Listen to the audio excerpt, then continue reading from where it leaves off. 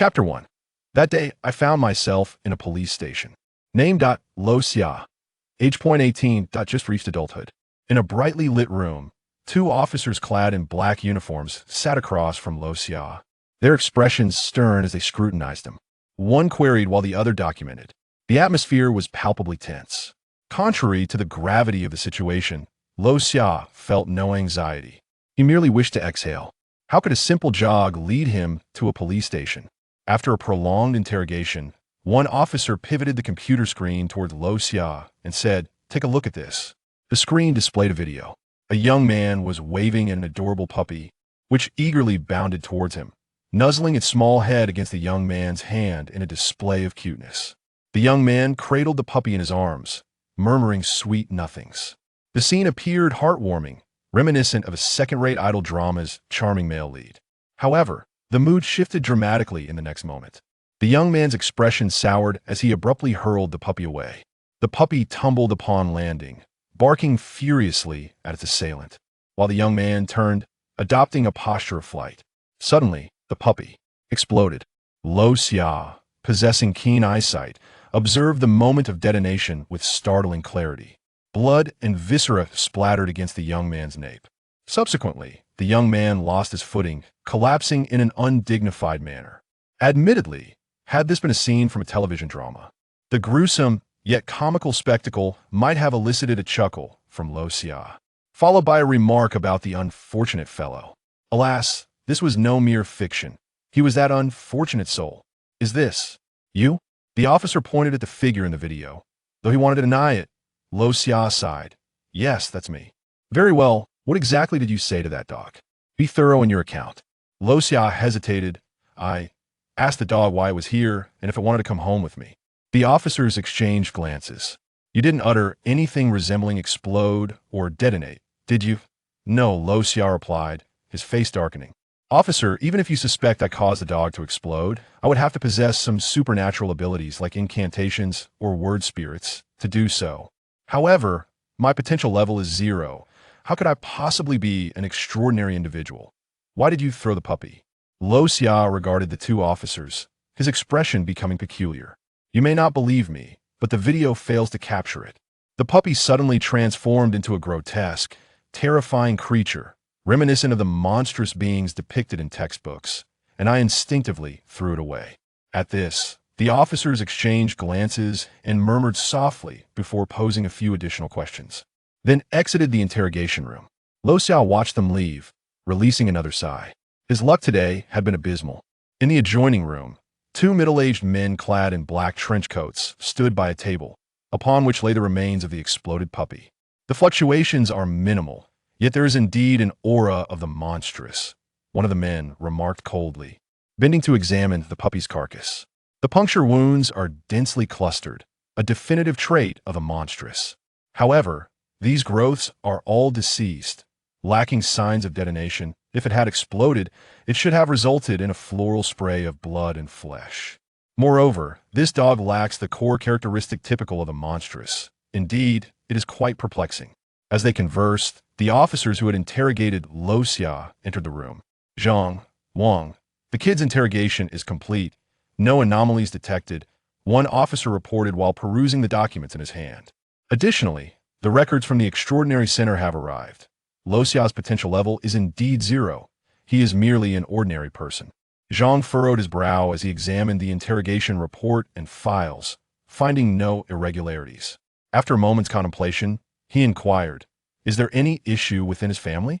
"On the surface, there appears to be no problems. His father oversees the logistics department of the Extraordinary Center in the West District, so he is one of us. His mother heads a laboratory under the Extraordinary Center, and he has an elder sister who is a researcher there as well." "Oh, a family of 4 with 3 members involved?" Wang raised an eyebrow, finding the situation somewhat amusing. After sharing a laugh, he turned to Zhang and said, "It seems this kid stumbled into trouble by accident. Should we let him go?" Zhang, holding the report, pondered for a moment before suddenly asking, "Luo Jie must usually be home alone, right?" "Yes, due to work commitments, his family rarely returns home. He spends most of his time alone." After a moment of reflection, Zhang slapped the table. "All right, Shaoli, Xiao Mao, you two give this kid some routine education. then let him go. Wang, you lead a team and keep an eye on Luo Jie in his neighborhood. Monitor him closely. Wang was taken aback. Are you suspecting this kid has issues? Even if he doesn't, we need to watch him. He may have drawn attention. What do you mean? Zhang cast a serious gaze at the exploded dog on the table. The bloodflower incident marks the third occurrence this month. Yet this dog did not produce a complete bloodflower like the previous victims. Assuming the bloodflower is a hallmark of the perpetrator's method, this third incident indicates an unexpected outcome. If you were the murderer, what would you do? Wang stroked his chin. I would suspect something was amiss and lay low for a while. Zhang replied, your answer leaves me a loss for words. I believe the perpetrator, having presented the bodies so brazenly before us on 3 occasions, is likely a bold and arrogant individual. For such a person, an unexpected turn of events during a crime would surely pique their curiosity, prompting them to investigate further, possibly even approaching Luo Jie. Are you suggesting we wait for the rabbit to come to us? Precisely. Zhang nodded. What we need to do now is lay in wait for the rabbit. Wang slightly nodded, contemplating before asking, so, why was the third victim a dog? Zhang replied, perhaps a peculiar preference? Should we allocate more personnel to search for other leads? That would be acceptable. Bidding farewell to the 2 officers with courtesy, Luo Jie strolled along the street, stretching his limbs while reflecting on the day's events. What a day it had been indeed. Truth be told, Luo Jie still felt somewhat dazed. He had merely sought an outlet for his melancholy through exercise. What transpired?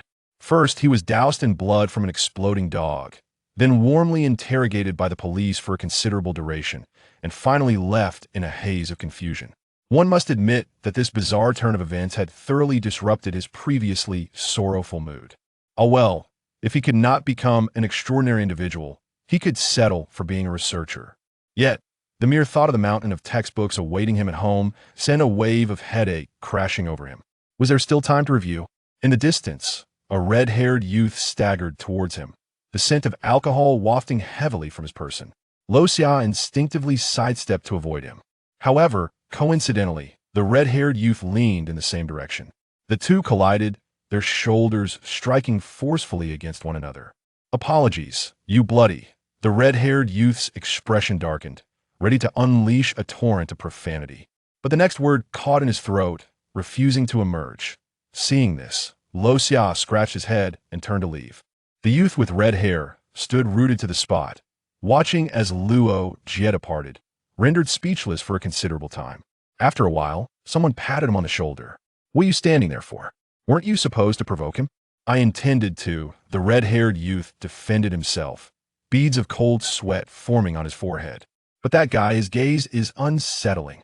What do you mean by unsettling? His eyes are entirely black, devoid of any white. The red-haired youth spoke with rising agitation, yet his companions wore expressions of discontent. One with a buzz cut could no longer contain himself. What nonsense! Haven't you heard of color contact lenses?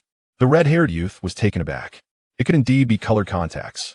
No, wait, that's not it, he suddenly shouted. His eyes were perfectly normal, but the moment he looked at me, they turned completely black. Several thugs exchanged glances, an unspoken understanding passing between them. In unison, they turned their gaze towards the figure sauntering not far away. He appeared ordinary, languid even. The streetlights flickered on, casting shadows that elongated in their glow. The thugs stood momentarily stunned, their expressions dazed. It seemed as though they witnessed that shadow begin to writhe. It was eerie. Just then, the owner of the shadow abruptly halted and glanced back. In his eyes, there was nothing but an abyss of darkness. Chapter 2. You have finally perished. When Luo Jie returned home, the sky had succumbed to darkness. Observing the desolate atmosphere of his abode, he let out a sigh. It had been quite some time since his parents and elder sister had graced the household with their presence. Everyone was busy, engrossed in their own lives. Perhaps being occupied was a blessing. After a brief moment of melancholic reflection, Luo Jie retrieved his phone and opened the chat group titled A Loving Family. Luo, haha. Jie. Dad, are you coming home for dinner tonight? When will Luo shall we update? He then tossed his phone aside and commenced preparing dinner. An hour later, he cast a glance at his device. No responses. Not a single acknowledgement. Contemplating, he decided to send another message. Luo, haha. Jie. The test results from the anomalous center are out. Potential level 0. I cannot become an anomalous being. Luo, shall we update? Lu, sure, San. Is that true? Don't engage in research. Run. Congratulations, little brother. You need not venture into the depths. At this moment, our group celebrates. Prepare for a grand red envelope. Mom and Dad, when will Luo, shall we update? Luo Jie observed his phone, a smirk forming on his lips. Remarkably, within 2 seconds, responses flooded in. Were they programmed to respond to keywords? Immediately, a flurry of red envelopes appeared. In silence, Luo Jie seized a red envelope and then edited his message. Luo, haha Jie. Just how much do you all wish for me not to become an anomalous being? Lu, sure, San. Not at all. Luo, shall we update? Not in the slightest. Luo, Jie. Don't engage in research. Run. Little brother, we understand your desire to become an anomalous being, to traverse the battlefield. But given your lack of potential, our parents are simply overjoyed. After all, being anomalous is fraught with peril. Don't engage in research. Run. Were you to possess any potential, our parents would not hinder you, allowing you to recklessly charge forth against the aberrant beasts. Wouldn't you agree? Luo, shall we update? Correct. Lu, sure, San. Indeed. Luo, Jie. I'm exhausted, off to sleep. The chat group remained lively. A rare exuberance as the trio amicably deliberated his future. However, Luo Jie had already exited the chat. Soon after, he finished his dinner, took a quick shower, and collapsed onto his bed, succumbing to slumber. A haze of violet-gray smoke veiled the sky. Across the vast expanse, numerous figures cloaked in black robes advanced silently. Their faces obscured by hoods, each movement appeared as if meticulously synchronized, uniform in their attire and the rhythm of their weapons. Alas, even after a decade of witnessing such dreams, the eerie sensation lingered. Luo Jie lifted his hood, gazing into the throng of dark-robed figures, unable to suppress a soft hiss. Today should yield success. Shaking his hands, he hastened forward, quickly outpacing the assembly of black robes. His destination was a solitary mountain, the only towering peak in this barren landscape. The mountain loomed high, entirely shrouded in darkness, with winding paths leading to its summit from each direction. Atop the mountain stood a white wooden frame, upon which a youth was bound. In the past, a horde of figures cloaked in black would ascend the mountain path, reaching the boy's side, before plunging their blades into his flesh. Subsequently, both the dark figures and their weapons would disintegrate into ashes, leaving the boy on the summit to wail in silence. This harrowing cycle had persisted unbroken for over a decade, with the boy enduring the torment of the blade for as long. The thought alone was heart-wrenching. He himself had not spared the boy either. Standing at the foot of the mountain, gazing upward, Luo Jie took a deep breath. I shall grant you release soon. Just wait. In the next moment, he stepped forward, meandering along the mountain path toward the summit. The mountain rose into the clouds. Aside from stones and black mud, no flora or fauna could be found. Traversing such desolation was exceedingly monotonous. Coupled with an oppressive force that weighed heavily upon him, his ascent was painfully slow, and it was all too easy to succumb to irritation, even to act impulsively. Yet, Luo Jie was undaunted, for he had acquired considerable experience. He had faced the brink of despair, madness, and self-destruction, but now he walked steadily along the path, showing no signs of losing his sanity, though he hunched over, breathing heavily as if stricken with weakness. Why, indeed, did he dwell on such thoughts of frailty? What did someone suffering from weakness even look like? With both hands gripping his blade, Luo Jie wiped the sweat from his brow. Raising his gaze, he noticed the summit was but 100 meters away. Gritting his teeth, he exerted himself to advance further up the mountain. Time passed, and soon he found himself merely a step away from the peak. At that moment, it felt as if his feet were ensnared by the mountain, heavy as lead, while an invisible force restrained him, hindering his progress. Now was the final step to the summit. For a long stretch of time, he had faltered at this very juncture. Yet, Luo Jie sensed. Tonight he would surely reach the top. He stood still, closing his eyes. Moments trickled by.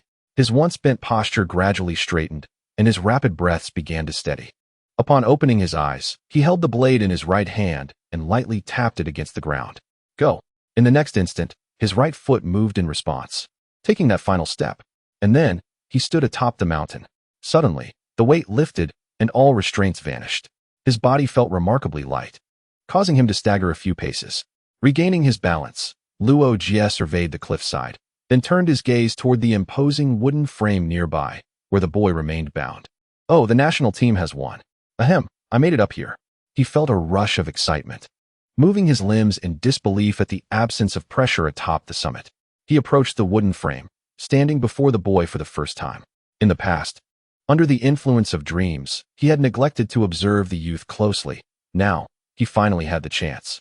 The boy appeared delicate, with hair that was half gray and half white, his emaciated body marred by scars from countless blades, and his nearly vacant eyes reflected not a single image.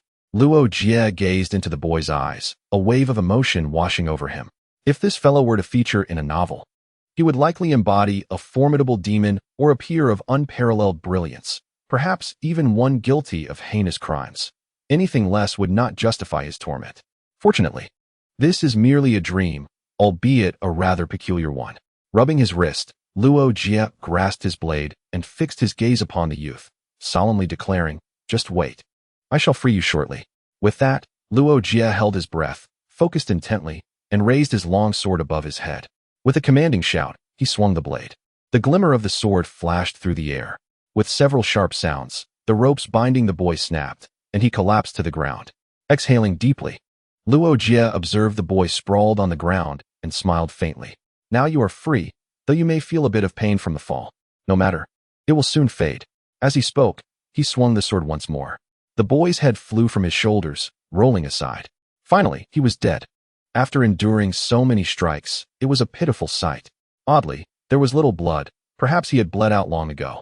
Gazing at the headless corpse, Luo Jie sheathed his sword and clasped his hands together, murmuring over the body, "May your soul ascend to the heavens, free from the torment of blades. Alas, this is but a dream. Come tomorrow night, and you shall endure the blade once more." Shaking his head, Luo Jie approached the edge of the mountain and peered into the distance. There, he could vaguely discern figures in black cloaks drawing near. Estimating their arrival at the mountain's base would take just over half an hour, he surmised they would soon reach the summit, only to discover the headless corpse and himself. A deserter. What would transpire then? Would they bind him to a wooden frame since he bore no blade? The mere thought sent a shiver down his spine. No, he must flee quickly. He needed to die. Only then would the dream end. With that thought, Luo Jie glanced down the mountain. Unable to suppress a gulp, he leaped from the cliff, landing not far from the base, at most halfway down, having acted on instinct. Now, however, he was not devoid of reason, and standing at the mountaintop, he felt a degree of psychological pressure. Perhaps it would be best to end it directly with the sword. Luo Jie eyed the long sword at his waist and murmured softly, "Let me assist you." "Assist you?" The word hung in the air as Luo Jie suddenly turned around. To his astonishment, a head, as large as a millstone, floated behind him, the youthful face grotesquely distorted, its once vacant eyes now fixated on him. The head opened its mouth and lunged towards him with ferocious intent. The speed was such that he had no time to evade. Just as he was about to be devoured, he caught sight of the headless corpse, which had inexplicably risen, one hand wielding a long sword and the other grasping a chain, facing him directly. In that moment of disorientation, Luo Jie heard a voice. "You have finally perished." Chapter 3. Shadow. The sky began to lighten softly. Luo Jie gazed at the faint glimmer, rubbing his waist, feeling somewhat dazed.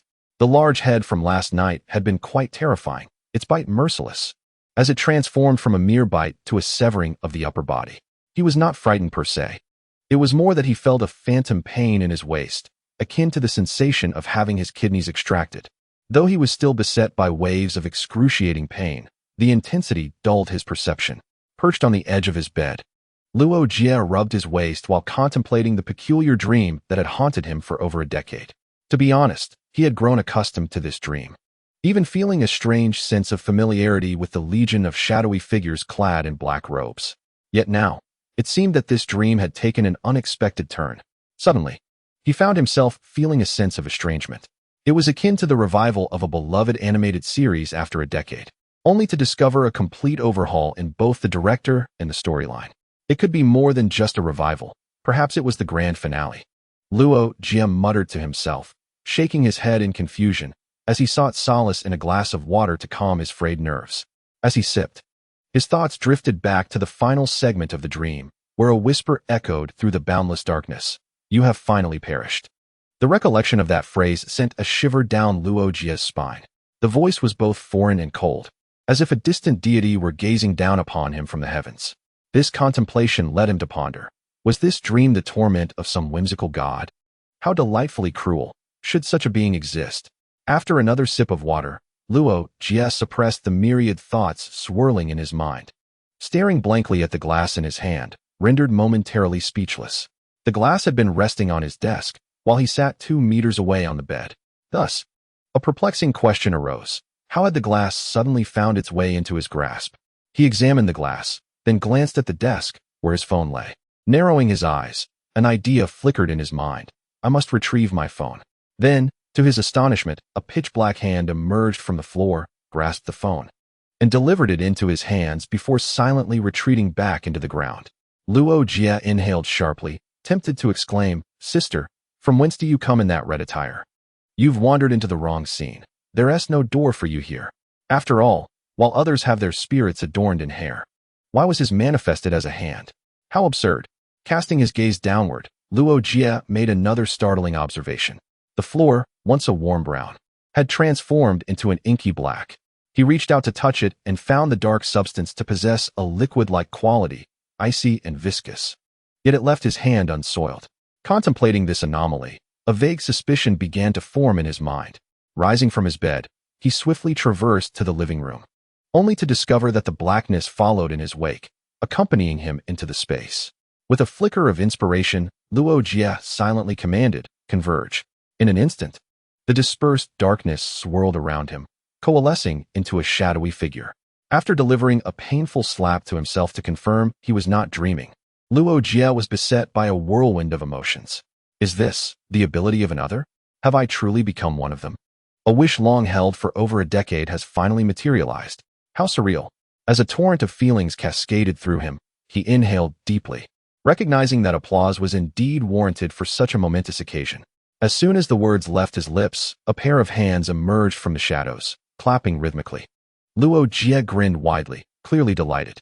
After playing with these dark hands for a while, Luo Jie's thoughts shifted, and the shadowy hands instantaneously transformed into a chain, moving fluidly with his intent.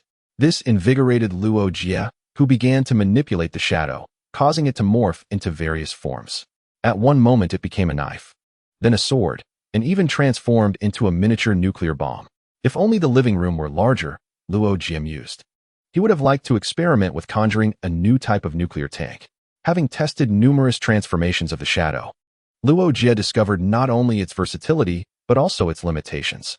Close-range melee weapons were manageable and effective, but ranged weapons fell short. As for firearms, they could merely serve as decorative items, utterly unusable. If only these firearms could be wielded, he thought. Conjuring a nuclear bomb with a mere flick of his wrist, who would dare to challenge him then, leaving nothing but ashes behind? Imagining himself wielding a nuclear bomb with unparalleled might, Luo Jie commenced another experiment, the extreme reach of the shadow. His mind whirled as he observed the shadow on the ground momentarily bubble before rapidly expanding, quickly covering the living room floor and creeping into other rooms. Before long, every room was enveloped. Gazing at the slightly faded shadow beneath his feet, Luo Jie squinted, and then, without warning, a dozen arms extended from the shadow. Reaching for the ceiling, he ventured into the other rooms, where similarly, numerous arms pressed against the ceilings. With an expansion area exceeding 100 square meters, coupled with these arms, it felt quite impressive. Glancing at the even fainter shadow beneath him, Luo Jie murmured to himself, this should be the limit for now. Extending further might lead to complications. Satisfied, he returned the shadow to its normal state and proceeded to wash up. While preparing for his daily routine, Luo Jie contemplated whether to share this development with his parents. He pulled out his phone to check the group chat. At that moment, no one was speaking, so he scrolled through the chat history, and his demeanor shifted dramatically. The three of them had discussed his future for a full 7 or 8 pages. Suggestions ranged from pursuing a career in research to acting, with the most ludicrous being his sister's advice: don't pursue research, just run away. Recently, cross-dressing has become quite popular in the entertainment industry. Why not post a selfie in women's clothing? You might just catch the attention of talent scouts. Luo Jie thought. Is that even something a person can pull off? Well, Perhaps it would be best to delay informing them about his transformation into an extraordinary being. Stowing away his phone, he intended to cook but then remembered the fridge was empty. Thus, he decided to head to the nearby noodle shop for a meal and pick up some groceries afterward. Rubbing his head, Luo Jie changed his clothes and headed downstairs.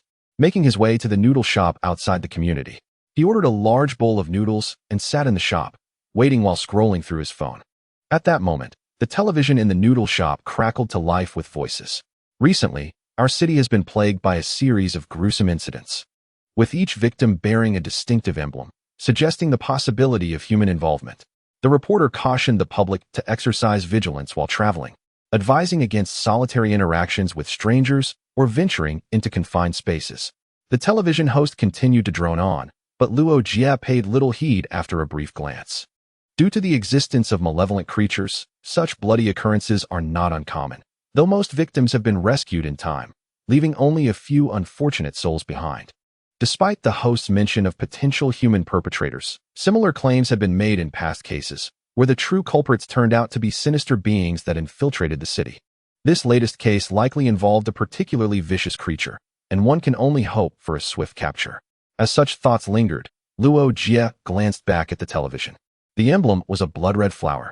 Across from his apartment, a family tightly drew their curtains. Inside, 3 monitors were fixated on their screens, their expressions intense. Wang Maokai, smoking a cigarette, gestured towards the computer screen and inquired, "Any anomalies last night?" No, the target did not interact with anyone, and no suspicious individuals were detected nearby.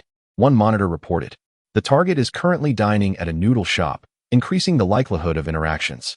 "Continue monitoring," Wang Maokai replied with a solemn nod, though his mind was not particularly concerned. Ultimately, keeping an eye on Luo Jie was merely a passing whim from old Zhang. Whether it would yield any results remained uncertain. While engrossed in thought, Wang Maokai suddenly noticed a peculiar expression on the monitor's face and quickly asked, "What's wrong? Is there a situation?" "No. It's just that the kid is enjoying his noodles so much that it's making me a bit hungry," the monitor replied. Wang Maokai wanted to reprimand him. "You're supposed to be monitoring. Can't you take it seriously?" Just then, he caught sight of the screen and couldn't help but swallow hard. "Wait here, I'll bring you back some food." "Thank you, Brother Wang.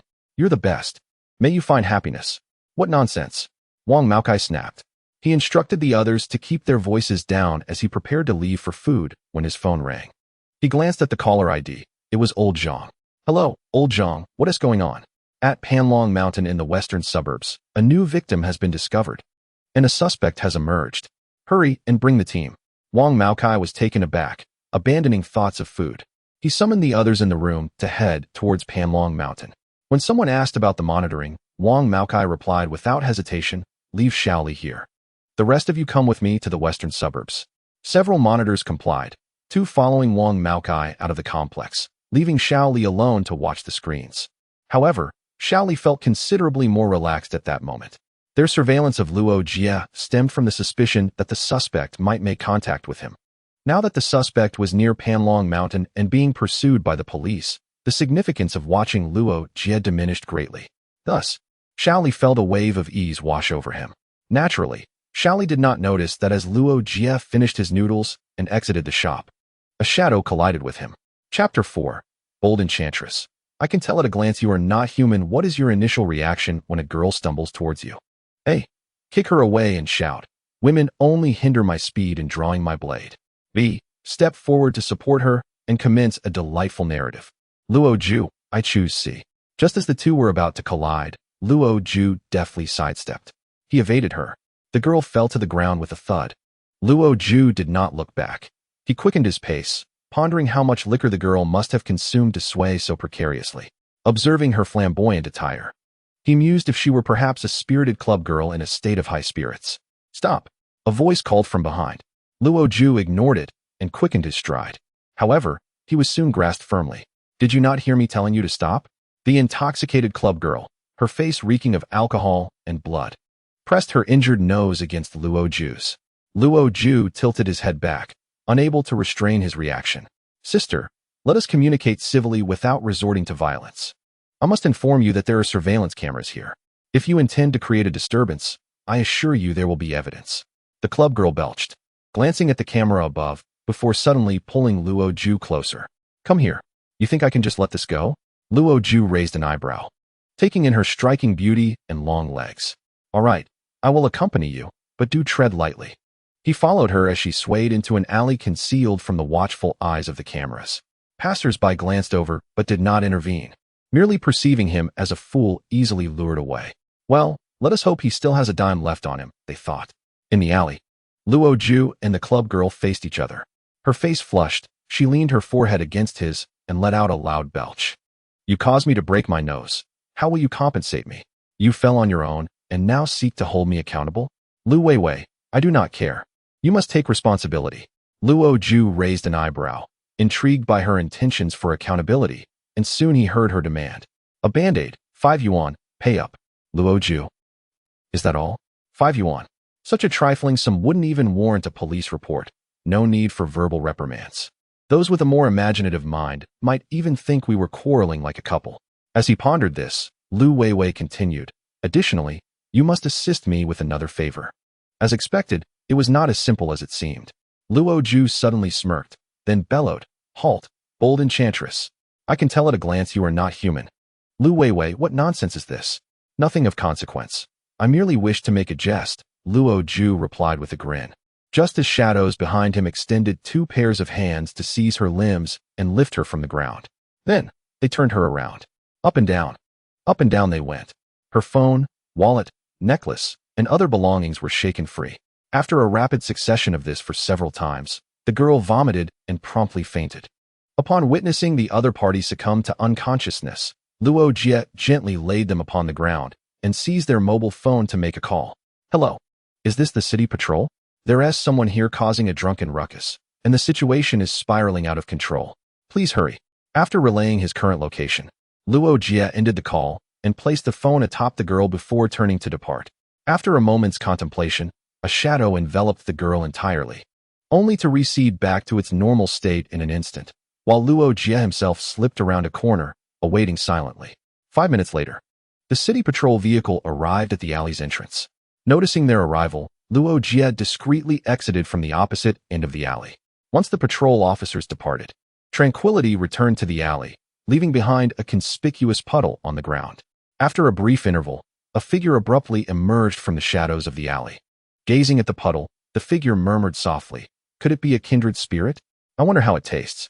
The silhouette then turned and vanished into the depths of the alley. Meanwhile, Luo Jie was at the market, procuring a variety of substantial ingredients. For him, possessing otherworldly abilities was a cause for celebration, and indulging in a feast was hardly excessive. After purchasing these, I must also visit the Otherworldly Center to obtain the necessary documentation. The certificate from the Otherworldly Center held little practical use. It merely confirmed that an individual was a legitimate otherworldly being, rather than one who had attained such status through illicit means or substances. Those who resorted to illegal methods were targets for law enforcement. Without this certificate, traveling elsewhere might pose difficulties, even at security checks. Wow. The chips at the supermarket across the street are half price. Let us go buy some. With a bundle of groceries in hand, Luo Jie dashed into the supermarket, prioritizing the chips over the documentation. At Panlong Mountain in the western suburbs, when Wang Maokai and his team arrived, they received word that Zhang Weiji had cornered the suspect at the edge of a cliff. However, upon reaching the cliff, they could only observe a middle-aged man clad in a black trench coat erupting into an uproarious laugh. His complexion was ashen, and his eyes were bloodshot. Facing the encircling officers, he wore a mocking expression, exclaiming, I thought you police were something extraordinary, but it seems you're merely a bunch of useless fools. Zhang Weiji regarded him with a stern demeanor and stated, Li Wenzhong, you are already suspected of murder and illegal drug use, which is sufficient to warrant serious consequences. Now, it appears we must add the charge of insulting public officials. I advise you to surrender promptly and disclose the source of the drugs to seek leniency. Leniency? How about a more dignified death? Li Wenzhong tilted his head, his mockery intensifying. Besides, I haven't insulted you. I merely spoke the truth. No sooner had he finished speaking than the onlookers beheld Li Wenzhong suddenly raise his hand, forming an odd gesture while uttering a series of peculiar syllables. Zhang Weiji, feeling an unsettling sensation, was taken aback upon hearing those syllables and shouted, Retreat. In the next moment, Li Wenzhong's eyes began to emit a crimson glow. Blood-red flowers blossoming from his gaze, slowly unfurling and swirling. Suddenly, a deafening explosion reverberated through the Panlong mountain. Dust and tiny fragments of flesh danced in the air, releasing a peculiar stench. As the dust settled, Li Wenzhong's figure had vanished from the cliff's edge, leaving behind a gaping hole nearly 5 meters wide and a group of visibly distressed police officers. Wang Maokai, fanning his nose, approached Zhang Weiji and, glancing at the large pit on the ground, uncertainly inquired, "Did he just utter the syllables, the Freedom Alliance?" Zhang Weiji nodded gravely. "I never expected that the bloodflower case would involve foreign anti-human forces." Upon hearing the term Freedom Alliance, Wang Maokai and the surrounding officers instantly turned pale, their eyes expressing both trepidation and, more prominently, indignation. "These lunatics have not yet perished. Brother Zhang, what should we do now? The murderer is dead. Yet it involves the Freedom Alliance. This exceeds our jurisdiction. Report the matter regarding the Freedom Alliance accurately," Zhang Weiji instructed, casting a glance at the officer who had spoken. "Moreover, who informed you that this person was the murderer?" Everyone was momentarily taken aback, somewhat perplexed by Zhang Weiji's implication. Observing their confusion, Zhang Weiji elaborated. Li Wenzhong's final gesture and enunciation are referred to within the Freedom Alliance as the final curtain. It is a self-detonation ritual performed using a certain special force, which does not require gunpowder. Upon hearing this, Wang Maokai involuntarily sniffed, indeed detecting a faint whiff of gunpowder. "It truly is," he remarked, astonished, as he regarded Zhang Weiji. "But this person had blood flowers and gunpowder, and it just so happened that we discovered him, leading us to pursue him so seamlessly. Is this a diversion? Or perhaps a ruse to lead us away?" Wang Maokai and Zhang Weiji exchanged glances. Zhang Weiji promptly retrieved his phone and dialed Xiao Li's number. The call connected, yet there was no answer. Wang Maokai regarded Zhang Weiji with a troubled expression. "No one is picking up." Luos were returned home, laden with bags. After categorizing the groceries in the refrigerator, he clutched a bag of chips in one hand and a soda in the other, heading directly to his bedroom. The first thing he did upon entering was to draw the curtains closed. He then sat on the edge of his bed, lost in thought for a full 5 minutes. After this period, his shadow began to writhe, a hand emerging from it, cradling a translucent orb. Luo Jie gazed at the orb, tilting his head in confusion. "What is this?" Within the spherical form, several thumb-sized red flowers slowly rotated. Chapter 5. You are still young. Who in your family has passed away? These red flowers were not conjured by the shadow. They floated over from a nightclub vixen. The moment the nightclub vixen grasped him, a flower drifted from her hand. Fortunately, the shadow was reliable, autonomously intervening just before the flower could land on him, silently intercepting it. At that instant, Luo Jie realized he could communicate vaguely with the shadow. It was then that Luo Jie made the decision to follow the vixen into the alley. He is not the type to be easily swayed by alluring long legs or a voluptuous figure. His curiosity merely piqued regarding the intentions of the other party. As for why he subsequently chose to suspend them and shake them, it was because Shadow sensed several ominous blooms drifting towards them, prompting Luo Jie to take action. When Shadow enveloped the alluring woman entirely, it was due to the conveyed thought, "There is something delectable on her, and I yearn to indulge. Very well. Go ahead and feast." At that moment, Luo Jie felt as if he had a son whose intellect was rather lacking. As for what Shadow deemed delicious, Luo Jie was oblivious. He only knew that a few blossoms remained. These flowers must represent some form of ability, though their utility eluded him. Stroking his chin, he furrowed his brow in contemplation. He felt a peculiar familiarity with these flowers, as if he had encountered them before. "Little Shadow, do you think we've seen this flower somewhere?" Shadow replied. "It's food." Luo Jie mused, "So you are a foodie." After pondering for a while, a sudden realization struck him. That news, the bloodflower case. He quickly retrieved his phone and searched for it, soon coming across related articles and the emblem of the case, a blooming crimson flower. Were the flowers enveloped by Shadow from the hands of the bloodflower case's perpetrator? Was that inebriated woman the murderer? For a fleeting moment, Luo Jie was thrown into disarray. Had he inadvertently let a killer slip away? No, that couldn't be right. If she were indeed the murderer, Shadow would have uncovered more than just these few flowers, but rather a multitude. Besides, what kind of murderer would be drunkenly wandering about in broad daylight, only to be apprehended by the city patrol? Such unprofessionalism. Moreover, according to Shadow, These flowers were directed at him. In other words, the true target was none other than himself. Yet he was merely an ordinary student. Just yesterday, he had not even been an extraordinary individual. So how could he have provoked such a vicious entity? Could it be that dog? That seemed implausible as well. The news had reported that the corpses of the victims blossomed with blood-red flowers. Yet that little dog, despite being half exploded, bore no blooms. Was it a case of random murder? Luo Jie found himself perplexed. Just then, he received a thought from Shadow. Eat. Flowers. Consume. Oh, you wish to devour these flowers? Shadow affirmed. Why? Then by all means, partake. Luo Jie then witnessed several blades sprouting from the orb, swiftly reducing the flowers to fragments, which then sank into Shadow. Shadow expressed, oh. As the flowers were obliterated, Luo Jie felt an inexplicable sense of relief wash over him. Why dwell on such matters? That was the responsibility of the authorities. Stretching languidly, Luo Jie rose and made his way outside. It would be prudent to first secure the necessary documentation. Otherwise, as an extraordinary individual, he would be unable to apply to universities associated with the extraordinary. Engaging in self-talk, Luo Jie stepped out once more.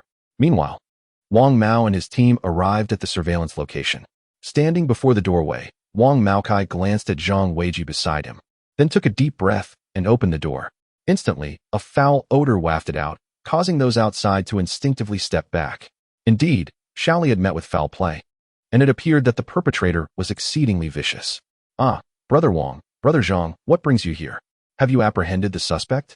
Shaoli emerged from a room, holding a bowl of noodles, curiously observing the group outside, puzzled by their lingering presence. Wang Maokai inquired, Shaoli, why didn't you answer your phone? I was in the restroom and missed your calls, Shaoli replied, recalling something. I tried calling you several times afterwards, but you didn't pick up. Upon hearing this, Wang Maokai glanced at his phone. Missed calls. 6. Well, I must have been careless, he admitted, clearing his throat awkwardly. What are you eating? Snail noodles with stinky tofu. Would you like some? The crowd responded, No, you enjoy it yourself. Coughing lightly, Zhang Weiji interjected, Shaoli, were there any anomalies in the surveillance footage? He posed the question that weighed heavily on his mind. Did any suspicious individuals come into contact with Luo Qiao? Well, someone did meet him. But I wouldn't classify them as suspicious, Shaoli pondered before continuing earnestly. This guy ran into a spicy girl when he left the noodle shop, and she led him into a narrow alley. Before long, the city patrol arrived and escorted the spicy girl away. Then, the young man exited from the other side of the alley, headed to the market, bought a heap of vegetables, and returned home. At this point, Shaoli turned to glance at the surveillance screen in the room. Oh, he is going out again. Excellent. Zhang Weiji responded with a smile, nodding in approval. Remaining silent thereafter, Wang Maokai stepped forward, patting Shaoli on the shoulder, and said earnestly, Shaoli, we'll keep watch here. You go ahead and eat. All right, Shaoli replied, settling down to eat while maintaining his stance. At the Anomalous Person Center, Luo Qiao surveyed the entrance, noticing only a few individuals coming and going. Taking a deep breath, he stepped inside.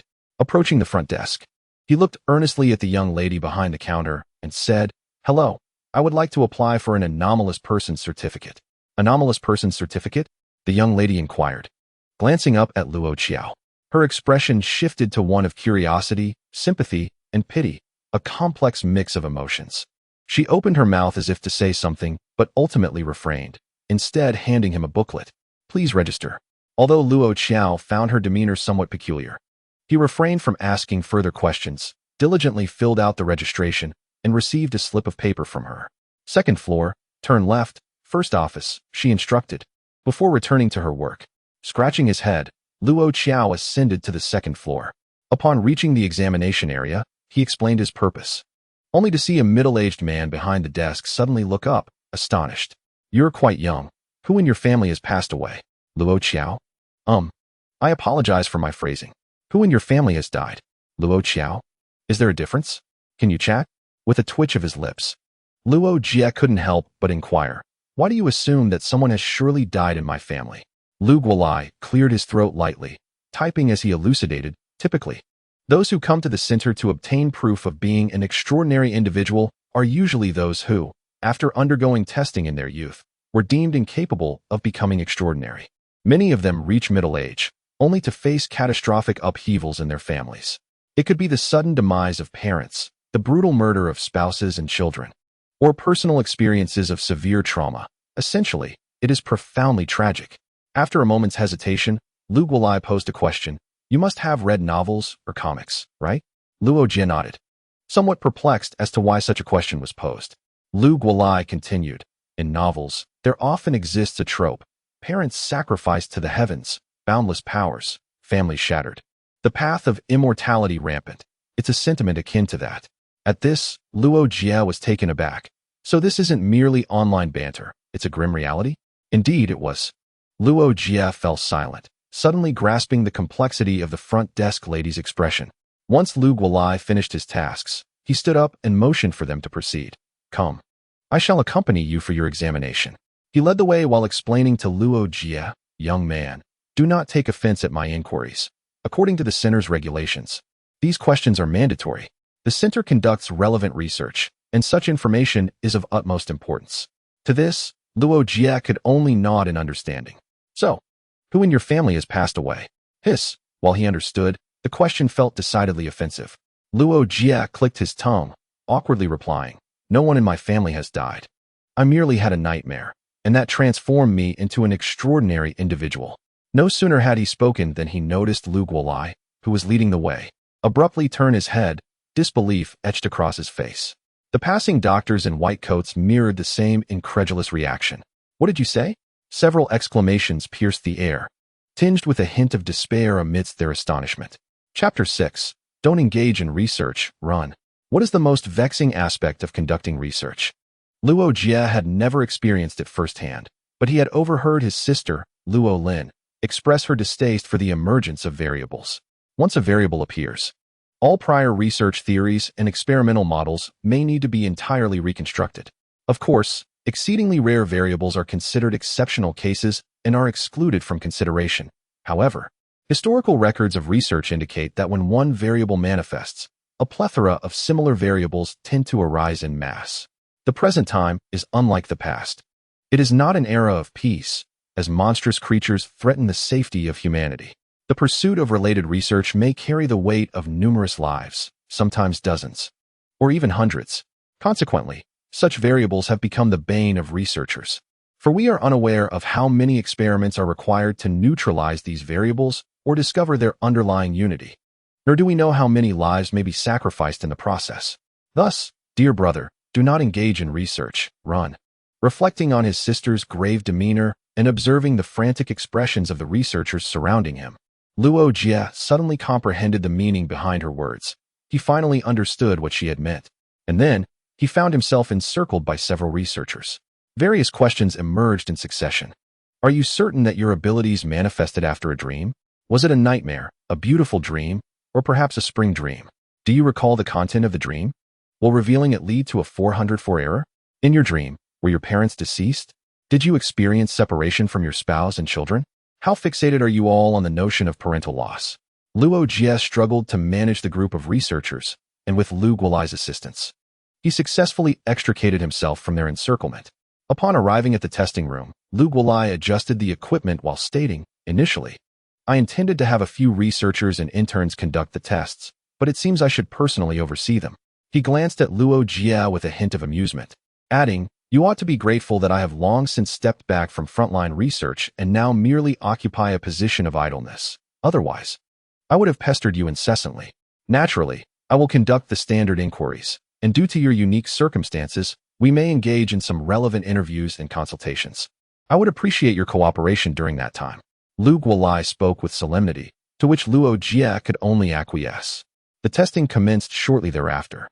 Luo began operating the equipment, conducting various assessments of Luo Jie's physical state.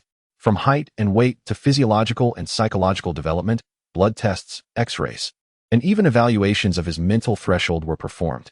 The average mental threshold for a normal individual is 100 points. Surpassing this threshold may result in madness or the emergence of extraordinary abilities. Most individuals who become extraordinary possess a mental threshold typically between 120 and 150. While those who excel may reach level 2, between 200 and 250 points. A rare few with exceptional talent can breach level 3, exceeding a mental threshold of 300. Luo Jie cautiously tapped the device on his head, inquiring, "Have you ever encountered someone with a mental threshold exceeding 300? I have," Lu Guolai replied, a trace of melancholy crossing his face. An initial threshold of 378 is astonishingly high, yet upon learning what that child endured from a young age, it ceased to astonish me. What did they experience? You must have read some novels about extreme abuse. Understood. A silence enveloped the testing room. After a while, the device emitted a series of beeping sounds. Lu Guolai glanced at the display screen, which indicated a score of 207, barely within the excellent range. What else shall we measure? Luo Jie removed the helmet, feeling mentally invigorated. Lu Guolai regarded him briefly before leading the way, stating, "We will test your abilities. By the way, what is your ability?" "I can manipulate shadows." "Ah, a shadow-based ability. Quite commendable," Lu Guolai remarked casually. "Once the testing concludes, I shall provide you with a book on shadow ability development for your personal study." "Thank you," Luo Jie replied, scratching his head. Upon arriving at the designated area, Luo Jie employed his ability, summoning 5 pairs of ebony arms from his shadow, which began a series of tests under Lu Guolai's direction. They assessed speed, strength, destructive power, defensive capabilities, and resistance to various abilities. Ultimately, Luo Jie received a rating of moderate. This, of course, was the outcome of him tempering his abilities. The frenzied demeanor of the researchers left him somewhat unsettled. He pondered whether an extraordinary ability would provoke an exaggerated response from that group. After all, he did not seem to embody the characteristics of the exceptionally gifted individuals typically found in traditional research. Observing Lu Guolai's nonchalant expression, Luo Jie felt reassured that he had not overstepped any bounds. Unbeknownst to him, however, Lu Guolai was preoccupied with other thoughts. After a moment's hesitation, he finally spoke. "Your ability is categorized under the tentacle division of the shadow system. This category is not without merit. But there is a cautionary note. Refrain from employing your ability for nefarious purposes, even within the confines of a marital relationship." Initially perplexed, Luo Jie was at a loss regarding Lu Guolai's words. However, upon hearing the mention of spouses and noticing a peculiar expression on Lu Guolai's face, he suddenly comprehended the implication. His astonishment was palpable. "Wait, has someone actually engaged in such behavior?" "Yes," Lu Guolai replied indifferently. "But it was nothing of great consequence, merely resulted in a complete erasure, as if they had vanished without a trace." Luo Jie couldn't help but gasp in horror. A true terror, yet merely a 404 error. "Ah, by the way, do remember to bring your identification to the police station for information registration. It is essential, as it can prove quite inconvenient otherwise." With that, Lu Guolai returned to fiddling with the machinery. Exiting the testing room, Luo Jie examined the slip of paper in his hand, reminding himself to never allow his shadow to engage in such activities. Yet, some matters are better left unspoken. Once acknowledged, thoughts tend to drift towards that direction. Why on earth did I mention it? Luo Jie lamented, feeling an overwhelming urge to avoid eye contact with his own shadow. "Hey, who is calling me?" the shadow inquired. "Can you do that thing?" Luo Jie asked hesitantly. "Is it fun?" the shadow replied innocently. "That is not something you can consume." "Well, it could be entertaining." Luo Jie felt a wave of relief wash over him. Fortunately, his shadow was merely a glutton, and he need not worry about it straying from the path. Just as he was beginning to relax, a thunderous roar echoed from the hall. "Where is that wretch who dreamed a dream and became an anomaly?" The voice belonged to a woman, exuding vigor, interspersed with a hint of agitation and fury. To Luo Jie's ears, there was even a trace of a morbid curiosity. Peering into the hall, he beheld a group of 5 or 6 lab coats surrounding an individual, seemingly attempting to dissuade the person. "Director, calm down.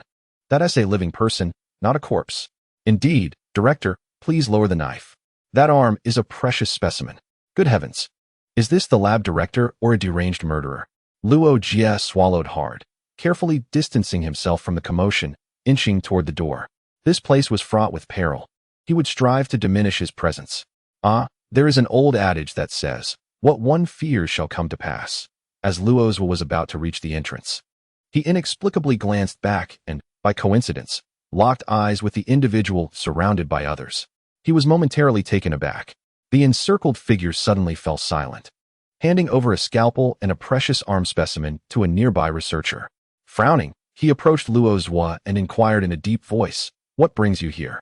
As he spoke, His gaze scrutinized Luo Jie, naturally landing on the inspection form and certification in his hand.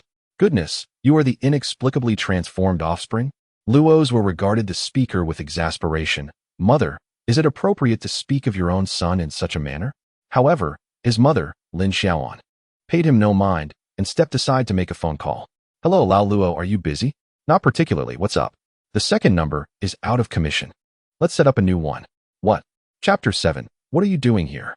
The family meeting of the Lao Luo household had commenced. As a pivotal figure in this assembly, Luo Jie was fortunate to partake in this rare occasion. It was said that such meetings were a rarity for their family. The first convened regarding the marriage of his parents, the second upon the birth of his elder sister, Luo Lin, which involved amicable negotiations over her name, and the third occurred after Luo Jie's own birth, focusing on his name. Now, this marked the fourth gathering.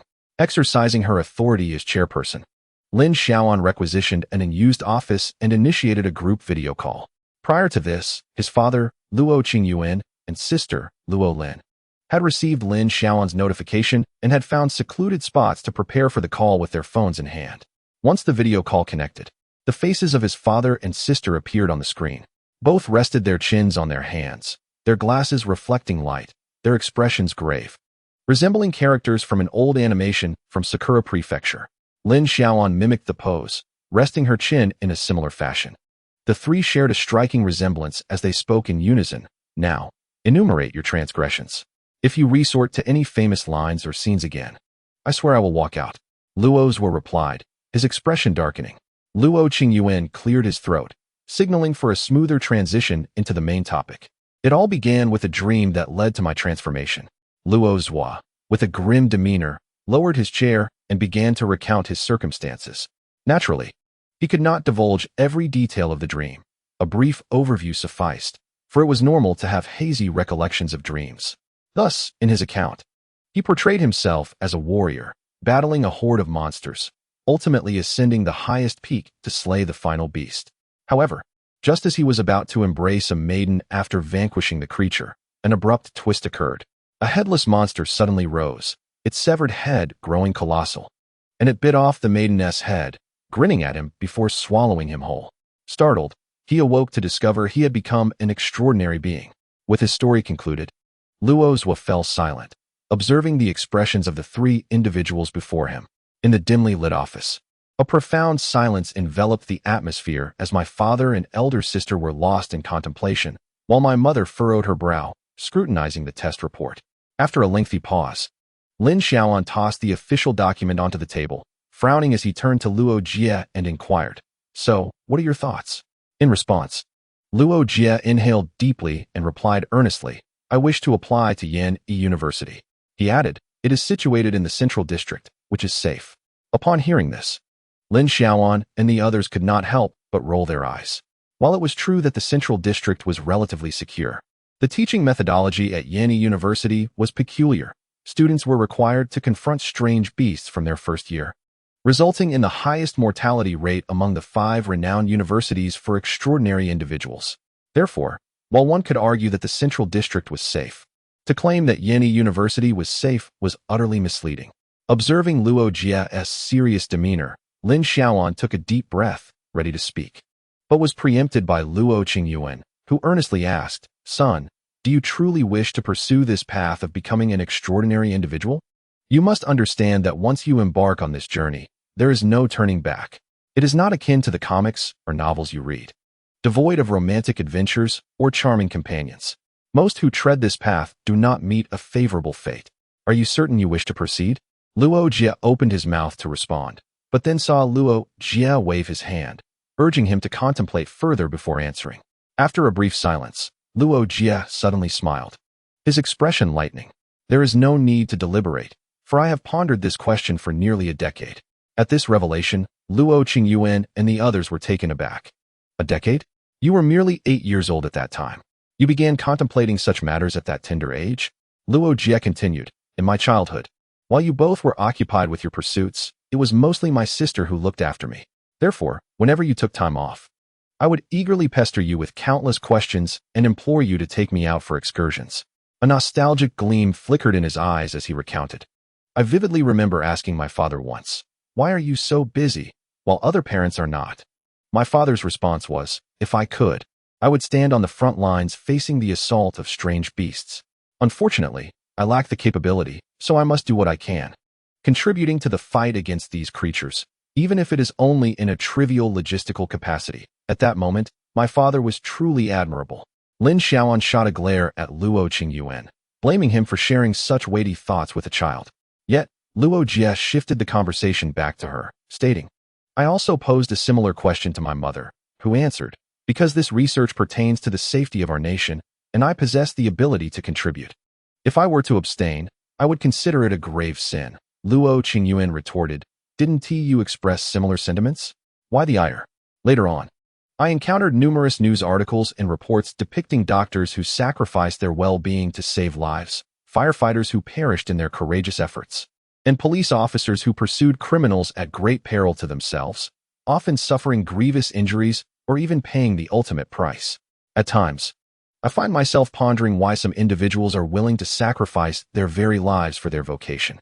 After countless days and nights of contemplation, along with a few personal experiences, I believe I have stumbled upon the answer. The noble, even if they possess no strength to bind a chicken, will extend a hand to rescue others in times of crisis. The base, despite wielding great power, will only indulge in hedonism in the shadows. Father, mother, sister, I am an extraordinary being, endowed with abilities, and I aspire to be a noble soul rather than a coward who, despite possessing strength, hides behind the masses or even among ordinary individuals. This encapsulates my thoughts. Luo's spoke with conviction and fervor, ultimately rising to his feet, clearly stirred within. Lin Xiaoan felt a surge of pride, recognizing her son as high awareness and positive energy reflected in his words, just as she was admiring him. The voice of Luo Lin emerged from the phone. The noble, even if they possess no strength to bind a chicken, will extend a hand to rescue others in times of crisis. The base, despite wielding great power, will only indulge in hedonism in the shadows. This was an excerpt from a speech by a reporter from the Western nation, followed by the line, may all in this world harbor nobility and distance themselves from base desires. It is worth mentioning that this reporter was later exposed for embezzling nearly 100 million due to his position, resulting in his detention and lifelong imprisonment. Luo Zhua, Luo Qingyuan, Lin Xiaoan, Luo Lin, playfully tossing her hair, gazed at Luo Zhua through the screen and said with a cold laugh, it's normal for our parents not to know about the updated textbooks, but little brother, do you perhaps look down upon me, your elder sister? Luo Zhua fell silent and then turned to flee. However, escape was futile. Even though Luo Zhua had become an extraordinary being, the moment mother called him with that icy tone, he had no choice but to stiffly turn around, only to be lectured for a solid half hour. Naturally, in the end, Lin Xiaoan and the others did not manage to dissuade Luo Zhua from pursuing the path of the extraordinary. Instead, they cautioned him to exercise greater caution and not to assume that newfound abilities granted him the right to act arrogantly. The most crucial point was to think critically in challenging situations and not to become reckless simply because one possesses abilities. Lin Xiaoan spoke at length, while Luo Zhua listened, his teeth aching, as he momentarily felt as though he were transported back to his elementary school days. After a lengthy discourse, Lin Xiaoan observed Luo Zhua for a while, reached out to touch his face, and sighed softly. You are young, passionate, and willing to contribute. From a societal perspective, I hope more individuals will be like you, willing to step forward regardless of the reason. Yet, personally, I do not expect you to achieve great success. I merely wish for you to protect yourself. Do you understand? Listening to his mother's words, Luo Zhua felt a stir of emotion, gazing at her and solemnly nodding in understanding. After taking a deep breath, Lin Xiaoan smiled and said, all right, you may go about your business. Luo Zhua nodded and turned to leave. Old Luo, when will you return? Let us discuss the matter of creating a secondary account. Chapter 8. Some things find you even if you do not seek them in truth. Whether or not to open a secondary account was of little concern to Luo Jie. After all, his parents were still relatively young, and the passion they maintained after years of marriage was not necessarily a detriment. He did not mind the prospect of having additional brothers or sisters. However, just as they were indulging in a moment of sentimentality, the topic of a secondary account abruptly disrupted the emotional flow. Once the family meeting concluded, Luo Jie exchanged a few casual remarks with his mother, learning that her visit to the West District was merely for a temporary lecture. He did not linger and soon departed from the abnormal center. Upon exiting, he made a trip to the police station to report his new status as an abnormal individual. After the officers recorded this information into his identity file, he felt a sense of relief and joy as he made his way home. This series of events had finally come to a close. Regrettably, his parents remained occupied and could not return home, leaving him to dine either at the cafeteria or through takeout, while he alone savored the hearty dishes. He resolved to photograph his meal and share it on social media, not for any ulterior motive, but simply to share a glimpse of his life. The streets buzzed with people and vehicles, presenting a scene of tranquility.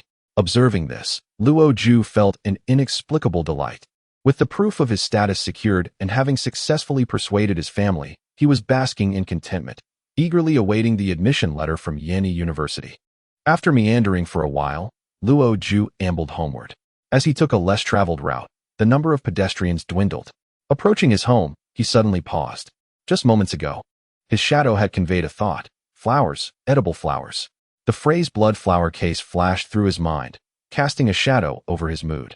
Was the perpetrator a random killer? Or was there a specific intent aimed at him? If it were mere chance, he could accept his misfortune, but if it were deliberate, what could their motive be? Was it merely due to his striking appearance? His shadow echoed, "Luo Jie, do you have a problem with that?" The shadow continued, "Flowers, flowers." As the fragmented thoughts from his shadow reached him, Luo Jie felt a jolt of alarm, fearing the killer might be lurking behind him. He then executed a rather erratic maneuver in the eyes of passers-by, crouching, leaping forward, and suddenly pivoting. Nothing seemed amiss behind him. He even caught sight of two friends holding hands, who discreetly retreated a few steps, circumventing him after his eccentric turn. Expressionless, Luo Jie stood up, brushed off his clothes, and inwardly questioned his shadow's meaning. Where were the flowers? His shadow replied, "So you desire to eat the flowers, rather than there being flowers nearby?" Ugh! Luo Jie cursed inwardly at the gluttonous impulse of his shadow and turned to leave. Just then, a honking sound drew his attention. A dazzling, aquamarine supercar glided smoothly beside him, and he could see his own reflection in its gleaming surface. Gazing at the vehicle, Luo Jie felt a surge of astonishment. How ostentatious! Yet, what relevance did it hold for him? With just a fleeting glance, Luo Jie lost interest. Luxury cars and extravagant displays of wealth could not add a morsel to his bowl. However, just as he was about to depart, a voice called out to him. "Luo Jie, wait." He turned, and the door of a supercar swung open, revealing two individuals. In that instant, Luo Jie distinctly sensed a surge of excitement within the shadows. There was a significant figure. His pupils constricted slightly. Surveillance point. 3 monitors took turns, keeping a vigilant eye on Luo Jie's movements and any unfamiliar individuals approaching him. Meanwhile, Shadowy, tasked with the creation of biological weapons in a separate room, faced punishment by having to communicate with various personnel while maintaining a horse stance. "All right, I understand." After hanging up the phone, Shadowy, with a bitter expression, addressed Zhang Weiji and Wang Maokai, who were gathered around the coffee table. According to the information from the Abnormal Person Center, Luo Jie went there to process his abnormal person certification and has had no contact with any suspicious individuals. Abnormal person certification? Wang Maokai suddenly turned, raising an eyebrow. He only tested yesterday, and couldn't he qualify as an abnormal person? How is he processing certification today? It's not unusual. The testing accuracy of the Abnormal Person Center is only 89.7, not 100, Shadowy replied nonchalantly. Upon noticing Wang Maokai's darkening expression, he quickly added, "No, Brother Wang. Look, he has obtained the certification, which indicates he has passed the center's tests. If he gained his abilities through illegal substances, the center would have apprehended him long ago. There's no way they would let him go." Zhang Weiji, who had been silently listening, inquired, "Did you ask him how he acquired his abilities?" "He said he had a nightmare and woke up as an abnormal person." "What nonsense!" Wang Maokai scoffed. "Indeed." Zhang Weiji concurred, at a loss for words. "Captain Zhang, Brother Wang, someone has made contact with the target." At that moment, a loud report broke the tension. Zhang Weiji glanced at Shadowy, who understood and swiftly operated the computer. Moments later, 2 photographs were projected. The female was He Miao Miao, 18 years old, a high school classmate of Luo Jie, and not an abnormal person. The male was He Yun, 40 years old, He Miao Miao's father, also not an abnormal person. Everything seems normal. Wang Maokai ran a hand through his hair, feeling a sense of unease. With no news from the scattered personnel and their own investigation stagnating, they were left anxious about when the perpetrator would strike again amidst the chaos outside. Zhang Weiji, seated nearby, tapped his fingers rhythmically on the coffee table. Suddenly, he pointed at the surveillance screen, saying, "Can we enlarge the image?" "Certainly." The monitor responded promptly and soon magnified the image. Zhang Weiji scrutinized He-Yun on the screen, his brow furrowing slightly. Noticing this, Wang Maokai quickly asked, "Old Zhang, what did you find?" "Look at this, He-Yun. Don't you find anything amiss?" "What's wrong?" He seems rather flamboyant." "Shadowy." "The monitor?" Wang Maokai. Wang Maokai's expression shifted dramatically. "What the hell, old Zhang? Is this really the time for such cliches?" "I'm not joking." Old Zhang's expression darkened, and he spoke with righteous indignation. I couldn't shake the feeling that something was amiss with his demeanor. Moreover, look at that car, the LBG series supercar, which commands a price tag of at least 4 million. Do you really think this vehicle aligns with his aura? Upon hearing this, Wang Maocai's interest waned instantly. "Old Zhang, you are mistaken. The world is vast, and one must allow for the existence of flamboyant characters. Besides, it is merely a car, which signifies nothing. There are indeed nouveau riche individuals in this world. And what if he strikes it lucky and wins the lottery?" Zhang Weiji furrowed his brow even tighter, eager to articulate his thoughts, but was interrupted by Shadowy. "There's a situation. We've discovered another victim in the bloodflower case. The location is the Tongshan Yiping Villa district." Zhang Weiji rubbed his temples and said, "Old Wang, I'll head over to take a look. You stay here and keep watch." "All right, go ahead." Wang Maokai nodded, feeling somewhat bored and not inclined to follow. The previous cases had unfolded in a similar fashion. Victims would suddenly be discovered, and they would rush to the scene only to find nothing, subsequently dispersing to dig up connections and grasp at straws. This time, it was likely to follow the same routine. A shadow split, transforming into a thin film that adhered to Luo Jie's pupils. Under the shadow's influence, the landscape that was once normal in Luo Jie's eyes took on a somber hue. Yet certain elements became strikingly vivid amidst this gloom. For instance, the blood-colored flowers entwined around He Miao Miao's forehead and limbs. And the middle-aged man, He-Yun, approaching him with an elegant gait, standing amidst a giant blood-red bloom. It was truly blinding, gazing at his classmate He Miao Miao's radiant face and He-Yun's confident demeanor. Luo Jie narrowed his eyes slightly and flashed a brilliant smile. "Miao Miao, Uncle He, it's been a long time." Chapter 9.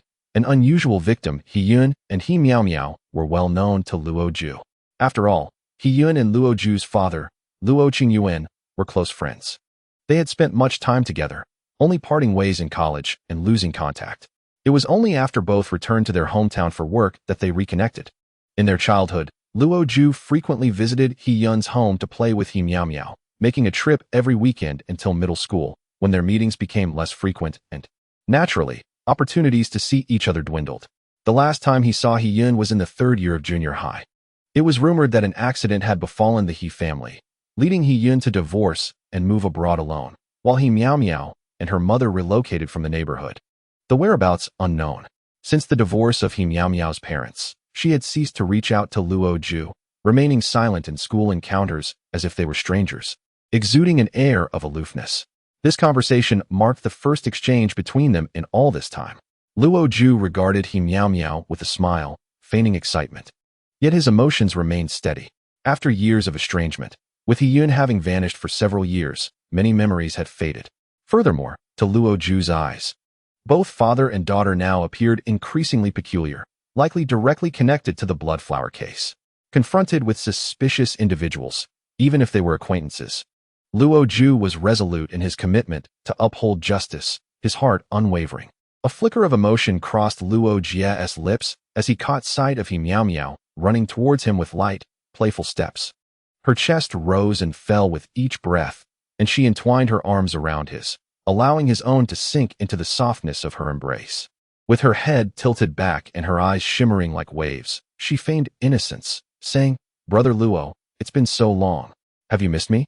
What happened to your aloof demeanor?" This young woman clearly disregards decorum.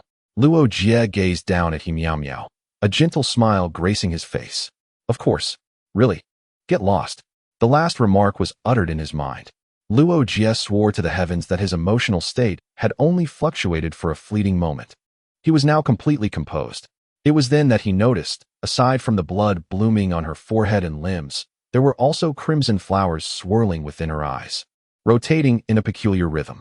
He even observed a few of those blood flowers drifting down her arms and onto his own.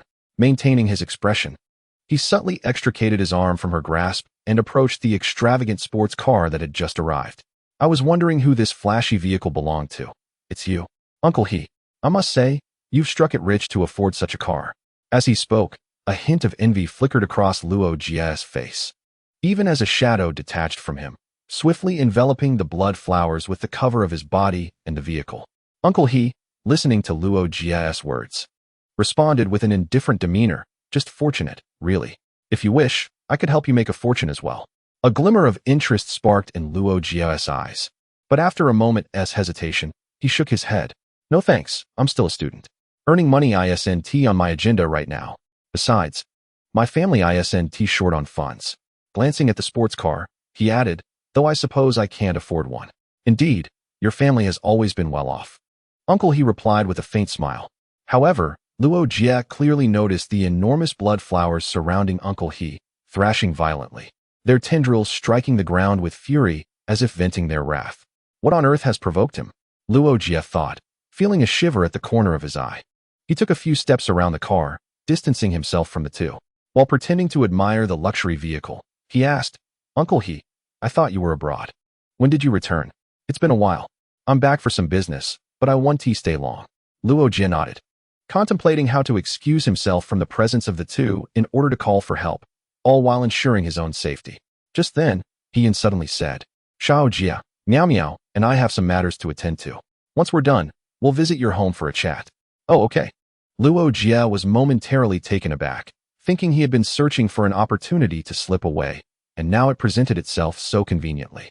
Dad, you go park the car first.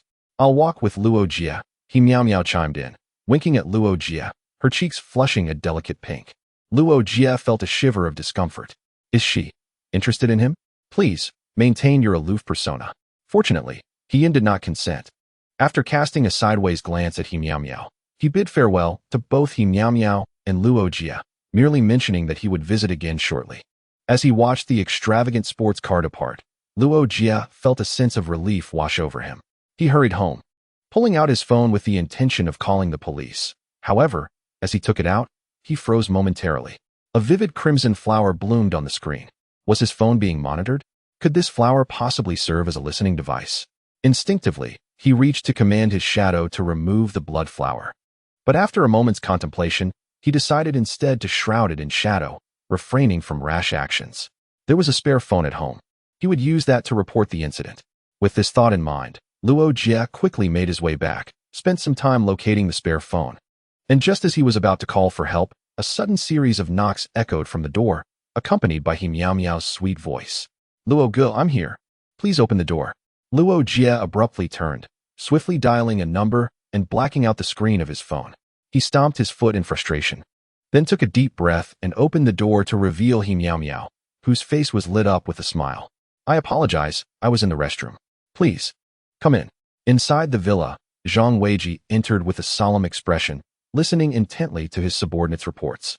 The deceased was named Liang Hongmei, the chairwoman of Hongtian Group.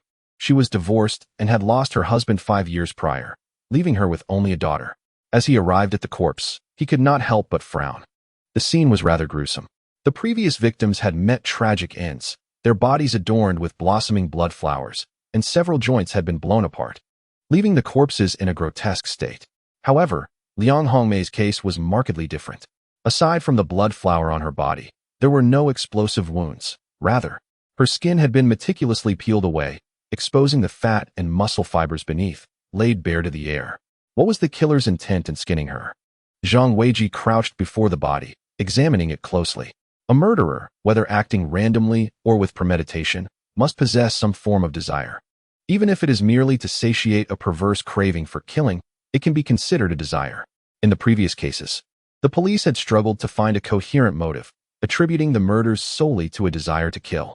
Yet now, the perpetrator not only took lives but also flayed the victims. Was this a heightened desire or merely a cunning escape?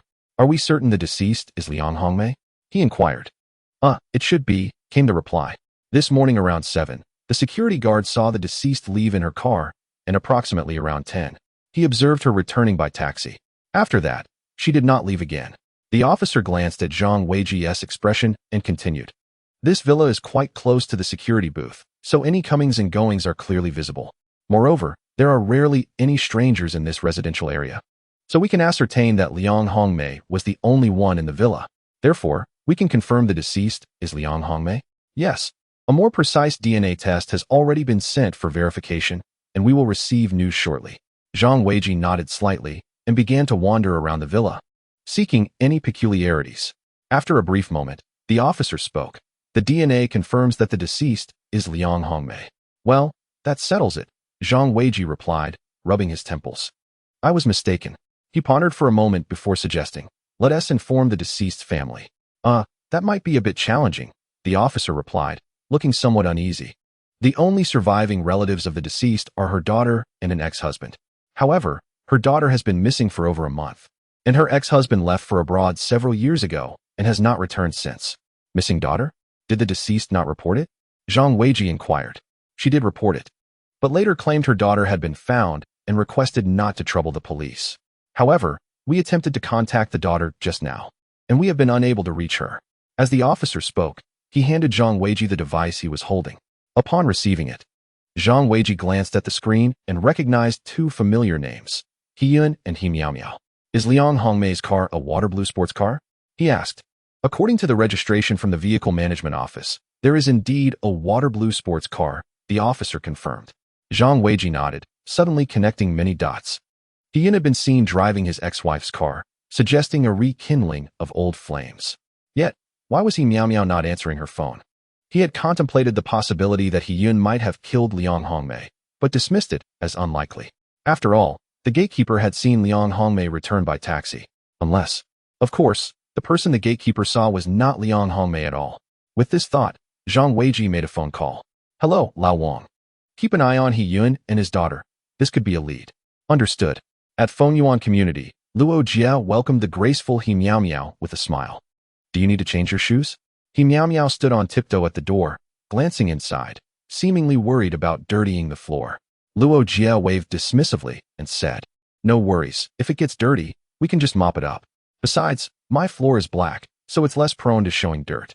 Hearing this, He Miao Miao nodded with a bright smile and stepped into the foyer, treading on the black floor of the living room.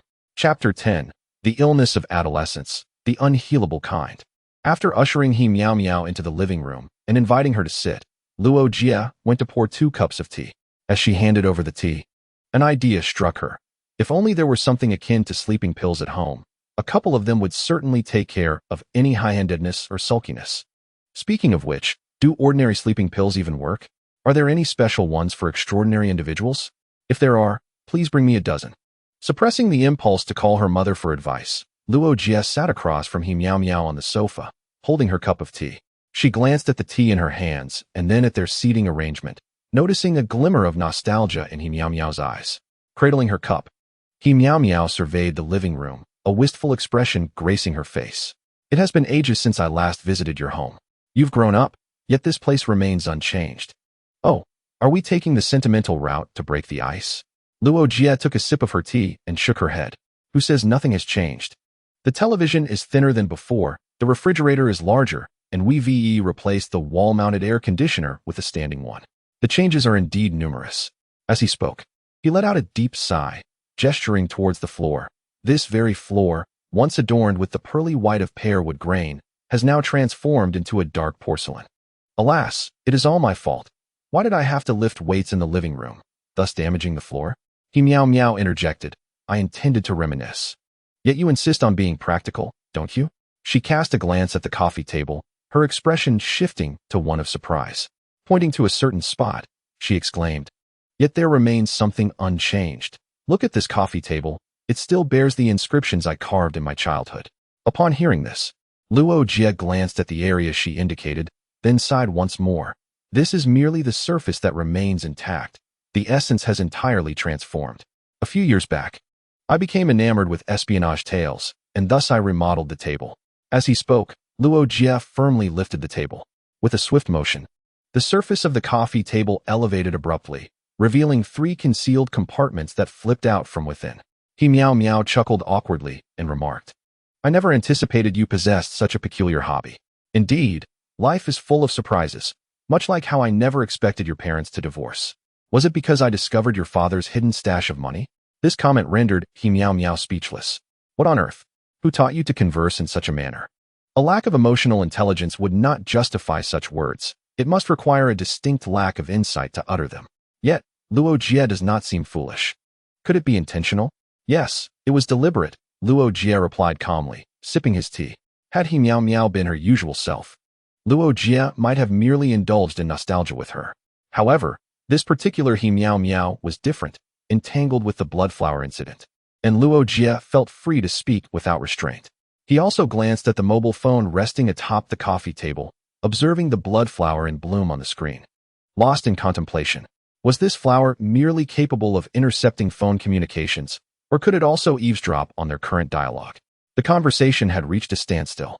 If someone were indeed listening, they ought to make their presence known. Ding dong. Luo Jie motioned toward the entrance and then rose to open the door. Surely, there would not be a cliched scenario involving a delivery person or a water delivery, would there? As the door swung open, a captivating and alluring bloodflower stepped into the room. Of course, this was merely what Luo Jie perceived through the shadows. The reality was that He Yun entered with a smile, appearing entirely unremarkable, while saying, "Shao Jie, I didn't change my shoes. I hope that is all right with you. Let the dirt be. We can always mop the floor later," Luo Jie nonchalantly replied. "Ah, how embarrassing. Should I perhaps change into a pair of slippers?" "No need. Just come in as you are. No need for slippers. We wouldn't want to spread foot fungus." "It's fine. I don't mind," He Yun stated. "I do mind," He meow meow interjected. Luo Jie, a face of sincerity. He Yun took a deep breath, a smile returning to his face. "Haha, you still speak so straightforwardly. Of course, I am a person of great sincerity. I don't indulge in pretense." Luo Jie beamed brightly. He Yun followed Luo Jie into the living room, his gaze wandering over the decor as he mused. It has changed, indeed. So many things have transformed. Isn't that right? He meow meow claimed nothing had altered, clearly lacking in careful observation. He meow meow interjected, "Could we please refrain from mentioning this?" He chuckled, "Well, she has only visited your home a few times. It's understandable that she wouldn't know. As for me, I hardly frequented your residence. In fact, some of the renovations were facilitated by my own efforts, and now even those have been replaced." As he spoke, his eyes fixated on the ground, a nostalgic glint illuminating them. Unlike his playful banter with He Meow Meow, this was genuine reminiscence. Luo Jie felt a twinge of emotion. It seemed that Uncle He truly yearned for the past. "So, how much did my father deduct from your labor costs that you still remember it so vividly?" He Yun replied, "I don't believe I ever requested compensation." Luo Jie laughed. "How unfortunate. Was my father truly that unkind?" "Not exactly," He Yun said as he retrieved a cigarette from his bag and began to recount tales of yore. If the story is lengthy, I'm not particularly inclined to listen. Could we skip the nostalgic chapter?" The cigarette was promptly returned to He Yun's possession, and a hint of disappointment marred his smile. Suddenly, he sensed something amiss. Was this boy always so obstinate? Previously, he found him merely a tad neurotic. Now he seemed to have evolved into something more erratic. Returning to the matter at hand. As an adult, why should he allow this young man to dictate the conversational tempo? With that thought, He Yun inhaled deeply, his presence growing more commanding. And he regarded Luo Jie with a scrutinizing gaze. "Shao Jie, what do you intend to pursue in the future? University, research, what else is there?" Luo Jie replied, squinting slightly, a hint of disinterest evident in his demeanor. Seeing this, He Yun probed further. "Did you not aspire to become an extraordinary person in your youth? Have you abandoned that dream?" "Abandoning it changes nothing. My talent level is 0. I cannot even aspire to be extraordinary," Luo Jie sighed, launching into his performance. "Well, as far as I know, the accuracy of the Extraordinary Person Center's tests is not 100%. While that may be the case, I cannot guarantee that I belong to the minority. I can only diligently pursue research." At this juncture, He Yun's voice lingered as he sought to instill an air of mystery. "Then what if someone could assure you that you are indeed part of the minority?" "Who?" Luo Jie widened his eyes, looking rather perplexed. "I can't," He Yun's declaration resonated with conviction, and Luo Jie sensed an inexplicable air of arrogance emanating from him. After a moment's hesitation, he cautiously remarked, "Uncle, being delusional is a malady that requires treatment." His expression clearly conveyed disbelief in He Yun's assertion. Yet, He Yun was unfazed, his smile growing more pronounced. He extended his hand, pointing at the teacup on the coffee table, and softly uttered, "Bang." In an instant, the teacup shattered, and fragments blossomed into tiny earth-toned flowers. In a state of shock, Luo Jie gazed at the teacup, his thoughts racing. The floral pattern was identical to the emblem associated with the bloodflower case, leading him to conclude that He Yun was likely the perpetrator. He Yun, with his hands clasped behind his back, continued, "Do not doubt your eyes, nor think this is mere sorcery. I shall explicitly inform you that this is the ability of an extraordinary individual." Yet, Luo Jie silently pondered, "But you are not supposed to, according to logic." This is where the stuttering character should come in. Indeed, he too was a lowly ant with a talent level of 0, unfit to become an extraordinary being. He Yun's expression turned cold as he stated, "Originally, I was meant to lead an ordinary life and pass away without distinction. However, I uncovered the deceit of those in power, which altered my fate. The elites have established a set of rules to filter out those who align with their desires, claiming that extraordinary individuals are noble, powerful, rare, and perilous. They assert that only by submitting to them can one be deemed a qualified and normal extraordinary individual, while those who pursue different paths are branded as heretics, to be eradicated without mercy. Do you understand why they say and do such things?" With fervor in his eyes, He Yun posed a question to Luo Jie, but before he could respond, he answered himself, "Because they fear that their power will be overturned by mere ants. They are nothing but cowards. In this era, only extraordinary individuals can ascend to strength. Only those who break their shackles can become unrivaled forces. The golden dragon does not dwell in the pond. It transforms into a dragon upon encountering the tempest. Now, little Jie, I can offer you that tempest. What shall you choose?" Luo Jie remained silent for a long time, and after a while, he raised his head and asked, "How does one become extraordinary? By consuming illicit substances?" No, your vision is too narrow." He Yun shook his head. "Illicit substances are defined by those cowards. How can they serve as a standard? Although these substances are highly dangerous, they indeed allow one to become extraordinary. However, we are different. Our method of becoming extraordinary is simple and safe." At this point, He Yun paused, locking his gaze onto Luo Jie's eyes, articulating each word. "Our method is to worship the divine." Upon hearing this, Luo Jie's eyelids twitched, and internally he exclaimed, "You are raising the stakes to such heights. Are you not afraid of collapsing later on? Can this even be reined in? As long as you are willing to join my ranks, I will immediately teach you the method of divine worship. Now, make your choice." He Yun spread his arms wide, as if embracing the sky. Finally, he added, "If you agree, I can also entrust my wonderful daughter, Meow Meow, to you." At this, a flicker of interest crossed Luo Jie's face. He glanced at the blushing Meow Meow, and then at the self-assured He Yun. After much hesitation, he posed a question. "Why me?" "Because you are clever and audacious enough." Luo Jie fell silent, his head bowed in contemplation. Yet, his thoughts wandered chaotically as he mentally criticized. This guy is clearly delusional, mixing pyramid schemes with grandiose gestures in thin air. Does he intend to blow me up? After pondering for a considerable time, Luo Jie finally raised his head and said with a solemn expression, "That sounds like a remarkably commendable suggestion, dear Dagakwalu." He Yun was momentarily taken aback, asking, "What does that mean?" "I refuse." He Yun appeared perplexed, his mouth opening as if to speak, but falling silent. After a moment, he sighed, "Since you are unwilling, let it be. However, you must keep my secret. That should be agreeable." Luo Jie chuckled, "Keep it secret?" "Certainly. But let's not make it the kind of secret that only the deceased can uphold, for the dead are the best at keeping secrets." He Yun's fervor dissipated, replaced by an expression of calm indifference. "Since you are aware, then you may as well perish." "Wait, must I truly die?" Luo Jie suddenly interjected, raising his hand to interrupt He Yun. "Unless you join me. That is impossible." "Very well. Before you meet your demise, may I pose a question?" He Yun fell silent for a few seconds, perhaps contemplating something, before nodding in agreement. "Ask away." "My inquiry is whether He Meow Meow is truly your daughter?" He Yun regarded Luo Jie with a blank expression, remaining utterly silent. Yet, even from across the sofa, Luo Jie could distinctly sense the tumultuous anger surging within Hiyun. Undeterred, Luo Jie continued his analysis. My son informed me that this flower, apart from exploding, can subtly manipulate human actions and influence thoughts. Even a tiger does not consume its young, let alone you, a human being. Yet, you have controlled He Miao Miao's thoughts and actions, rendering her, typically aloof, bashful, and coy before me. Moreover, when you leveraged her as a bargaining chip, it is far from the conduct expected of a father, unless that person is a beast. You are indeed astute. No wonder you are the son of the Research Institute director. I can extend another invitation to you. Unnecessary. No matter how many times you invite me, I shall not acquiesce. Luo Jie shook his head, then remarked with a peculiar expression, by the way, will you not critique the oddities in my words? He narrowed his eyes, attempting to dismiss Luo Jie's remarks, but could not help himself.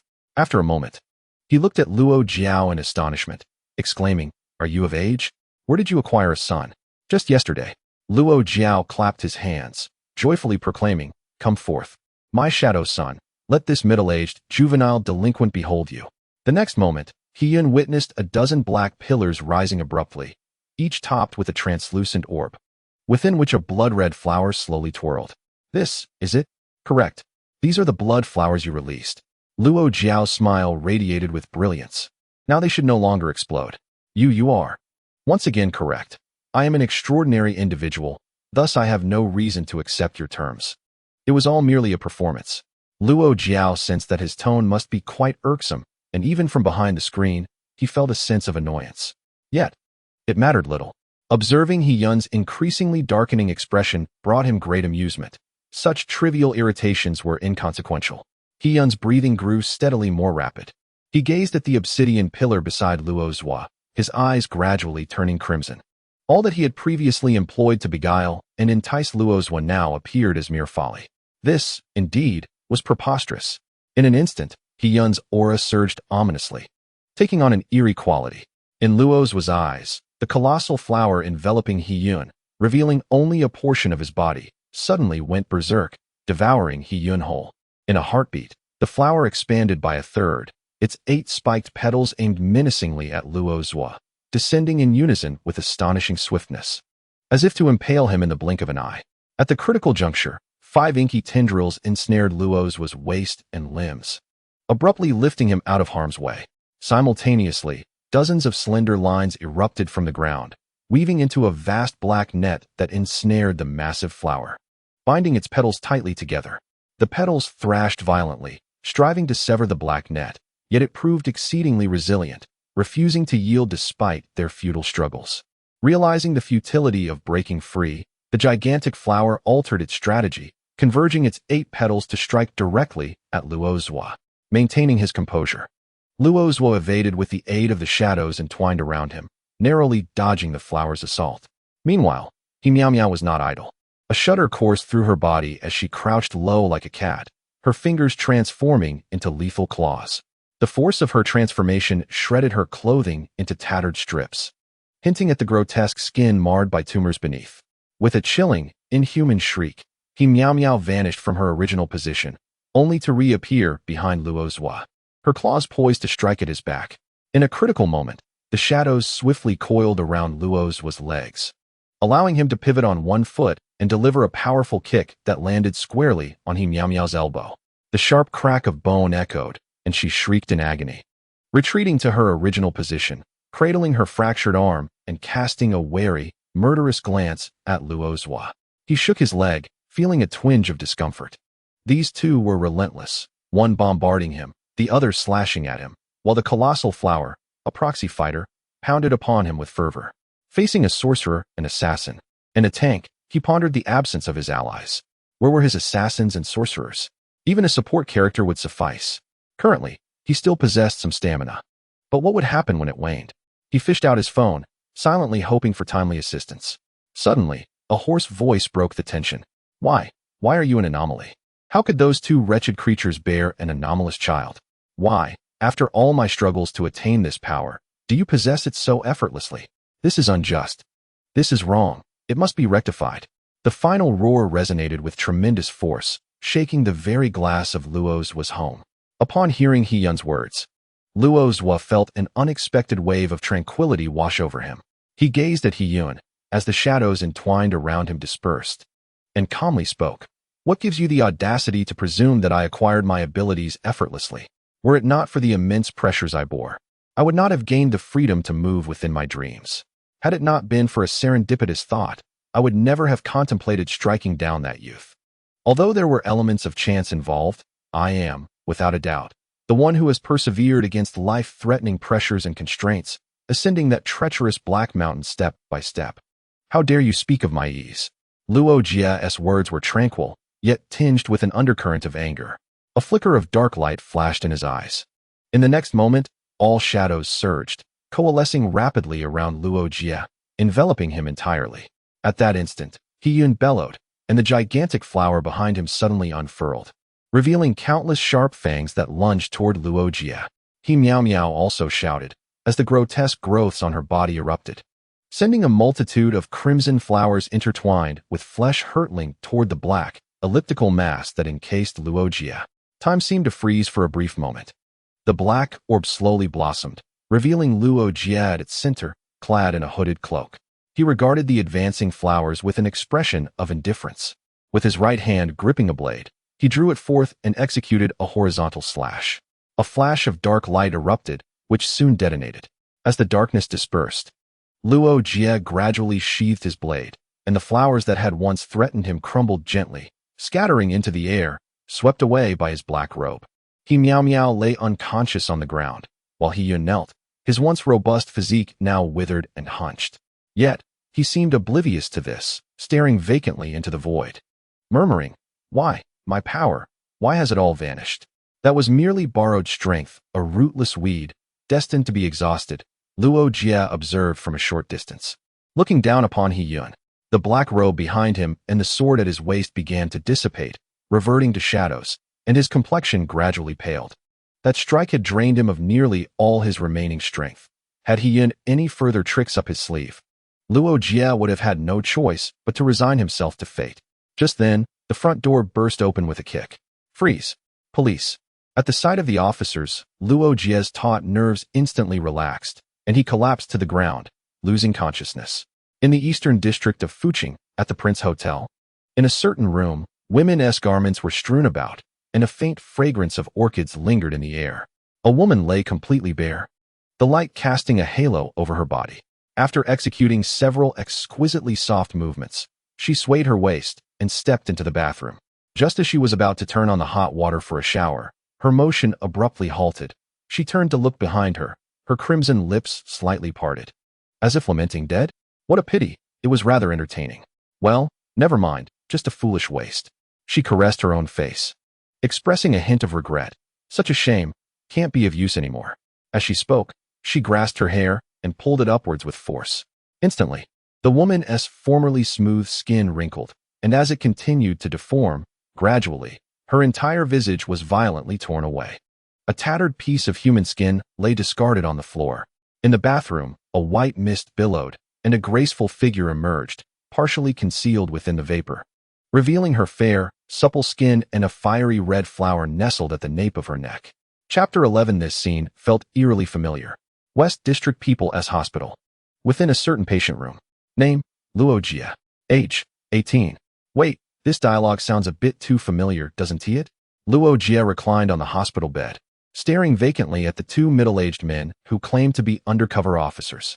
If it weren't for the inappropriate setting, he might have thought he was experiencing a déjà vu. Zhang Weiji noticed Luo Jie's daze and spoke soothingly. "Young man, don't be anxious. We merely wish to inquire about the situation. What exactly transpired 3 days ago?" 3 days ago? I've been unconscious for 3 days?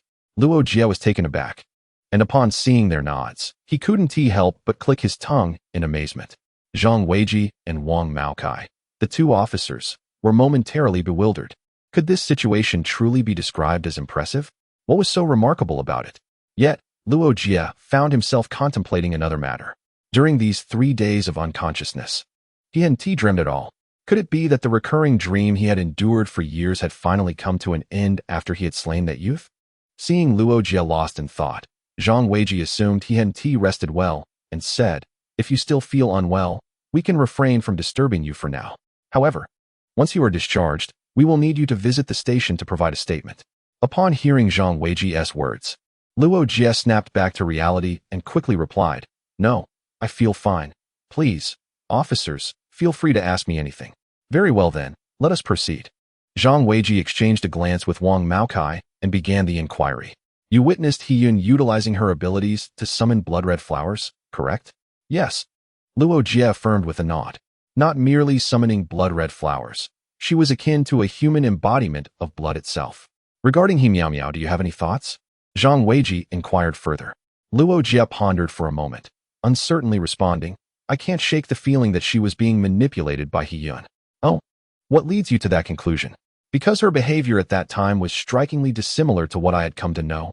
It was, in fact, entirely the opposite." "Is that the sole reason for your suspicion?" "Yes," Luo Jie nodded, though he had other reasons. He could not divulge that he had perceived a flower spinning atop He Miao Miao's head through the shadow that cloaked his eyes. Furthermore, based solely on these 2 points, he couldn't definitively conclude that she was under control. What if she was simply being frivolous? The primary clue was during their confrontation when his shadow had conveyed a message to him. Shadow, puppet, rigid and unyielding, poses a problem. Yes, that was indeed referring to He Miao Miao. The shadow was his own. He couldn't articulate this, yet had to trust it. Whether the police believed his words was a matter beyond his concern. Zhang Weijie contemplated for a moment before suddenly fixing his gaze on Luo Jie. "What do you think was Hiyun's purpose for visiting your home?" Luo Jie thought for a moment, awkwardly responding, "Perhaps it was due to her adolescent delusions?" He then recounted, in general terms, the words spoken by Hiyun at that time. Though lacking in any dramatic flair, he conveyed the essence clearly. After listening to Luo Jiao's words, Zhang Weijie and Wang Maokai exchanged glances. Wang Maokai inquired, "Worshipping gods? What does that mean?" Zhang Weijie replied, "How would I know? It sounds like some sort of pyramid scheme. Could it be a foreign cult?" Wang Maokai remarked, "This is serious. They've dragged in a free alliance and possibly a foreign cult." The two shared a knowing look, causing Luo Jiao to feel a sense of unease. Perplexed by their behavior, they proceeded to ask a few more questions before hastily leaving the hospital. They needed to thoroughly interrogate Hiyun about the worshipping of gods and investigate the matter of the free alliance as well. However, these issues were of no concern to Luo Jiao. As he watched the 2 officers depart, Luo Jiao reclined on his bed, shifting his position and letting out a comfortable sigh, feeling quite content. Not long after, the door to the ward swung open. Luo Jiao turned to the entrance and couldn't help but smile, saying, "Oh, you're here." The visitor was petite, with long hair cascading down and bangs obscuring one eye, while the visible eye appeared somewhat droopy, giving off a rather melancholic vibe. To an ordinary person, the first impression might be that of a small, gloomy beauty, and some ill-intentioned individuals might even attempt to flirt with her. Yet, after 3 years of camaraderie, Luo Jiao knew well that this petite figure could easily leap up and take down those who dared to approach. "Seeing that you're alive puts my mind at ease," Tang Qian said, plopping down on the edge of the bed and grabbing a piece of fruit from the basket. Luo Jiao chuckled, feeling a sense of relief as he remarked, "Thanks to your cleverness, you understood the signal and reported it in time. Otherwise, I truly cannot fathom the consequences." He laughed, recalling how they had jokingly devised a signal while watching a video, never expecting it to be of actual use. Tang Qian smirked, looking at Luo Jiao with a hint of exasperation. "Sorry, I was in the restroom," he retorted. "You brought it up. Called the police. What a ridiculous pun you came up with. I can't believe you figured it out." Luo Jiao shot Tang Qian a sideways glance, noting his swift comprehension of the absurd pun. After all, he was the attending physician at a mental hospital, and his understanding was commendable. "Could you possibly show a hint of emotion when you say commendable?" Luo Jiao teased. "My apologies for my expressionless face," Tang Qian replied, before suddenly posing a question.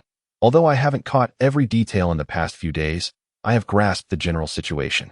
So, may I ask where your confidence comes from to confront a level 4 evolved individual?" "Perhaps it's due to my good looks," Luo Jiao jested. "Get lost," Tang Qian retorted. "All jokes aside, I felt that the person's strength was indeed superior to mine, but there seemed to be a hint of weakness. So I thought if I could hold on for a bit, I might be able to win." Tang Qian nodded in understanding. "Relying on youth, are we?" It makes some sense. What Luo Jiao didn't mention was that before the confrontation began, he intended to stall for time, but he hadn't anticipated that the shadow, aside from being a glutton, was also a warmonger, constantly urging him with thoughts of attack, attack. So, Luo Jie inquired, "Can you handle it?" The shadow replied, "Attack, attack." Luo Jie responded with enthusiasm, "Attack, attack, attack." Thus began the scene where Luo Jie, clad in a black robe, struck down the colossal flower with a sweeping blow. "Hey, let's not talk about me. What about you? If I recall correctly, you should have undergone the examination as well. How did it turn out?" Luo Jie suddenly shifted the conversation. The other person cast a sidelong glance at Luo Jie, then snapped his fingers. A crisp sound echoed as a bluish arc, thick as a thumb, danced at Tang Qian's fingertips, swirling around his body like a small azure dragon. Luo Jie exclaimed in awe, feeling a twinge of envy. "This lightning ability is quite rare. How fortunate you are to have acquired such a talent. I am truly envious." "Smells delightful, almost edible," the shadow remarked. "Behave. You can't eat that," Luo Jie retorted. Tang Qian raised an eyebrow, a hint of pride breaking through his previously despondent expression. "I started with nearly 300 mental points, almost reaching level 3 in refinement. I barely made it to level 2, Luo Jie replied, which only deepened Tang Qian's sense of superiority. "Forget that, it's not important. By the way, which school are you planning to apply to?" "My first choice is Yanjing University, second is Modu University, and third is Tianfu University. I'll see who accepts me." "What made you consider Modu University?" Luo Jie inquired, curiosity piqued. "Modu University is by the sea," Tang Qian replied earnestly. "You aren't just after the sunshine, beach, waves, cacti, and beautiful boat captains, are you?" "Of course not. What makes you think that?" "Because beyond the sea lies the enemy." Luo Jie fell silent for 2 seconds, then remarked with a hint of pain, "No wonder you're as eccentric as I am." The two young men conversed in the hospital room for quite some time, undisturbed by any doctors or nurses. Both felt a sense of comfort in this uninterrupted moment, as the intrusion of medical personnel might necessitate their transfer to a psychiatric ward. Zhang Weiji drove towards the precinct while Wang Maokai sat in the passenger seat, organizing his notes. As he did, he couldn't help but reflect, after all this time with the bloodflower case. It's absurd that a mere teenager managed to catch the culprit.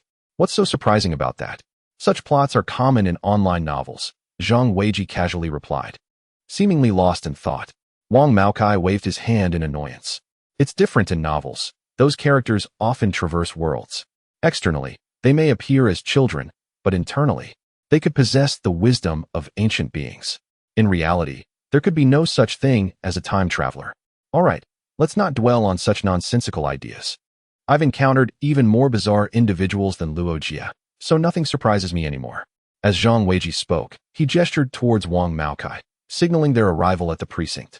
We're here, time to get out. You're not coming? I have something to attend to. Oh, all right, then do what you need to. At the Abnormal Persons Center, in a certain office, Lu Guolai adjusted his glasses, squinting slightly while smiling at the visitor. Captain Zhang, to what do I owe the pleasure of your visit? Zhang Weiji remained silent, gazing at Lu Guolai for a moment before gently stating, I came to inquire about Luo Jie's examination results. I conducted his assessment. Is there something amiss? Upon hearing this, Zhang was momentarily taken aback, and after a lengthy pause, he inquired, do you know how he became an extraordinary person? It seems he had a dreadful nightmare, didn't he?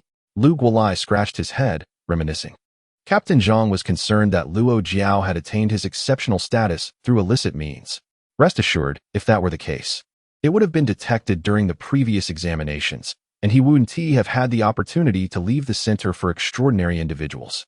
As he spoke, Lu Guolai exuded a remarkable confidence, suggesting that had there been any issues with Luo Jie, the consequences would have been dire. Zhang remained silent, posed a few more questions, but felt no fruitful outcome, and thus took his leave. After sending Zhang away, Lu Guolai calmly returned to his office, retrieved 3 sheets of paper from his drawer, scrutinized them for a while, and then discarded them into the shredder. He then returned to his desk to continue attending to his affairs, his demeanor unperturbed and his hands steady, as if nothing had ever transpired. Chapter 12, Young Man. There's no shame in weakness. Acknowledgement is necessary. Luo Jie believed he had recovered. However, the doctor held a different perspective. He felt that Luo Jie was merely too young to admit his frailty. After all, when Luo Jie was first brought in, his bodily functions were in a precarious state. Although he appeared significantly improved now, he still required rest. Otherwise, he might easily succumb to lingering ailments. The doctor, aware that Luo Jie had been sent by the police and was reputed to be a heroic figure, felt a responsibility to ensure his recovery was thorough. In truth, Luo Jie did not mind spending a few extra days in the hospital. The police, acknowledging his considerable assistance, had graciously offered to cover his hospitalization expenses, while his family was not in need of financial assistance, who would refuse a free ride.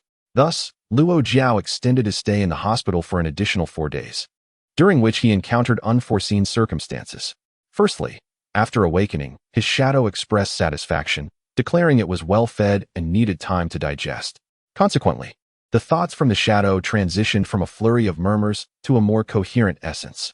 Secondly, once the shadow fell asleep, Luo Jie sensed an inexplicable force surging from the soles of his feet, coursing through his entire being. In just 4 short days, he noticed a marked enhancement in his physical strength and the functioning of his internal organs. It was not substantial, yet it was undeniably an improvement compared to his previous condition. Moreover, this enhancement was ongoing. This newfound vitality compelled Luo Jie to act. While physical improvement was indeed a blessing, he pondered how he would explain this anomalous state should a doctor examine him. Would he resort to claiming it was a result of extraordinary capabilities? That would surely attract the attention of those from the Center for Extraordinary Individuals. Although the likelihood of such a scenario was slim, Luo Jie resolved to discharge himself from the hospital with unwavering determination. The doctor, having no recourse, was left with no choice but to permit Luo Jie's discharge. After all, he was not a deviant, and if Luo Jie wished to leave, he could not confine him against his will. However, just before Luo Jie departed, the balding middle-aged doctor placed a reassuring hand on his shoulder and solemnly advised, "Young man, I must impart some wisdom to you. In this day and age, there is no shame in acknowledging one's frailty. It is crucial to accept it, otherwise, when you reach my age, it may be too late to express regret." The doctor's tone carried an air of melancholy, leaving Luo Jie with a sense of wistfulness. "Doctor, is it truly necessary to speak here in the hall? What is your ulterior motive?" Luo Jie could feel the disapproving gazes of some young ladies around him. Alas, my once impeccable reputation. With an inexplicable sense of melancholy, Luo Jie hailed a cab and returned home. Upon arriving at his residential complex, he noticed a small delivery van approaching him from a distance. Not in a hurry to get home, he decided to wait in place. The van came to a halt before him, and a uniformed delivery person stepped out, beaming as he addressed Luo Jie. "Ah, isn't this little Luo? Just in time. I have a delivery for your family. You can take it directly. I won't bother placing it in the locker." "All right," Luo Jie nodded, rolling up his sleeves as he approached the van's trunk. "Uncle Ma, how many packages do I have this time?" "A considerable amount. Over 40, he replied. "Not bad," Luo Jie said calmly, nodding. "Only 40 or so. There have been times when it exceeded 100. Most of these packages were for his parents, with a few for his elder sister. In his family, one member was the head of logistics, while the other was the director of an experimental center. Consequently, they often received gifts from those seeking favors. Despite his parents' integrity, refusing bribery or assistance in exchange for gifts, there were always those who fancied themselves clever. They believed that by avoiding overt exchanges and using the guise of delivery, they could circumvent scrutiny. Moreover, his parents had many friends who delighted in sending them peculiar items, which accounted for the sheer volume of deliveries. Therefore, Luo Jie negotiated with the delivery station to hold the packages until a substantial number accumulated before sending them to his home. This arrangement had been in place for several years. As he opened the trunk, Luo Jie began to sort through the packages. Gifts, a charming stone, a video of his mother's prized pig falling into a drainage ditch. What does his father want with that? Gifts to enhance marital bliss. Cough, what nonsense. And what is this? A package with no sender information. Dear Lin? The name seems feminine. I suppose I'll keep it. Oh, what's this? An exclusive figurine from Edai? After nearly half a year, it has finally arrived. After sorting through the packages for a while, he ended up discarding over 30 back into the van and keeping only a handful. "All right, that will do, Uncle Ma. Please return the rest as usual," he said, lifting the remaining packages off the ground. "Wait, little Luo, there's one more on the ground." At this, Luo Jie turned back to see the package lacking any written information. This must have been sent by mistake, or perhaps the address wasn't written yet, and you inadvertently brought it along. "Is that so?" Uncle Ma checked the packaging, confirming the absence of an address. I'll take it back and inquire about it. He tossed the package into the trunk. All right, I'm heading back now. Please be careful driving, Luo Jie said as he departed. Sure thing, take care. Once home, Luo Jie tossed the heap of packages onto the floor, notified the other 3 members of his group, and retreated to his room, clutching his exclusive figurine. It is said that this figurine consists of a staggering 2,000 pieces, enough to keep him occupied for quite some time. The sensation is one of both agony and joy. Well, I shall first attend to my meal, and afterward, indulge in an extensive assembly session. Uncle Ma drove back to the delivery station. Most of the couriers had gone out for deliveries, leaving only 2 or 3 idlers distractedly playing on their phones. Uncle Ma halted the car and called out to them, "Stop playing and come help with the packages." The few responded, assisting in moving the parcels into the station. One individual caught sight of the shipping label on a package and burst into laughter. Another gift for that family. These folks are clearly idle. It's obvious they won't accept it, yet they still send it. If it were me, I would have scolded them long ago. You? From your demeanor, you strike me as greedy. Had it been you, I wager you would have been in trouble by now. A companion mocked. The man hissed, a serious expression crossing his face. You make a valid point. My parents have said that if I were to hold a position of power, I would undoubtedly be a corrupt official. Thankfully, I am not. He continued. I actually hope those fools send even more gifts to that family. Although others may be noble and refuse gifts, we earn a commission for sending them back. Another chimed in, his hands working swiftly while the cigarette in his mouth remained steady, not a speck of ash falling. Brother Smokey is right. Several couriers agreed, chatting and joking as they amended the shipping labels, alleviating the monotony. Just then, another delivery truck returned to the station, and someone peered outside to see a young man disembarking. Oh, Shadowy is back. Come earn some extra cash. Shadowy looked at the person, his face lighting up with an innocent smile, signaling with his hands. What does that mean? I'm tired and want to go home early to rest. Someone translated Shadowy's sign language. Brother Smokey furrowed his brow at Shadowy. Shadowy, have you been bullied outside? Shadowy shook his head and gestured again. Someone promptly translated. Shadowy says no one has mistreated him. He just feels unwell this morning and is tired after delivering a few packages. So he wishes to leave early. Want to leave? Old Ma is inside. You should let him know. With that, Brother Smokey returned to his tasks. As Shadowy entered the station, he intended to head toward the station master's office, but noticed a package on the ground that lacked a shipping label. Just as he was about to pick it up, a voice echoed in his ear. Do you wish to become powerful? Shadowy paused, glancing behind him. Everyone was busy, and no one was speaking to him. Did he mishear? Do you yearn for freedom? Shadowy suddenly turned his head toward the unlabeled package on the ground. Pick me up, take me, and you shall receive everything you desire. The enticing whispers resonated in Shadowy's ears, luring him. Staring at the package, his outstretched hand trembled slightly, and ultimately, he grasped the package tightly. He then handed it to Brother Smokey. What? You say this is a package from the station. But why does it lack a label? Shadowy shook his head in confusion. The smoker scratched his head, feeling somewhat helpless. Surely, it was yet another careless soul who had forgotten to fill out the delivery slip and left the package here. I suppose I shall place it at the lost and found shortly. You should hurry home. You look positively pale. Perhaps a visit to the hospital would be prudent. Shadowy nodded in agreement and turned to seek Old Ma to request leave, feeling it was indeed necessary for him to make a trip to the hospital. The onset of auditory hallucinations was a clear indication that his ailment was quite severe. Chapter 13. My dear, it is a new challenge. Luo Jie intended to enjoy a meal before assembling his figurine, but suddenly recalled a pressing matter. How had the vegetables he purchased 7 days prior fared? Various produce cluttered the refrigerator, and if left too long, they would inevitably lose their distinct flavors. 7 days was certainly too long. With a tinge of apprehension, Luo Jie opened the fridge, only to be assaulted by an indescribable odor that twisted his facial features in distaste. Pinching his nose, he disposed of the spoiled vegetables and sighed at the sight of his refrigerator, now mostly empty. Had he known, he would not have bought so many vegetables. What a waste. With no fresh ingredients at home, he had no choice but to dine out and, while he was at it, make another trip to the market. Oh, the last time he had gone grocery shopping, a series of chaotic events had unfolded within a single day. He hoped history would not repeat itself. Reflecting on that tumultuous day sent a pang of discomfort through him. A day of such extreme highs and lows was not something he desired. Surely, He could endure 10 days without incident.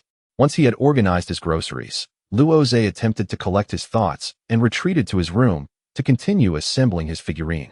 He immersed himself in this task until 11 o'clock at night, achieving notable progress. However, gazing at the incomplete figurine with only one leg assembled, he fell silent for a moment before decisively opting for his nightly routine of washing up and heading to bed. Glue could be applied gradually, after all. Who decreed that purchasing it necessitated immediate assembly? It could simply be left to be cherished as part of his collection. During the 7 days in the hospital, Luo Jie had slept soundly, drifting off as soon as his head hit the pillow, remaining in slumber until dawn without a single dream. It seemed this dream would require a calm mind, devoid of any aspirations or expectations, to consider other matters. Abruptly, Luo Jie shifted his thoughts to different subjects. And before he knew it, he had fallen asleep once more. Violet-gray smoke wafted through the air. A solitary black mountain loomed over the landscape, the only prominent feature in an otherwise barren expanse. Ah, this mountain. Ah, these clouds. Ah, that accursed hooded black cloak. It was evident that even the timely prevention of aspirations had no effect. What was destined to occur would indeed transpire. Luo Jie sat at the edge of the cliff, gazing melancholically at the scenery surrounding him. After several days of peaceful slumber, he had assumed he would be free from bizarre dreams. However, it appeared he had underestimated the situation. Well then, what should he do next? Luo Jie surveyed his surroundings and noted the changes. The wooden frame that had bound the youth was now gone, replaced by a nameless gravestone. The 4 winding paths that had led up the mountain had vanished, leaving sheer cliffs all around. In other words, Luo Jie was trapped atop this mountain. In truth, descending was not entirely impossible. Peering over the edge, he contemplated the height. Should he leap, even if the ground below were the sea, he would meet a disastrous end. Was he meant to scale down the mountainous face? Rubbing his head, Luo Jie flexed his limbs, feeling a long-lost sensation of constraint. He raised an eyebrow. The familiar scent wafted through the air. Sensing the bindings on his body, Luo Jie surmised he had accurately predicted the unfolding narrative. Descend the mountain and eliminate a presence at its base. Resolute in his decision, he carefully observed the footholds on the cliffside, using both hands and feet to gingerly step onto a protruding rock. Suddenly, a sickening sound echoed. His leg was severed by a blade, causing blood to gush forth. Startled, Luo Jie attempted to retract his foot, only to hear a whistling sound nearby. He barely managed to glance upward, catching a fleeting glimpse of a dark flash before his vision succumbed to darkness. He had perished. Dead. Wait a moment. Based on previous experiences, if I were truly dead, I should have awakened by now. Why is it still dark around me? Just as this thought crossed his mind, the surroundings abruptly illuminated. The scenery remained unchanged. The dream continued. Exhaling deeply, Luo Jie examined his entire body, relieved to find no missing flesh. It seemed he had undergone a complete reset. The injuries from the previous cycle had not carried over. After confirming his physical state, Luo Jie circled the cliff's edge, realizing he could not descend this side. On the other side, however, he noticed something peculiar. A section of his severed leg was impaled on the cliffside, blood still trickling from the wound. That was indeed his leg. Rubbing his intact calf, he felt an inexplicable pain. Subsequently, he attempted to descend the mountain from another route. But after sacrificing 3 more legs, Luo Jie concluded one undeniable truth. He was truly trapped atop this mountain. What on earth is happening? Luo Jie was on the verge of throwing his blade in frustration. At least in the previous dream, the dark-robed figure had led the way. This time, however, there were no hints, no means of descent, and his legs had been severed 4 times. What was the purpose of this absurd dream? Just a barren mountaintop with nothing but a gravestone? Was it intended to confine him there? Surely, they wouldn't expect him to dig a grave. Suddenly, Luo Jie turned to face the unmarked gravestone in silence. Taking a few steps forward, he tentatively patted the stone, muttering to himself with uncertainty. It can't really be about digging a grave, can it?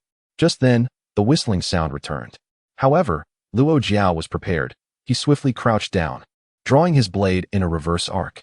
The clang of metal resonated as a similar long knife clashed with his own, and a dark-robed figure retreated a couple of steps. Luo Jie felt a slight relief wash over him as he gradually stood, eyeing the figure with caution. Then, an unsettling chill spread across his chest. A blade pierced through his back, impaling him completely. 2 opponents? Damn it, refund. Darkness enveloped him once more. Upon reopening his eyes, he once again beheld the familiar scenery. Without hesitation, Luo Jie strode directly to the gravestone, patted it, then suddenly crouched down, delivering a horizontal slash with his blade. The sound of metal clashing resounded again as the dark-robed figure retreated, but Luo Jie did not linger. He rolled to the side twice, successfully evading the chilling strike. Luo Jie arrived at the precipice, steadying himself as he raised his gaze towards the distance. Two figures clad in black robes stood together, facing him. Recognizing their familiar attire and standard long blades, Luo Jie surmised that they must be members of the black-robed battalion. Thus, was his forthcoming dream to be a brutal struggle of life and death with them? He licked his lips, a glimmer of excitement flashing in his eyes. Come, let us engage in a fierce battle. In the next moment, the two black-robed figures moved in unison, swiftly approaching him, their blades slicing diagonally from below. At that instant, Luo Jie suddenly realized a crucial detail. One wielded a blade in his left hand, the other in his right. Damn! Luo Jie was defeated once more. At the delivery station, Old Ma glanced at the time. It was nearly 7 o'clock. Exiting the office, he surveyed the scene. A group of individuals, some smoking, others chatting, and a few engrossed in games, all lounging like lethargic fish. He cleared his throat, drawing everyone's attention, and waved his hand, declaring, "Time's up. Work is over. Hurry back home. Don't linger here. Don't be like that, Old Ma. Just let me stay a bit longer. I'm willing to work overtime." "Go on, go. If you want to enjoy overtime, find yourself a company to work for. I have no such luxury here." Old Ma shot a glare at the speaker. "Besides, you're not looking to work overtime. You're simply craving the station's Wi-Fi. Hurry up and leave. I'll be turning off the Wi-Fi soon." Although he claimed he would turn it off shortly, Old Ma waited another half hour until the gamer finished his match and the station was empty before finally shutting down the Wi-Fi. After tidying up a bit, Old Ma prepared to turn off the lights and close up for the night. However, just as he was about to lock the door, he noticed a parcel on the lost and found table nearby, devoid of a delivery slip. Another person failed to fill out the delivery form?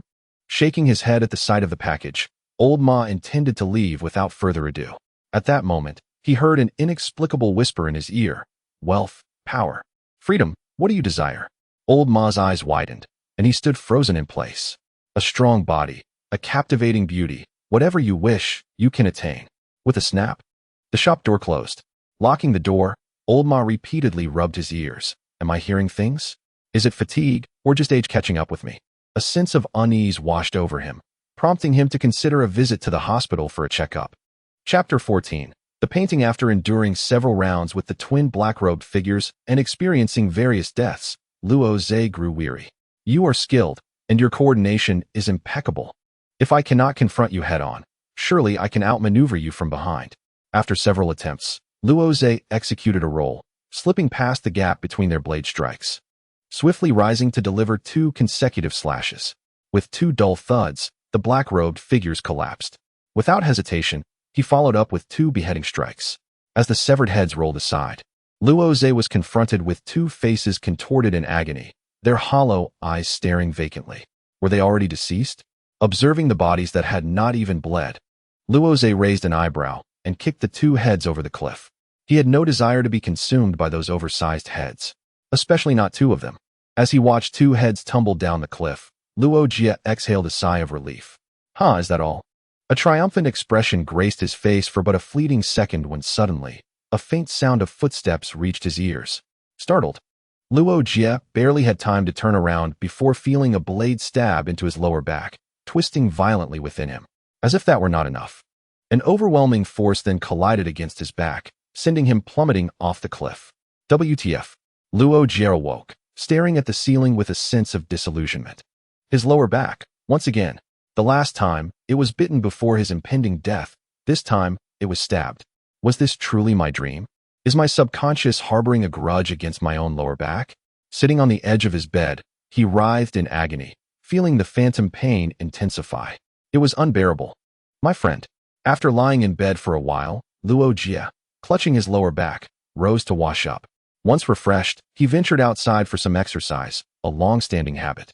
After a few days of inactivity in the hospital, he felt somewhat uneasy.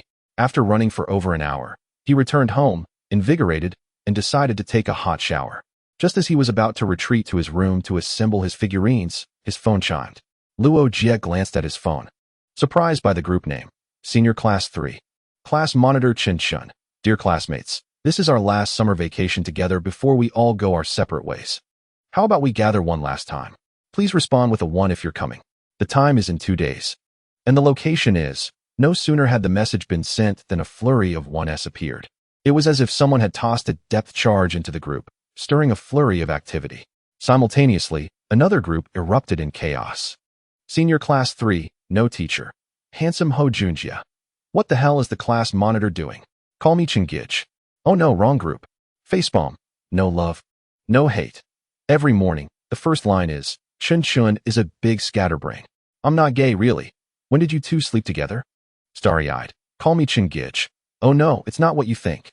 Blushing, Luo Jie chuckled as a flurry of banter ensued, diverting the topic of the gathering into a myriad of tangents. After 20 minutes of idle chatter, they finally steered the conversation back on track.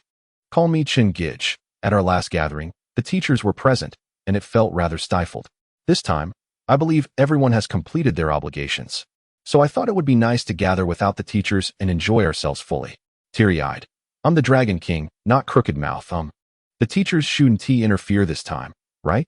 Luo Jie, ha ha ha, Jie. Others want tea, but our old class monitor loves to join in.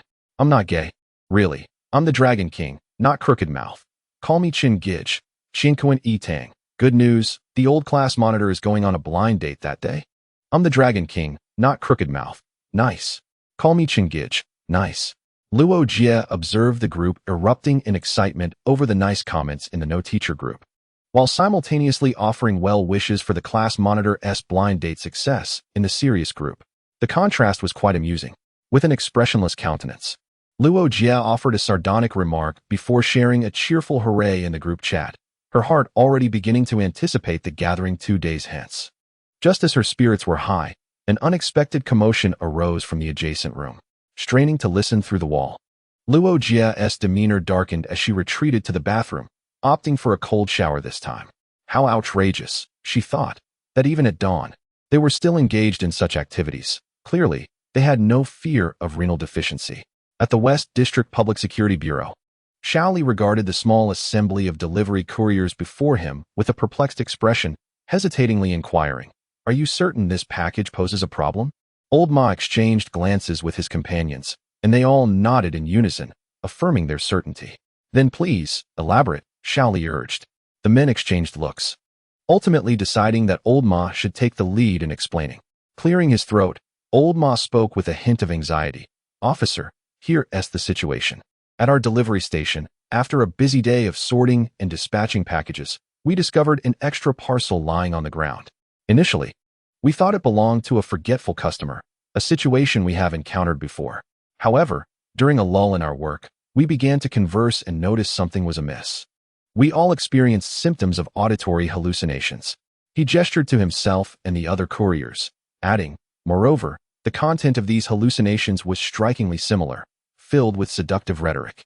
As he continued, Old Ma pointed to the package on the table, his expression paling slightly. Upon further inquiry, we found that those who had experienced these auditory hallucinations had all come into contact with this parcel, which is why we suspect it to be problematic. "Is that the reason you brought the package in with iron tongs?" Shaoli's skin twitched, as if recalling a humorous incident. "Indeed," Old Ma replied.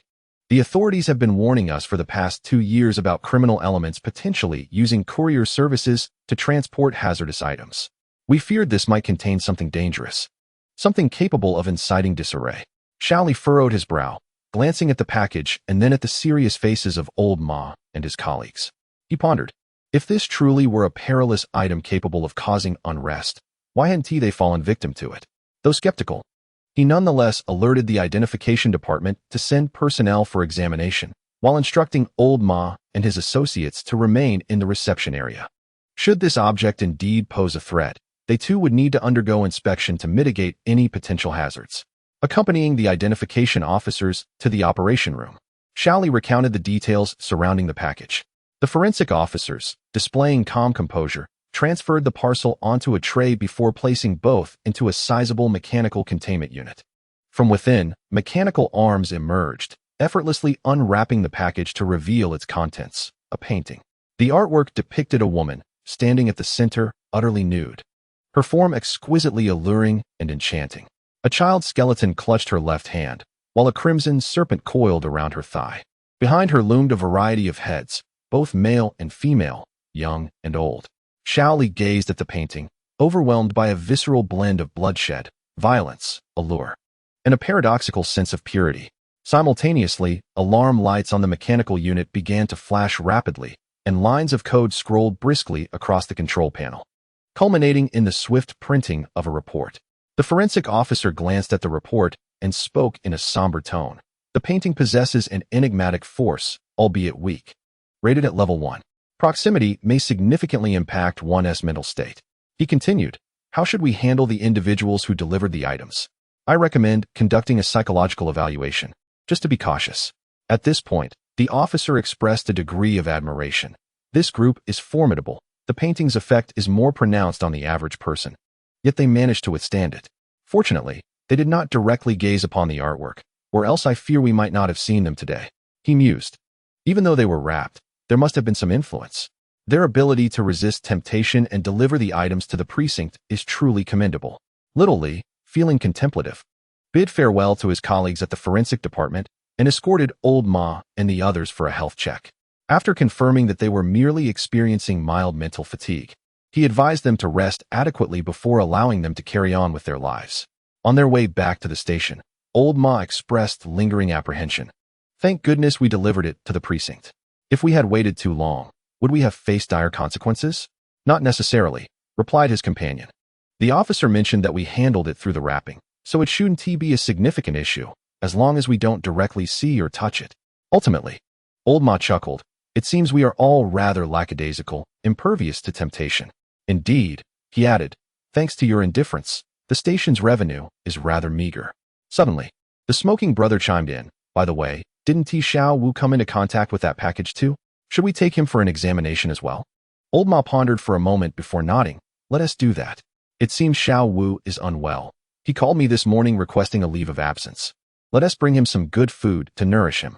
The group procured some fine ingredients and cheerfully arrived at Xiao's residence. Xiao, open the door. It's your Uncle Ma. The iron door creaked open, revealing a pale-faced Xiao, who looked surprised to see Old Ma and the others. He gestured. What brings you here? We came to check on you and brought some food to help you regain your strength, they replied with smiles, stepping into the house. Xiao gazed at them, feeling a mix of gratitude and warmth. But who among you can actually cook? The group responded in unison, we can't cook. What do you usually eat? Old Ma was taken aback. Takeout. Instant noodles. Frozen dumplings. Dining out. With a sigh, Old Ma entered the kitchen while holding the ingredients. A bunch of people incapable of managing their own lives. Never mind, I'll handle the cooking. Yay. The group of slackers gently urged Xiao back to bed and tidied up the place. As the smoking brother wiped the table, he informed Xiao, after we finish eating, I'll accompany you to the precinct for a mental evaluation. The package we encountered yesterday is problematic. Xiao appeared bewildered but nodded in understanding, demonstrating his thoughtfulness. The smoking brother resumed, cleaning the table. Suddenly, his attention shifted, and he exclaimed softly, his gaze fixating on a particular spot in the living room. This painting is quite extraordinary.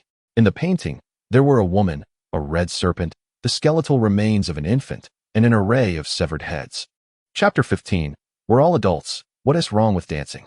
2 days had passed in the blink of an eye. In recent days, Luo Jie spent his afternoons exercising and assembling models, while at night, he finds himself entangled in dreams with a figure clad in black robes. It was during this time that Luo Jie stumbled upon a rather vexing realization. After dispatching the first 2 black-robed assailants, he must sever their heads and cast them down the mountainside. Failure to do so would prevent the 3rd assailant from appearing at all. Despite his attempts to set traps behind him, the assailant adeptly evaded them, ultimately resulting in Luo Jie suffering grievous injuries and being thrown down the mountain.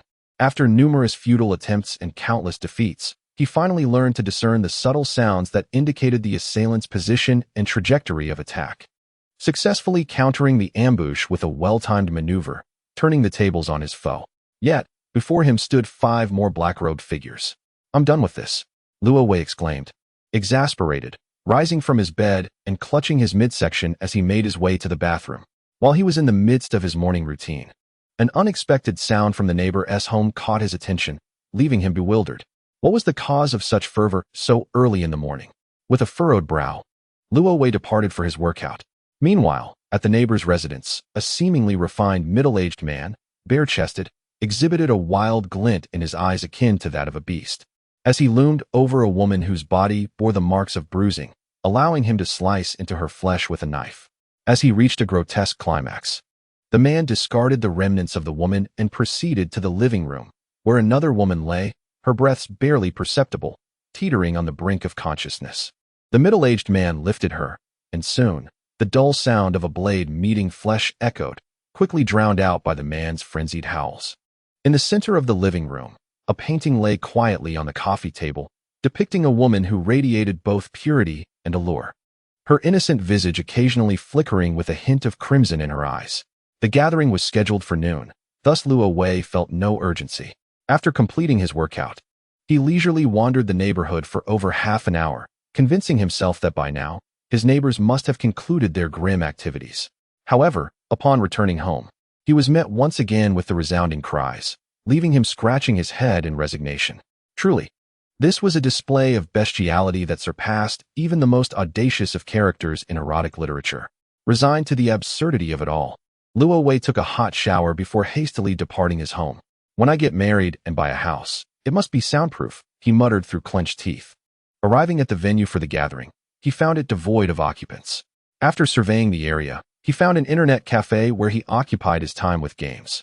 As the clock approached 11:30, Luo Jie exited the cafe and made his way to the restaurant. "Long time no see, everyone," he exclaimed as he pushed open the door to the private room, but was met with dim lighting and a group of individuals fixated on the wall, ignoring him completely. Some even gestured for him to be quiet. Confused, Luo Jie glanced at the wall, only to feel a jolt of embarrassment. A projection screen displayed a horror film, one he had previously watched, noted for its atmospheric tension and suitability as a meal accompaniment. So this was why everyone had gathered to watch a horror film together. To enhance their dining experience, Luo Jie found a seat and began to watch as well, pondering internally about the film's graphic scenes and whether the timid classmates would still be able to eat afterwards. However, seeing that everyone was engrossed, he refrained from saying much and quietly continued watching. Suddenly, a horrifying scene unfolded on screen, prompting the female lead to emit a piercing scream. Just then, a hand struck the projector, abruptly halting the film, as the room lights illuminated and everyone swiftly turned around, as if choreographed, to start another movie. Maka, baka, aka, waka. Mika maka, maka, baka, abba, yaka, ika, aka. On the screen, adorable characters frolicked about, while outside, a group of people clapped along to the rhythm, wearing warm, healing smiles. Luo Jie was taken aback. What on earth? How many times have you practiced this? If you're so timid, why watch horror films in the first place? He couldn't help but voice his critique. Chin Shun, the class monitor with glasses and an aura of an old-school bureaucrat, sheepishly replied, I arrived early and, feeling bored, borrowed the equipment to watch a film, and somehow ended up selecting horror. Luo Jie clicked his tongue, surveying the group with a hint of disdain. You guys are terrified by an old horror movie about mythical beasts. How will you face the battlefield and combat the supernatural in the future? I am genuinely concerned. Forget it, the group collectively scoffed. Chin Shun nonchalantly remarked, I'm not going to the battlefield. My talents lie in research, and even if I did go, I would probably just accompany the main forces to conduct investigations and analyses. Luo Jie shot a sidelong glance at the monitor, recalling his declaration from their freshman year.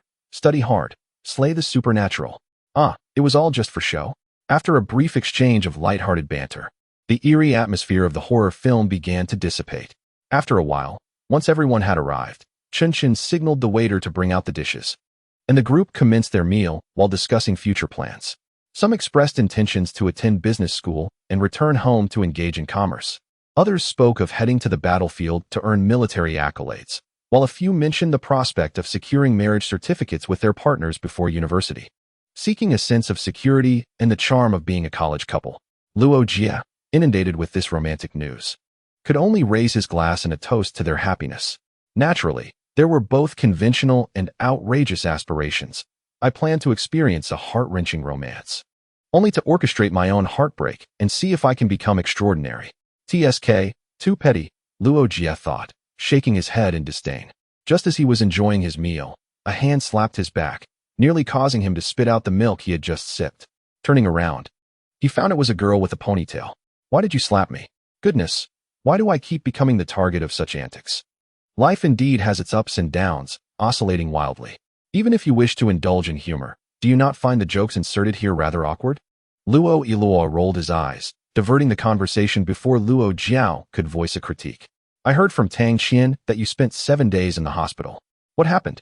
Luo Jie glanced at Tang Qian, who was engrossed in his phone. After a moment's contemplation, Luo Jie decided that rather than concocting a tale to deceive, it would be more straightforward to elucidate the matter. After all, He-Yun was already involved, and the peanuts had been consumed. Thus, he briefly recounted the incident involving He-Yun, omitting the more insidious elements of He-Yun's persuasion, merely stating that the individual sought to create chaos and trouble for him. He then elaborated on how he heroically triumphed over He-Yun, standing tall and imposing before him until the police arrived. A captivated audience listened intently to Luo Jie's narrative, and upon its conclusion, both boys and girls posed inquiries. What is the ability of that He-Yun? What level is he? Inquired a boy. So he Meow Meow is your childhood friend? I couldn't tell. Why did he want to trouble you? Asked a girl. Luo Jie addressed each question in turn. The group, still eager for more, was met with Qin Shun, the class monitor, who curiously remarked, this must have involved illegal substances to become an abnormal person, right? I heard that such individuals are significantly weaker than normal ones. Indeed, when I was fighting, I sensed his strength was quite insubstantial, akin to bubbles floating on water. As the group continued to converse while eating, the time for everyone to part ways drew near. Some might settle into a stable life, while others could charge into battle, uncertain of how long they might survive. Thus, they cherished this gathering, even discussing where to hold a second meeting. At that moment, the seemingly serious class monitor Qin Shun unexpectedly suggested, ahem, well, we're all adults now. We can venture to some exhilarating places. But monitor, minors can also ride the vertical roller coaster, someone interjected. I am not referring to that kind of thrill. It's something else entirely. Luo Jie responded with a smirk. But even if you wish to book a room, you have no girlfriend. Are you contemplating something absurd? A chopstick was flung at him, and Qin Shun, with a dark expression, retorted, I'm at the dance club. We're going to dance. It's perfectly normal for adults to enjoy themselves. Then just say so, with all your insinuations. I thought you were implying something else. Speaking of dance clubs, someone mentioned a popular venue called Twilight of the Azure. Should we check it out? Some expressed interest in Chun Chen's suggestion, while others preferred shopping and karaoke, and a few indicated they had prior commitments and needed to leave early. Ultimately, they decided to split into 2 groups. Qin Chen would take a portion to the dance club, while the others were free to explore, with plans to reconvene at the KTV later. If anyone was unable to attend, they were to inform the group. As the crowd dispersed, Luo Jie initially intended to stroll about, but was spirited away by Tang Qian and Luo Jie, chanting, dance, dance, dance.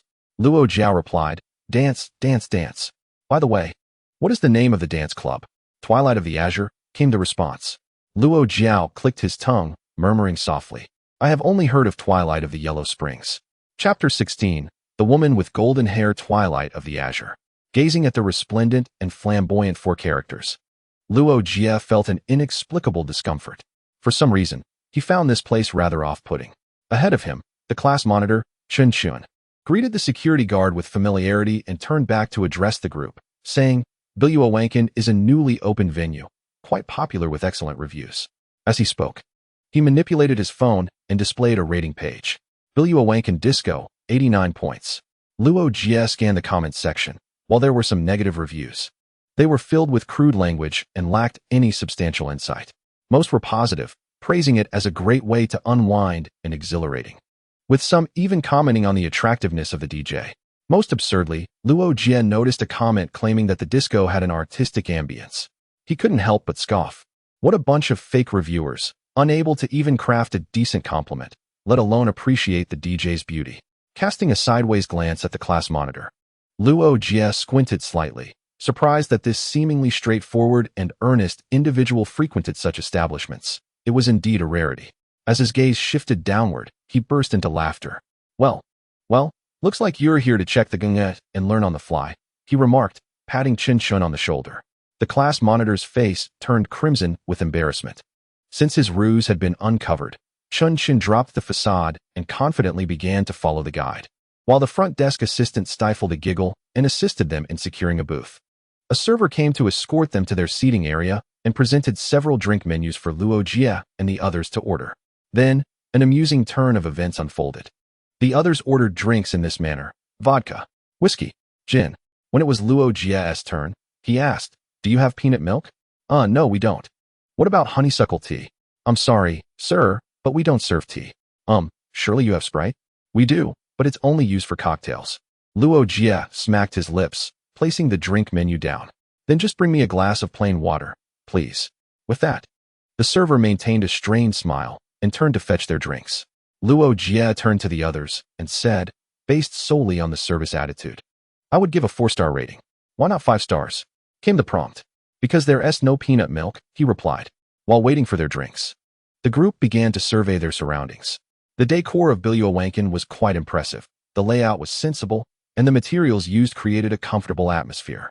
On stage, a somewhat disheveled older gentleman leaned on the microphone, softly humming, while the DJ, not a glamorous figure but rather a young man with a hedgehog hairstyle, leaned against the wall, lost in thought.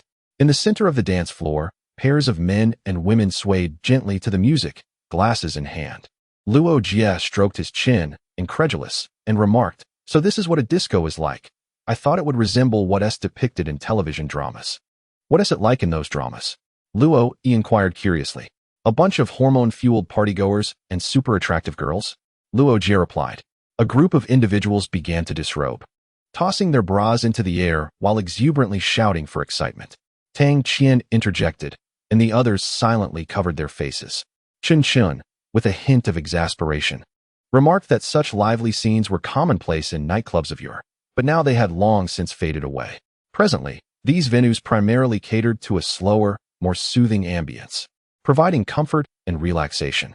Class monitor, could you please refrain from discussing this while the comments section is open? The class monitor calmly tucked away his phone, casting a sidelong glance at Luo Jie before continuing. Truth be told, our timing is rather poor. Nightclubs are most vibrant in the evening, when the atmosphere is truly electric. In contrast, it's quite tranquil here now. Upon hearing this, a female classmate expressed her dissatisfaction. "What do you mean? Are you suggesting we stay here until nightfall?" "That's simply one do." Chun Chin shook his head vigorously, as if to emphasize his point, although he conceded that they should at least finish their drinks before departing. After all, they had ordered them and would need to pay.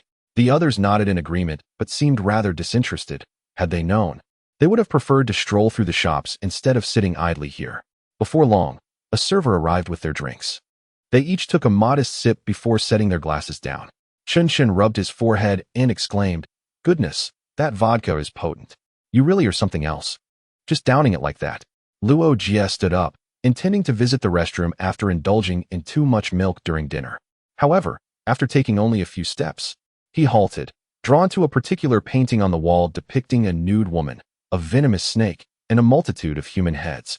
Luo Jie wore a perplexed expression, recalling the comments he had seen. Could this possibly be considered art? He confessed his inability to comprehend it, yet he was profoundly struck by its impact. The dim, golden light of the nightclub cast an unusual glow upon him, and unbeknownst to anyone else, a flicker of fervor ignited within his shadow. Meanwhile, in the police station, Officer Lee sat behind the consultation desk, lost in thought. The department operated 2 distinct systems. One was the regular police system, handling mundane familial disputes and trivial matters, though they did also address serious crimes such as murder. The other system was devoted to investigating bizarre creatures and illegal entities. Any ordinary case that might intersect with these phenomena warranted their intervention, and if necessary, they could eliminate suspects on the spot. Officer Lee was a member of this latter system, where the personnel typically shared a common trait: ample free time. After all, cases involving strange creatures were exceedingly rare. With more than half the year gone by, they had only managed to resolve 3 cases, including the bloodflower incident.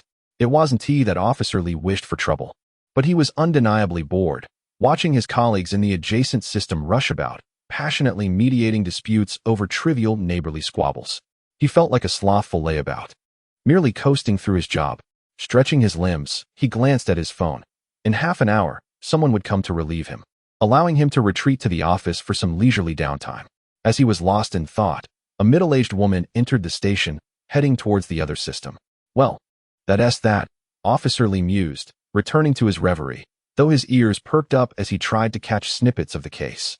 He overheard the woman, her voice tinged with sorrow, exclaiming that her husband had been missing for 2 days without a word. Yet another case of disappearance, which seemingly has nothing to do with us. In the past 2 weeks, there has been a spate of missing persons, but as there were leads to follow, Shadowy and his team refrained from involvement. However, upon hearing the name of a woman's husband, Shadowy momentarily froze. The name Ma Shuejuan was oddly familiar. Soon after, several more reports of missing persons came in, and with each name uttered, Shadowy felt increasingly bewildered. By the time the last name was mentioned, he was ready to leap up and pound the table. Just then, Shaoli's phone rang. It was a special device from their internal system. Emergency notification. Attention all officers and staff. A batch of special items from overseas has recently infiltrated the country. Please ensure rigorous inspection at all checkpoints and remain vigilant for any suspicious packages or emails. Report any findings immediately. Attached to the email was an image that Shadowy recognized all too well. The depiction of a woman entwined in purity and desire, devoid of clothing. Startled, Shadowy sprang to his feet, simultaneously calling Brother Zhang and Brother Wang while gathering his team. 5 minutes later, a black and white police car, marked with special insignia, roared away from the precinct. A citywide search was set in motion. Luo Jie had consumed several cups of plain water and made multiple trips to the restroom. Not for any particular reason other than sheer boredom. Chun Chun and a few others entertained the thought of singing a song on stage. But after a brief quip from Luo Jie, they abandoned the idea. More people would be present later at the KTV to cheer them on. If one were to sing now, they would likely be met with thrown bottles, even if the performance was decent. After a few more cups of water, Luo Jie noticed that the others had nearly finished their drinks and contemplated calling for a retreat. At that moment, a provocatively dressed, wavy-haired blonde entered their booth, fortuitously seating herself right next to Luo Jie. Instantly, a sickly sweet fragrance invaded his nostrils, making him feel nauseated. The blonde lady, with a flirtatious smile, addressed the group. "Oh, it's been ages since I've seen so many handsome young men. Aren't you going to offer your sister a drink?" As she spoke, her smooth legs brushed against several of the young men, particularly lingering on Luo Jie. Frowning, he pulled his feet away and glanced at the nearby waiter. Perplexed, "Does your nightclub offer this kind of service?" The waiter replied. The blonde lady paused for a moment, then burst into laughter, looking at Luo Jie with a teasing glint in her eye. "Little brother, this is a legitimate nightclub. We don't engage in any outrageous antics. However, if you don't mind, I can offer you a private favor." "Thank you, but I prefer the younger ones," Luo Jie replied flatly, rejecting her overture.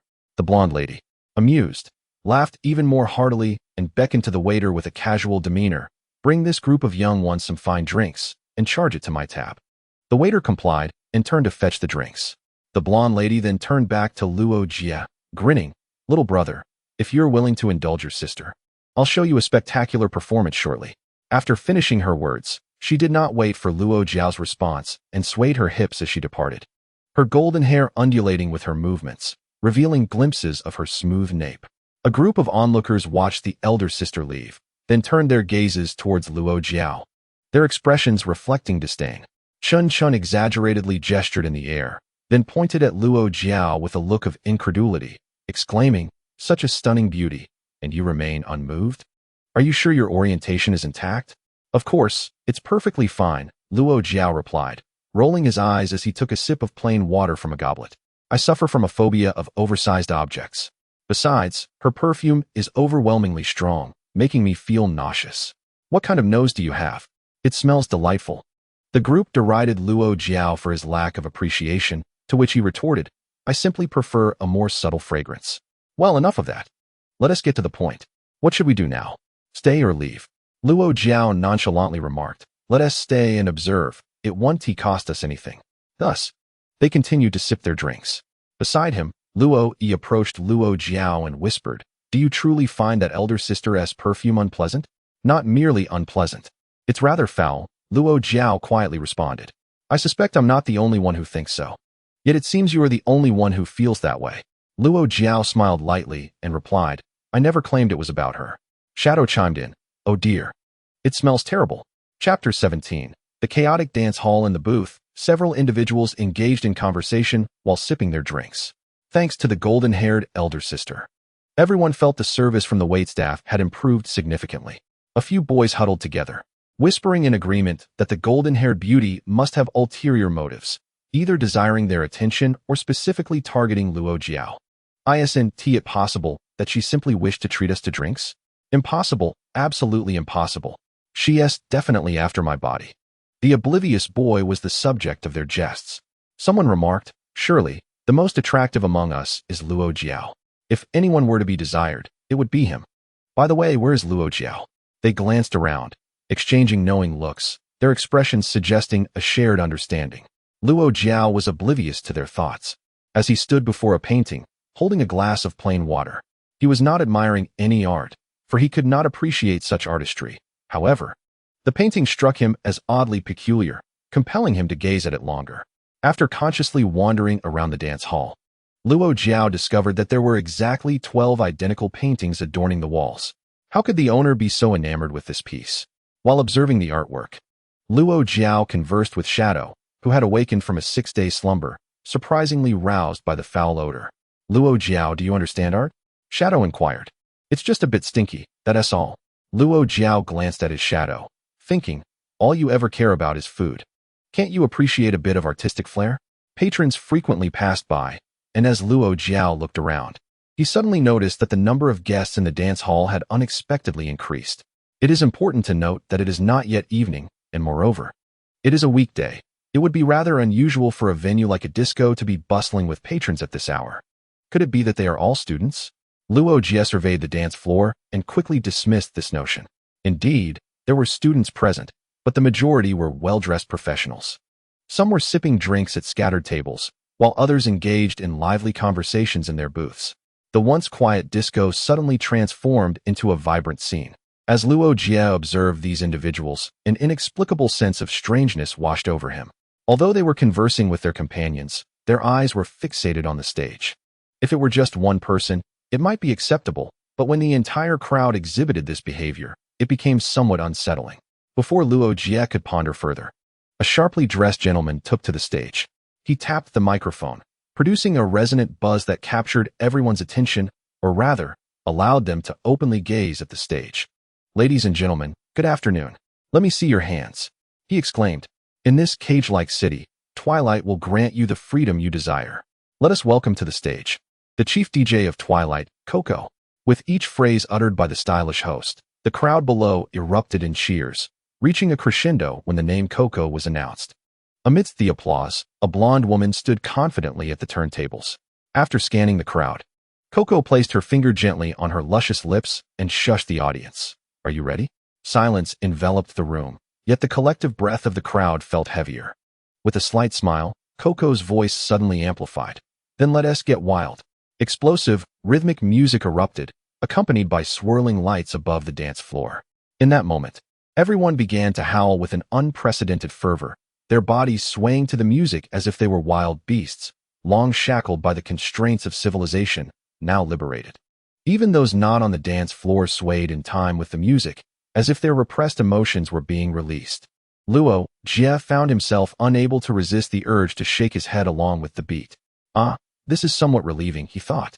He observed people dancing wildly on the floor, some weeping while drinking, others vehemently cursing their bosses, and even pairs exchanging glances before engaging in fierce dance battles. Luo Jie had the inexplicable feeling that these individuals were merely seeking to express the pressures they harbored within, which prompted their frenzied movements in this disco. If life were more relaxed, perhaps they would not feel drawn to such a place. For instance, his classmates. Glancing over to where they were seated, he noted with disdain that they were all huddled in their booth, drinking. They had claimed they wanted to come to the disco to dance, yet here they were, immobile. Shaking his head, Luo Jie returned to the booth, a look of scorn on his face as he remarked, well, look at these so-called adults.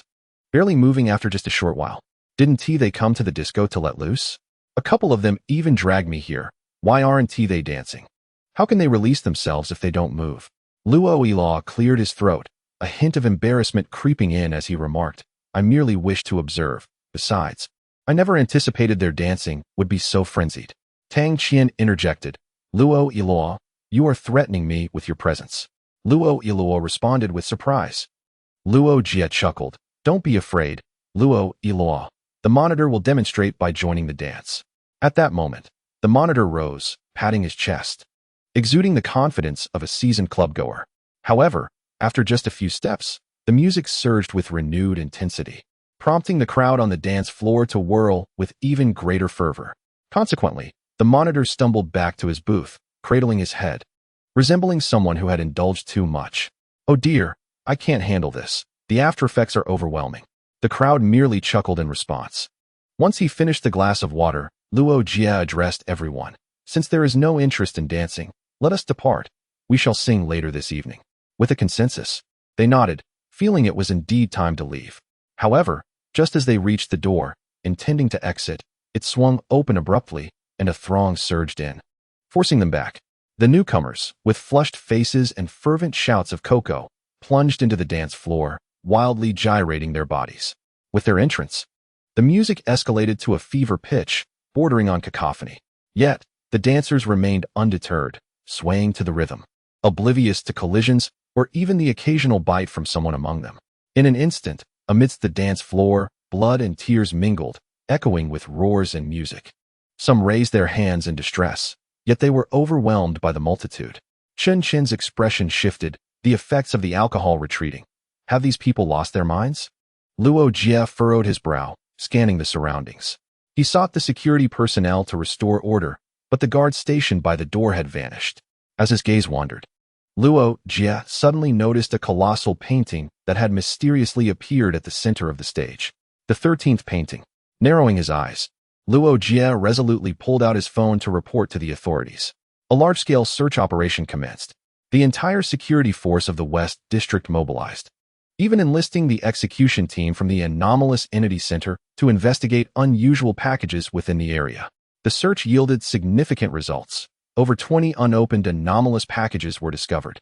Upon inspection, aside from a few adult toys, the majority contained those strange paintings. A sense of unease enveloped everyone. This was merely what they had uncovered, and the extent of such paintings in the West District remained unknown. Their search intensified. During the search, Shadowy recalled the experiences of Lao Ma and others. Considering a thorough investigation of the delivery routes in the West District, he reported his findings to Captain Zhang while hastening towards Lao Ma's delivery station. To his dismay, the delivery station was closed. "What is going on? It's not even time to close yet." Scratching his head, Shadowy inquired with passers-by and learned that the station had been shuttered for 2 days. Something was amiss. There was a problem. Shadowy immediately sensed the irregularity and began to seek information about the whereabouts of Lao Ma and the others. A crimson electric tricycle wobbled past Shadowy, who remained oblivious until he turned around, only to find the vehicle had already veered into a narrow alley. Xiao Wu, peeking from within the alley, smiled sheepishly upon realizing Shadowy had not noticed him and drove away. Cradled in his arms was a painting, subtly glowing with a red hue. Navigating through a familiar neighborhood, he arrived at the abode of his intended rendezvous, where a refined, middle-aged man awaited. Casting a cursory glance around the room, Xiao Wu noted the dark red splatters of blood adorning the walls and floor, a sight that brought him a peculiar sense of satisfaction. He extended his hand towards the middle-aged man, who retreated into another room, emerging moments later with 7 packages. Once Xiao Wu had secured the parcels, the man reached for a fruit knife, poised to insert it into his waistband. However, Xiao Wu interjected, "You won't need that. After I leave, clutch the painting and take your own life under the watchful eye of the surveillance." With that, he turned and exited. After Xiao Wu had distanced himself, the man, somewhat dazed, returned to his room, retrieving the painting and positioning himself beneath the surveillance camera at the stairwell's corner. He gazed up at the camera, a grin spreading across his face. In the next moment, blood spattered, painting the surveillance footage in a crimson hue. Chapter 18. For freedom. Xiao Wu was aware that the police were searching for the painting. Yet, he remained indifferent. The artwork was merely a lure, enticing the hunter's prey. "Hunter, hound hunter?" he murmured, a hint of derision flickering across his earnest visage. Clutching the packages, he deviated from the tricycle path, opting instead for a van. The vehicle set off smoothly towards the western suburbs, halting alongside the road a couple of 100 meters from the highway. He donned a large backpack and, seizing the moment when no one was watching, vaulted over a fence into the wilds. With caution, he circumvented farmlands and homesteads, successfully ascending a modest hill. Pausing midway, he glanced back with a faint smile before delving deeper into the wilderness.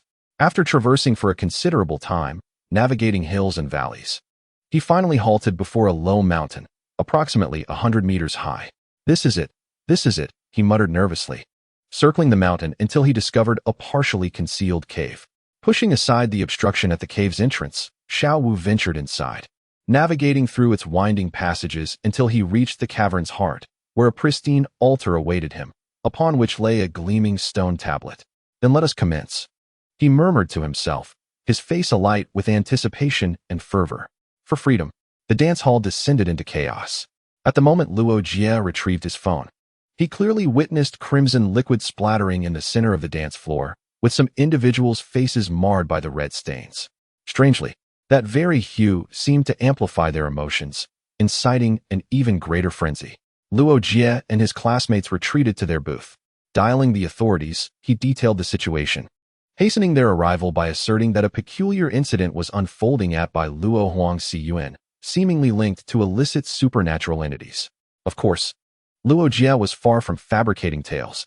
As madness enveloped the person, shadows cloaked their eyes, and with the power of these shadows, Luo's beheld a crimson aura entwining the figures at the center of the dance floor.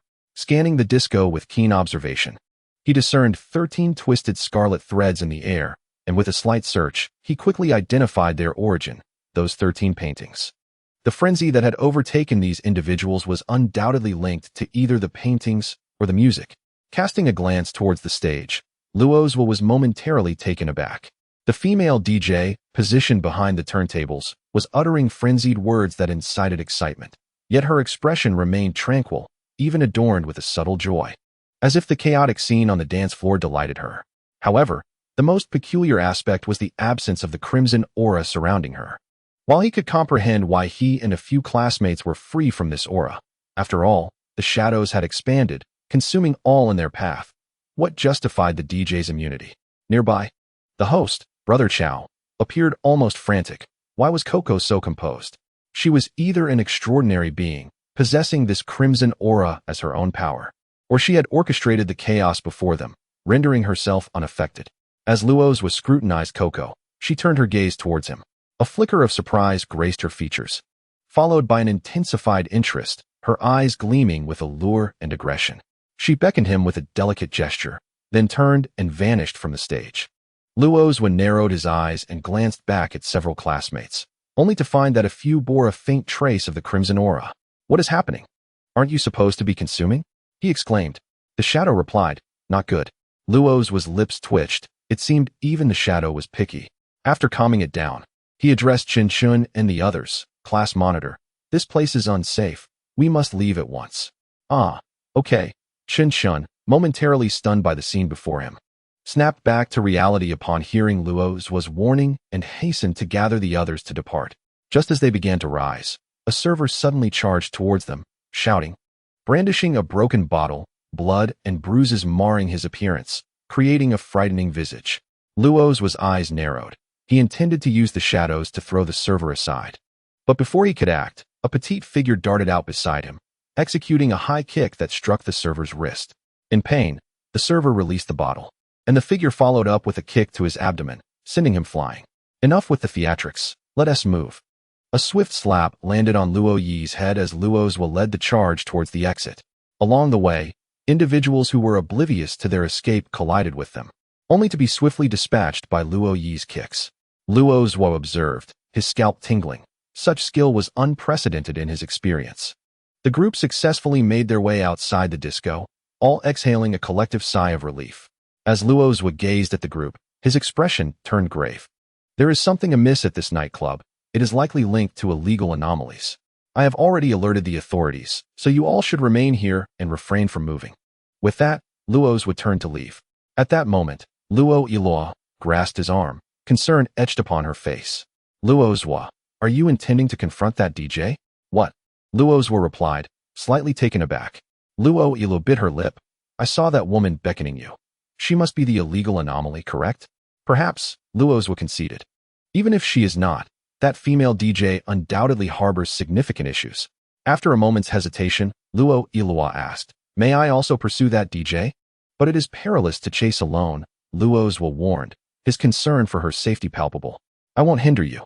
Are you not going to pursue her? Just as Luo Jie was about to assert that she would not hold him back, she suddenly realized. Wait, you are not going after her? With an eye roll, Luo Jie retorted, of course not. She merely beckons provocatively, and I am to dash after her like some protagonist from a light novel? What folly! Then why are you turning around? Just now, a fool ran off in haste and lost a shoe. Luo Jie pointed nonchalantly at a sneaker lying a short distance away. The group followed his gesture, glancing at their own feet, before collectively turning their gaze to class leader Chen Chen. Her face flushed. Chen Chen covered her face as she retrieved the shoe. How mortifying! I feel utterly humiliated today. Luo Jie also felt a blush creeping onto her cheeks, realizing the misunderstanding. The police arrived with surprising swiftness, as if they had been on standby nearby. Among them was an officer whom Luo Jie recognized. Officer Wang. Luo Jie? Wang Maokai replied, somewhat astonished. He had been leading a search for suspicious packages when he received a notification from the police center, considering that such venues required investigation. He brought his team along, only to encounter familiar faces. Is this the incident you reported? Indeed, Luo Jie nodded, detailing the situation at the nightclub, particularly emphasizing the 13 paintings and the female DJ. After listening attentively, Wang Maokai refrained from recklessly entering the venue. Instead, he requested additional support from the bureau. He inquired further about the details, and upon learning that the DJ had provoked Luo Jie, yet he refrained from pursuing her, he nodded in approval of Luo Jie's restraint. We have apprehended numerous illegal anomalies in the past, and their brutality is beyond your comprehension. Often, students who encounter them fall into provocation and chase after them, only to meet untimely ends, oblivious to the peril.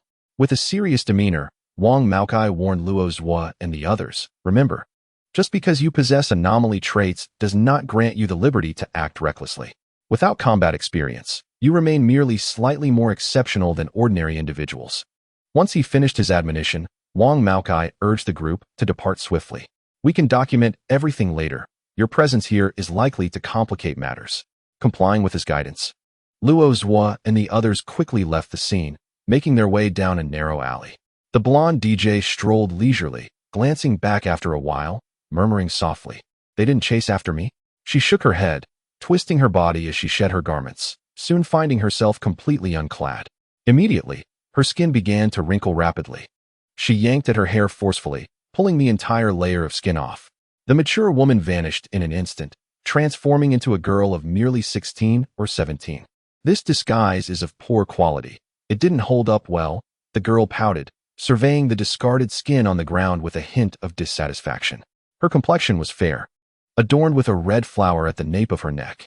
Shaking her dark hair, she wrinkled her nose and retrieved clothes that she had hidden behind a trash can, changing into them before humming a cheerful tune as she departed. A bizarre tableau of disappearances, dismemberments, and various incidents converged, surely enough to perplex the police. The girl beamed mischievously, akin to a little imp reveling in a successful prank. Regrettably, the bloodshed concluded too swiftly. Otherwise, it could have been even more entertaining. At that moment, she had exited the alley, a police car roaring past her, yet her demeanor remained unchanged.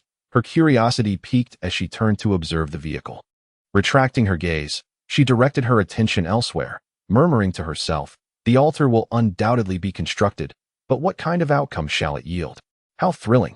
Stretching languidly, a naive smile graced her face. For the sake of freedom. Chapter 19.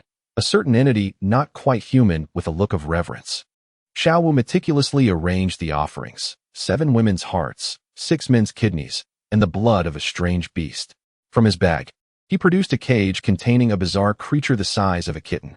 Placing the cage at the center of the altar, the previously unconscious monster suddenly awoke, screeching frantically as it rammed its head against the iron bars. In a single blow, the cage suffered a significant dent. Yet, the creature did not escape. Blood-red tendrils suddenly emerged from the 13 organs upon the altar, ensnaring the half-exposed beast that had managed to break free from its confinement. The creature struggled fiercely, its sharp fangs gnashing at the dark red strands entwined around it, but to no avail. Its struggles grew feebler until it finally lay still. The 13 organs retracted the blood tendrils and began to emit a crimson glow. Simultaneously, the altar beneath began to radiate light, the two sources resonating in harmony as their frequencies aligned. Ultimately, a brilliant luminescence engulfed the space, causing the cavern to tremble violently. The surface of the altar ruptured, and a monstrous entity burst forth, landing heavily on the ground. Following this, a continuous stream of creatures emerged from the fissure, as though a spring had been unleashed, flowing without end. Shadowy stared in astonishment at the emerging beasts for a brief moment before erupting into hearty laughter. It worked. It worked. Yet, in the next instant, a creature pierced through his chest. Shadowy collapsed to the ground, yet his face remained alight with fervent exhilaration. The tremors within the cavern intensified, and suddenly, a sharp crack echoed as the altar's stone platform shattered. The tumultuous surge of the monstrous tide came to an abrupt halt. All the grotesque beasts converged upon Xiao Wu's lifeless form, frantically devouring it. In mere moments, his body was reduced to a mere skeleton, scattered upon the ground. With bloodshot eyes, the creatures gazed upward, surveying their surroundings before collectively surging towards the cave entrance, drawn by the promise of human flesh that awaited outside. However, as they reached the cave mouth, they all abruptly halted. Was this their objective? Outside the cave, two young men observed the horde of grotesque beasts with peculiar expressions. These creatures reached merely the 8th or 9th level of refinement, and the Free Alliance had exerted so much effort to summon such a motley assortment of refuse? Such questions lingered in the air, but our duty was solely to eliminate these beasts. Indeed, they shrugged in agreement. Suddenly, they both sprang into action. One was enveloped in flames while the other glimmered with a dark aura, crashing into the throng of beasts. A cacophony of roars erupted as the grotesque creatures lunged at the two. Yet, undeterred, they struck with precision, each blow resulting in the demise of a beast. Gradually, the horde diminished, and some of the more distant creatures, gripped by fear, attempted to flee, only to be pursued and slain by the duo. Approximately 10 minutes later, every grotesque beast that had emerged from the cave lay slain upon the ground. Just as they finished their task, a group of individuals donned in specialized protective gear, with logistics badges adorning their chests, rushed over to expertly clear and collect the carcasses. The two young men regarded them with a nod of acknowledgement, exclaiming, "Thank you for your hard work," as they made their way toward the urban area of Fuching. "Let us proceed. According to the information, there is a troublesome woman in the city. How formidable is she? Not particularly strong, but elusive, seemingly possessing numerous disguises." Luo Jie and his companions departed from the nightclub. Aside from Luo Jie, the others shared a palpable sense of unease. Squad leader Chen Chen sighed and remarked, "Now I understand why minors are prohibited from entering nightclubs. In such situations, they would find it impossible to escape." That is not entirely accurate. The recent incident was clearly related to illegal aberrants, which are even rarer than grotesque beasts. Encountering one is merely a stroke of misfortune. Luo Jie shrugged and replied, "Nevertheless, it would be wise to avoid places like nightclubs, especially for girls. If the atmosphere is too favorable, it may not end well." Casting a glance back, he noted the group's lack of enthusiasm. Contemplating for a moment, Luo Jie suggested, "Given your current demeanor, do you still have the heart to sing tonight? Perhaps we should disband?" Chen Shun surveyed his companions and agreed that their spirits were not suited for singing, especially after such a recent encounter with bloodshed. He nodded, "All right. I'll inform the others." After a brief exchange on his phone, Chen Shun grinned at the group, saying, "All right, they've decided to entertain themselves. Let us disperse. Those who wish to continue can find them at Crown KTV." Everyone nodded, exchanged farewells, and turned to leave. Observing his classmates return to their respective homes, Luo Jie scratched his head, feeling a sense of regret. What should have been a delightful gathering of friends had culminated in such an unfortunate outcome. It was truly a stroke of fortune that no one was harmed. Surely you wouldn't venture alone to find that female DJ. Tang Qian's lackluster voice drifted from beside him. Luo Jie turned to glance at him, maintaining a stoic expression as he replied, "I've already mentioned that I'm not some impassioned protagonist. Given the numerous issues surrounding that female DJ, would I simply rush in to meet my demise?" "That stinks," the shadow remarked. "Indeed," Luo Jie agreed. "But it could be done," the shadow added. "Huh," Luo Jie responded. "It wasn't feasible before, but now it is." The shadow declared. Fine. We'll cross that bridge when we come to it, Luo Jie conceded. Noticing Luo Jie suddenly zoning out, his lips twitching slightly, Tang Qian hesitated for a moment before blurting out, "Your facial nerves seem to be impaired." "Not at all." Luo Jie regained his focus, looking at Tang Qian. "Rest assured, I won't be seeking out that female DJ alone. I trust you, but someone else may not," Tang Qian remarked, gesturing with his chin toward the space behind Luo Jie. Turning around, Luo Jie spotted Luo Yiluo playing with her fingers, trailing closely behind him. Luo Yiluo, why did you come along?" he inquired. "I was just worried." Luo Yiluo stammered, her cheeks slightly flushed. Noticing her demeanor, Luo Jie seemed to recollect something and took a step forward, asking earnestly, "Luo Yiluo, do you possess the ability to enhance your physical capabilities?" Luo Yiluo, already blushing, felt her face heat up further at his serious inquiry. Could it be that he had finally grasped something? However, upon hearing his question, she froze, her previously fluctuating emotions settling into calmness. Nodding, she replied, "Yes.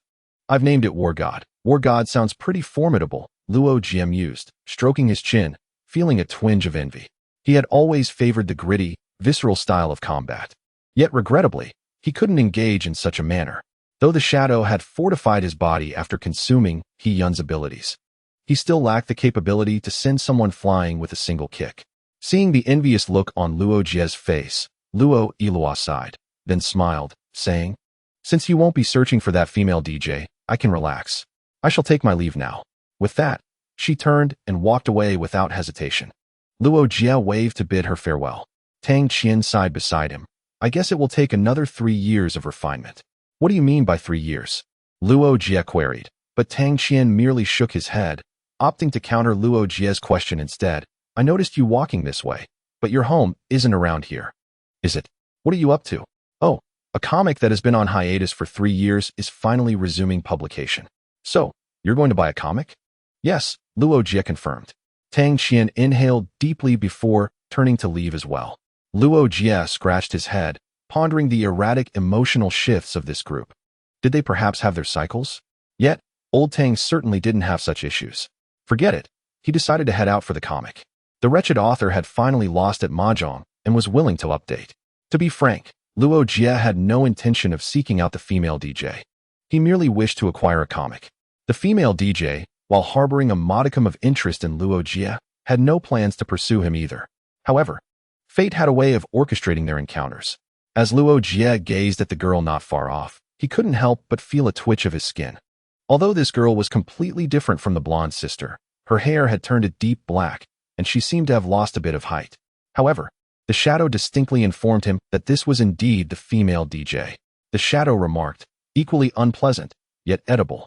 Luo Jie, recognizing the inappropriateness of the moment in such a public setting, decided to bide his time, develop his strength, and seek an opportunity for a surprise attack. Just then, he noticed a little girl approaching him, strutting with a playful smile, saying, "Hey there, big brother, could you help me with something?" Luo Jie exclaimed in surprise. Chapter 20. She brought it, so I can't be blamed, right? The comic that had been on hiatus for 3 years was finally back. As a devoted fan, it was only natural to purchase a copy. Unfortunately, after searching much of the West District without success, he ultimately took a taxi to the city center, where he finally located the comic in a bookstore on Commercial Street. Luo Jie sighed in relief, his spirits lifted. At that moment, he overheard a peculiar conversation. "Well, just a puppet has died, not worth much. That thing is indeed useful, but it depends on the materials. The better the materials, the longer the duration. Furthermore, we have a spy in our ranks, though their position is likely low. An experiment yielding 2 results, quite a profit, wouldn't you agree? Someone's looking for me. Don't worry. They won't find me." Although the conversation was strange, if the speaker were a young, attractive girl holding a strategy guide for a game, no one would suspect her of anything unusual, just a case of youthful exuberance. However, when Luo Jie heard a certain phrase, he lost his composure. The shadow commented, "An unpleasant encounter." Luo Jie questioned, "What do you mean by that?" The shadow conveyed a vague notion while transforming its hand into the likeness of the blonde sister. Luo Jie instinctively contributed to global warming, unable to resist scrutinizing the girl with the odd demeanor, a black-haired, flat-chested high school student who bore no resemblance to an older sister. Doubt crept in. Perhaps the shadow had made an error, yet it confidently insisted It is her. As Luo Jie continued to doubt, his gaze became more evident. The girl turned, and their eyes met, resulting in her approaching him with her request for assistance.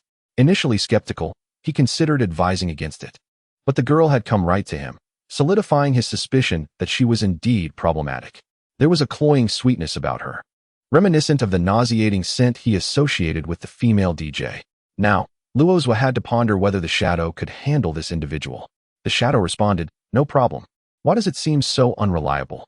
Li Ruoling gazed at the boy before her, entirely unconcerned about the possibility of rejection, confident in her appearance.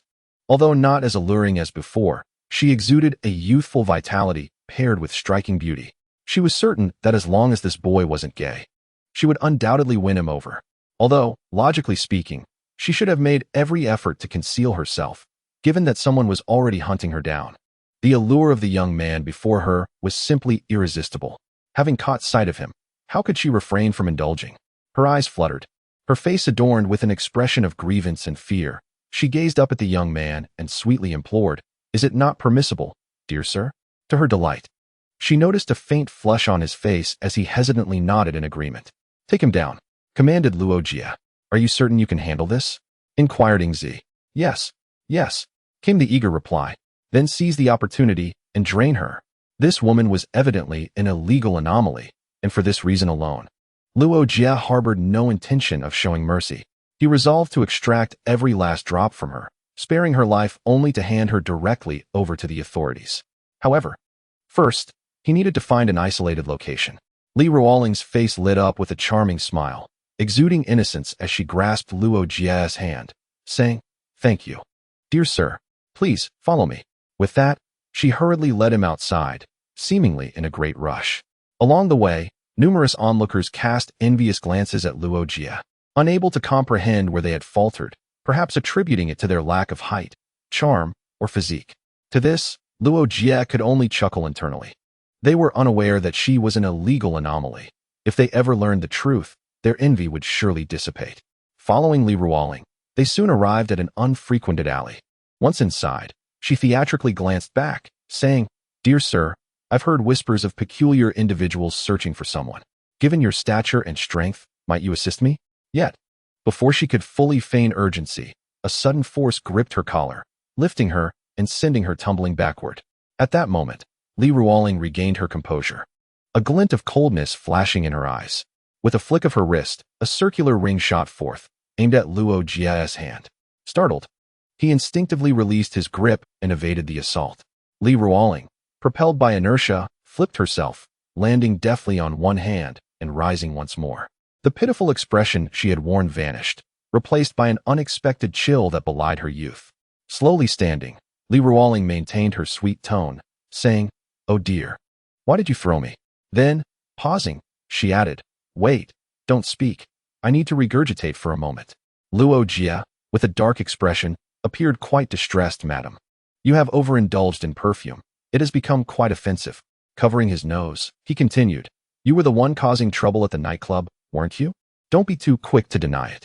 Although I'm unsure how you managed to change your appearance, the stench confirms it." In response, Li Ruoling tilted her head. Her curiosity piqued. "You can detect scents? Is your ability somehow canine in nature?"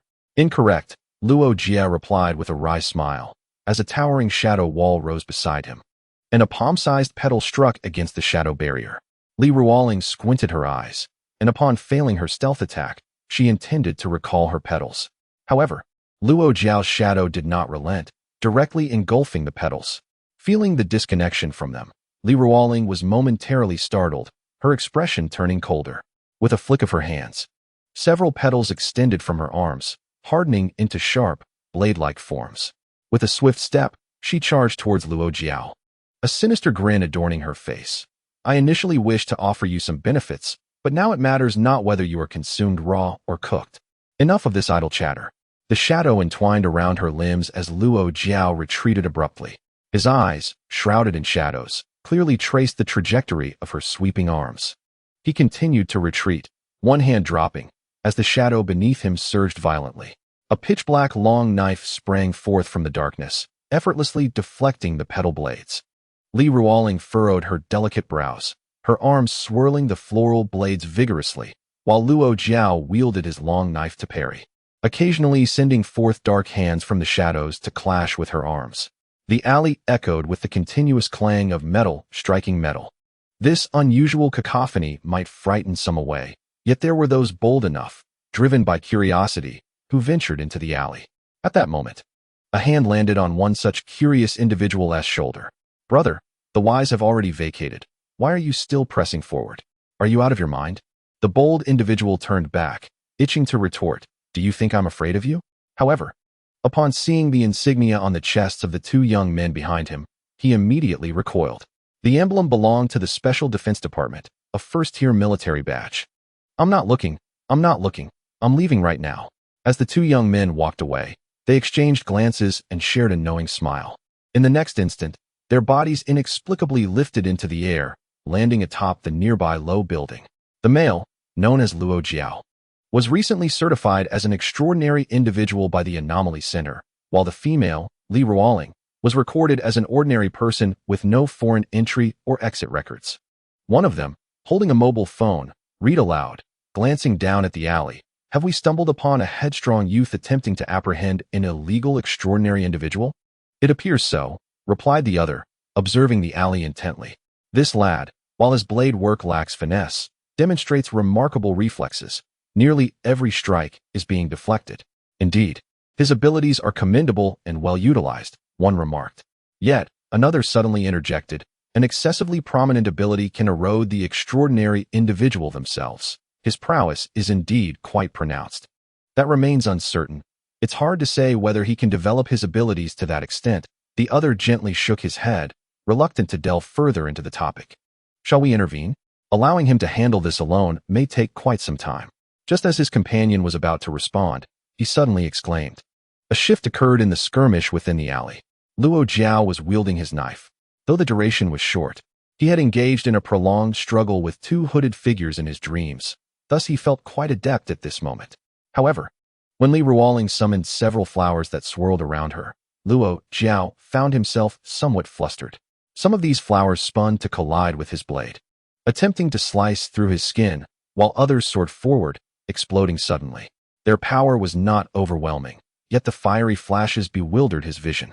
Fortunately, his shadow companion proved reliable, swiftly devouring the incoming flowers. Once again, two blades clashed as Luo Jie forcefully thrust Li Ruoling aside.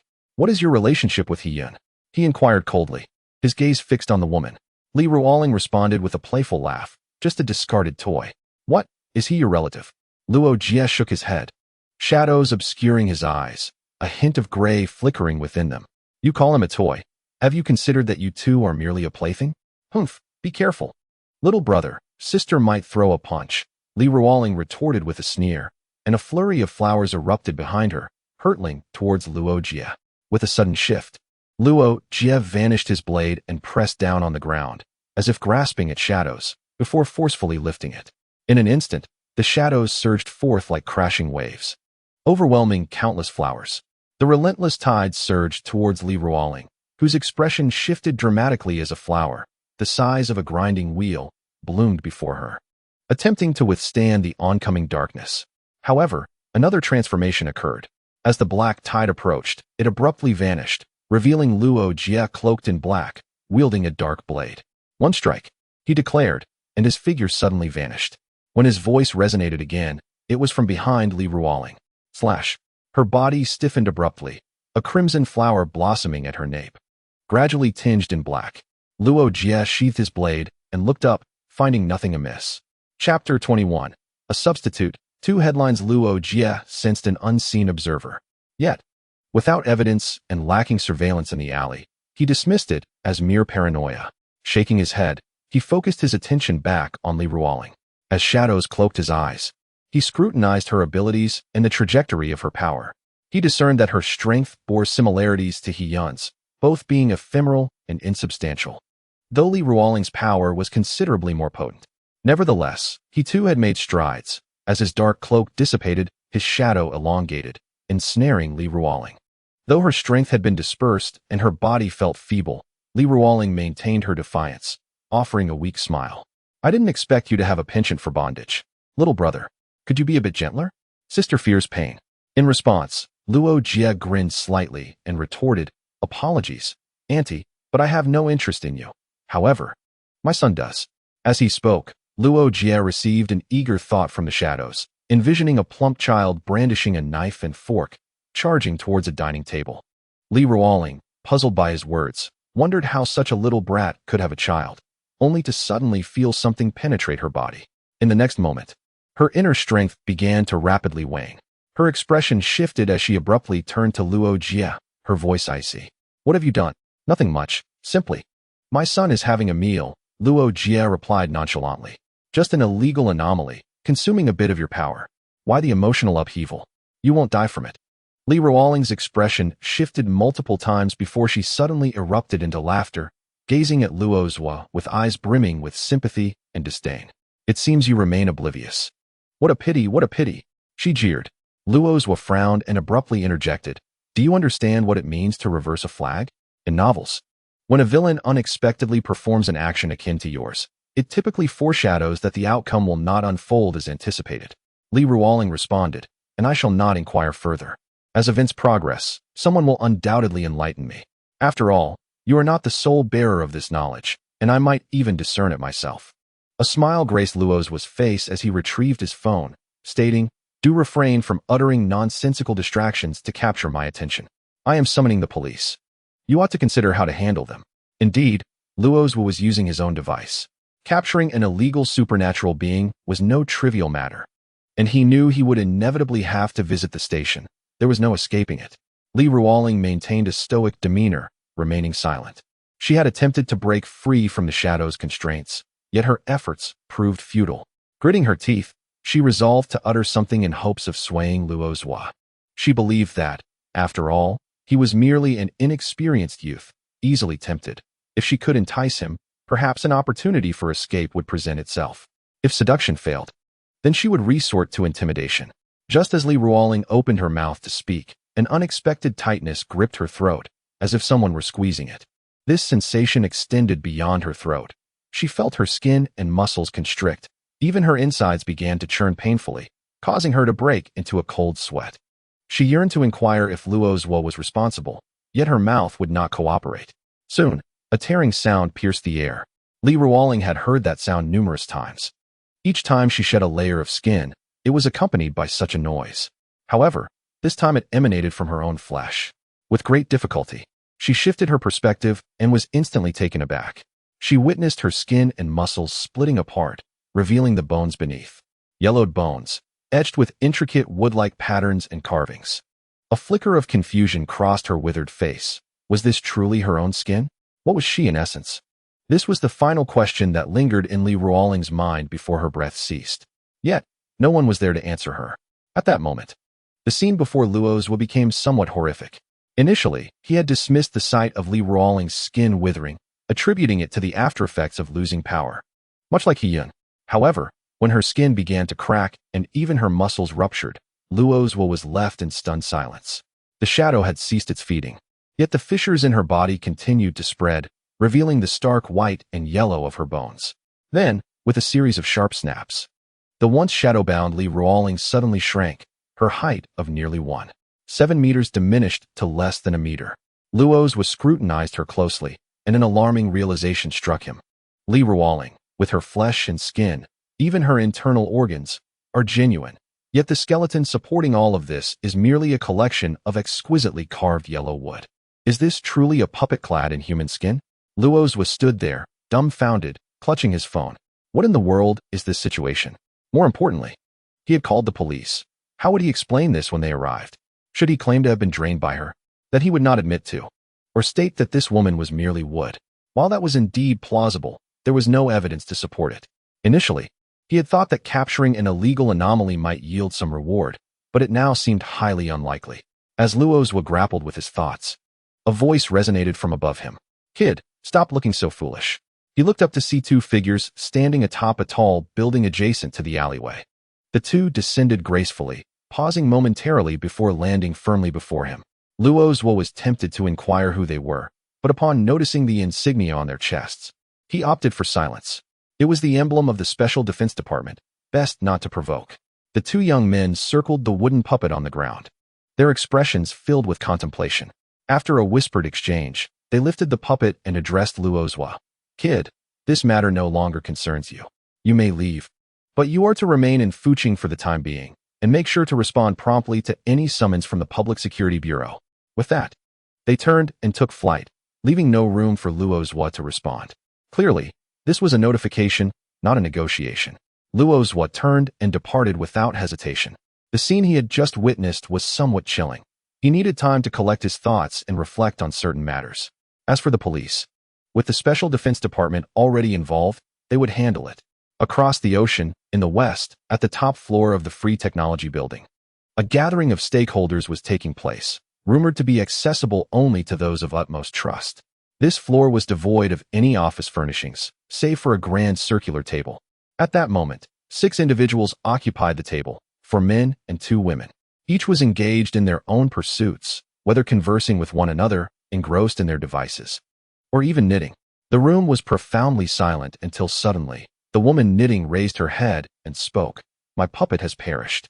A fleeting creation, its demise mattered little. The experimental results were already known. Someone responded, rather, her death is perhaps more beneficial for us, considering she resembled you in your youth, too extravagant in her pursuits. Who are you to criticize me? The knitting woman retorted, scratching her head and resuming her work with an expression of indifference. The one who had spoken before chuckled softly, choosing not to respond. After a brief silence, another voice emerged, raspy yet resolute. For now, let us refrain from activities in Huagua. We must instruct those individuals to temper their actions. Understood. As their conversation concluded, the room fell into silence once more. However, tranquility was short-lived. As the entire building suddenly began to tremble violently, the expressions of all present shifted dramatically. In the next moment, the structure began to collapse. Meanwhile, Luo Jie remained at home. Firstly, he found himself contemplating at home, and secondly, awaiting a summons from the police. This waiting period extended for an entire week. Initially filled with trepidation, he transformed into a languid figure, passing the time by assembling figurines, perusing the news, engaging in some physical exercise, and at night, dreaming of a tumultuous love-hate relationship with cloaked figures. During this time, there were indeed visits from the police, but they were solely inquiring about his neighbors. It was during this period that Luo Jie learned of his neighbor's demise. Consequently, he paid closer attention to the news, eager to discern the specifics of the situation. However, he found no relevant reports regarding the incident, although there were some significant headlines. One report detailed the dismissal of several high-ranking customs officials on charges of accepting bribes. Another revealed a major corporation embroiled in tax evasion, leading to its exposure and subsequent dissolution. While he could only commend the first report with a simple well done, the second left him somewhat anxious, particularly since the corporation specialized in communication software, and its closure might impact the software's availability. Nevertheless, upon learning from the news that the communication software would be managed by another large corporation, he felt a wave of relief wash over him, rendering the situation inconsequential. As for the news scrolling at the bottom of the screen about a technological building in the west collapsing, he paid it no mind. Chapter 22. Life is mostly tranquil. Another week passed since Luo Jie received the police summons. To be precise, it was not the police who directly informed him to report to the station for questioning, but rather, someone had notified him that a designated individual would soon visit him at home, urging him to remain accessible and keep his phone on. Upon receiving this call, his immediate reaction was to suspect a scam. Had the officer on the line not spoken of anything outrageous, he might have succumbed to his instincts. As evening approached, the doorbell rang. 2 plainclothes officers entered, one named Tao Yu, the other Li Qing. Tao Yu was the very youth from the Special Defense Department who had previously crossed paths with Luo Jie. The 2 men entered the room and posed several inquiries, primarily concerning the female DJ, Li Ruoling. Luo Jie answered candidly, and when asked how he confirmed that Li Ruoling was indeed the female DJ, he provided a brief explanation. Naturally, he omitted the detail that it was a shadowy figure who had enlightened him. Instead, he stated that since becoming an extraordinary being, his sense of smell had inexplicably heightened, allowing him to detect the same scent on both individuals. The aroma was uniquely pungent, and he doubted anyone else could possess an identical fragrance, which led him to identify her as the female DJ. As for why she later sought him out, he speculated. Perhaps it was because I had a certain allure. After all, She did mention wanting to consume me, and there was something rather cold and unrestrained in her tone. In a rather literal sense. Tao Yu sighed and continued to ask a few more questions before taking his leave.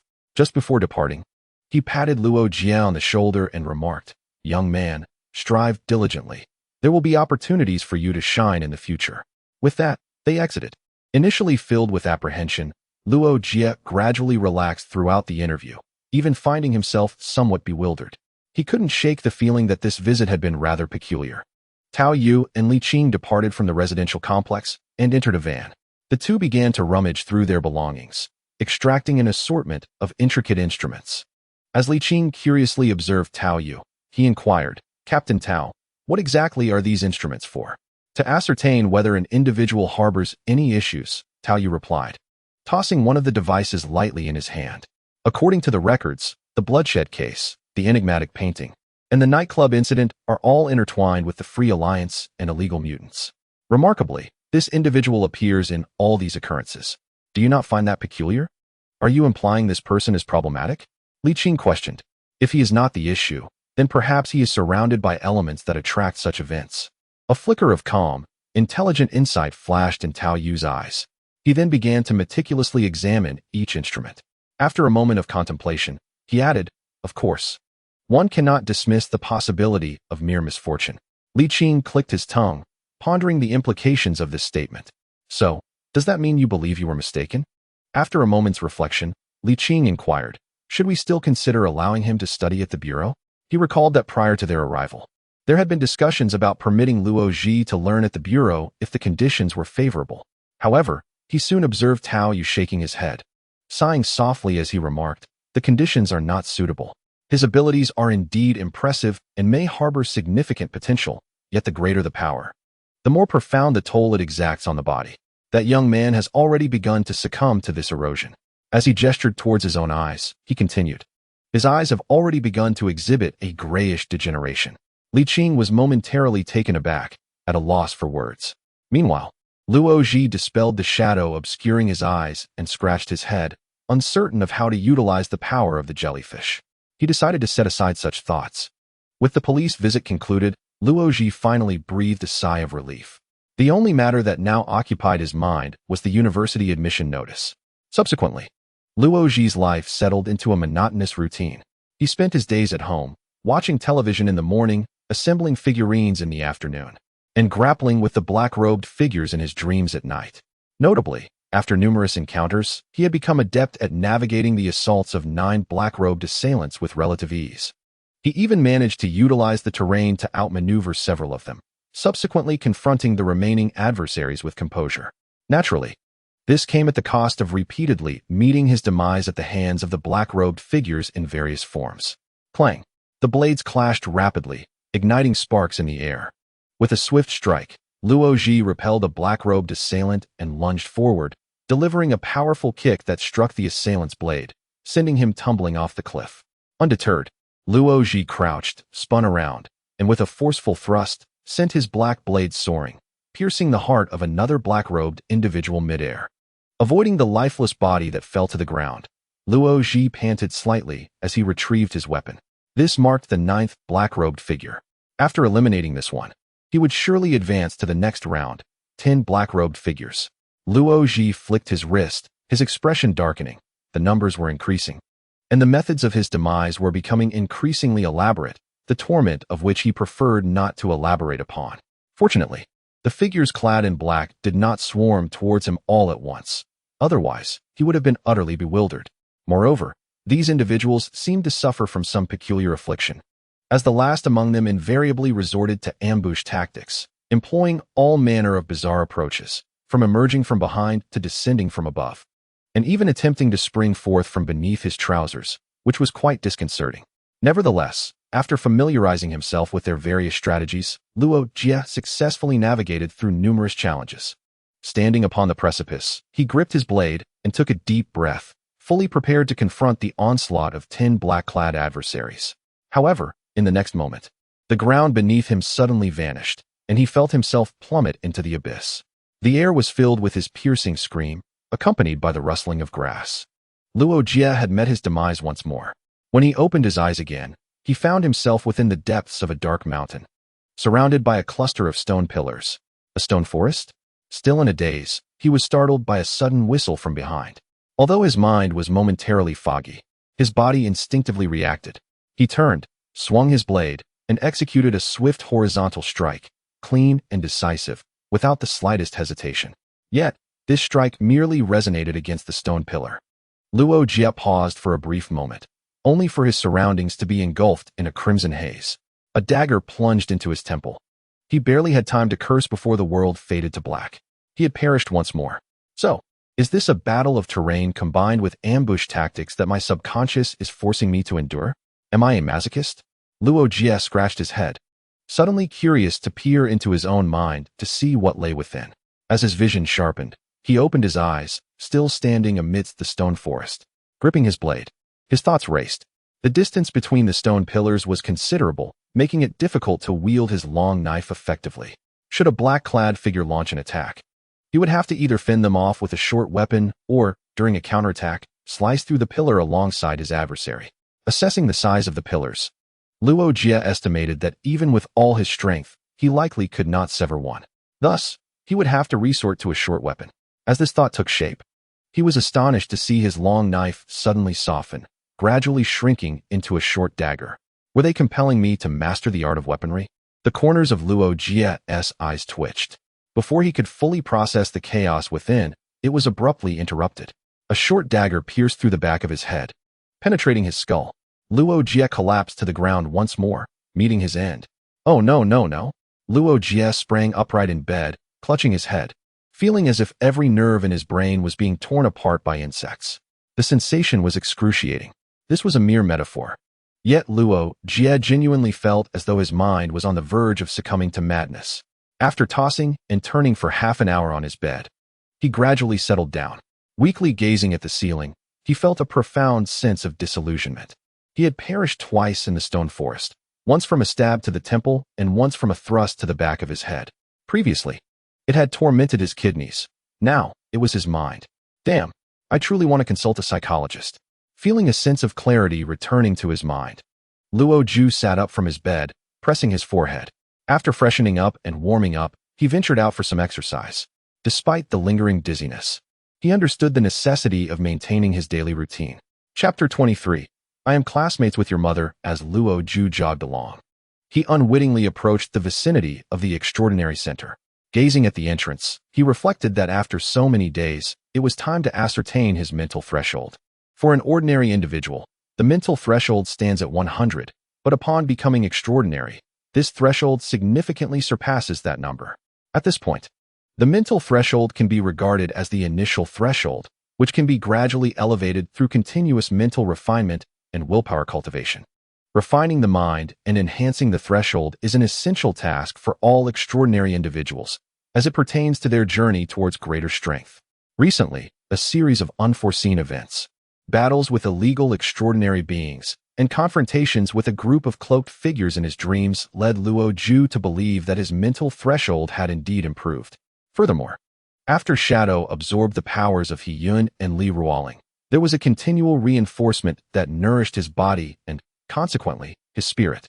Luo Jie was eager to discover his current mental threshold.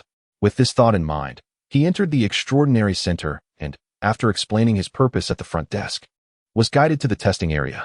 Midway through, he encountered Luo Jie, the person who had previously issued him a certificate.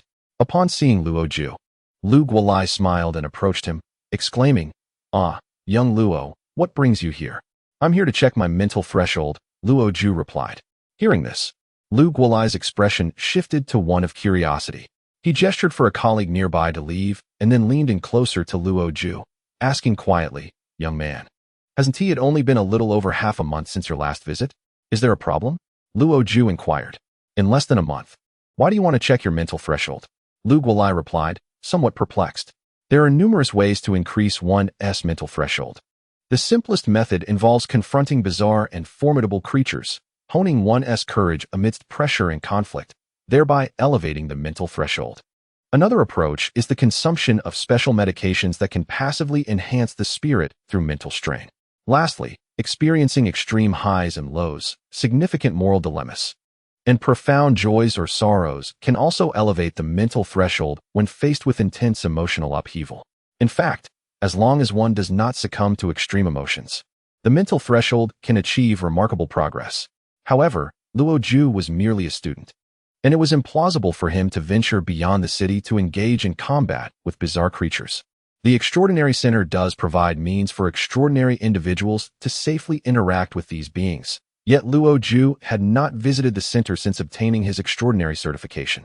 As for consuming special medications, aside from their high cost, this young man was the son of Lin Xiaoan, who would certainly not procure high-risk substances for his child. Regarding significant emotional events, one might not encounter such occurrences even once in a lifetime, and Luo Jie had not heard of any tragedies befalling Lin Xiaoan's family. Thus, Lu Guolai found himself bewildered, suspecting that Luo Jie was merely jesting. Lu Guolai pondered extensively, yet Luo Jie abruptly interrupted his myriad thoughts with a simple, unrefined logic. Why not give it a try? It's hardly expensive. Well, indeed, it was all just a playful endeavor. Lu Guolai rolled his eyes and led Luo Jie to the designated location before leaving him to his own devices. After paying the fee, Luo Jie, with the assistance of the staff, donned the apparatus. Clear your mind and refrain from overthinking, the staff member advised, proceeding to manipulate the machine. Moments later, a number was reported, 726, level 7. Luo Jie was momentarily taken aback, then felt a surge of elation. When he first became an extraordinary person, his mental threshold barely exceeded 200 points, just scraping by at level 2. Now, he had leaped 5 levels, which was nothing short of remarkable. However, upon further reflection, Luo Jie deemed this progression to be quite reasonable, not to mention the shadow that devoured the energies of 2 illegal extraordinary beings and subsequently rejuvenated him, but also considering the nightmares he had endured recently while strategizing against the group of cloaked figures. The torment he experienced, with his life at risk and his mind enduring a relentless assault, had indeed been pure agony, even leading to phantom pains in reality. If such tribulations did not forge resilience in one's spirit, Luo Jie could hardly believe it.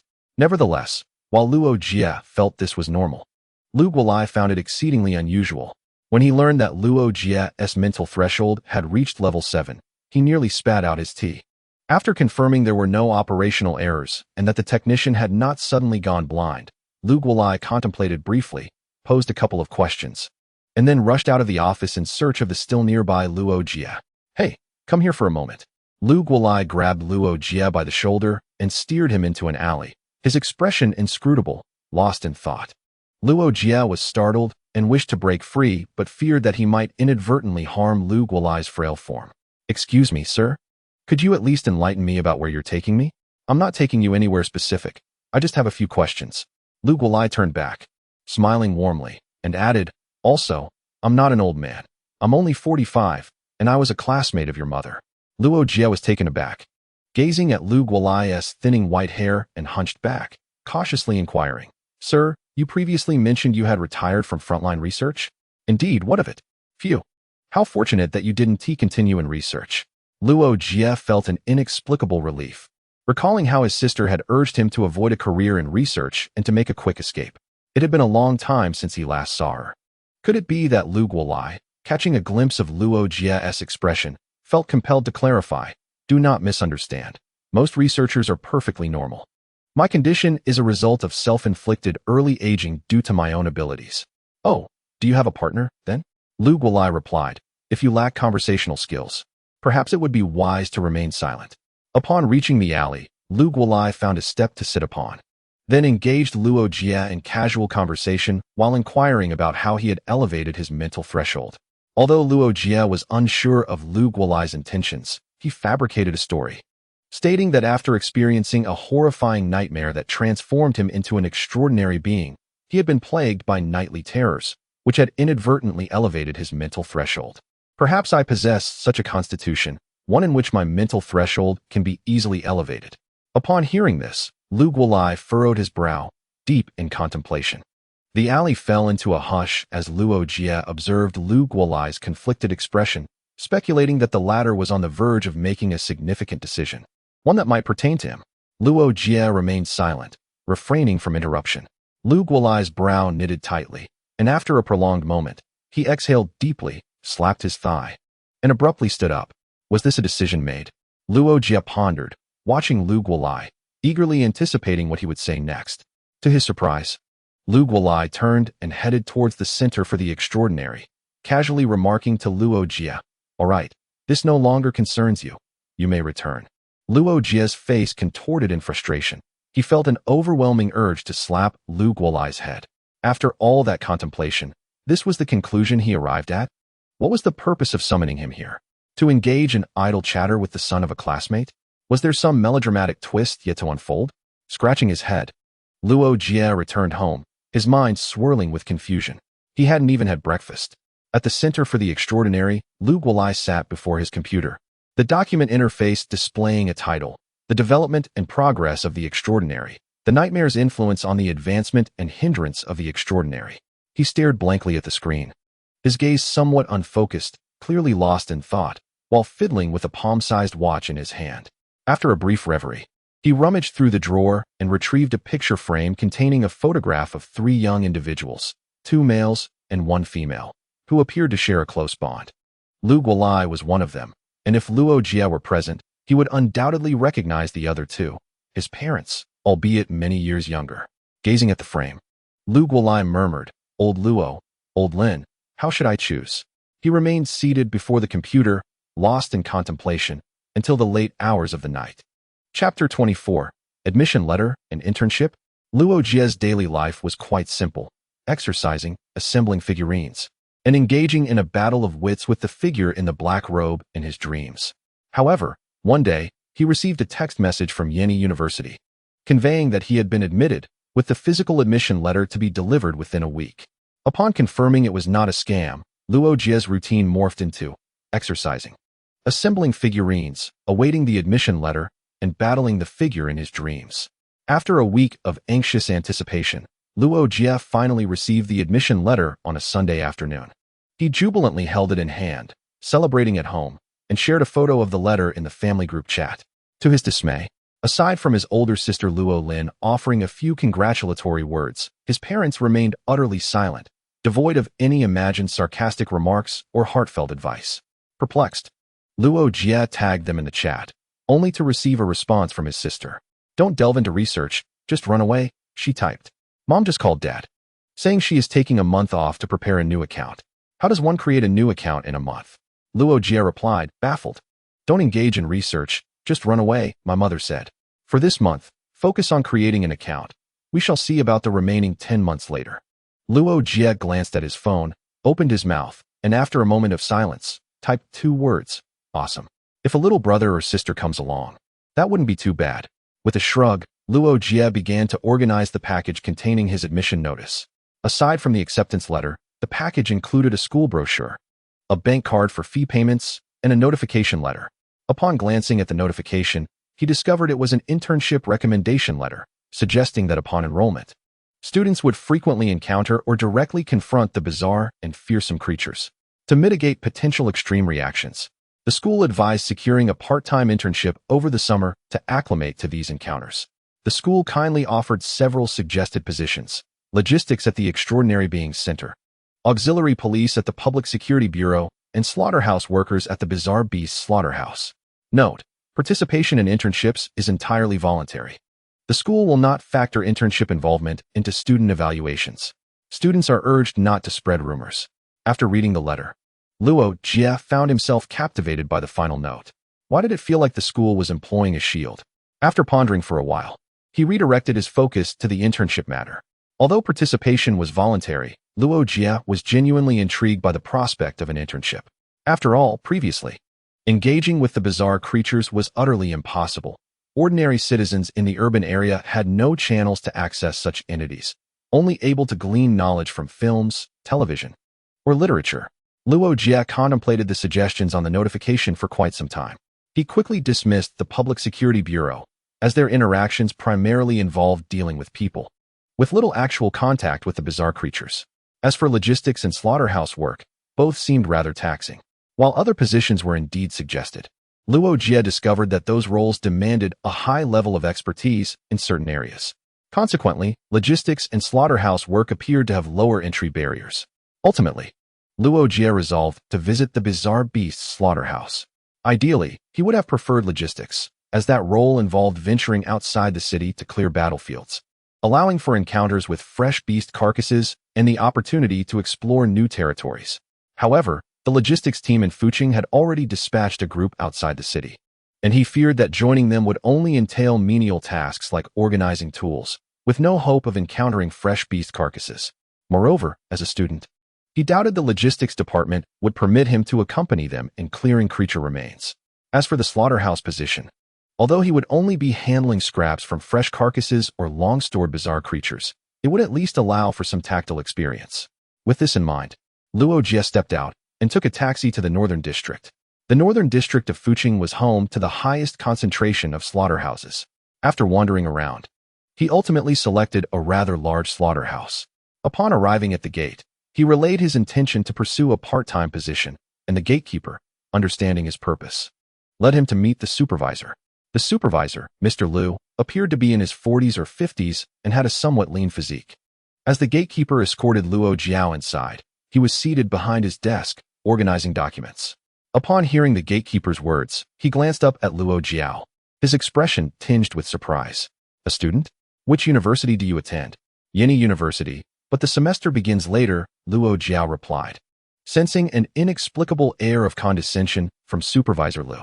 Liu returned to his paperwork, stating indifferently, understood. Please proceed to the workshop. A mentor will be assigned to you. With that, he ceased further conversation. The gatekeeper led Luo Jie away, conversing amiably. Young lad. Supervisor Liu's tone may have seemed off, but do not take it personally. He meant no offense. Years ago, students would come here for part-time internships around this time. Initially, everyone was quite pleased. After all, we were meeting university students. And if they gained experience and flourished here, it brought us a sense of pride. If one of those students achieved success, we could boast about it too. However, the subsequent students became increasingly finicky, complaining about dirt, fatigue, the crowd, and unpleasant odors. They contributed little, yet made a great deal of noise. And some were even too squeamish to touch anything. Merely glancing at the work would make them nauseous. Eventually, we began to look down upon these delicate individuals, and fewer of them were willing to come here for training. At this point, the gatekeeper turned to Luo Jie with a smile, saying, "You are the first to express a desire for a part-time internship in quite some time." Pausing, he curiously inquired, "May I ask what prompted you to come here for a part-time job?" "There's no particular reason. I simply wish to see what the mysterious beasts are like and test my skills," Luo Jie responded. The gatekeeper regarded him with a peculiar expression, wondering what sort of skill one could test on a heap of corpses, as if one were merely checking the ripeness of a watermelon. Upon entering a workshop, the gatekeeper summoned a master named Jiang, briefed him on the situation, and then departed. Master Jiang scrutinized Luo Jie from head to toe, shaking his head in disbelief. "You look too clean. You don't seem like someone who does hard work." His demeanor bore a hint of disdain. Luo Jie raised an eyebrow and remarked, "I can't get dirty if I haven't done any work." "Oh, you can talk." Master Jiang chuckled suddenly. "The last coward who came here was too scared to speak when he saw me covered in blood. Not every student who comes for a part-time job is a coward. At least, I am not one." Upon hearing this, Master Jiang appeared to recall something, turning back to the workshop to retrieve an apron and a pair of gloves, which he then handed to Luo Jie. "Last time, I made a bet with that coward about how many cuts he could make on a mysterious beast's corpse. I wagered he wouldn't manage a single cut. If I lost, I would call him father. If he lost, he would call me brother until he left the factory." "Wait, why would he call you brother instead of father?" Master Jiang paused, suddenly feeling a bit awkward. His father is the principal of a middle school, and my son attends that school. Surely, a principal wouldn't go so far as to make things difficult for your son, would he? "Some teachers might," Luo Jie replied, understanding the implication. Then, he decisively took the tool from Master Jiang's hands and donned it. "If we win, you need not call me father. A polite manner of speaking will suffice, without any disdain." "All right, let's see what you can do," Master Jiang shrugged, internally doubting that a pampered child like Luo Jie could muster the courage to wield a knife before the corpse of a bizarre beast. It is important to note that the bizarre beast exudes an aura of fear. Even in death, this aura lingers. For an inexperienced individual encountering such a creature for the first time, being terrified to the point of losing control is a mild reaction, while some may even succumb to utter panic. Those who remain unfazed are either utterly heartless or mentally unhinged. Even if one is not frightened, the horrific stench emanating from the beast is enough to drive most away. As Master Jiang pondered this, he observed Luo Jie placing a hand on a piece of the beast's flesh and, with a swift motion of his right hand, divided it into 4 sizable chunks. Master Jiang. Luo Jie surveyed the bizarre beast's meat and remarked, "It feels just like cutting through frozen pork. Is there no fresher piece available?" Master Jiang. He stared at Luo Jie in stunned silence. Chapter 25. A born butcher. Master Jiang was smoking. After so many years in the factory, it was his first time indulging so deeply. Then he was caught by Supervisor Lu, leading to an onslaught of reprimands. "Old Jiang, how many times have I said not to smoke in the factory? Why won't you listen?" "Supervisor Lu, I didn't wish to smoke. I was merely startled," Master Jiang replied, extinguishing his cigarette while pointing in a direction, bewildered as he looked at Supervisor Lu. "When was the last time we had a student like this come for an internship?" Supervisor Lu followed Master Jiang's gaze and was taken aback. There stood Luo Jie, skillfully hanging a still-bleeding piece of bizarre beast meat on a hook, then swiftly slicing it into 4 pieces with precision and without the slightest hint of fear or disgust.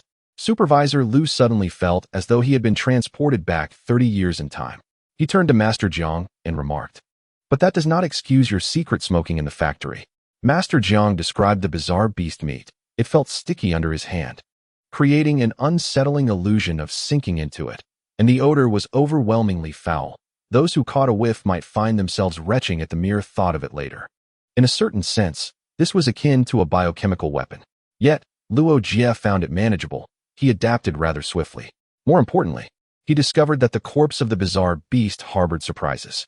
Within it resided a trace of energy, shadows capable of being consumed. However, if it were merely a piece of meat, the shadows would not even consider a taste. Yet, the slaughterhouse received a constant influx of bizarre beast corpses daily, akin to a bountiful feast for the shadows. Thus, the shadowy little creature brandished its tiny knife and fork, eagerly diving in to partake. Consequently, a faint energy began to wash over Luo Jie, invigorating him with each cut, while the shadowy creature feasted with glee. Master Jiang completed a day's worth of work in less than 2 hours. Turning back with a satisfied expression, he looked at Luo Jie and asked, "Is there more?" "Bring me 10 more."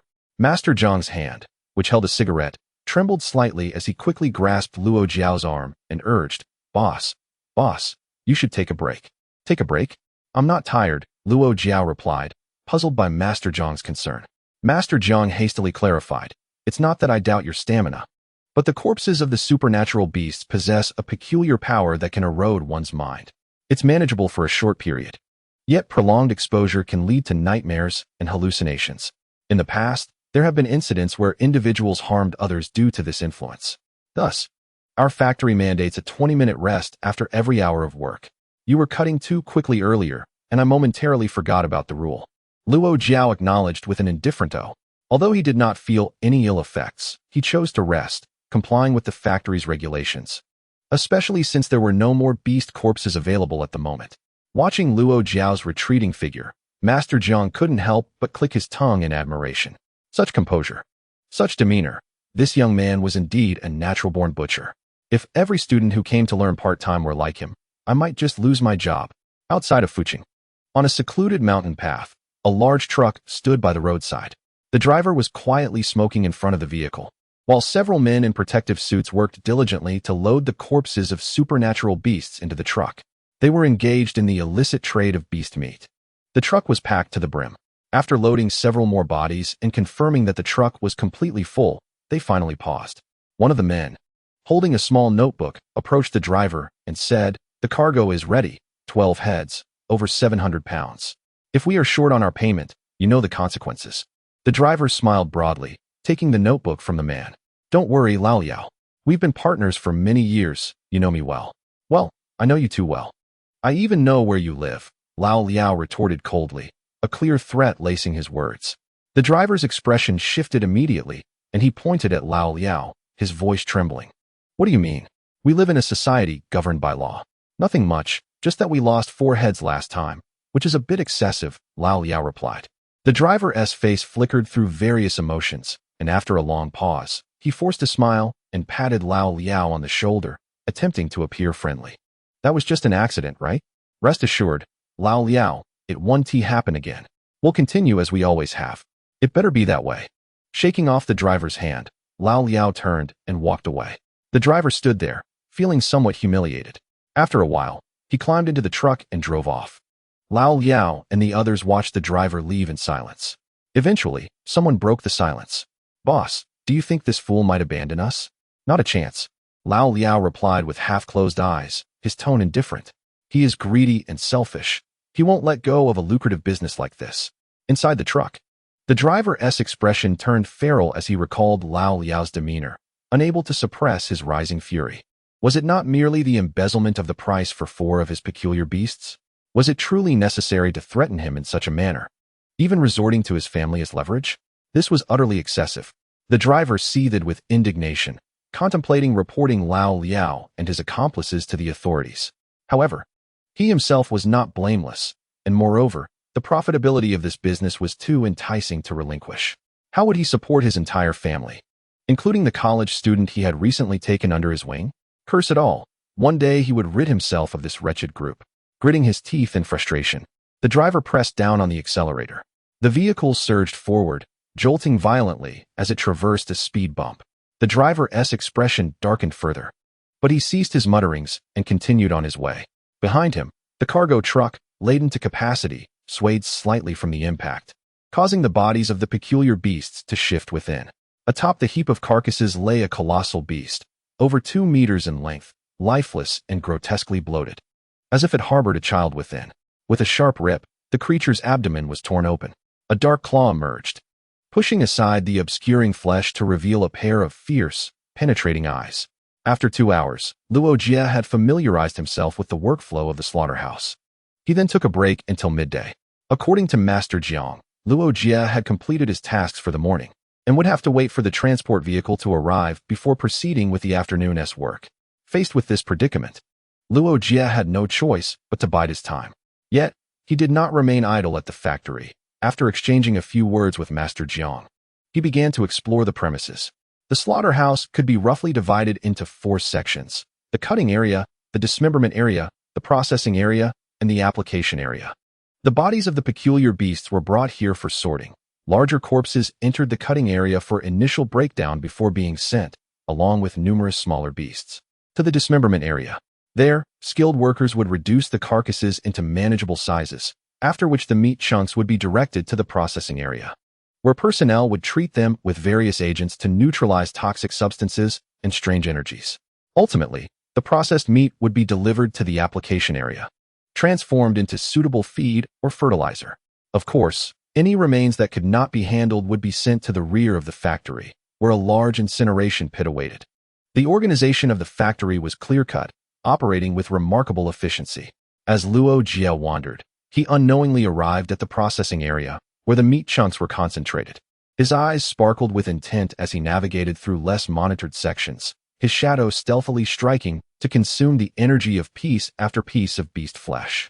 Then, astonishingly, an unexpected phenomenon occurred. Several workers in the processing area felt as if they had developed amnesia, having just treated the meat. They would turn around and promptly forget the task at hand. Luo Jie was quite pleased with this turn of events, while the workers were left bewildered, resulting in numerous leave requests piling up on Supervisor Lu's desk, citing intermittent memory loss due to the influence of the beast's powers. Amidst this harmonious yet perplexing atmosphere, a large truck arrived at the slaughterhouse, laden with a fresh haul of peculiar beast carcasses. Chapter 26. The mysterious beast with an idle moment on his hands. Luo Jie was the first to spot the large truck. Immediately, he sensed the eager thoughts of his shadow companion. Shadow, fresh food, delightful. Luo Jie, calm down. My little one, there will be food soon. Shadow, repetitive words are quite annoying. The truck entered the factory, making its way directly to the cutting area. Upon arrival, the driver disembarked and began conversing with the personnel on duty. You can count it. It should be around 700-800 pounds. All right, it will be done shortly, replied the other, waving his hand, summoning a dozen workers to unload the cargo. They began to transport the carcasses of the mysterious beasts for weighing, after which the factory would compensate the driver based on the weight. Soon, the weighing was completed, and the supervisor of the cutting area handed the driver his payment. He attempted to invite the driver for a drink, but the driver declined, citing the inability to drive after drinking, and departed promptly. A newcomer watched the truck leave and muttered, "He's quite law-abiding." Law-abiding? The seasoned workers exchanged glances and burst into laughter. With that load, he's already overloaded. For someone like him driving a large truck, adhering to traffic laws means no profit, you see. Oh, I see now. Well, let's keep the chatter to a minimum. It's almost mealtime. Let us stack these carcasses neatly and return for cutting in the afternoon, the supervisor instructed. In unison, the workers complied. Once the carcasses were arranged, they departed from the cutting area, bustling towards the dining hall. Approximately 5 minutes after their exit, the neatly stacked carcasses suddenly stirred. A black claw emerged, pushing aside the bodies. After a brief commotion, a beast, coated in a viscous black substance and exuding a foul and frenzied aura, stood atop the pile of corpses. It surveyed its surroundings before leaping down and darting into the factory. Concealed in the shadows, the beast's crimson eyes fixated on the various machines below.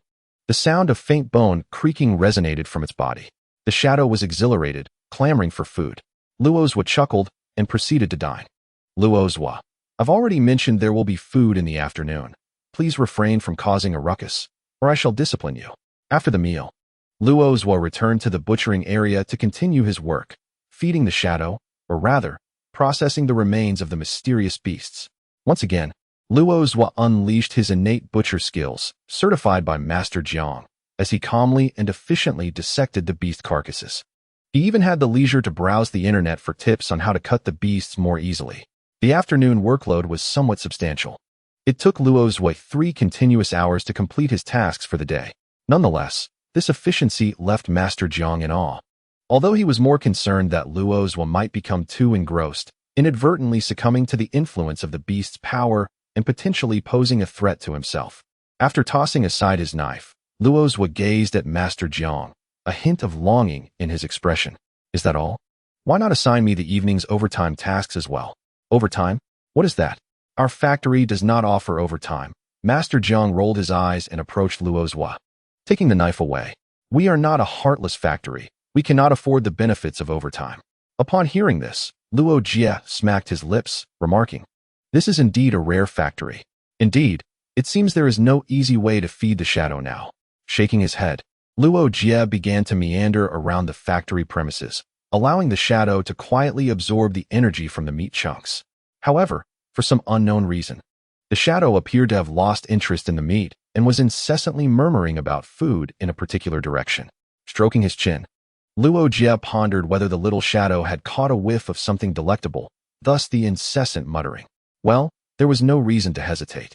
He might as well go and take a look. Guided by the little shadow, Luo Jie soon arrived at his destination, the cutting area. He wished to enter and take a peek, but was quickly stopped. "Kid, where are you from, and what are you doing here?" The machines roared and clashed as a large, strange beast was swiftly sliced into several pieces. One individual, a cigarette dangling from his mouth, operated the machinery while laughing with his companion. "Imagine if we brought these machines to the battlefield. Wouldn't the strange beasts be dispatched with ease?" "You clearly lack understanding," another voice chimed in mockingly. "The reason these machines can effortlessly cut through the strange beasts is that they are utterly deceased. Otherwise, those beasts, wrapped in their bizarre energy, would be beyond the capabilities of our rusty tools. Why not just use metals that can slice through them? One must consider cost and efficiency." His companion shrugged in resignation. "One machine can only cut one beast at a time. If we were to turn this into a weapon, surely more than a dozen extraordinary individuals could wield it, each taking down a strange beast, potentially eliminating several." As the group chatted, they remained undeterred in their tasks. However, unbeknownst to them, lurking above was a grotesque strange beast, resting on the ventilation duct. The creature fixated on the individuals below, its gray saliva dripping down, evaporating instantaneously. A faint gray mist wafted into the air, entering the nostrils of the unsuspecting workers. As they conversed, they remained oblivious to the gradual transformation of their eyes into a shade of gray, their faces adorned with creeping, ashen patterns. Eventually, they froze in place, their actions halted. A glimmer of hunger flashed in the beast's eyes, yet it hesitated to descend. More saliva dripped and evaporated, and under the influence of the gray mist, the bodies of the workers began to mutate. They grew robust and muscular, their exposed skin becoming riddled with fine, blue veins, resembling anything but human. As the workers stood rigidly, they naturally ceased operating the machines, leading to an inevitable halt in the machinery. This disruption cascaded through the workflow. Some individuals, puzzled, approached the control room to inquire about the situation. What they encountered were several terrifying and towering figures. A massive hand struck down, crushing the skull of the foremost individual, blood splattering across the faces of those behind. Momentarily stunned, the remaining workers snapped back to reality, screaming as they turned to flee. However, they were seized by several large hands and dragged back into the control room. What followed was a cacophony of excruciating pain, as piercing screams erupted throughout the cutting area. As Luo Jie gazed upon the towering figure before him, he contemplated revealing that he was merely a student seeking part-time work. However, at that moment, a piercing scream shattered the air. Simultaneously, Luo Jie's shadow began to writhe violently. A surge of exhilaration and a fervent desire overwhelmed his consciousness. Without pausing to respond to the man's inquiry, Luo Jie dashed straight into the factory. Inside the plant, chaos reigned as people fled in all directions. Confusion, terror, and panic became the dominant themes of the moment. In pursuit of the fleeing crowd were four imposing figures, treating their quarry as if they were mere bottles of mineral water. Each time they captured someone, they would twist off the cap and drink deeply. Warm blood drenched their bodies and stained the ground, causing a wave of fear to engulf the workshop. Perched atop the ventilation ducts, a grotesque beast surveyed the turmoil below. A grin seemingly etched upon its face as its bones creaked, its form appearing to swell. By the time Luo Jie arrived at the factory, the four towering aberrations had already claimed the lives of several individuals. Confronted by these monstrous entities, nearly twice his height, Luo Jie maintained his composure. He seized an individual nearby, and before the person could resist, he swiftly delivered a resounding slap, shouting, "Call the police immediately." With a forceful toss, he hurled the man away. The fellow tumbled to the ground, dazed and slightly relieved of his fear, as he fumbled for his phone to alert the authorities while retreating. As he fled, he glanced back and beheld the figure, only slightly taller than himself, charging fearlessly towards the four monsters. Illegal aberrations? Luo Jie pondered. Puppets, his shadow replied. Are they alive or dead? Luo Jie queried. Dead, the shadow responded. Understanding dawned on Luo Jie as he sprinted towards the towering figures, a dark blade materializing from his shadow into his grasp. He leaped into action, executing a swift slash. Simultaneously, two pairs of shadowy hands emerged, propelling a factory worker, paralyzed by fear, away from the fray. The blade struck, severing a hand and spurting gray-green blood, eliciting a blood-curdling scream from the humanoid abomination. Even in death, it wailed, "Was this the puppeteer's intent, to unravel my psyche?" Luo Jie mused, though he soon found himself surrounded by other monstrous figures. The wind howled in his ears as his instincts kicked in, allowing him to deftly evade the encroaching threats. "Where's the puppeteer?" he demanded. "Above," the shadow replied. Looking up, Luo Jie's vision was instantly shrouded by darkness. In the next heartbeat, he discerned a grotesque creature perched atop the ventilation duct, its form exuding a gray-green aura, with four green tendrils extending to connect with the humanoid monsters below. A grotesque beast, Luo Jie whispered, narrowly dodging a descending massive hand.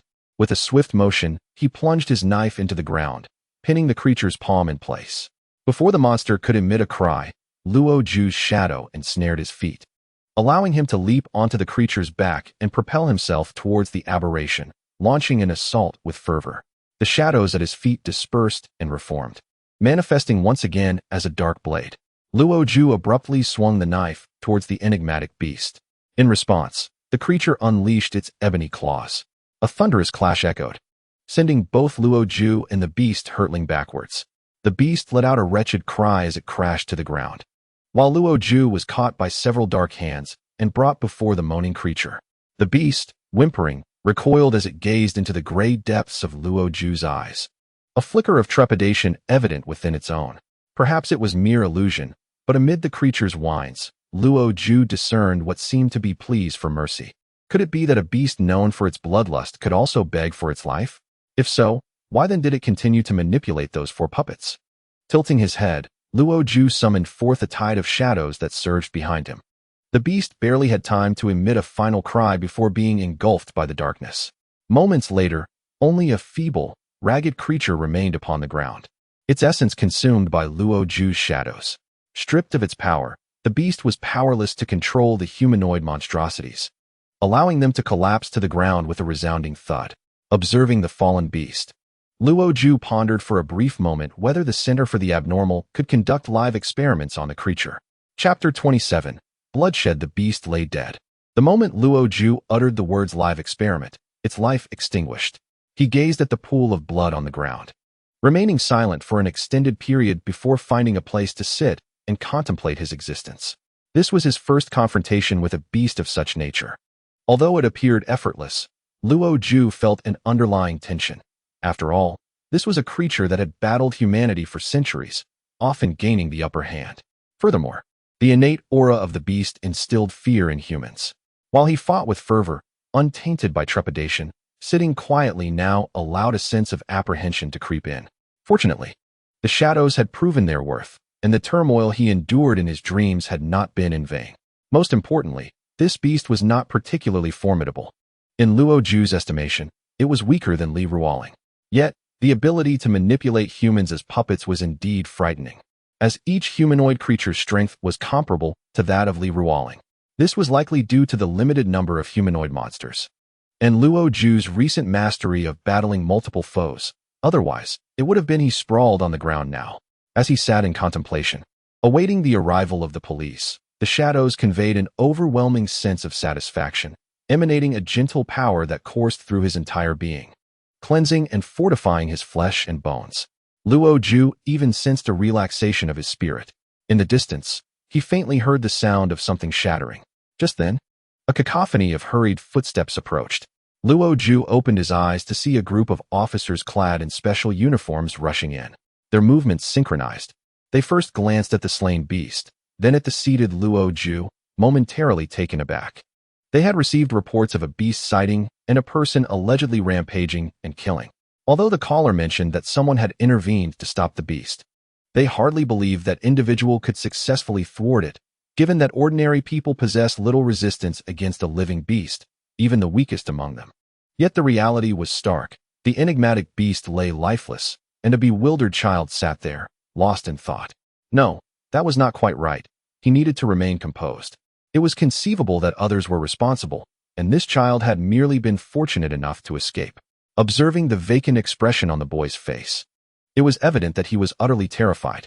A female police officer cautiously approached Luo Jie, her voice gentle as she inquired, "Little brother, could you tell me where the person who killed these humanoid monsters and the beast is gone?" Luo Jie gazed at the police officer, his mind racing as he quickly discerned their intentions. He did not conceal the truth, pointing to his own nose and declaring, "I was the one who dispatched these humanoid creatures and the beast." He gestured upward, adding, "I have not hidden anything. There are cameras up there." A group of individuals turned their gaze in the indicated direction, spotting a surveillance camera that was actively recording. Luo Jie was taken away under the pretext of aiding the investigation. The footage was confiscated, along with the individuals who had previously called the authorities, the head of the slaughterhouse, and Supervisor Liu. The facility was sealed, with specialized personnel to arrive shortly to handle the remains, ensuring that no unforeseen incidents would arise concerning the carcasses of the enigmatic beasts. Naturally, these matters no longer concerned Luo Jie. At the North District Public Security Bureau, within a dimly lit conference room, a projector displayed footage of Luo Jie charging at several towering humanoid monsters, deftly maneuvering and engaging in combat, easily wounding two of them. After a brief struggle, Luo Jie leapt out of the frame, only to reappear seated, staring blankly. The video abruptly ceased. The officer seated at the head of the table stroked his chin, contemplating for a moment before speaking. "Is there any issue with Luo Jie's identity?" "No issues. His father is the head of the logistics department in the West District, and his mother is the director of a laboratory under the Anomalous Center. They are all considered part of our inner circle. They are quite well off. Why would he choose to work at the slaughterhouse?" According to him, he had received an acceptance letter from Yanni University and was there for an internship. Remarkable. In this day and age, there are still those who earnestly seek part-time internships. Indeed, Chief. So how shall we handle Luo Jie? What can we do? We should let him go. He is a lawful anomalous individual, and given the crisis, his actions in slaying the beast were a service to us. Bai Chuanyi addressed his colleagues, stating, While the footage may suggest otherwise, it is possible that his abilities are particularly effective against the beast. Resting his chin on his hand, Bai Chuanyi added earnestly, "Right now, our primary focus must be on how this beast entered the slaughterhouse, the channels through which it gained access, and, most importantly, whether there are other beasts lurking in different areas of the city." Understood, the group responded, and the Public Security Bureau quickly became bustling with activity. Upon returning to the police station, Luo Jie felt an inexplicable sense of familiarity. Although this time he was at the Northern Bureau and had not entered an interrogation room, he found himself waiting in the lobby. Observing the officers as they busily attended to their duties, Luo Jie engaged in silent communication with his shadow. "Luo Jie, my dear, next time you encounter a living monster, refrain from calling it fresh, simply refer to it as alive." "Shadow, Luo Jie, when you say fresh, I might mistakenly think it refers to something recently deceased. If you say alive, then I can mentally prepare myself." "Shadow, understood." Luo Jie nodded slightly, appreciating the obedience of the little shadow. Just then, a female police officer approached, smiling at Luo Jie. "Comrade, we have clarified the situation. You may leave now." Luo Jie acknowledged her and turned to exit. However, after taking a couple of steps, he was halted once more by the officer. "Excuse me, comrade. May I ask how it felt to battle the monster?" Luo Jie pondered for a moment before responding. It felt as if this monster was not formidable. Not formidable, indeed. Having spoken his piece, Luo Jie continued on his way, leaving the officer in a state of bewilderment, sensing that Luo Jie was being somewhat aloof. He departed with a sense of decisiveness. He was aware that several individuals from the slaughterhouse had been brought to the station for questioning. Yet Luo Jie understood that this matter was likely unrelated to them. After all, transporting monsters into urban areas necessitates stringent scrutiny. Only corpses are permitted entry. The aura of a living monster is far more conspicuous than that of a deceased one. Hence, it is improbable for an individual to carry a monster into the city unless it is cleverly concealed among a multitude of corpses, managing to evade the entry inspection. In such a scenario, the drivers transporting the monster carcasses from the slaughterhouse would certainly raise suspicions. Luo Jie could conceive of this, and naturally, the police officers at the Public Security Bureau could as well. Soon, they dispatched personnel to locate the driver, Wu Shuang, who was preparing to leave the city. After bringing Wu Shuang back to the bureau and conducting an interrogation, under the duress of charges related to the illicit transportation of dangerous creatures and endangerment of public safety, Wu Shuang confessed to his involvement in smuggling monster corpses for profit along with some support staff. It was likely that the living monster was concealed within this batch of smuggled corpses. Wu Shuang confessed honestly. Upon receiving this intelligence, the Public Security Bureau promptly mobilized to investigate the routes and gangs involved in the smuggling of monsters around Fucheng. In an instant, the smuggling syndicates throughout the city were left in disarray. Of course, that is a matter for later. How the police would proceed was of no concern to Luo Jie. He recognized that investigating cases and apprehending criminals was the expertise of the Public Security Bureau. Luo Jie did not consider himself fortunate enough to have inadvertently become involved in a couple of cases to warrant his participation in investigations. He could discern the difference between coincidence and capability. At present, an internship was out of the question, and Luo Jie was not in the mindset to pursue one anyway. He hailed a taxi and headed straight home. Upon arrival, he immediately dashed to the bathroom to strip off his clothing. Glancing in the mirror, he was alarmed to see numerous streaks of blood appearing on his skin. In the next moment, his skin ruptured and blood flowed profusely. Chapter 28. Ascension pain? A little. Is it excruciating? Not quite. The sensation of being bitten to death by a headless corpse in my dream was far more intense than this. However, it was exceedingly itchy, like 1,000 ants gnawing and scratching at my flesh. More importantly, Luo Jie was beset by a wave of dizziness. An unrelenting feeling of vertigo washed over him. Observing the blood streaks on his body, Luo Jie began to question whether he was on the verge of fainting due to excessive blood loss. Thus, I should not have rushed into the bathroom. This was the last thought of Luo Jie before he lost consciousness, collapsing onto the toilet lid. He gazed at the sky, where a haze of grayish-purple smoke enveloped the atmosphere, obscuring any trace of the usual cerulean blue. Surroundings, although illuminated, felt desolate, devoid of moonlight or sunlight, and lacking any artificial illumination. This place was familiar to Luo Jie. Before becoming an extraordinary being, he visited it nightly in his dreams. Yet, there were distinctions. The endless figures cloaked in black had vanished, and the shadow of the dark mountain was nowhere to be seen at the horizon, leaving him utterly alone on this vast expanse of earth. Luo Jie surveyed his surroundings and examined himself, realizing that he was devoid of the customary dream attire, the black cloak and elongated blade, instead clad in the garments he wore that day. What was the meaning of this? Luo Jie furrowed his brow in contemplation. In any case, to find oneself in a dream after fainting was evidently abnormal. Although Luo Jie had previously dozed off during the day or fainted unexpectedly, he had never entered a dreamscape, leading him to believe that dreams only occurred during nighttime slumber. Yet, the grayish-purple mist above distinctly indicated that he was indeed within his dream. Luo Jie found this perplexing. If he were truly dreaming, he could awaken by leaping off a cliff, being bisected, or having his skull punctured. However, there were no mountains to leap from, nor any cloaked figures to confront, rendering those traditional methods of awakening ineffective. He couldn't even resort to self-harm to escape this state. How then could he awaken? Naturally, he mused. Perhaps he could wake up on his own. With a multitude of questions swirling in his mind, Luo Jie began to wander aimlessly, hoping to uncover clues or anomalies. However, after meandering for what felt like an eternity, he found no signs of anything unusual. The sky remained grayish-purple, and the earth continued to stretch infinitely. To be honest, Luo Jie could not ascertain whether he had moved at all. The sky had not changed, nor had the land, and without any reference points. He even began to doubt if he was merely treading in place. He considered marking the ground, but alas, he could not press his fingers into the earth. Stripping off his clothes? That proved impossible. How absurd. Is it so harmonious now that men cannot even go unclothed? Luo Jie jested. This was a dream, after all, not a game. Surely, it shouldn't matter if one wore less clothing. Suddenly, an epiphany struck him.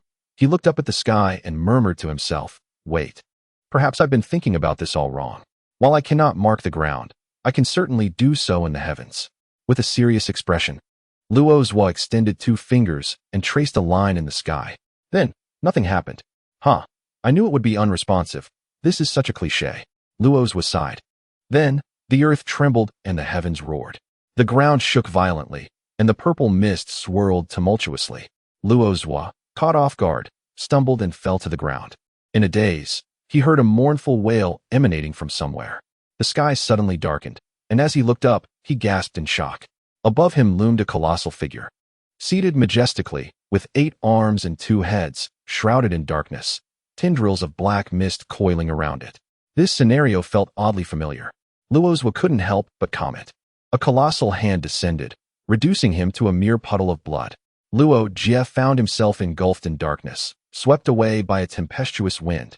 When he next opened his eyes, he discovered that he had transformed into a wisp of black mist, encircling a massive figure, the very silhouette he had previously glimpsed. So, this was the origin of the dark aura enveloping that form. Luo Jie felt a sense of disorientation as he hastily scanned his surroundings. The sheer magnitude of this dark essence was staggering, numbering in the trillions.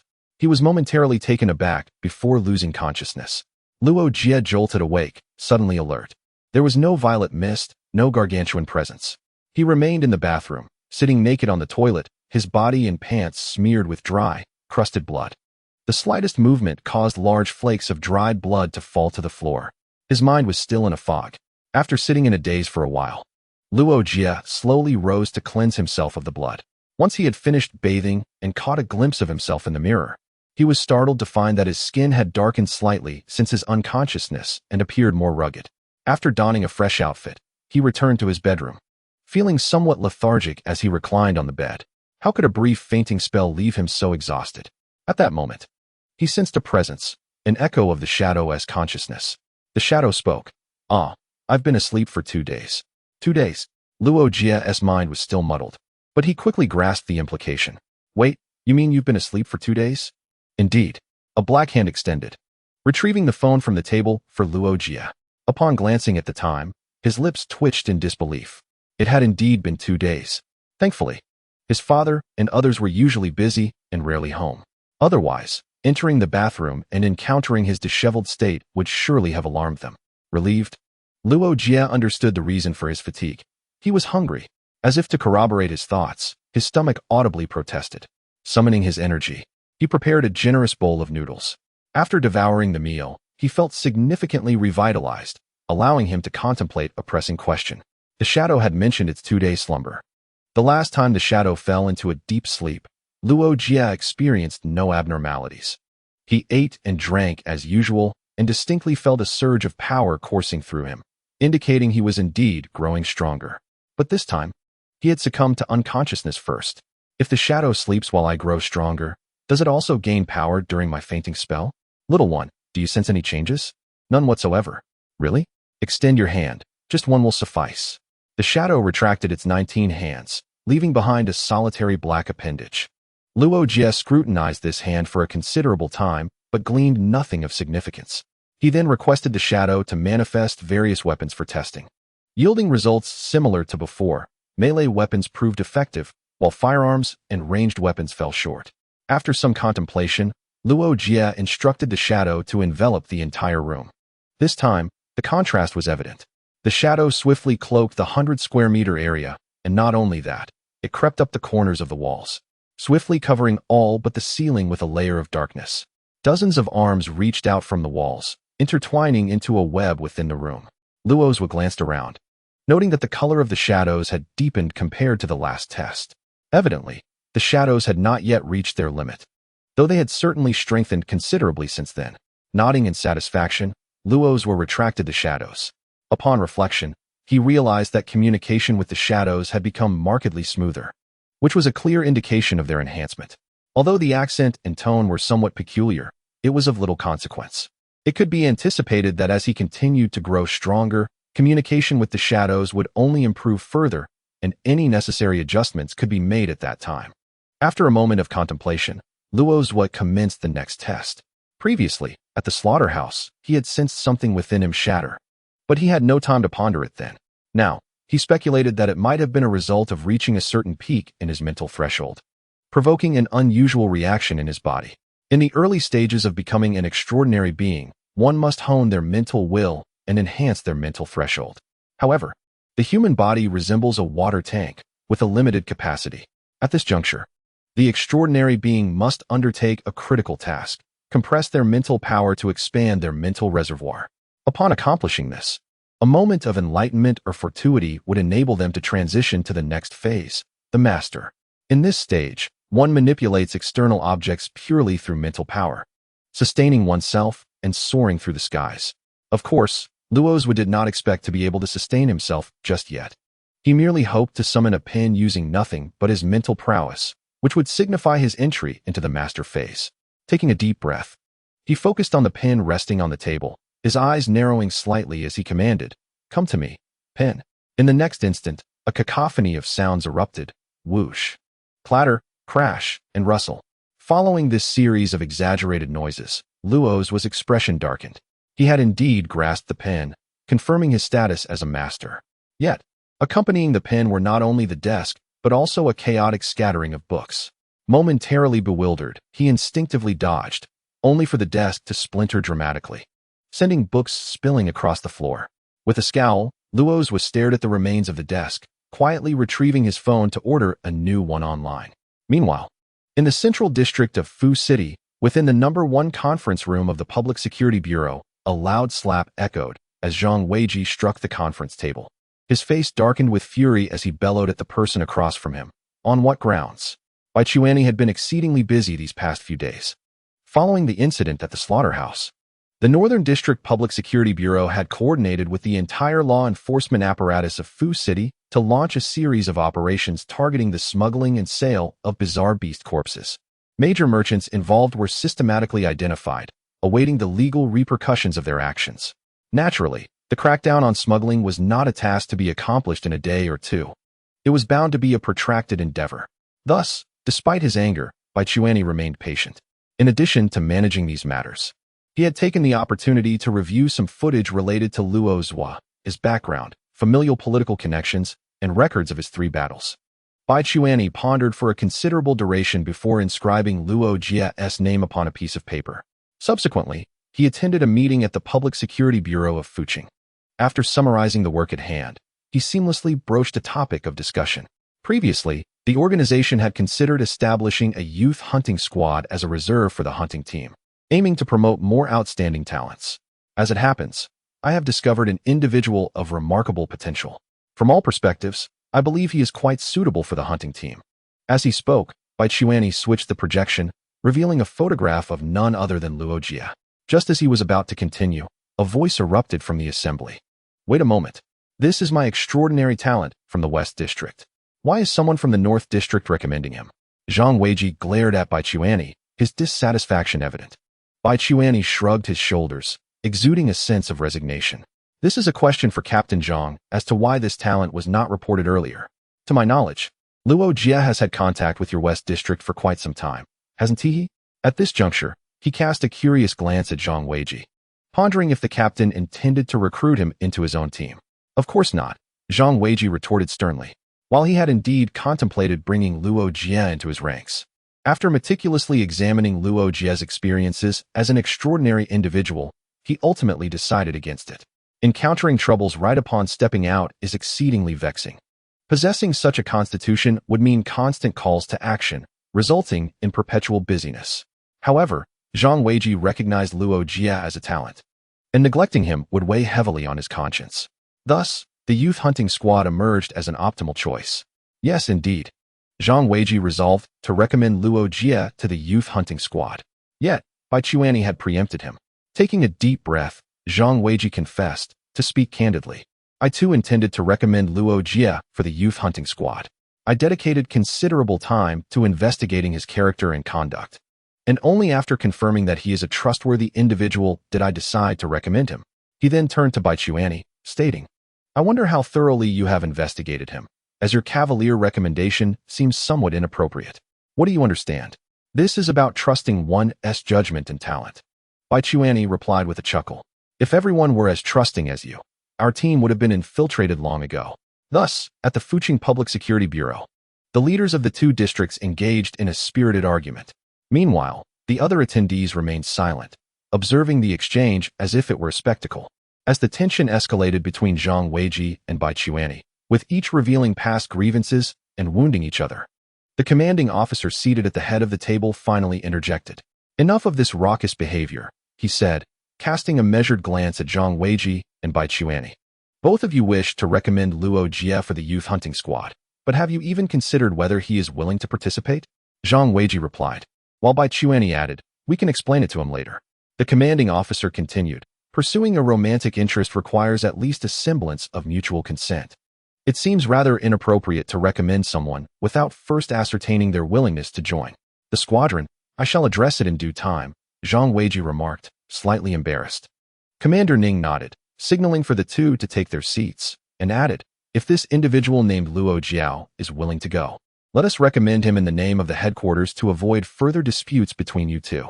Bai Chuanyi and Zhang Weiji exchanged glances, their expressions devoid of emotion, both letting out a slight snort before sitting down in unison. Had they known, they would have refrained from contention. Commander Ning surveyed the assembly in the conference room and spoke in a calm tone. If comrades from other districts have recommendations, we welcome your enthusiastic contributions. But do remember to ascertain whether the candidates are willing to participate. Understood. An hour later, the meeting concluded. Commander Ning strolled back to his office, hands clasped behind his back. Sitting down, he sipped some warm tea and remarked, why did Bai suddenly recommend such an individual? No sooner had he spoken than a young clerk entered the office, presenting a document while saying, 2 days ago, the anomalous being Luo Jie clashed with a strange beast at a slaughterhouse in the northern district, and the combat footage was taken by Captain Bai. It appears that the battle footage piqued Captain Bai's interest. So, it implies there were no abnormalities? That should be the case. Commander Ning fell into silence, choosing not to elaborate further.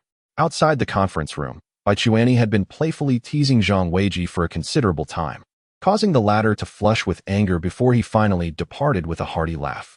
Damn it, you've stolen the credit for my recommendation. Upon returning to the Northern District Public Security Bureau, Bai Chuanyi had scarcely exited his vehicle when an officer approached him. Captain Bai, there is someone waiting for you in the office, claiming to be your relative. Relative? Bai Chuanyi pondered for a moment, locking his car before heading towards his office. As he stepped inside, he was met with the sight of an individual standing in the room, holding a piece of paper. The officers outside, upon noticing their captain entering the office, continued with their tasks without a second thought. However, the next moment, a deafening explosion erupted as the office door was blown open, sending Bai Chuanyi hurtling backward, his arms and face suffering varying degrees of burns.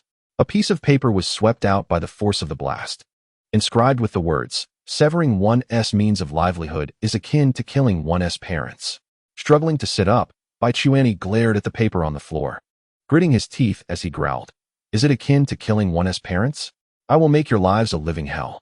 Subsequently, news of Bai Chuanyi's ambush spread rapidly throughout the Fuqing public security system, leaving everyone in shock. No one had anticipated such audacity from smugglers in this day and age. Commander Ning of the Fuqing headquarters was furious and immediately issued several directives, intensifying the crackdown on smuggling activities significantly. It was over an hour later that Luo Jie learned of this incident. After expressing sympathy for Captain Bai's plight and vehemently condemning the smugglers, he began testing the current limits of his mental capacity to support weight, methodically attempting one object after another since childhood. He ultimately surmised that his mental capacity's threshold was approximately over 120 pounds, having failed to lift a barbell weighing over 130 pounds. With a twinge of frustration, Luo Jie found himself at a loss for comparison. He was uncertain of the standard of his abilities. He yearned to discern the performances of others who had recently entered the realm of the practitioners and to ascertain his standing among them. Perhaps due to an excessive drain on his mental energy, a wave of dizziness washed over him, compelling him to seek rest. Glancing out the window, he noted that the hour was indeed late, prompting him to perform a brief ablution before retiring to bed. Upon opening his eyes, Luo Jie was greeted by the familiar dimness of his surroundings, the recognizable stone forest and pillars. A sigh of relief escaped him. He had anticipated once more being cast into the dreamscape dominated by the giant figure. Could it be that his entrancement occurred solely during specific phases? While lost in contemplation, a rush of wind swept past his head. A glimmer sparked in his eyes as he swiftly turned, thrusting his dagger in response. With a resounding clang, he was taken aback to discover that his dagger had been intercepted by the cloaked figure. Out of the corner of his eye, he noticed the figure extending another hand, grasping the dagger and thrusting upwards. The blade pierced through skin, entering beneath the chin and breaching his skull. A sharp jolt coursed through Luo Jie's mind, plunging him into darkness. Chapter 30. The Cloaked Figure. Ha! Did you not expect this? In the abyss, Luo Jie furrowed his brow in contemplation. Clearly, the dream had undergone a transformation. This deviation differed from the usual changes following the completion of a phase. It represented an elevation in the dream's content. To elucidate through the lens of gaming, it was akin to an upgrade in the strength of the minor adversaries within the current dungeon, transitioning from single to dual weaponry. Yet, whether this adjustment pertained to a solitary foe or all adversaries remained to be seen. However, Luo Jie surmised that all adversaries had indeed received an upgrade. After all, why should only the first adversary be enhanced while others remained unempowered? His vision regained clarity. The sound of rushing wind resounded once more behind him. As before, Luo Jie pivoted to parry with his dagger. However, this time, his head jerked back in an attempt to evade the impending thrust from below, only to find the blade plunging into his abdomen. Luo Jie, what the hell, wasn't it supposed to be a strike to the head? The thought barely registered before he witnessed the cloaked figure twist the blade and forcefully lift it, cleaving his upper body and head in twain. Damn it! Once again, Luo Jie was engulfed in darkness. In this third instance, he refrained from blocking the blade. Instead, he crouched low, swiftly pivoting and slashing diagonally with his dagger toward the figure's abdomen. He had conceived a brilliant strategy. Positioned as he was, the figure's upward strike would be too late to redirect, while the downward thrust would be intercepted by his dagger, rendering it ineffective and allowing his blade to carve into the figure's midsection. Yet, Luo Jie's dagger found only air. The cloaked figure, instead of executing a second strike, had turned and fled. He was running. He was escaping. Luo Jie, my plan was flawless. Cloaked figure. Ha ha ha. Did you not expect this? Seething with frustration, Luo Jie stood frozen for a moment before gritting his teeth and shouting, brandishing his dagger as he pursued. Within the stone forest, the figure cloaked in black evaded and maneuvered with remarkable agility, while Luo Jie pursued closely behind, nearly losing his quarry on several occasions. Ahead, The black-clad figure made a sharp turn, vanishing into a section of the stone forest. Luo Jie narrowed his eyes, preparing to slip past the stone pillar, only to be confronted by a towering shadow nearly 3 meters tall. A hand, as large as a fan, came crashing down, and Luo Jie barely managed to utter a curse before he was struck down.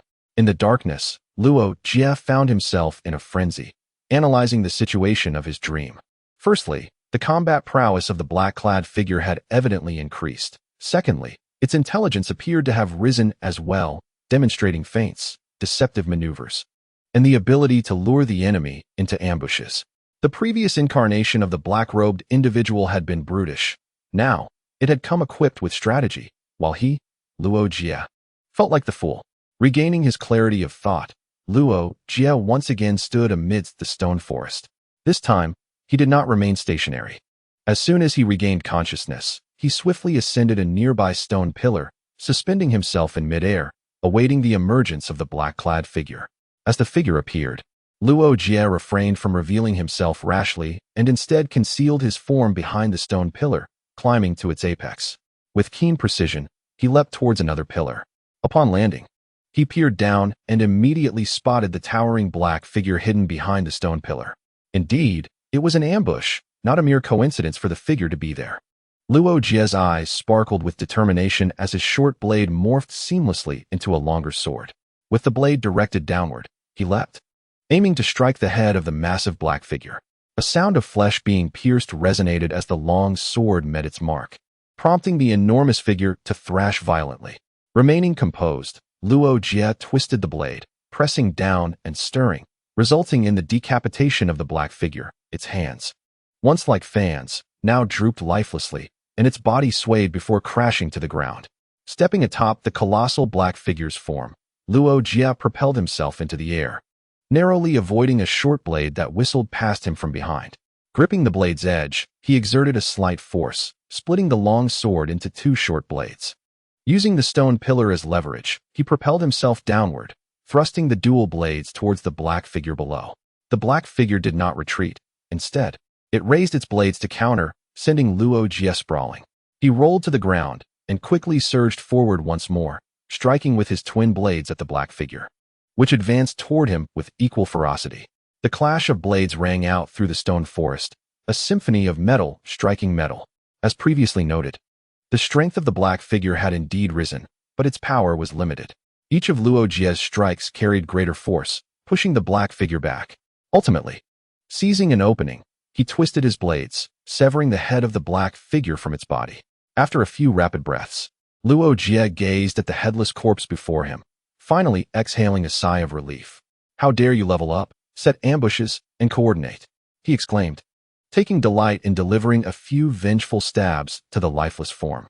Just then, he heard a series of soft thuds. Following the sound, he observed 2 elliptical orbs rolling from the body of the headless black figure, coming to rest at his feet. Gazing at the 2 spheres, Luo Jie felt a twitch at the corner of his mouth. Surely, this cannot be a mere trick. In the next moment, the 2 elliptical orbs erupted violently, releasing a multitude of steel needles that pierced through the upper half of Luo Jie's body, including his head. This tale imparts 2 lessons. In the moment of victory, do not let hubris overwhelm you, and some tactics, though old, remain remarkably effective. Seated on his bed, Luo Jie rubbed his temples and muttered to himself. To be frank, the upgrade of dreams was indeed a boon for him. After this night's escapade, he felt his combat experience had significantly enriched. It was foreseeable that as time progressed, Luo Jie's peculiar and eccentric combat experiences would continue to accumulate. Speaking of which, with both short and long blades involved, would he truly be practicing to master all forms of martial arts? He pondered whether he might encounter a transcendent weapon capable of executing 3,600 transformations in a single breath. After a spell of daydreaming in bed, Luo Jie rose, refreshed himself, and then ventured out for some exercise. An hour later, he purchased some steamed buns and fried dough sticks, intending to bring them home for breakfast. As he strolled back, he contemplated whether he should continue his part-time internship. If he decided to proceed, he would need to find a new slaughterhouse, given that the previous one had been sealed off. Just as he was about to ascend the stairs, a text message arrived, informing him that he had a package waiting in the delivery locker and urging him to retrieve it promptly. with a click of his tongue. He turned around to collect the parcel. Upon returning home, he set aside his breakfast and scrutinized the package for some time. The parcel had been sent from Yinjing, addressed by a Mr. Lu, and intended for him. Furrowing his brow, Luo Jie racked his brain but could not recall any recent purchases. The items he ordered for his desk had yet to be dispatched. Upon opening the package, he discovered a letter and a black box inside. The letter conveyed that the sender was a friend of his parents, who had originally intended to present him with a birthday gift but, due to unforeseen circumstances, could not celebrate with him. Upon learning of his transformation into an extraordinary being, they deemed the contents of the box to be of potential utility, thus sending it as a belated birthday present. Is it only after becoming an extraordinary being that the items within this box would be of relevance to me? Luo Jie mused as he glanced at the black box, pondering whether it contained some super elixir capable of enhancing his mind or body. Gifts from his parents' friends should, one would hope, not be of inferior quality. Upon opening the black box, Luo Jie discovered a black object resembling a wristwatch, accompanied by a handwritten instruction manual. After perusing the manual, he quickly comprehended its purpose. In essence, it was a portable detector capable of assessing the wearer's mental state, the degree of bodily erosion, automatically alerting them to the approach of malevolent creatures, facilitating long-distance communication with others possessing the same device, and testing the quality of water and air in a given location. With numerous functions and a high level of professionalism, it had no significant drawbacks, save for its somewhat bulky size. Luo Jie conducted an online inquiry and found that this device was exclusively sold on the inner network for extraordinary beings at a price of 6,888, with a limit of one per person, categorizing it as a high-end electronic product. After studying it for a while, he attempted to power it on, only to discover that it was devoid of energy. To his astonishment, it was completely out of battery. Luo's lips twitched slightly as he took his watch to charge. At that moment, the doorbell rang. He hurried to open the door and was greeted by two men in plain clothes. One of them presented his credentials with a friendly smile and said, "Hello, Mr. Luo Jie. I am Zhang Weiji from the West District Public Security Bureau. We need your assistance with a matter, if you would be so kind." The other man, Li Qing, remarked, impressive. Chapter 31. Why can you understand? The purpose of Zhang Weiji's visit was to discuss the youth hunting squad with Luo Jie. Initially, it was supposed to be Bai Chuanyi who would address this matter as per the instructions of the Ning General Bureau, but unfortunately, Bai Chuanyi had fallen victim to retaliation from smugglers. Thus, Zhang Weiji had no choice but to make this trip himself. To be fair, although he had tasked Old Wang with observing Luo Jie for a period, he had never interacted with him directly and had never performed such duties before. Nonetheless, he believed that a gentle demeanor and guiding words would suffice. Zhang Weiji thought to himself, and then attempted to display a warm smile, only to be met with ridicule. Why on earth would I smile? Luo's swore he was merely making a light-hearted comment. After all, Zhang Weiji's smile was stiff and awkward, resembling a robotic protagonist from a low-budget television drama, thus prompting his jest. Then it struck him. These two were indeed police officers. He had clearly seen their credentials. They were the real deal. Did I just mock a police officer? An inexplicable sense of panic washed over Luo Jie as he hastily opened the door wider, saying, "Please, officers, come in." Zhang Weiji entered the room with an impassive expression, while Li Qing stifled his laughter beside him. Luo Jie served tea to the two men and, with curiosity, inquired, "What brings you here, gentlemen?" "It's not a grave matter, merely a few questions we would like to ask," Zhang Weiji replied with a stoic face. "I wonder if Mr. Luo has heard of the hunting squad?" "Ah, yes. The guerrilla fighters," Luo's responded with a smile. Of course, referring to them as guerrilla fighters was merely a light-hearted jest. In reality, the hunting squad was a combat unit composed of extraordinary individuals, usually consisting of 9 members. They primarily operated behind enemy lines or on the flanks, rarely appearing on the front lines, and their unpredictable movements earned them the nickname of guerrilla fighters. However, this was relative. The members of the hunting squad were typically formidable, and none dared to underestimate them. Upon hearing this, Zhang Weiji nodded and continued, "Currently, some officially backed hunting squads intend to recruit talent from the youth generation to cultivate a youth hunting squad. We are keen to recommend you for training. Would you be willing?" What exactly does the youth hunting squad entail? Investigating battlefields, hunting elusive beasts, disrupting enemy operations, and exploring uncharted territories. These are the tasks that await you. Of course, given your current proficiency, your activities should remain within low-risk areas. Once you ascend to the status of an official hunting team member, you shall venture into high-risk zones, contingent upon your successful completion of the team's evaluations. Upon hearing this, Luo Jie pondered for a couple of seconds, smacking his lips, intrigued by the extensive scope of this endeavor. However, he lamented, "But I still have to attend school. I just enrolled in uni." "Not to worry," came the reply. "The training for the youth hunting team occurs during winter and summer breaks, so it won't interfere with your studies." Furrowing his brow in contemplation, Luo Jie suddenly inquired, "Are you certain we can kill these beasts?" "Absolutely," Zhang Weiji affirmed with a nod.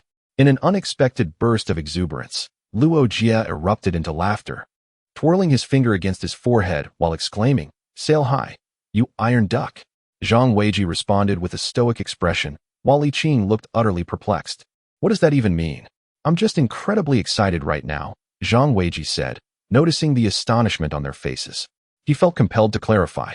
"It's a manga I happen to read." Li Qing remained bewildered, while Luo Jie nodded appreciatively. "I thought few people were familiar with that work. It's rather touching. Let us get back to the matter at hand. I'm definitely joining the youth hunting team." The prospect of slaying these elusive beasts was immensely appealing to Luo Jie. After all, Shadow craved these creatures, and consuming them would enhance his own strength, a temptation too great to resist. Zhang Weiji, on the other hand, regarded Luo Jie with a hint of surprise. He had anticipated needing to persuade him further, but the boy's swift agreement caught him off guard, rendering his carefully prepared arguments unnecessary. The two continued discussing various matters and agreed to return in a week to collect him before Zhang Weiji and Li Qing departed. Seated in the living room, Luo Jie contemplated his thoughts and then retrieved his phone to share news about the youth hunting team in the family group chat. Half a minute later, his parents responded with ellipses, and his father simply cautioned him to be safe before falling silent. Shortly thereafter, his older sister chimed in, exclaiming how tragic everything was. Curiosity piqued, Luo Jie asked who was suffering, only to receive a rhetorical retort. "Don't engage in research, just run," she replied. "I just delivered a heap of oysters, chives, and soft-shell turtle soup to the hotel. Who do you think is in trouble?" Luo Jie took a moment to reflect, then gasped in realization, silently mourning for his father. After exchanging a few more words with his sister, he returned to his activities. In his room lay a sophisticated electronic device, and now he intended to explore the capabilities of that watch. Though it had only been charging for a short while, the watch powered on. The interface was straightforward, featuring a touch screen and buttons. After browsing through its functions, Luo Jie found them to be rather extravagant, with several features akin to those of a smartphone. After exploring its capabilities, he initiated a diagnostic check to assess the extent of any bodily corruption. Receiving a reassuring result of 0, Luo Jie was quite satisfied, and thus decided to undergo a mental health assessment. The results indicated a slight tendency towards mental illness, recommending that he seek a professional evaluation. What a ridiculous notion! With a look of disdain, Luo Jie removed his watch, preparing to toss it aside. But after a moment's contemplation, he refrained from discarding it. After all, it was a device worth 6,000 to 7,000. He resolved to hang it on his backpack once it was fully charged. With that thought, he chose to disregard it. Luo Jie immersed himself in assembling figurines. Having already completed the waist section, he was confident that within 7 days, he could reach the chest section, barring any unforeseen circumstances. In a ward at the 3rd People's Hospital, Bai Chuanyi felt a twitch on his face, sensing that his wound was healing. Glancing at the bandages wrapped around his hand, he couldn't help but let out a bitter chuckle. "Hey, was that really necessary? It was merely to ensure your safety, after all." Suddenly recommending a resident from the West District was rather abrupt, replied a figure in a black robe, standing by the bedside. Conveniently, "You disrupted the smuggling operations of the Fuching Group. They want you dead, and I simply made use of the opportunity," he explained, placing a neatly sliced apple on the fruit plate beside him. "So I owe you my thanks? Otherwise, I might have perished," Bai Chuanyi said with an expressionless face, stealing a glance at the apple in the fruit plate. "By the way, my hand is not functional. Could you feed me the apple?" "Huh, no I cannot." "Then why did you slice the apple?" Bai Chuanyi asked, puzzled. "For no particular reason, just to make you envious," the figure in black replied nonchalantly. Though to Bai Chuanyi's ears, it sounded rather disdainful. He felt a surge of frustration, rolling his eyes in exasperation, almost fainting from the annoyance. The figure in black chuckled softly. Bai Chuanyi fell into silence for 2 seconds before suddenly bursting into laughter as well. The two shared a moment of camaraderie, seemingly reminiscing. After a while, the figure in black composed himself, turning to Bai Chuanyi, and asked softly, "Shall I begin?" Bai Chuanyi took a deep breath and replied, "Go ahead." With a click, the door to the ward swung open, and Zhang Weiji poked his head in, observing Bai Chuanyi in bed. Just then, Bai Chuanyi opened his eyes, appearing as if he had just awakened, and upon seeing Zhang Weiji, his expression soured. "What the hell? The first face I see upon waking is a man. How unfortunate." As he spoke, Bai Chuanyi unconsciously glanced at the empty chair beside the bed and noticed that the fruit plate held no apple. Chapter 32. Departing for Yanjing, a whistling sound of blades cut through the air behind him. Luo Jie turned swiftly, his short knife deflecting another that had been hurled towards him. However, the assailant was nowhere to be seen. Unperturbed, Luo Jie crouched down, drawing another short knife, and flicked it upwards. Clang! The two blades clashed, sending the black-robed figure soaring as he was caught off guard. Without hesitation, Luo Jie advanced, merging the two short knives into a single long blade, and brought it down with force. The black-robed figure twisted mid-air, landing forcefully on his feet, raising his dual blades in defense. Just as the three blades were about to collide, Luo Jie's long knife abruptly shortened by a segment, skillfully evading the black-robed figure's dual weapons, allowing him to strike decisively. The black figure's movements halted, his two short knives clattering to the ground as he slumped down. Luo Jie inhaled deeply. This was the 9th round. What lay ahead? At that moment, the ground trembled. The surrounding stone pillars quivered in response, with some collapsing under the strain. Luo Jie turned sharply, astonished as he beheld the approaching adversary. This time, the foe was not the enigmatic figure in the black robe, but rather a colossal stone giant, standing nearly 5 meters tall, its form a deep shade of purple-black, adorned with jagged stone spikes protruding from its back. It seemed the black-robed figure, unable to contend with me, had summoned this stone behemoth as a replacement. With a stoic expression, Luo Jie gripped his long blade, readying himself for confrontation. Suddenly, the stone giant struck a nearby pillar with a mighty blow. The pillar shuddered, fragments of rock cascading to the ground, stirring up clouds of dust. As the haze cleared, Luo Jie gasped in disbelief. The pillar had been transformed into a shape resembling a baseball bat.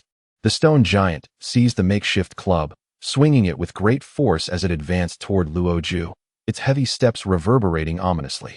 Luo Jie's face darkened. Without a moment's hesitation, he sheathed his sword and turned to flee, harboring no intention of engaging the stone giant directly. It would be folly. While the black-robed figure was merely mortal, this stone colossus seemed far beyond his current capabilities. The sheer force it exhibited, capable of reshaping a pillar with a single strike, suggested a level of strength that Luo Jie could not hope to match. Realizing the urgency of his situation, he sprinted away, but not far enough before the thunderous sounds echoed behind him. Glancing back, he nearly stumbled in shock. The stone giant was swinging its club before it, sending dozens of stone pillars hurtling through the air, roaring towards Luo Jie. Alarmed, he dodged frantically as the pillars rained down, each crash sending plumes of dust into the air. When the chaos settled, Luo Jie found himself unscathed, but he was acutely aware of the gravity of his predicament. Surrounded by numerous pillars, escape routes were dwindling, with only the sky above remaining. In mere seconds, even that avenue vanished, as the stone giant's enormous visage loomed overhead, followed by a colossal fist that descended with lethal intent. In that fleeting moment, Luo Jie could only utter 2 words, "Oh no." Awakening with a start, he rubbed his face, still feeling the impact of that gigantic fist. It seemed his face had been reshaped by the force of the dream. Over the past 7 days, he had battled the black-robed figure in a relentless nightmare, suffering various torments and traps laid by that shadowy foe. Having barely survived 9 rounds of this torment, only to be confronted with this new threat in the 10th? Wasn't it supposed to be just a duel with the black-robed figure? Where had this stone giant come from? Reflecting on his plight as he lay in bed, his mind gradually cleared and his body felt less stiff. After freshening up and having breakfast, he shouldered his backpack and stepped outside. Today marked the beginning of his journey to the youth hunting team.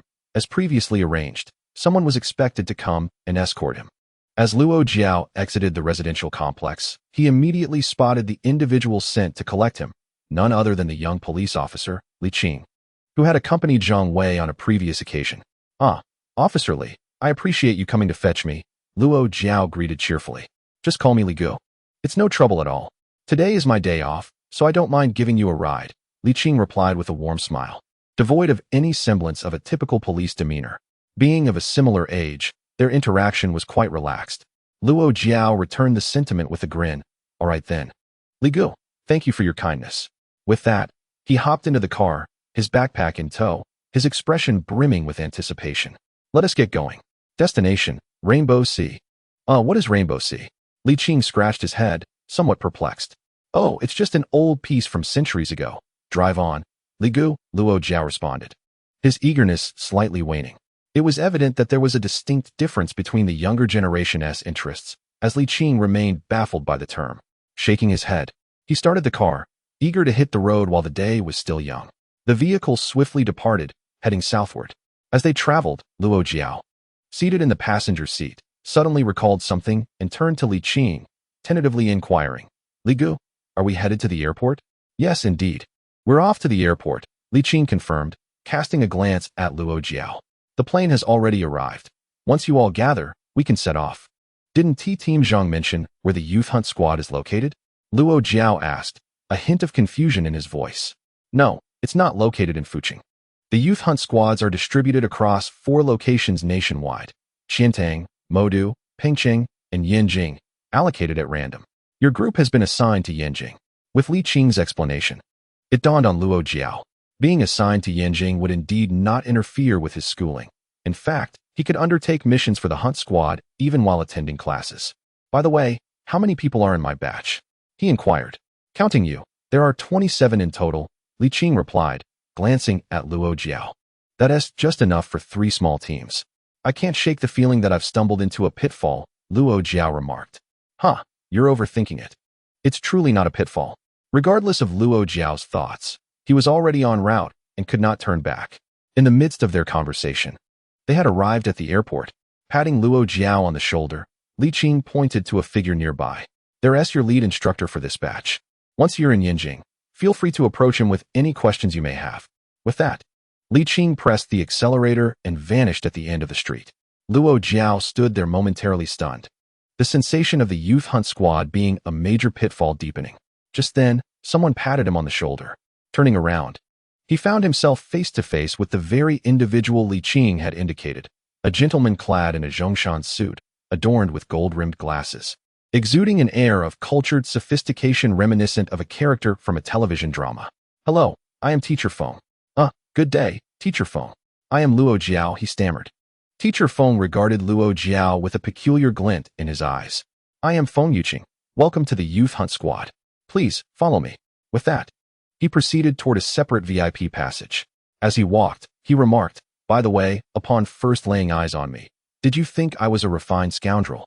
A disgrace to scholars, outwardly dignified, yet secretly a beast of debauchery?" Upon hearing his initial words, Luo Jie thought his innermost thoughts had been exposed, but as he continued, a sense of disquiet washed over him. Tentatively, he replied, "Not to such an extreme. Do you often find yourself perceived this way?" "Indeed, it has been over a decade." Feng Yuqing responded with a hint of melancholy in his tone. "Single?" Luo Jie glanced at Feng Yuqing's right hand, his expression laden with sorrow. "You have endured much. Do not overthink. It is due to my own capabilities." Feng Yuqing felt compelled to clarify. I understand. Luo Jie continued to wear a sorrowful expression, embodying a silent understanding. Feng Yuqing quickened his pace, seemingly reluctant to engage further with Luo Jie. Passing through the VIP corridor, they were greeted by the sight of a mid-sized passenger aircraft. Approximately 20 individuals were gathered outside, conversing in small groups. Among them, 8 stood apart, their eyes closed in meditation. Though they were not clustered together, they emanated an aura of unity. Yet something felt incomplete, as if a piece were missing. Luo Jie glanced at Feng Yuqing, who approached the group and began conversing with them. The sense of incompleteness vanished. The 9 individuals melded seamlessly. These individuals are the hunting team. The youth hunting team was still awaiting the arrival of 5 or 6 more members. Feng Yuqing instructed Luo Jie to join the lineup while they waited for everyone to assemble. As Luo Jie stood at the edge of the group, unsure of where to position himself, he noticed someone waving at him. To his surprise, it was an acquaintance, Tang Qian and Luo Jie. Luo Jie approached them, curiosity piqued. How did you two end up here? Tang Qian replied, I was pulled over while eating fried dough sticks on the street.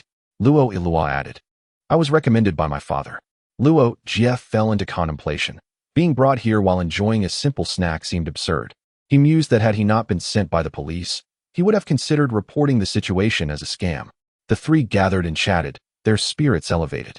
In the unfamiliar city of Yanjing, having familiar company felt much more comforting. After about half an hour, the remaining members arrived. Feng Yuqing promptly clapped his hands to capture everyone's attention, cleared his throat, and announced, Greetings, students of Fuqing. Allow me to introduce myself. I am Feng Yuqing, affiliated with the Fengyan hunting team, and I will be your guiding instructor moving forward. Feng Yuqing spoke at length, completely neglecting to introduce the other 8 individuals beside him, who remained indifferent, continuing their stoic meditation. After several minutes, he concluded his address, gestured grandly, and declared, Let us board. We are departing for Yanjing. Chapter 33. The eloquent scoundrel. As the plane ascended into the heavens, Luo Jie gazed down at the diminishing Fuqing, a sense of reflection stirring within him. His university admission letter was not collected, as he assumed that the training would take place near Fuqing.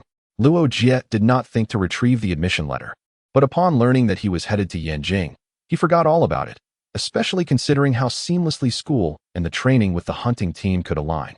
It was not until he boarded the plane and it took off that the realization struck him, leaving him utterly flabbergasted. Feeling somewhat embarrassed, he shared this with Siwen and Feng Yuqing, who were momentarily speechless before reassuring him.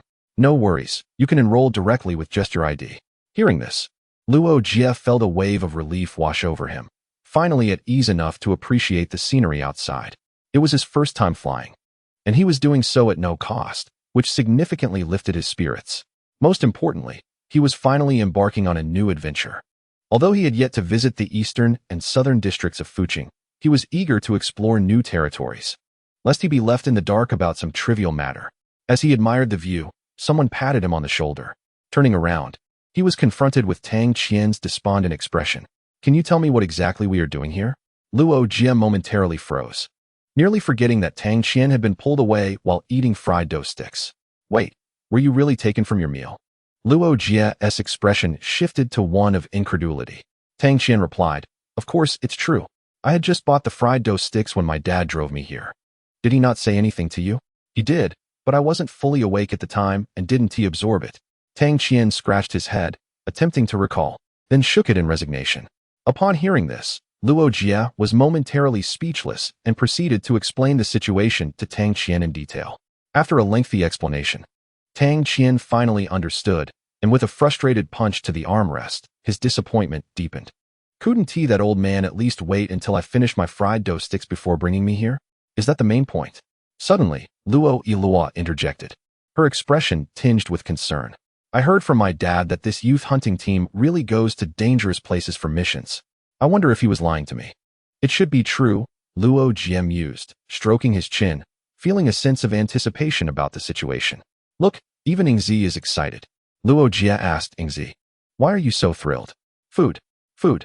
There's something new, something alive. Luo Jie's hand, which was stroking his chin, froze slightly as he gazed out the window, seeing nothing. Ingzi, in which direction? Oh, all directions. While Luo Jie and Tang Qian were engaged in conversation, they suddenly noticed Luo Jie coughing violently, as if he had choked on water. Both exchanged puzzled and concerned glances, inquiring about his well-being. However, Luo Jie waved them off, insisting he was fine.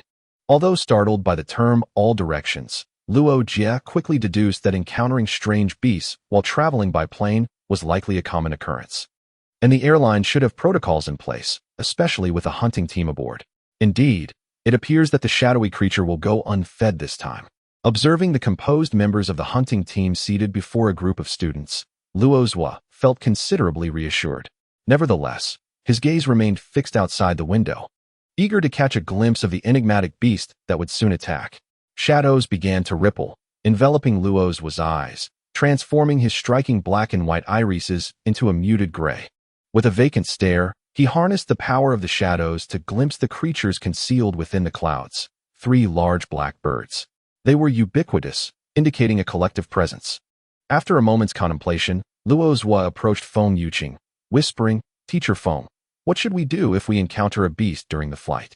Feng Yuqing glanced at Luo Jie, adjusted his glasses, and replied gently, "Rest assured, our hunting team will handle any assaults from the beasts. Moreover, there are relatively few flying creatures, so they seldom target large vehicles like airplanes." As Feng Yuqing finished speaking, Luo Jie noticed the other 8 members of the hunting team nearby collectively sighing. "Boss, could you refrain from speaking? Every time you utter such words, trouble seems to follow. Why is it that I never have any bad luck when you do?" One member remarked dryly. "If there are too many, you're on your own.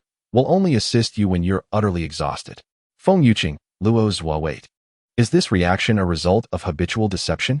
Although Luo Jie was already aware of the beast's presence nearby, the response from the hunting team members hinted at Feng Yuqing's previous misfortunes. Does Teacher Feng always manage to retract his bold assertions? Feng Yuqing opened his mouth, poised to respond. At that moment, a synchronized beeping sound resonated, prompting all the members of the hunting team to lower their heads and retrieve a watch-like device. 12 flying beasts are approximately 500 meters from the aircraft, expected to reach us in 30 seconds. With a sigh, Feng Yuqing rose, offering a wry smile as he said, "Very well, I shall attend to this matter." He then stood and opened a door, stepping through. Curiously, Luo Jie inquired, "What lies beyond that door?" "Nothing significant. Merely a ladder leading outside the aircraft," a team member shrugged, his demeanor nonchalant.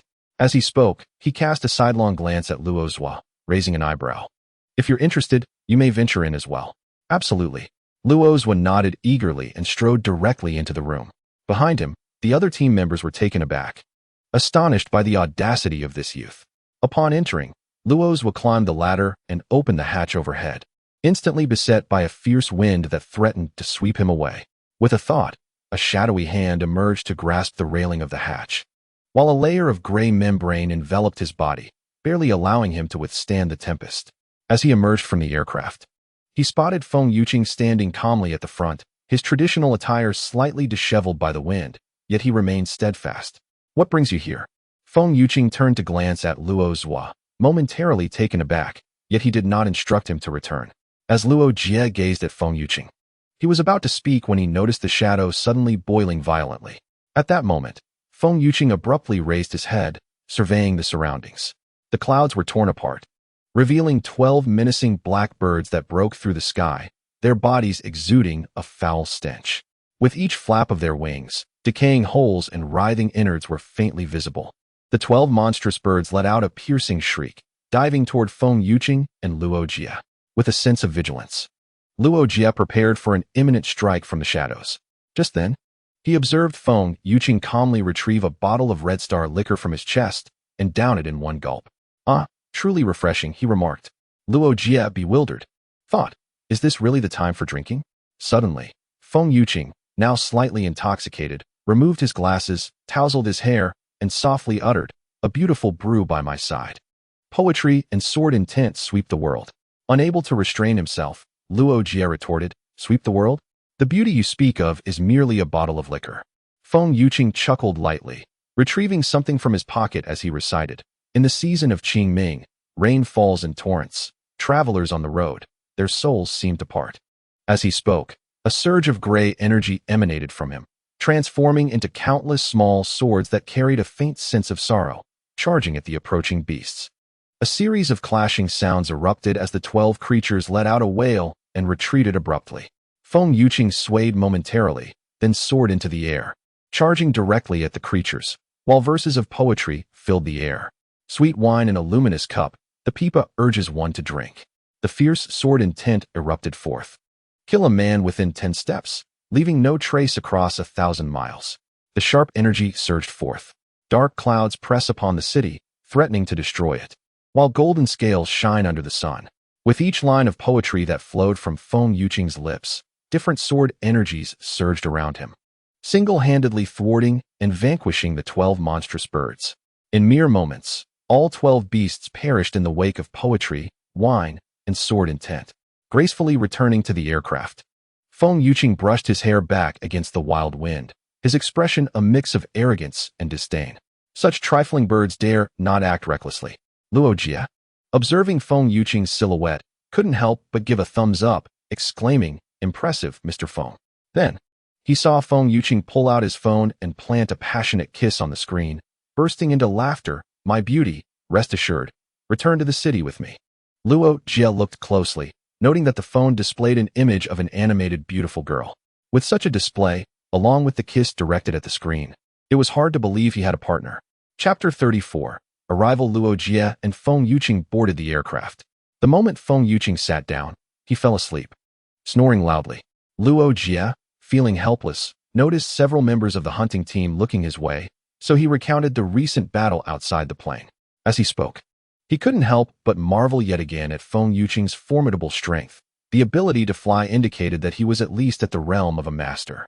Moreover, judging from the ease with which the other party dealt with the 12 bizarre beasts, it suggests a level at least equivalent to that of a mid-tier tamer, or possibly even a high-tier tamer or beyond.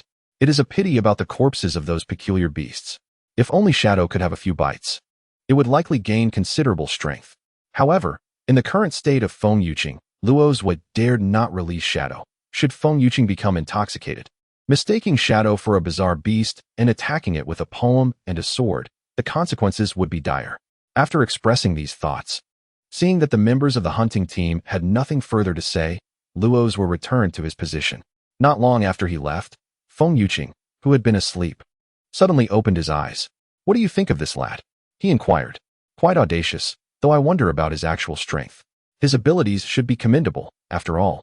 It is no easy feat to withstand the fierce winds while standing on an aircraft, observing the battle between our leader and the bizarre beasts." Feng Yuqing listened to the team's discussions, but refrained from commenting further. After a moment, he took a deep breath, his expression turning serious. "Let us not dwell on this topic for now. Instead, we should discuss the matter of the avian bizarre beasts." Luo Jie returned to his position with a sense of regret. When Tang Qian inquired about what had transpired, Luo Jie merely shook his head, indicating that it was nothing, prompting Tang Qian to refrain from further questioning.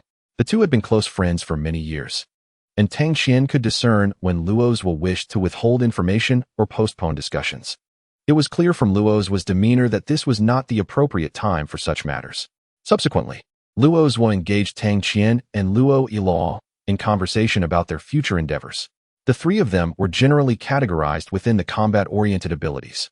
Luo Jie himself refrained from elaborating, while Luo Jie, whose abilities she referred to as those of a martial deity, appeared capable of enhancing physical prowess and improving combat skills. Tang Qian possessed the power of lightning, which could be applied in various ways, inflicting substantial damage either singularly or in groups. Furthermore, as Luo Jie was aware, both individuals exhibited significant potential. If they pursued a path of combat, survival would likely lead them to notable achievements, potentially elevating them to the status of high-tier tamers. Nevertheless, this did not imply that high talent necessitated a path of slaughtering bizarre beasts. After all, not everyone shared Luo Jie's inexplicable fervor for vanquishing such creatures. Each year, numerous individuals in the Great Hua Kingdom became aberrants, many possessing destructive capabilities yet choosing to embark on careers in research or other realms. Luo Jie tilted her head, revealing a hint of confusion and unease about the future. "I suppose I might become a teacher? However, I wish to slay bizarre beasts to my heart's content first. I am uncertain about my future endeavors. According to my father, he hopes I will inherit the family business, and I have no objections," Tang Qian stated casually, a Rubik's cube appearing in his hand seemingly out of nowhere.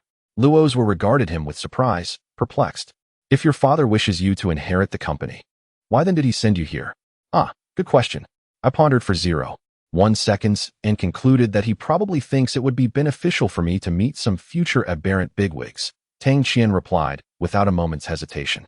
Luo Jie understood, recognizing the futility of expanding a network devoid of substance. "I am resolutely determined to hunt down the aberrant beasts. As for research, I have no inclination towards it," Luo Jie remarked, resting his hands behind his head with a nonchalant air. "Wow, your animosity towards these creatures is rather intense, isn't it? What a peculiar premise." "Heh. In truth, I am the master of the aberrant beasts, reborn to exact vengeance upon those who betrayed me long ago, with the intent to slay every aberrant beast in existence."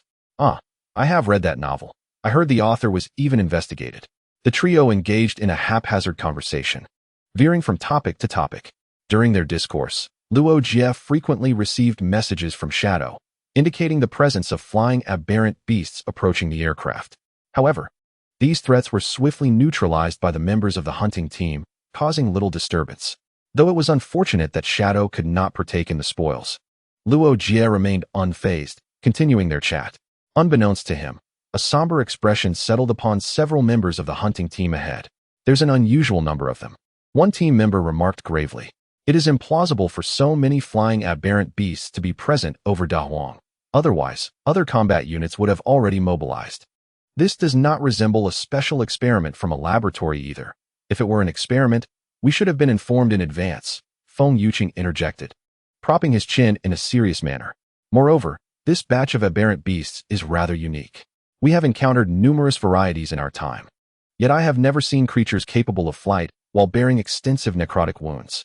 Boss, are you suggesting that new varieties of aberrant beasts have emerged? Feng Yuqing shook his head. I cannot say for certain. It has been nearly 50 years since a new species of aberrant beast has appeared. And whether this is a new species or a mutation requires thorough investigation by the researchers. Our current mission is to safely escort these students to Yanjing.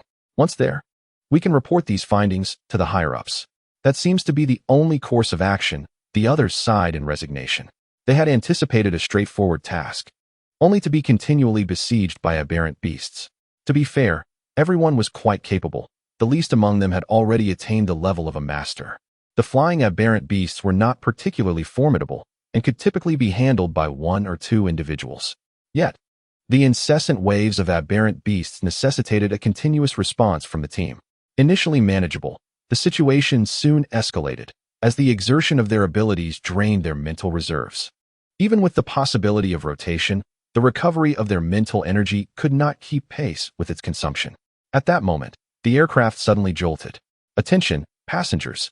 The voice of the intercom echoed throughout the cabin. We are approaching Yanjing. Please return to your seats and fasten your seatbelts. The flight is expected to land in 20 minutes. We are approaching Yanjing. Please return to your seats and fasten your seatbelts. The flight is expected to land in 20 minutes. We are approaching Yanjing. Please return to your seats and fasten your seatbelts. The flight is expected to land in 20 minutes. The announcement was broadcast 3 times, and a group of students, visibly excited, fastened their seatbelts, their faces brimming with anticipation. The 9 members of the hunting team let out a collective sigh of relief. Arriving in Yanjing meant that the flying monsters would not be a concern anymore. In an instant, the atmosphere lightened considerably. Finally, we had reached our destination, and I had never felt such exhaustion from a flight before. One team member exhaled, clearly more relaxed. Indeed, he was the weakest among us, his mental energy nearly depleted. Feng Yuqing glanced at him and remarked with a faint smile, "All right, settle down quickly. Be careful not to let the turbulence throw you out of your seat. It would be quite embarrassing for a powerful practitioner to be dislodged by the landing jolt." Someone jested, yet they dutifully secured their seatbelts. After all, it was merely a flight, not worth expending mental energy to float and prevent a collision. Luo Jie gazed out at the clouds, filled with eager anticipation. What would Yanjing look like? What strange beasts might they encounter there? Surely, there would be no illegal practitioners in Yanjing, right? As Luo Jie pondered, the airplane taxied for quite a distance before finally coming to a halt. Yanjing had arrived. Chapter 35. Welcome to Yanjing. As soon as they disembarked, Feng Yuqing casually announced that the team would gather at the Grand Square in 2 days at noon, then hurriedly left with his team. Luo Jie and the others stood there, bewildered, feeling somewhat like abandoned children. They looked around, confused about what to do next. Were they simply to be left here? Should they exchange contact information to stay connected? Luo Jie, Tang Xian, and Luo Yiluo exchanged glances. Should we leave? Let us go. The 3 of them formed a small group and made their way out of the crowd. Someone called out, inquiring about their destination. To which Luo Jie turned back and replied with a hint of bemusement, "Anywhere is fine. But we should at least get out of the airport so we don't hinder their operations." He looked around, noting, "Well, it doesn't seem too busy right now." With that, he turned and walked away. The remaining crowd exchanged glances, momentarily unsure of what to do. After a brief, chaotic discussion, they began to depart in small groups towards the airport exit. Once outside, Luo Jie, Tang Qian, and Luo Yiluo observed the bustling airport square. Luo Yiluo couldn't help but exclaim, It's so much busier out here than inside. Indeed, it's quite crowded, Tang Qian replied. Standing in the square, they looked around, and Tang Qian asked, so, where do we go next? Are we eating? Luo Jie regarded Tang Qian with exasperation. Are you that hungry? Not particularly. But I was a bit annoyed that I didn't finish my fried dough sticks when my dad dropped me off, Tang Qian admitted with a roll of his eyes. Luo Jie turned to Luo Yiluo. What do you think? After a moment of contemplation, Luo Yiluo suggested, let us find a hotel first, and we can eat nearby. Sounds good. We'll meet at the Grand Square in 2 days, so let's South book 2 rooms close to the square and explore the area for something to eat. Yes, we can also take a stroll around the Grand Square. The trio made up their minds and squeezed out of the square, arriving at the taxi stand. After a prolonged wait, they finally boarded a taxi. Inside the vehicle, the driver, speaking with a Yanjing accent, smiled amiably at the three through the rearview mirror and inquired, where are you headed? To the Grand Square. Thank you, they replied. Luo Jie noticed the driver's smile and returned it, yet inwardly pondered why the driver seemed so cheerfully exuberant. Was it a requirement from the taxi company? A glance out the window left Luo Jie momentarily taken aback, sensing an inexplicable dissonance. Just then, the vehicle began to move. As the driver navigated the streets, he engaged the trio in casual conversation, primarily with Tang Qian and Luo Yiluo, while Luo Jie furrowed his brow, reflecting on the subtle unease he had just perceived. Luo Yiluo, peering outside, remarked with mild surprise, I always thought Yanjing's traffic was notoriously congested, yet it doesn't seem so bad. The driver chuckled. Oh, that notion is outdated. The traffic here is quite developed now. Congestion is a thing of the past. However, 10 minutes later, as Tang Qian observed a long line of halted vehicles ahead, he stared blankly at the driver and said, didn't you just say it wouldn't get congested? Ah, how awkward. The driver responded with laughter. The trio exchanged exasperated glances, thinking, you seem to be the one who feels awkward. Thus, they found themselves ensnared in traffic for nearly an hour until the car finally resumed its journey. At this juncture, the driver added, you know, in Yanjing, being stuck for an hour hardly qualifies as a jam. In the past, you could be stuck for 2 or 3 hours. 3 hours later, the driver, gazing at the endless line of cars ahead, opened his mouth as if to speak, only to be promptly interrupted by Luo Jie. Driver, please, no more, we understand. It's not your fault. Ah, how truly awkward. The driver chimed in. Please, I fear you might serve us a pot of chicken soup at this rate. What? Nothing. Just keep driving. Finally, after another half hour, the vehicle was once again in motion. This time, the journey was smooth and uninterrupted, leading them swiftly to the Grand Square. The trio settled the fare and exited the taxi. As they did, the driver leaned out with a beaming smile, saying, young folks, welcome to Yanjing. As Luo Jie and his companions bid farewell to the driver, Luo Yiluo expressed some sentiment. I read online that people in Yanjing are quite proud and look down on outsiders, but it doesn't seem to be the case at all. Luo Jie shook his head and replied, there are still many warm-hearted individuals in the world. The negative portrayals online are merely extreme examples. And coupled with some individuals harboring regional biases, such misunderstandings have emerged over time. The trio continued their discussion as they entered a hotel. Luo Jie approached the front desk and said, could we please have 2 rooms?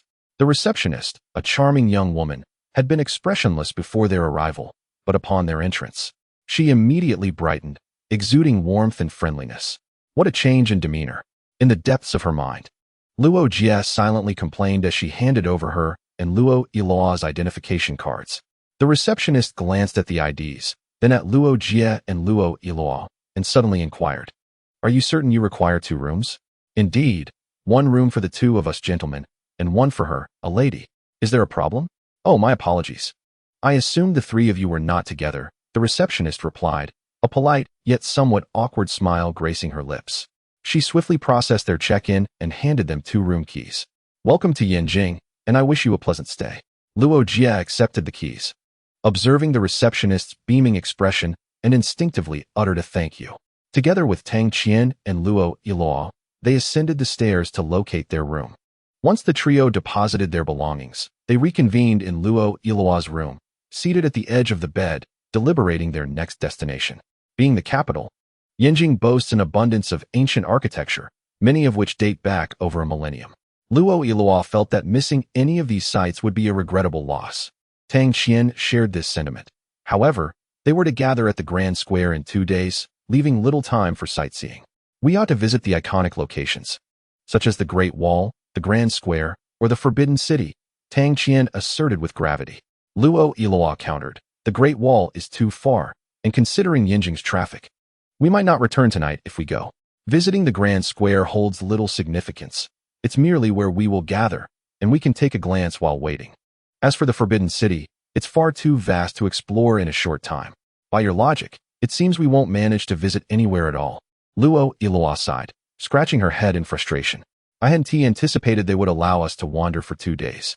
She glanced at the silent Luo Jie, nudging him with her elbow. What are you doing over there, remaining silent and pretending to be an expert? I am indeed an expert, Luo Jie retorted, rolling his eyes and striking a pompous pose, though he soon composed himself to address them seriously. Let us discuss the matter at hand. Don't you find something peculiar about this situation? Is there a sense of incongruity? Tang Qian and Luo Jie exchanged puzzled glances, both appearing uncertain. Luo Jie pinched the bridge of his nose, contemplating. Initially, I didn't think much of the driver's cheerful demeanor, nor did I consider the receptionist's smile. However, upon seeing the renowned painting, the smile of Mona Lisa, it struck me that something was amiss. He pointed to a decorative artwork on the wall, stating solemnly, if my memory serves me right, the expression on the original painting's face is meant to convey a gentle smile. At first, I thought it was a parody, but now, don't you think her smile bears a striking resemblance to that of the receptionist and the driver? Upon hearing this, Tang Qian and Luo Jie furrowed their brows, scrutinizing the painting on the wall. After careful consideration, they nodded in agreement. It does seem rather similar. Luo Jie continued, in fact, I sensed a hint of incongruity while we were in the taxi. Reflecting on it now, it appears that upon our arrival at the airport, apart from the individuals accompanying us, everyone else wore a smile. To say that the people of Yinjing are uniformly cheerful to such an extent feels a bit excessive. Does it not? As the 3 individuals engaged in conversation, a sudden knock at the door interrupted them. Instantly, they fell silent, their gazes fixed on the entrance without uttering a word. Chapter 36. The black-tied Li Wenze observed as people departed in small groups around him. Averse to socializing, he made his way alone out of the airport. Upon stepping outside, he was struck by the throngs of people, and with a gulp, he reflected on the bustling nature of a major city. Subsequently, he sought out a restaurant. The establishment was modest in size, yet impeccably clean. However, it was rather desolate, likely due to the timing not being mealtime. The proprietress was an alluring figure, possessing a slender waist and generous curves, her mature and beautiful visage adorned with a warm and welcoming smile.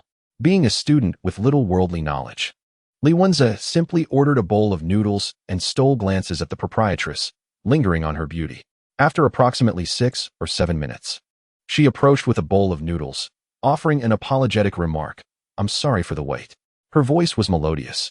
Li Wenze smiled and assured her that it was no trouble, preparing to indulge in his meal. Just then, a group of middle-aged men entered the restaurant. Turning to glance at them, Li Wenze noticed the men looking back at him with smiles that reached their eyes, exuding warmth. He nodded in acknowledgement and returned to his meal, pondering the friendly demeanor of the people in Yinjing.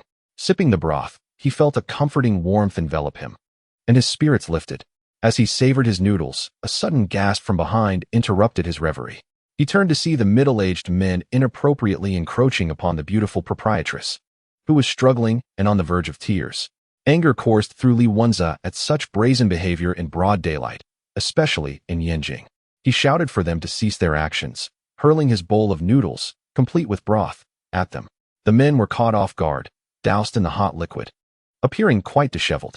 Seizing the opportunity, the proprietress broke free from their grasp, quickly taking refuge behind Li Wenze, trembling and pale, her demeanor pitiful. Feeling her softness at his back, Li Wenze inhaled deeply and addressed the assailants with righteous indignation. In broad daylight, you dare to engage in such acts? Do you not fear being apprehended by the police? The men exchanged glances before bursting into laughter. Li Wenze was perplexed by their amusement until one of them, with a grin, replied, The police won't apprehend us. The captain of this precinct is my nephew. Realizing their connections, Li Wenze responded with earnestness, In that case, I shall report him. With a swift gesture, he caused the liquid from their bowls to coalesce into bonds, swiftly ensnaring the men's limbs. Panic ensued among them as they looked at Li Wenze, fear evident in their eyes. You are one of those gifted? You are correct. But I have already contacted the authorities. Luo Jie raised his phone with a slight smile, then turned to the beautiful proprietress. Before he could speak, she leapt into his embrace, clinging tightly to him, her shoulders trembling. He initially intended to push the proprietress away. However, upon hearing the faint sound of her sobs near his ear, he found himself unable to act, rooted to the spot as a myriad of thoughts swirled in his mind. After a brief embrace, the proprietress's delicate voice whispered, "Good brother, thank you for coming to my aid. Without you, I might have been in a dire situation." Luo Jie immediately reassured her, "Rest assured, proprietress, I am here. I will take these few individuals to the police station and report that so-called captain's nephew, ensuring they will no longer dare to disturb you." As he spoke, he gently extricated himself from her embrace, turning to confront the middle-aged men. Yet, he hesitated. He was still young, after all. Suddenly, the enchanting proprietress wrapped her arms around him once more, her voice tinged with despair. "Good brother, can you not offer me some comfort?" Luo Jie inhaled sharply, stammering, "BB big sister, this is rather unexpected." Yet, she continued, "I am truly frightened and so cold." Her weak yet alluring voice resonated as her soft hands caressed his chest. "Can you comfort me?" Luo Jie's face flushed crimson, an overwhelming desire surging within him, leaving him momentarily speechless. "Sister, I." The proprietress maintained her pitiful demeanor, her luscious red lips tempting enough to provoke a bite, and after gazing at her for too long, one might overlook the two hands extending from her shoulders, each gripping a dagger. Luo Jie's expression remained impassive, even as the daggers grazed his mouth, drawing forth streams of blood. He remained stoic, for an inexplicable force within him rendered him immobile. "Oh, how warm and comforting," the proprietress murmured.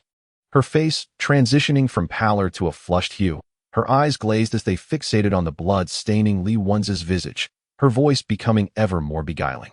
"Good brother, you must smile." The daggers shifted slightly, carving an arc across his face. Viewed from a distance, it formed the semblance of a smile. The three individuals observed the door of the room, suddenly falling silent. Moments later, a knock resonated, accompanied by a voice from outside. "Is anyone there?" "Room service." Luo Jie and Tang Qian exchanged glances with Luo Jie, blinking in unison. "Did you order?" Luo Jie shook her head, indicating it was not her. Luo Jie rose to open the door, revealing a young server clad in a uniform, his face adorned with a warm smile as he announced, "Sir, here is your meal." Luo Jie, perplexed, replied, "We did not place an order. You must have the wrong room." "Not at all," the server explained with a smile. "This is a special service provided by our establishment for first-time guests, complimentary meals." "Complimentary? Well, that's splendid." Luo Jie inhaled deeply, raising an eyebrow as he accepted the tray, then gestured for the server to leave. "You may go. We three are together. No need to deliver to each of us." "Very well," the server replied with a smile before turning to depart. Luo Jie closed the door and re-entered the room, placing the plate upon the dining table. Luo Jie lifted the lid, instantly engulfing the room in a delightful aroma. Tang Qian and Luo Jie, drawn by the enticing scent, approached, exclaiming, "How fragrant!" The plate held 3 bowls of noodle soup, each adorned with succulent slices of meat, exuding an irresistible freshness. Luo Jie inhaled deeply and remarked, "The fragrance is quite pronounced." Turning to Tang Qian and Luo Jie, he inquired, "Do you wish to partake?" Before he could finish his question, Tang Qian had already seized a bowl and begun to eat, declaring, "Of course. I only had half a youtiao for breakfast, and this noodle dish seems exceptional. I wonder where it originates. Could it be a specialty from Yinjing?" Luo Jie echoed, lifting his own bowl to sample a bite, his eyes lighting up in surprise. "Impossible. It cannot be. Yinjing's cuisine is a melting pot from all corners of the world," Tang Qian asserted, savoring the broth and licking his lips. Suddenly, he turned to Luo Jie with curiosity, asking, "Old Luo, aren't you going to eat?" Luo Jie pondered for a brief moment before breaking into a smile. "Of course I will, but not for myself." With that, he tipped the noodles onto the floor. In an astonishing display, his shadow surged forth, voraciously devouring the spilled noodles. Almost immediately, to the astonishment of Tang Qian and Luo Jie, 2 dark hands erupted from Luo Jie's shadow and swiftly pierced their throats. Tang Qian and Luo Jie clutched their necks, retreating in a progression of shock, anger, disbelief, and finally despair. In a hoarse voice, Tang Qian gasped. Why, enough of the theatrics. My sense of smell is quite acute, particularly when it comes to the scent of blood. Moreover, neither Old Tang nor Luo Jie has a penchant for noodles, Luo Jie remarked with a grin at the duo before him. As his words fell, Tang Qian and Luo Jie, who had been struggling while clutching their throats, underwent a grotesque transformation. Their skin took on a dark silver hue, as if they were melting away. With a soft huff, Luo Jie's shadow expanded abruptly, enveloping both of the contorted figures. The shadow sought to consume the two pools of silvery liquid, while he intended to conduct a thorough examination of himself through the shadow. Enveloped in the cold grip of the shadow, a chilling power coursed through his being. Taking a deep breath, Luo Jie suddenly heard a series of snapping sounds echo in his mind. He opened his eyes wide, the darkness within them erupting. Before him, the surroundings disintegrated like a torn painting, revealing his true location, a serene forest bathed in cool moonlight. Encircled by a dozen eerie beasts, he noticed two unfamiliar corpses nearby, exuding a grotesque scent of blood. Several beasts feasted upon the flesh of the deceased, creating a scene that was decidedly macabre. Simultaneously, waves of thoughts assailed him. Shadow, there's food. Shadow, food is here. Shadow, the kid gets the first bite. Shadow, this noodle cannot be wasted, but I can. Shadow, are we ready to feast? Luo Jie smiled faintly, mentally urging the shadow, go on, my little one, let us feast. In the next moment, the shadow beneath him surged forth, launching an attack on the surrounding eerie beasts. Under the moonlight, it seemed as though black waves surged forth, crashing violently. Chapter 37, Truth or Illusion. Tang Qian hung his head, gazing at Luo Jie before him, his face laden with disappointment, yet tinged with a hint of mockery. The real Lao Luo would never realize that Luo Jie harbored feelings for him. He was merely a fool consumed by thoughts of slaying bizarre beasts. No sooner had he spoken than several bolts of lightning erupted from his body. The Luo Jie before him was charred by the electric surge, ultimately transforming into a puddle of soft mud, vanishing from sight. Indeed, it was a falsehood. With a deep sigh, Tang Qian stared at the spot where the fake Luo Jie had disappeared, stroking his chin. Is this a drill, or what? No. This certainly does not appear to be a drill. After pondering for a moment, he sighed again and sat down on the curb. How vexing. He had no desire to think any longer. He resolved that regardless of who approached him to speak, he would respond with a direct punch. Luo Jie gazed at the setting sun. Beside her, Luo Jie held her hand, looking at her with deep affection. Luo Jie glanced at their tightly clasped hands, sniffled, seemingly on the verge of tears. I have envisioned this scene countless times. Being held by Xiao Jiao brings me joy, yet alas, it is but a fabrication. The affectionate version of Luo Jie's expression shifted as he instinctively attempted to release her hand and retreat. However, Luo Jie tightened her grip, pulling him closer, while her other hand seized the affectionate version of Luo Jie by the neck. She looked at him, her demeanor gradually turning icy. Though his face was identical, being held by you inexplicably fills me with revulsion. With that, she thrust the affectionate version of Luo Jie away, gathering her strength for a punch. With a resounding bang, she struck, creating a gaping hole in the chest of the affectionate version of Luo Jie, who immediately ceased to breathe. With a forceful flick of her wrist, she hurled him aside like a rag, transforming him into a puddle of silvery gray mud, disappearing from view. A falsehood remains a falsehood, forever unable to become true. Luo Jie blew on her fist, her expression complex. That punch had been inexplicably satisfying. Dozens of bizarre beasts, though not particularly strong, were nonetheless daunting in their sheer numbers. Luo Jie felt a twinge of melancholy, as the mingling scent of blood and decay was overwhelmingly stimulating. He was troubled, yet the shadowy child was elated, finally free to indulge. The shadow surged forth, engulfing the surrounding bizarre beasts, from which dozens of dark hands emerged swiftly, dragging the creatures into the depths of the shadows. Several bizarre beasts howled, their claws striking at the shadows, but to no avail. They were ensnared instead. Among them were some particularly intelligent beasts, who, seizing the opportunity amidst the chaos, turned to attack Luo Jie. A pungent stench assailed Luo Jie's senses, causing him to frown. A long knife shot forth from the shadows, which he grasped, and with a swift motion, he cleaved the approaching beast in two. The carcass of the bizarre beast fell to the ground, promptly consumed by the shadows. Without pausing, Luo Jie surged forward, the power of the shadows enveloping his eyes, rendering the bizarre beast's attacks strikingly clear. The black long knife swept through the horde of grotesque beasts, each strike resulting in injury or death. Occasionally, several grotesque creatures would attack simultaneously, attempting to overwhelm him, but the shadows swiftly manifested black hands to shield Luo Jie from harm. Thus, despite being besieged by the monstrous entities, Luo Jie managed to navigate the onslaught with remarkable ease. This was primarily due to the relative weakness of these creatures, reminiscent of the one he had slaughtered in the slaughterhouse previously. While their numbers had increased, Luo Jie had grown significantly stronger. Moreover, his nightly battles with the figure in the black robe had enriched his combat experience, and his utter lack of fear towards the grotesque beast's inherently terrifying presence allowed him to gain the upper hand in the fray. After 10 minutes, the surrounding grotesque beasts were either dead or gravely injured. Luo Jie stood amidst the battlefield, slightly breathless. His shadow spread outward, enveloping the entire area, extending fine strands to slice through the corpses of the beasts, bits of flesh cascading down and sinking into the shadow. Observing his shadow, which had been voraciously consuming moments before, he noted its sudden elegance as it now savored its meal. Turning to find a clean spot to sit, Luo Jie patted the shadow beneath him, expressing gratitude. This time, it's all thanks to you. Upon entering the taxi, he felt an inexplicable sense of discord. Once this thought crossed his mind, everything, the driver's smile, the traffic, the hotel ambience, seemed to take on an unsettling hue. Subsequently, when Luo Jie beheld the 3 bowls of noodles, he sensed the shadow beneath him suddenly erupt with fervor, and in that instant, he grasped the source of his discomfort. The shadow had ceased its incessant chatter. It was silent.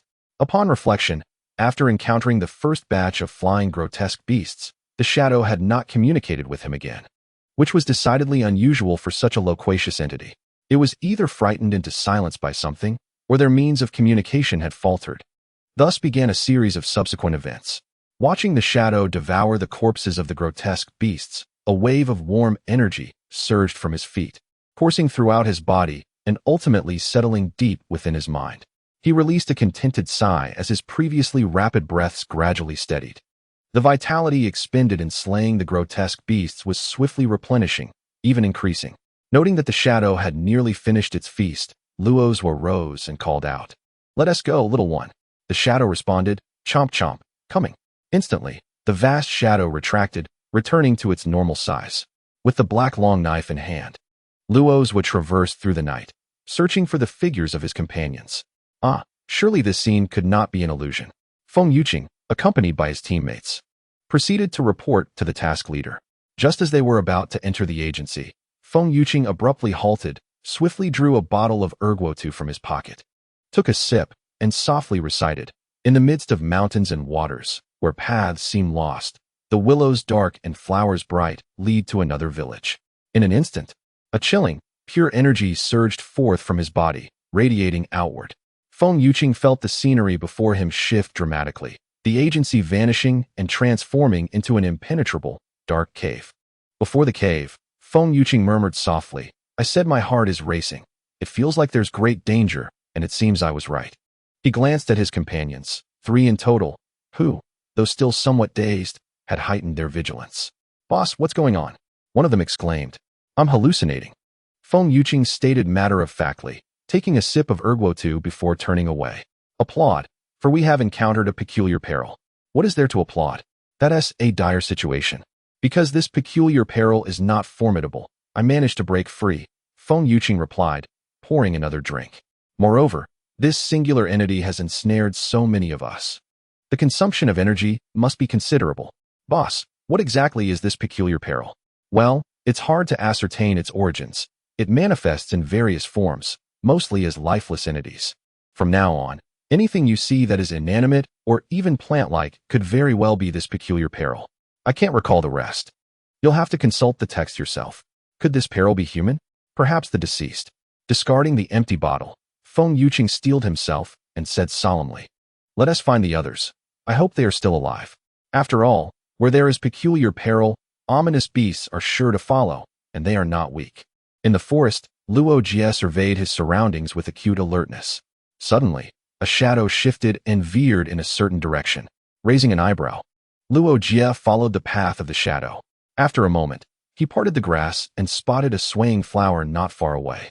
It was a pristine white blossom, radiating a luminous glow under the moonlight, strikingly beautiful and alluring. It seemed to possess a fatal allure. Chapter 38. The Serpent and the Flower Under the Moonlight. Luo Jie gazed at the flower, momentarily entranced, as if it had cast a spell upon him. The flower swayed gently, releasing silver pollen that danced on the breeze toward him, and an intoxicating fragrance suddenly enveloped the air, enticing and mesmerizing. It felt as though, under the moonlight, a silver-haired woman draped in sheer fabric was dancing gracefully, her enchanting figure flickering in and out of view, her alluring gaze igniting a primal desire. Luo Jie appeared captivated. He seemed momentarily dazed, and in the next instant, he reached for his phone to capture a photograph. Is this a new species? It looks quite stunning. I could fetch a handsome sum if I sold it to a botanist. He snapped several pictures before stowing his phone away, his demeanor shifting to one of caution. What silver-haired beauty dancing? I didn't see any of that. Not to mention, a flower glowing in the dead of night was already suspicious enough, especially with his shadow frantically shouting, "Dangerous! It's so dangerous!" If something could make his shadow exclaim danger, it must surely be a formidable entity. Shadow, I want to strike. Luo Jie. If it can overpower us, then it will feast. With a long black knife, he stirred the grass, keeping a wary eye on the snowy flower as two shadows extended toward it. The shadows crept closer to the white blossom, which continued to sway without any sign of disturbance. Suddenly, an unexpected transformation occurred. A white shadow descended upon the figure with astonishing swiftness. Arriving in the blink of an eye, Luo Jie felt a surge of alarm, swiftly retracting the figure just in time to evade the strike, followed by a thunderous explosion that sent a cloud of dust billowing forth, enveloping him completely. An uneasy tension gripped Luo Jie as he stumbled backward, emerging from the haze. What had struck? For a fleeting moment, confusion clouded his mind until he discerned dozens of black lines surging toward him from various angles within the grass. Their speed was such that it left him momentarily disoriented. Fortunately, the figure moved even faster, just as the black lines were about to make contact. It coiled around Luo Jie's legs, propelling him backward in a desperate attempt to evade the onslaught. To his astonishment, the black lines also sprang from the ground, leaping toward Luo Jie, who was still airborne. While he was taken aback by the rapidity of their response, the leap allowed him to glimpse the true nature of the hidden menace in the grass. A multitude of serpents, their bodies entirely black, glimmered with a purplish hue under the moonlight. Their gaping mouths revealed menacing fangs, and wisps of dark mist escaped, withered grass falling victim to its touch. Goodness, they resort to poison. Such dishonorable tactics. Luo Jie continued to retreat hastily, gripping his long blade and striking its surface forcefully. In an instant, the blade softened and condensed in his grasp before expanding explosively. The black mist expelled by the serpents was deflected by the figure's barrier, causing the serpents to collide against it. Upon landing, Luo Jie slid a few steps, casting a sharp gaze at the serpents and commanding, "Entwine." In an instant, a multitude of black lines emerged from the barrier, ensnaring the serpents with unyielding tenacity. In the following heartbeat, the black barrier inverted, encapsulating the serpents as if wrapping dumplings, and then submerged them into Luo Jie's shadow. This transformation transpired in the blink of an eye, the dust cloud nearby barely dissipating. Once again, Luo Jie withdrew a knife from within the shadow, his gaze vigilant as he observed the gradually dispersing smoke. He yearned to uncover the identity of the white shadow that had earlier assailed his figure. Most likely a serpent, he pondered. Yet, not necessarily. While extraordinary threats often drew numerous strange beasts to their vicinity, it was not uncommon for disparate groups to linger nearby. Feng Yuqing brushed aside the low branches before him, imparting knowledge to the students trailing behind him. In the midst of their search, he and a few teammates managed to locate several members of the hunting team along with 7 or 8 students. The hunting team members fared well, promptly recognizing the illusion they were ensnared in, yet the students were less fortunate. Some clung to trees, while others performed push-ups on the ground. 2 boys, in an unusual twist, were even engaged in a mock collision experiment. Feng Yuqing was taken aback, marveling at the exuberance of youth, though he suspected such antics would leave lasting psychological scars.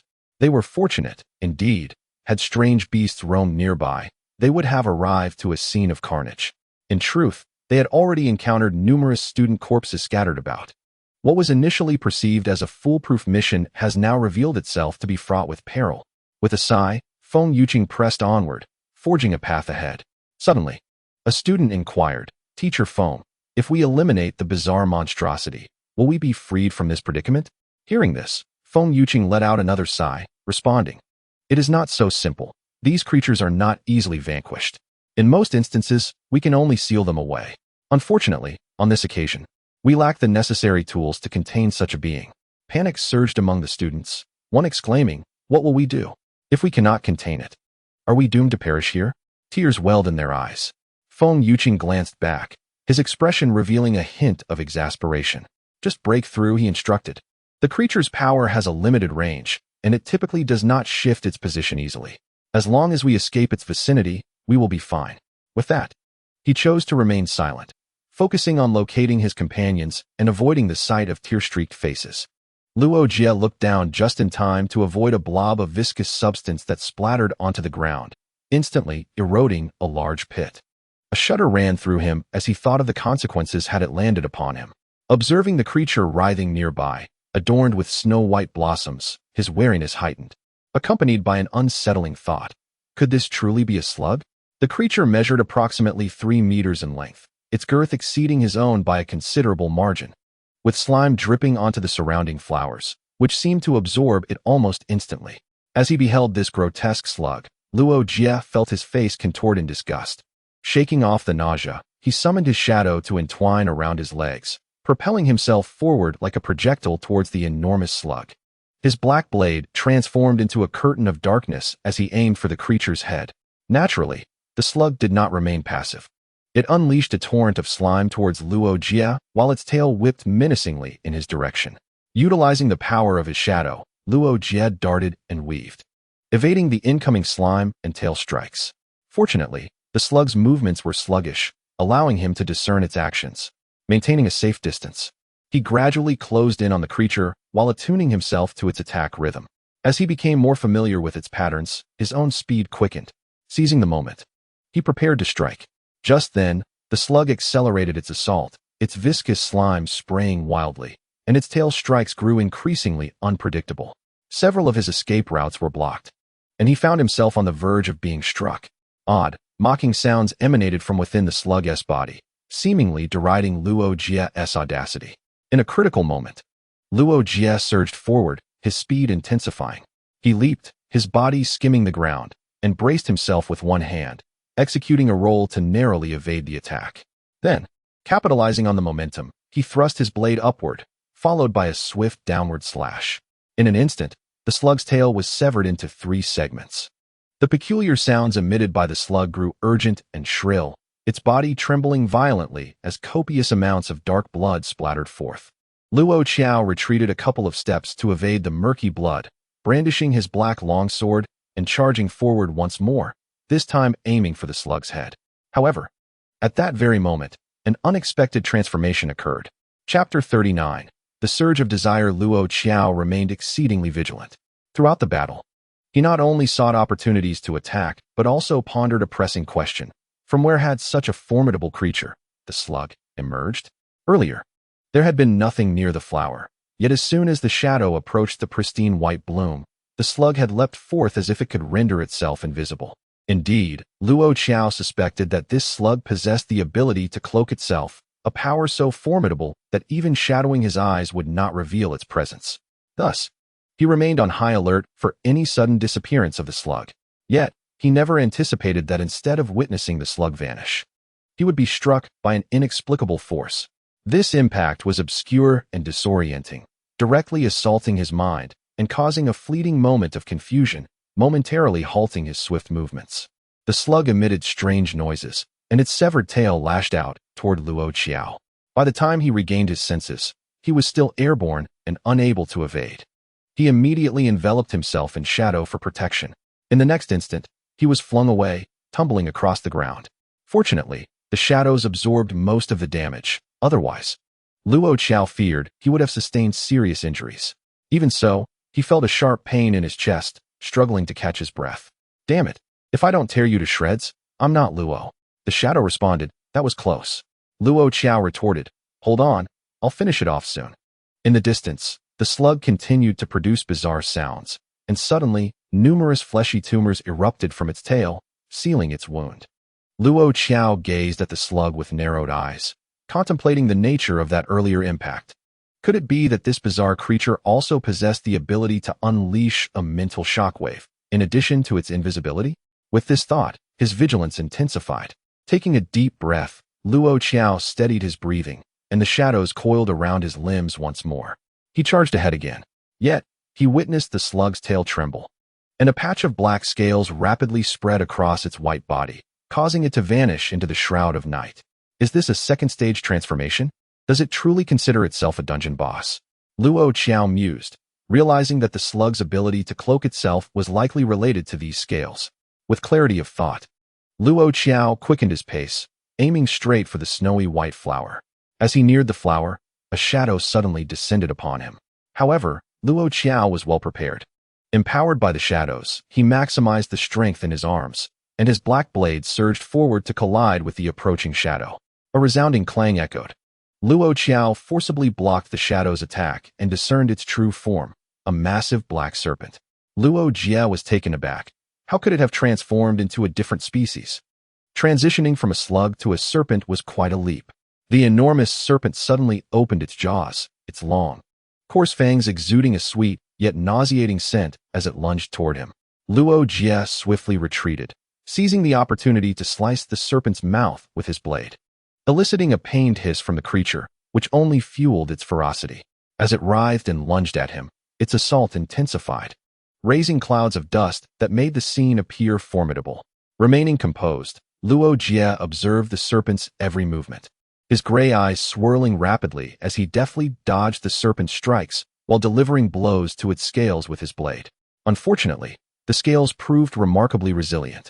Each strike left only shallow wounds that hardly bled. Nevertheless, Luo Jie persisted, methodically delivering cut after cut while silently counting. 21, 22, 23. Just then, an obscure mental shockwave surged toward him, threatening to momentarily incapacitate Luo Jie. At that very moment, the black serpent seized the opportunity to strike at his head. However, Luo Jie roared, just as I anticipated your wide-open mouth. Immediately, he hurled his black blade into the serpent's gaping maw, where it unexpectedly expanded, wedging itself firmly within. Luo Jie deftly rolled away from the serpent's massive head, then snapped his fingers. To his astonishment, numerous thin black threads emerged from the multitude of wounds on the serpent's body.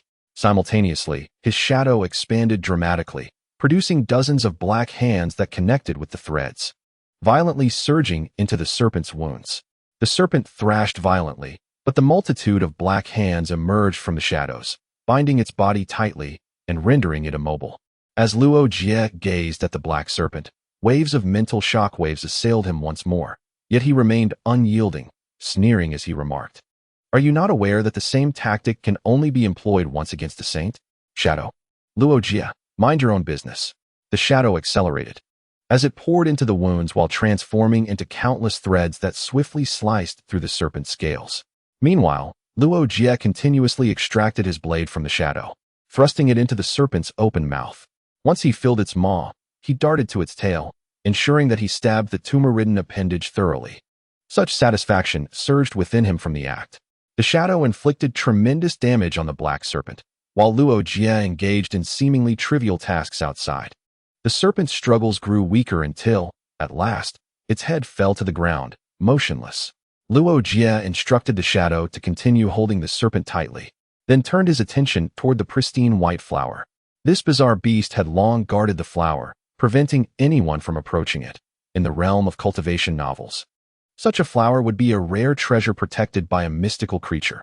Surely it warranted thorough investigation. With this thought, Luo Jie reached out to touch the white flower, enveloping his hands with shadow. Suddenly, he felt several waves of mental shock again. He turned back in astonishment, believing the black serpent still lived, only to discover that the shadow had devoured nearly half of its tail. The serpent was dead, so where did this shockwave originate? At that moment, Luo Jie felt a chilling sensation brush against the nape of his neck. Instinctively, he prepared to leap backward, eager to escape the source of that icy feeling. As he turned to investigate, he discerned the origin of the coldness. There, amidst the snow-white blossoms, stood a woman draped in ethereal moonlight fabric, her graceful figure seemingly suspended in midair. Her alluring eyes were fixed intently upon Luo Jie. Bathed in moonlight, her voluptuous form was tantalizingly obscured by the sheer veil. Such a sight would undoubtedly stir the hearts of ordinary men, yet Luo Jie remained unaffected, staring in astonishment at her face. Goodness, aside from her captivating eyes, her other features were woefully misplaced. Ignoring her visage, she resembled a goddess. Upon closer inspection, she resembled a distorted caricature. Moreover, dear lady, do you not find your seductive tactics rather pedestrian? A pair of cat ears would have sufficed. In sum, Luo Jie was filled with a myriad of complaints. However, the veiled woman had already charged toward him, her beguiling gaze now flickering with anger, and he faintly perceived the sound of a shrill scream. I refuse to believe I cannot ignite the desires that lie within you. In the next moment, an overwhelming surge of mental energy collided with Luo Jie's mind, the invisible force causing him to involuntarily lean back before crashing to the ground, motionless. The otherworldly being, Luo Jie, lies still. Why did I inexplicably feel as though I had achieved something? 2 seconds later, Luo Jie sat up, scratching his head in bewilderment. What just happened? Shadow, smack smack, delightful. Luo Jie, desire. These 2 words evoke aversion in some, while others indulge without restraint. Yet it is undeniable that the majority bind their desires with various doctrines and laws, expressing them only within permissible confines, whether those desires be of a carnal nature or otherwise. After all, straying beyond those boundaries often leads to dire consequences. The enigmatic and perilous entities excel in stirring human hearts, luring them into the depths of desire, from which they extract the exquisite sustenance they crave. The woman born from the snow-white blossoms is one such entity, a being worthy of a name imbued with artistic essence, the Maiden of Flowers. The Maiden of Flowers, in every conceivable manner, she is profoundly disheartened. In this forest, she has incited the desires of many, leading some to succumb to their yearnings and lose their lives. However, a group of individuals began to see through her illusions, making it increasingly difficult for her to invade their minds. Subsequently, others managed to break free from her enchantments, heightening their vigilance, thus complicating her efforts further. To complicate matters, a madman had stumbled into her domain, brandishing a blade and charging at her. Although a great serpent guarded her, it was rather dull-witted, leaving the Maiden of Flowers feeling uneasy. After all, her own life was far more precious than luring others deeper into the forest. Consequently, she retracted her scattered powers, preparing to confront the lunatic with full force. Yet, to her dismay, her influence over this madman proved negligible, aside from the initial moment of distraction. Her subsequent attempts bore no fruit. The Maiden of Flowers could hardly bear this indignity. She was a being of enigma, superior to the deceitful beasts, a master of manipulating human desire.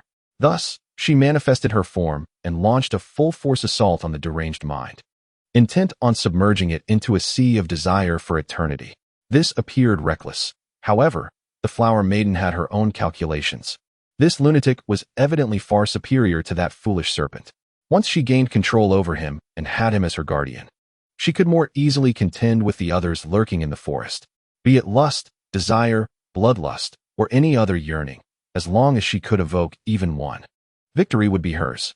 With this strategy in mind, the Flower Maiden successfully infiltrated the deranged one's mental realm. Before her lay a sky of grayish purple, a towering black mountain that pierced the clouds, and the lifeless body of a headless youth. Above, a colossal figure loomed, seated in the heavens. What is this? The Flower Maiden was horrified. She had never encountered such a visage within anyone's mental landscape. Amidst her shock, a voice suddenly resonated, "Little flower, do you wish to play with me?" The Flower Maiden whirled around to see the headless corpse rising, one hand grasping an exaggeratedly large sword, the other clutching a bundle of black chains. Above the body floated an immensely swollen head, grinning at her. "Do you want to play with me?" A chilling aura swept over the Flower Maiden, engulfing her in a piercing agony. Fear, irrational, unfounded fear. She turned to flee, but a wooden frame descended from above, obstructing her path. Before she could redirect herself, several ropes sprouted from the frame, binding her tightly. The Flower Maiden struggled violently, exerting all her strength. Yet it was to no avail. The grotesque head laughed maniacally, while the body stood beside the frame, sword in hand. Then, one thrust, two thrusts, three thrusts. The sword pierced her body methodically and with grim precision, her anguished cries echoing throughout the space. Yet, no one paid heed. Chapter 40, Luo Jie. If you sneeze, you must isolate yourself quickly. Wait, wasn't the song not sung this way? Luo's was sniffled as he continued with his task. Wielding two short blades with unwavering determination, he was engaged in the process of skinning. The serpent was dead, and the shadowy creature had deemed its hide too tough to consume, prompting Luo's to take on the task of processing the serpent's skin. Luo's mused, collecting materials. This large piece of serpent skin, perhaps I could fashion a serpent skin coat. If I turn it in, could I exchange it for money? At this moment, he wished for teacher Feng to be present, to assist him with his inquiries. After some effort, he successfully peeled off the serpent's skin and stored it away, allowing the shadow to revel in its feast, while he returned once more to the pristine white blossoms. Previously, that veiled woman, no, the one from the record of grievances, had claimed she would invade his mind. Luo Jie had indeed felt a surge of power then, but it had only disoriented him for 2 seconds. In those 2 seconds, had the serpent still been alive, or if other sinister creatures had been present, he likely would have perished. The shadow remarked, "Munch, munch." Well, I suppose he wouldn't have perished. The shadow would have carried him away. Moreover, that possibility has likely dissipated now. Why did she disorient me for 2 seconds? Was it merely a game? Luo Jie pondered, somewhat perplexed. Could it be that my mental state was affected in some way that I am unable to perceive? With this thought in mind, Luo Jie removed the black watch hanging from his backpack to assess his mental condition. After a series of normal readings, he felt a slight relief. If it wasn't he affecting my mind, was it merely an attempt to intimidate me? To create such a spectacle just to frighten me seems rather unreasonable. Perplexed, Luo Jie's gaze returned to the pristine white flower. At this moment, the luminous white light emanating from the flower had dimmed somewhat, and the entire blossom appeared to have wilted, likely influenced by that ethereal woman. Luo Jie stared at the flower for a prolonged period before suddenly addressing the shadow creature beside him. "Hey, little one, take a look at this flower. Would you like to eat it?" The shadow crept over to examine the snow-white blossom. The shadow responded, "Luo Jie, what are you trying to say?" The shadow then made a noise of disdain and sauntered away to continue its meal of the great serpent. It seemed rather proud, did it not? Luo Jie was momentarily speechless, and without hesitation, he grasped the flower and twisted its stem until it broke, bringing it to his nose. He inhaled a foul odor that assaulted his senses, and with a look of distaste, he tossed the flower aside, suppressing a dry heave. So this is the exterior of gold and jade concealing rotten wood inside. How disgusting. With a darkened expression, he found a place to sit and watch the shadow consume its meal while reflecting on the recent battle with the great serpent. Undoubtedly, the serpent was formidable. Had it not been for the shadow's previous consumption of a batch of weaker creatures, which provided a slight enhancement to its physique, and the shadow's support that accelerated his reaction time and amplified his strength, Luo Jie might not have been able to vanquish the monstrous serpent. Even so, during their agile maneuvers, he had narrowly avoided being struck by its long, sharp fangs several times. Of course, if he had directly donned his dark cloak, he could have certainly slain the serpent, but the aftermath would leave him dazed for several days, which was uncertain. Nevertheless, despite the peril, there were rewards. The shadow, having feasted on the serpent, appeared quite content, with warm energy surging from its feet, cleansing its entire being, which brought it immense satisfaction. Once it fully digested this energy, it would likely grow significantly stronger. After another 10 minutes, the shadow finally finished its meal, even gnawing the bones down to a yellowed state. It bounded back to Luo Jie, performing a little spin before returning to its normal state. Luo Jie secured his bag, surveyed the surroundings, fixed his eyes on a particular direction, and set forth. Half an hour later, a group of people stood silently before the serpent's remains. Feng Yuqing, wearing a glove, ran his hand over the serpent's bones. They've been consumed thoroughly, not a trace of the creature's aura remains. "Boss, who could have done this?" One person swallowed hard, their expression filled with disbelief. Feng Yuqing shook his head. "I have no idea. Could it be a conflict among the creatures?" Someone suggested, gazing at the devastated patch of grass. "It's quite possible. Judging by the extent of the battle's reach, the other creature must have been quite sizable as well." Feng Yuqing gazed at the utterly bare snake bones, unable to suppress a hiss of disbelief. If this truly is the work of a malevolent beast, one can only imagine the depths of its hunger. The group surveyed the slick bones, collectively concluding that the creature must have been driven to madness by starvation. Otherwise, it could not have consumed so meticulously. Could it be that the beast is still ravenous? Suddenly, someone whispered. At this, the entire assembly turned to regard the speaker, falling into a heavy silence. Enough, enough, Feng Yuqing interjected. Let us not dwell on such thoughts. We must hasten to regroup with the others. Everyone, remain vigilant. Be wary of any lurking creatures in the forest. Cautiously, the group ventured into the woods. The night breeze swept through, rustling the leaves with a whispering sound, lending the forest an air of eerie tranquility. Suddenly, a cry pierced the stillness. The group tensed, turning to the source of the shout. A young man, trembling and with a twisted leg, pointed shakily into the distance, stammering, There lies a corpse." As his words hung in the air, several members of the hunting team sprang into action, encircling the students and keeping a watchful eye on their surroundings. Feng Yuqing approached the body for a meticulous examination. From the attire, it appeared to be a student from the youth hunting team. The body was desiccated, and a mere press could crumble it to dust, clearly indicating that all bodily moisture had been extracted. Yet, apart from the prints left by the deceased, no other signs of the malevolent beast were present. Those footprints extended deep into the forest. Feng Yuqing stared vacantly into the depths of the woods before turning away. We cannot proceed this way. We must retrace our steps and take another path, he instructed swiftly, leading the way back. It would be folly to charge ahead, knowing danger lurked. The others complied, pivoting to follow him. However, as they traversed a thicket, they emerged into a clearing, lush grass, verdant trees, and a crystal-clear pool of water, yet no sign of the great snake bones. Feng Yuqing's expression shifted dramatically. He took a swig from his flask and murmured, "In the midst of towering mountains and flowing waters, when all seems lost, a hidden village may yet reveal itself." A surge of sharp energy emanated from him, prompting Feng Yuqing to lead the group away once more. Yet, after a swift dash, they found themselves once again before lush grass, verdant trees, and a crystal-clear pool of water. Feng Yuqing halted, his countenance darkening gradually as he spoke in a low voice. "Be alert. Our sense of direction has been compromised. Exercise caution and refrain from rash actions." He scrutinized the distant clear pool, awaiting the next development.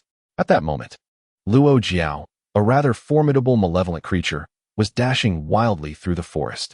The energy surging from his saws invigorated him, compelling him to sprint through the woods. Though he was not mindlessly running, he kept a watchful eye for any signs of others. He wondered how old Tang and Luo were faring. The thought tightened his chest, prompting him to quicken his pace. Shadow to the right. His heart leapt at the warning, and he instinctively shifted his body to the right. The rustling continued. As the leaves brushed against his clothes, Luo Jie found himself in an open space, where he beheld a peculiar sight. Tang Qian sat there, cross-legged, his expression one of utter despondency. Beside him lay a pile of charred corpses, those of strange beasts. 10 meters away, Luo Jie was gripping the neck of one of these beasts, delivering a powerful blow to its heart, causing a gory spray of blood to splatter across the ground. Subsequently, she casually discarded the mangled creature. Luo Jie thought to himself, "Well, it appears my worries were unfounded." At that moment, he noticed both Tang Qian and Luo Jie turning their gazes towards him. Tang Qian sighed deeply, while Luo Jie shouted in irritation, "Another one?" A blinding bolt of lightning surged from Tang Qian, and Luo Jie slowly clenched her fist. In the next instant, both of them charged toward him. 3 minutes later, Tang Qian and Luo Jie knelt before him, their expressions earnest as they bowed in unison, proclaiming, "We are sorry, we were wrong." Luo Jie ran a hand through his hair, now frizzed from the electric shock, and touched his bruised eye, glaring at the pair as he exclaimed, "If apologies were effective, what need would we have for the police?" Tang Qian licked his lips, his head drooping as he replied, "The police probably wouldn't handle this. I don't care whether they do or not. I simply want to know what you two witnessed in that illusion that prompted you to attack me." Luo Jie vented his frustration. "I went through great lengths to find you, only to be met with this. It pains me significantly." Luo Jie cautiously inquired, "Is it possible that you already know the reason and are thus more pained?" Luo Jie fell into silence, and after a moment, he rubbed his face and spoke solemnly. All right then, let me pose a different question. How many times have you killed me? Tang Qian replied, 17 times. Luo Jie chimed in, 26 times. Tang Qian shot a glance at Luo Jie and gave her a thumbs up. Impressive. Luo Jie looked at the two heaps of corpses not far from him, 17 on one side, 26 on the other, and once again fell silent. Chapter 41. A dance unfolds. Luo Jie could not keep Tang Qian and Luo Jie on their knees indefinitely. He allowed them to stand aside as he pondered whether he had unwittingly wronged them in some way. It seemed unlikely.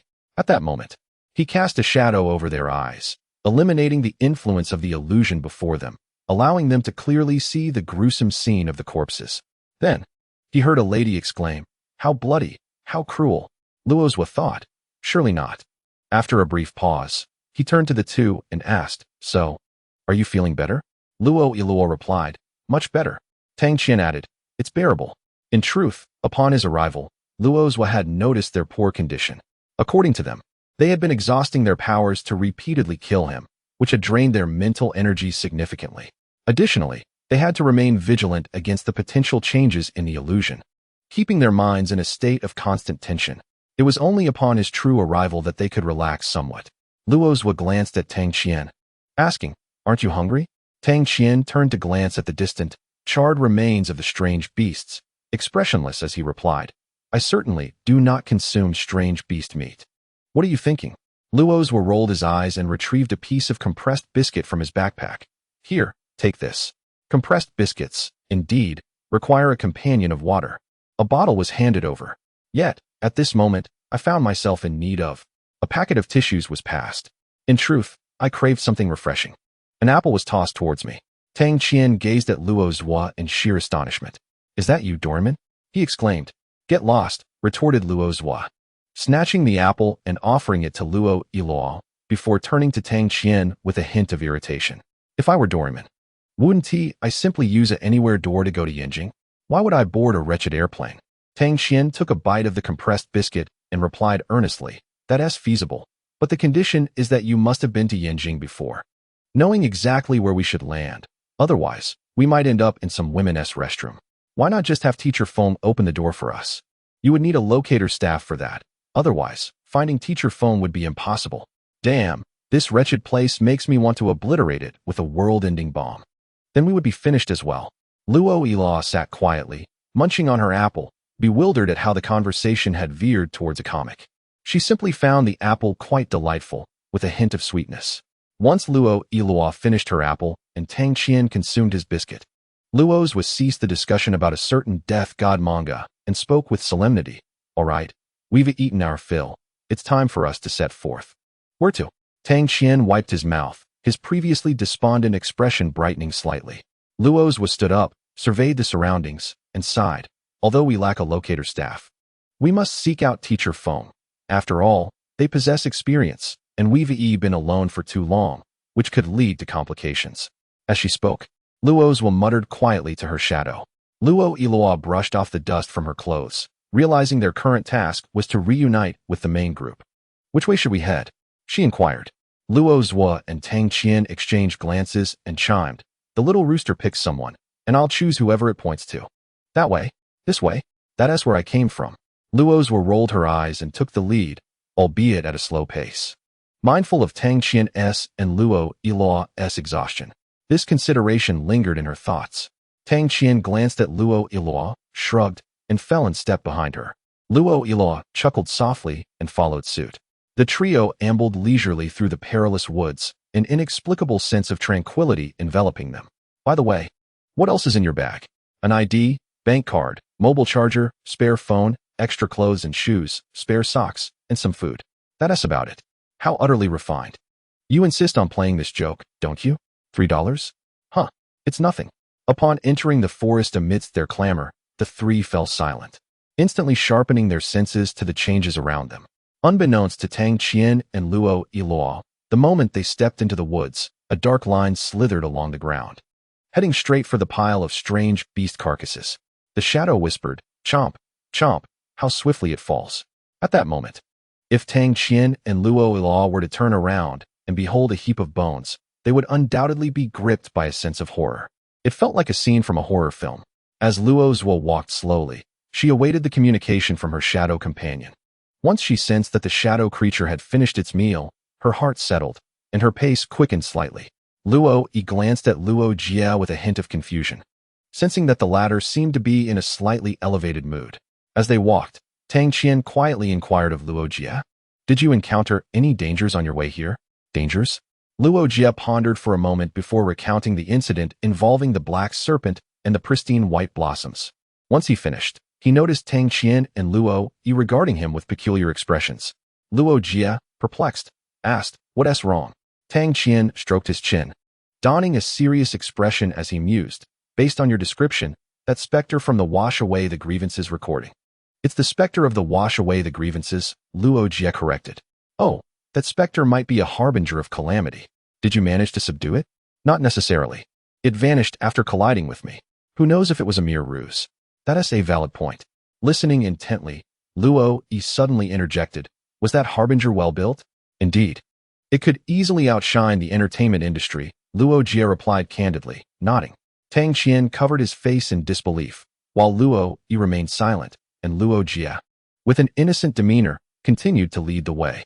Despite engaging in light-hearted banter, Luo Jie maintained his vigilance, extending his shadow to sense the movements around them. Should anything unusual arise, the shadow would act first, granting them precious time to react.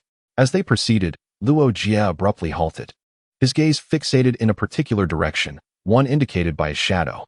"The shadow reveals a formidable presence over there," it spoke. Luo Jie raised an eyebrow. "Can we handle it?" "It is manageable. Let us confront it," Luo Jie declared, turning to Tang Qian and Luo Jie. "Are you two still prepared for a fight? There may be danger ahead. Whether we can fight or not, we must proceed. This is a perilous place," Tang Qian replied, rubbing his shoulders with a despondent tone. Luo Jie tossed her hair, her voice icy as she asserted, "I can take on 10 right now." Luo Jie expressed surprise. "You've recovered so quickly?" "It could also be due to my anger." "Huh, nothing." Luo Jie scratched his head and led the way toward the direction indicated by the shadow, with Tang Qian and Luo Jie following closely behind. As they advanced, the trees around them grew taller, and the atmosphere became increasingly serene. Luo Jie slowed his pace, remaining alert to the surroundings, anxious about any sudden changes. After a leisurely 10 minutes, the trio emerged from a thicket into a surprisingly spacious clearing. At the center stood a grand tree, approximately 10 meters tall. Although its trunk was not particularly robust, its sprawling canopy obscured a significant portion of the sky, creating an astonishing sight. However, what truly evoked a sense of horror was the sight of nearly 40 individuals gathered beneath the tree, ranging from the elderly to students, from the recently deceased to skeletal remains. They stood facing Luo Jie and his companions, then collectively bowed and began to dance. There were classical dances, modern interpretations, tap dances, and waltzes. Astonishingly, Luo Jie even witnessed someone forcefully burying their head into the ground, flipping over to perform an underground ballet. These 40 individuals appeared as the finest dancers in the world, showcasing a mesmerizing array of movements to the trio. Intense, uninhibited, eerie, chaotic. The unique rhythm of their actions surged toward Luo Jie and his companions, instilling within them an inexplicable urge, how they longed to dance alongside them. Luo Jie rubbed his temples, and suddenly, shadows erupted beneath him, ensnaring the hands and feet of Tang Qian and Luo Jie. He spoke, "The performers are dancing. Why are you two meddling? Sit down and watch the show." Saying this, Luo Jie took the lead in sitting down, even finding the time to retrieve a bag of potato chips from his backpack and begin munching. Tang Qian and Luo Jie followed suit, their faces reflecting a lingering sense of dread. Just moments ago, had Luo Jie not intervened, they would have been completely unaware that their limbs were moving in sync with the dance, as if they were not their own. Luo Jie glanced at Luo Jie with concern, wondering if they should flee. Luo Jie, while crunching on potato chips, quietly replied, "Flee? They won't let us escape that easily. Do you want some chips?" Hesitating, Luo Jie finally took a piece. Tang Qian, observing the delicate threads binding his hands, curiously inquired, "I forgot to ask last time. Old Luo, what exactly is your ability?" "Shadow manipulation, quite versatile, isn't it?" Luo Jie responded, though he inwardly chided the shadow. "You say it's manageable. But with such a grand display, are you certain we can handle it?" The shadow affirmed, Absolutely, with full strength. Luo Jie retorted. Next time you use full strength, do let me know. The shadow replied, understood. While he was engaged in this conversation with the shadow, the 40 dancers intensified their movements, limbs flailing wildly, bodies twisting as if they might split apart, their heads seemingly capable of a full 360-degree rotation. In a daze, Luo Jie fancied he heard a majestic and grandiose melody rise, offering a resounding ode to this troupe of dancers.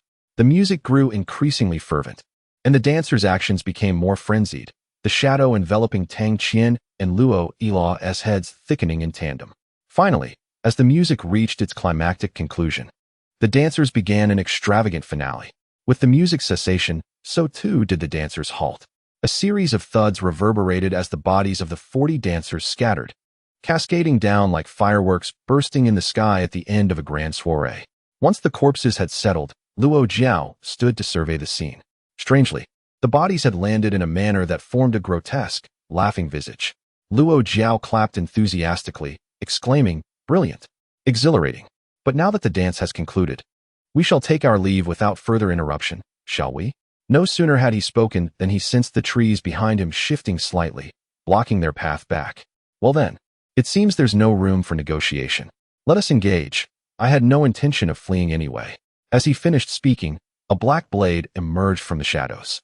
Grasping the knife, Luo Jie grinned widely, his murderous intent surging forth. Chapter 42. The lizard, the trees, and the three. Luo Jie's bloodlust surged, his fighting spirit soaring. Tang Qian, with an expressionless demeanor, remarked, with such declarations, you might as well be the protagonist in a novel, but this isn't fiction. Luo Yi stood up and added, moreover, in certain narratives, the protagonist can also be the antagonist, which means your proclamations are akin to planting a flag on your own head, an omen of certain doom. Indeed, she could contribute to this discourse. While her exposure to comics was limited, she had read extensively in the realm of novels. The two exchanged banter, and inexplicably, Luo Jie felt his momentum wane slightly. Luo Jie gripped his blade, dryly stating, no one said you couldn't fight, so why are you two putting me on the spot? Tang Qian grasped at the air with both hands, purple lightning flickering and swirling between his palms. I can't be bothered to entertain your banter. Luo Yi twisted her neck, a faint yellow aura rising around her. Don't worry, I'm fine even if you exhaust me. Luo Jie flashed a grin and shouted, 3, 2, 1, let the battle begin. As he counted down, he charged forward, prompting Tang Qian to follow closely, muttering in frustration, you count down to charge? Do you even have a sense of decency? A countdown is necessary for a proper initiation. Shadows coiled around his limbs as Luo Jie bellowed. Keep at least 100 meters distance from me. Otherwise, I can't assist you. With that, he surged ahead, breaking away from the trio's charge. Tang Qian, taken aback, opened his mouth to speak, but was suddenly met by a fierce gust, striking his face. He sidestepped just in time, barely evading the gale, and unleashed the lightning from his palm, which quickly expanded before him. It was then that he discerned the source of his peril, a nearly 4-meter-tall, semi-transparent lizard.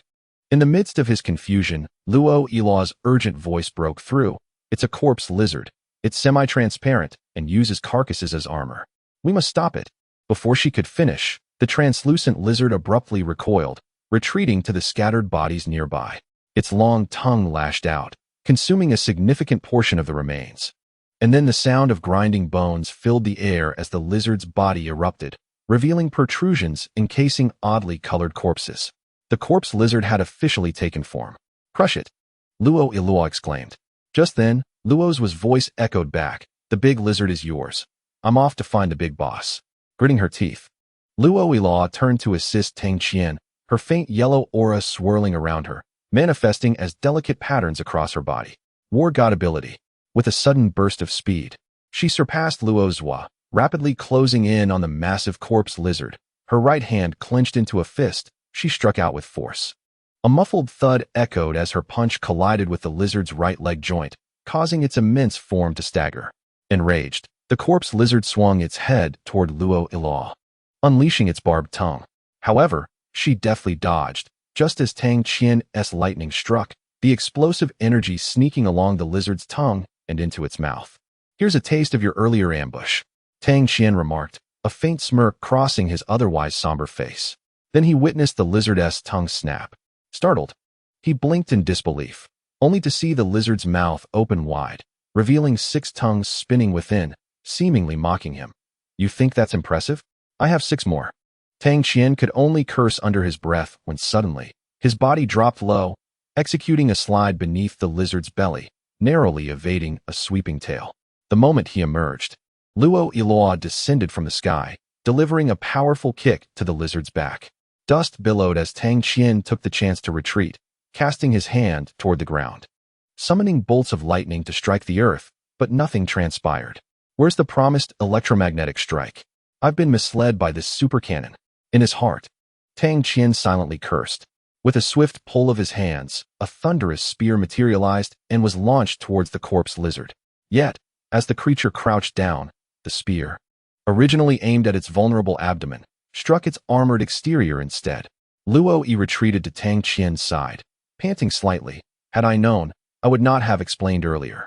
Tang Qian retorted, it was troublesome that you did. The two stood momentarily frozen, staring at the swaying figure of the corpse lizard, seemingly unscathed. Meanwhile, Luo Jie moved with astonishing speed, his black blade leaving behind a blur as it cleaved through the air, while remnants of corpses lunged at him. With effortless strikes, he shattered each body that approached, soon reducing them to a scattered mass, immobilized and lifeless. During this fray, Luo Jie discerned the cause of the corpse's movement. Small, root-like appendages clung to their backs, empowering their attacks. A spark of insight ignited in his mind as he plunged his blade into the ground. At that moment, the massive tree at the center of the clearing trembled, dislodging dozens of corpses from its canopy, which writhed and charged toward him. The lofty branches had become a den of filth. Why not conceal themselves underground where they could garner some nourishment? With a cold snort, Luo Jie chose not to engage with the corpses, but instead nimbly maneuvered, escaping their encirclement and charging straight for the central tree. As he approached, he immediately donned his black cloak, ready to obliterate the tree. Suddenly, the ground beneath him quaked, and a root as thick as an arm lashed out. Luo Jie halted, his blade slicing through it with a swift stroke. Having successfully severed the root, he pivoted, executing a sweeping slash that dismantled several more roots that had approached from behind. In an instant, his shadow propelled him upwards, allowing him to evade another barrage of roots. This time, he chose not to waste time cutting them. A flick of his wrist sent dozens of short blades embedding into the ground, pinning the roots down. Now, having maneuvered deftly, he was merely 20 meters away from the central tree, entering the realm of its branches. His vigilance heightened. If roots could emerge from the ground to attack him, he doubted the canopy held nothing but corpses. Sure enough, after a few more strides, countless vines cascaded down from the branches, lunging at him like a rain of arrows on the battlefield. The thought crossed his mind. He could not possibly cut through them all. In that fleeting moment, his shadow surged, enveloping him entirely. The next instant, cloaked in black, half of his face concealed beneath the hood, his eyes glimmered with an eerie light. As he spun his blade, the vines before him were severed inch by inch. In a flash, he vanished from his original position, reappearing beneath the trunk. Taking a half step back, the first strike of his blade cleaved the trunk in two. Springing upwards, he unleashed a second strike, severing a ring of branches and revealing a skeletal form, a blend of black and white, perched atop the trunk. As he began to descend, he prepared for a third strike, slamming his blade down towards the skull, the weapon slicing through the air with a piercing whistle. Meanwhile, the black cloak enveloping Luo's began to dissipate, excluding the strike that severed the vine. In its state, he could only unleash 3 strikes with all his might. The outcome, success or failure, hinged upon this third strike. Luo's landed gracefully and turned to observe the situation between Tang Qian and Luo Jie from a distance. He beheld Luo Jie brandishing a cluster of violet lightning, forcefully thrusting it into the skull of the corpse lizard. Yet, the creature did not succumb to death. It writhed violently. Tang Qian, however, soared into the air, standing atop the corpse lizard's head, with a multitude of lightning coiling around his hand, plunging it directly into the creature's skull. Instantly, a dazzling brilliance erupted. The brain was subjected to a fierce assault, causing the corpse lizard to tremble violently, its once translucent body beginning to char. It appeared that victory was within reach. Luo's mused, only to be startled by a sharp sound beside his ear. He turned to see his long blade grasped in the skeletal hand of a decayed bone, its head facing him, producing a mocking clattering sound. Damn, I have failed. Luo's was spirit sagged, and he collapsed to the ground, letting out a faint sigh. In the next moment, the black long blade suddenly expanded, transforming into a pitch-black viscous substance that enveloped the black and white skeleton. Before the skeleton could react, it was swiftly consumed by the inky goo, unable to emit even a single clatter. Shadow, let us feast. Luo's wa, let us feast.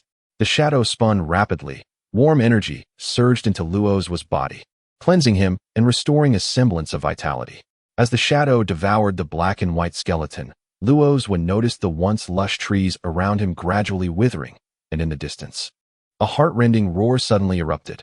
Chapter 43 Tang Qian, Anything Goes? The charred body of the corpse lizard crashed to the ground. Luo Yilaw and Tang Qian leaped down in tandem, both breathing heavily, yet their states were markedly different. Luo Yilaw, flushed and exhilarated, contrasted sharply with Tang Qian, who leaned on his knees, his complexion pale and resembling one drained of vitality.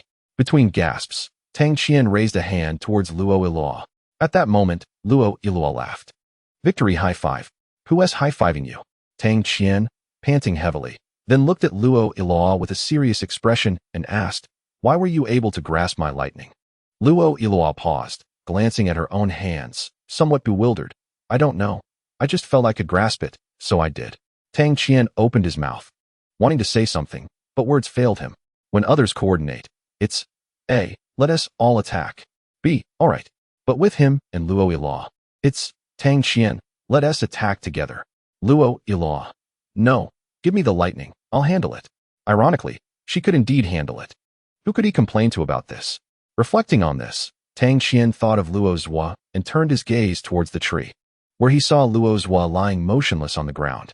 Tang Qian's pupils contracted, an ominous premonition surged within him, and he shouted, Old Luo. Instantly, he dashed forward. Exhausted. Not dead, don't shout. All right then. Nearly stumbling, Tang Qian approached the motionless Luo Zhua, his expression dark as he inquired, summarize the situation for me, will you? Luo Zhua weakly remarked, I have exerted all my strength. I am utterly drained. Then why do you appear so comfortably relaxed? Luo Zhua waved his hand, reluctant to delve into the matter. The truth was, he felt remarkably at ease. The energy contained within the black and white skeletal remains exceeded his wildest imagination. To provide an inadequate analogy, the energy supplied by the dark serpent was akin to a 500 milliliter bottle of mineral water, whereas that provided by the black and white bones resembled a 16-liter barrel of water. Naturally, this left Luo Zhua with questions. After all, during their confrontation, he had not perceived the skeletal remains to be exceptionally formidable. How could they yield such a vast amount of energy? In response, his shadowy companion explained that a portion of the black and white bones' power was dispersed to sustain the surrounding forest. Suddenly, everything clicked for Luo Zhua. No wonder the trees around them were beginning to wither. Ah, the main pillar at home cannot be singular, he mused. As he contemplated this, Luo Zhua inquired about Tang Qian and Luo Yilaw's situation. Consequently, Tang Qian elaborated extensively, and upon learning that Luo Yilaw had wielded Tang Qian's thunder as a weapon, he looked at her in astonishment and asked, You weren't injured? Not at all, see? Replied Luo Yilaw, waving her delicate hand before Luo Zhua's eyes. Luo Zhua was taken aback. Could it be that you possess the claws of insulation? Claws of insulation? Tu Shanhong. Impossible, absolutely impossible. Tang Qian shook his head. All right. I know it's improbable. Spare me the theories. Luo Zhua adjusted his position and gazed at Luo Yilaw. This must be due to your unique abilities. We should find an opportunity to see if you can grasp water, wind, or fire in the future. Luo Yilaw nodded, expressing her desire to experiment when the chance arose. It would indeed be amusing if you truly developed the claws of insulation. Tang Qian was left speechless, noticing that Luo Zhua remained motionless on the ground.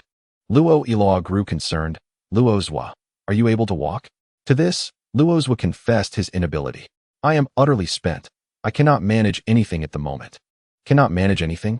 Tang Qian's expression hardened as he solemnly stated. So that means you are open to anything right now? As he spoke, his gaze continually hinted at Luo Yilaw. What? She exclaimed, while Luo Zhua replied. Although I am uncertain of your intentions, I can assure you that I will make you regret it for a lifetime. Exactly. Tang Qian, Luo Jie is currently an injured party. How can you toy with him like this? It is rather inconsiderate, protested Luo Jie. Indeed, echoed Luo Jie. The trio continued their conversation until Luo Jie felt a semblance of strength returning to his body. He motioned for Tang Qian to assist him in standing. Let us go. I heard a scream from that direction earlier. We should investigate. Let me make it clear. If we are to engage in battle again, I shall take the lead. He cautioned. You two can follow my lead. Understood, they replied. Meanwhile, some time prior, Feng Yuqing and others remained vigilant, uncertain of any potential mutations lurking nearby. However, Feng Yuqing could never have anticipated that the mutation would manifest within their own ranks. A student, in a sudden fit of madness, dashed towards a serene pond, though he was quickly pulled back. However, his moment of insanity acted as a signal, prompting several other students to begin frantically shouting about their thirst and heat. Rushing toward the pond. Despite the efforts of Feng Yuqing and the other members of the hunting team to intervene, the sheer number of students proved overwhelming, and a few managed to plunge into the pond, gulping down water and tearing at their clothing.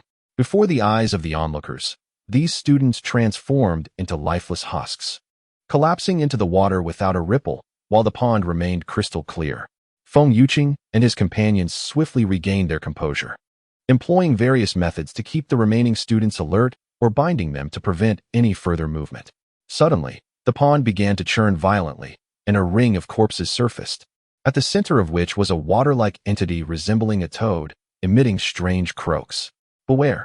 Caution against the nearby monstrous beasts, Feng Yuqing shouted, only to witness a horde of skeletal monkeys emerge from the surrounding forest, brandishing large clubs and charging toward them. Additionally, swarms of small corpse lizards intermittently burst forth from the ground to launch sneak attacks. The experienced members of the hunting team were adept at handling such creatures, yet their attention was divided as they tended to the students, resulting in a certain degree of disarray. Fortunately, most of the students, being extraordinary individuals, began to harness their abilities to fend off the monstrous assaults, providing a sense of relief to the hunting team. While their actual offensive output may have been minimal, the placebo effect was nonetheless present. The water-like toad lounged atop the corpses, leisurely observing the struggle between the hunters and the beasts, occasionally emitting croaks that stirred a sense of heat and thirst within the onlookers. Feng Yuqing, with a bottle of liquor in his mouth, recited poetry intermittently, as various poetic energies swirled around him, reducing any approaching beasts to mere piles of flesh. Suddenly, he soared into the air, gathering his sword energy, which aimed directly at the center of the pond where the water toad resided. With a tremendous roar, the water erupted, sending Feng Yuqing hurtling backward. His expression unfazed. Stay vigilant, do not relax. As the sword energy dissipated, a circle of corpses stood upright in the water, shielding the toad within. Though Feng Yuqing's attack had inflicted damage, the wounds on the toad swiftly healed. It could heal with water? No, the water was merely its vessel.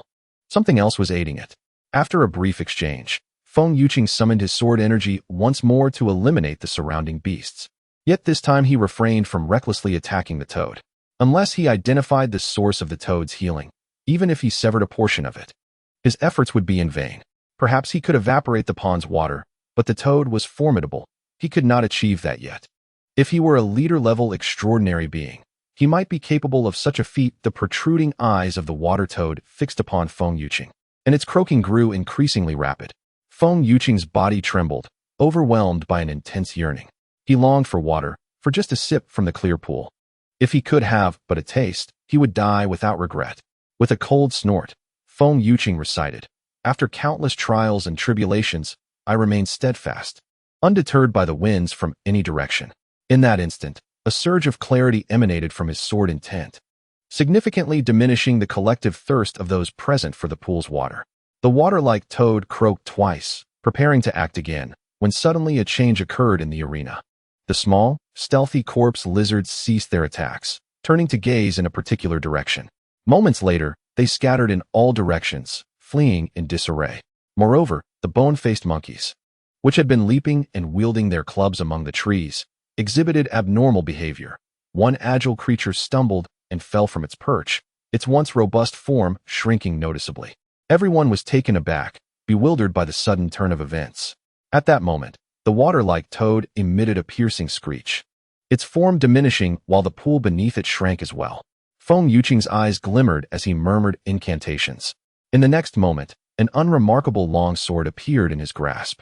Armed with the sword, Feng Yuqing once more lunged at the water-like toad. This time, the toad's reaction was markedly slower, allowing the sword to pierce its mouth. Feng Yuqing released the sword and was abruptly pulled back by a teammate's thread. Just as he was being drawn back, the long sword exploded violently. The toad let out a dreadful howl, its form swiftly evaporating into a wisp of white mist, vanishing completely. It was done.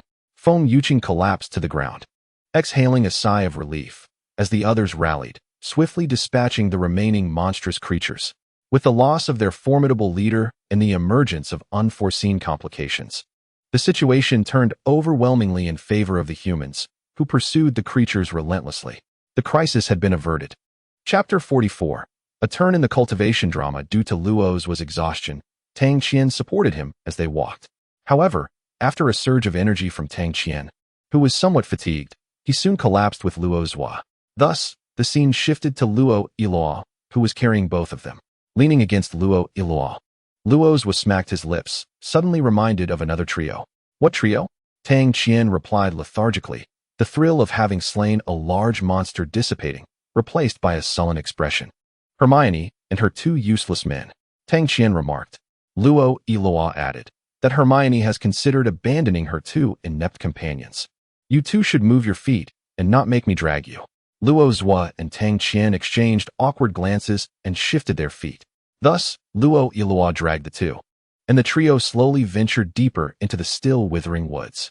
As they walked, Luo's suddenly posed a question. By the way, you two must have reached the level of a master by now. What comes next in your cultivation?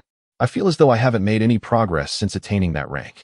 As soon as the words left his lips, Luo Jie noticed that both Luo Jie and Tang Qian were staring at him with peculiar expressions. What do you mean by cultivation? Cease the practice? Luo Jie was utterly perplexed.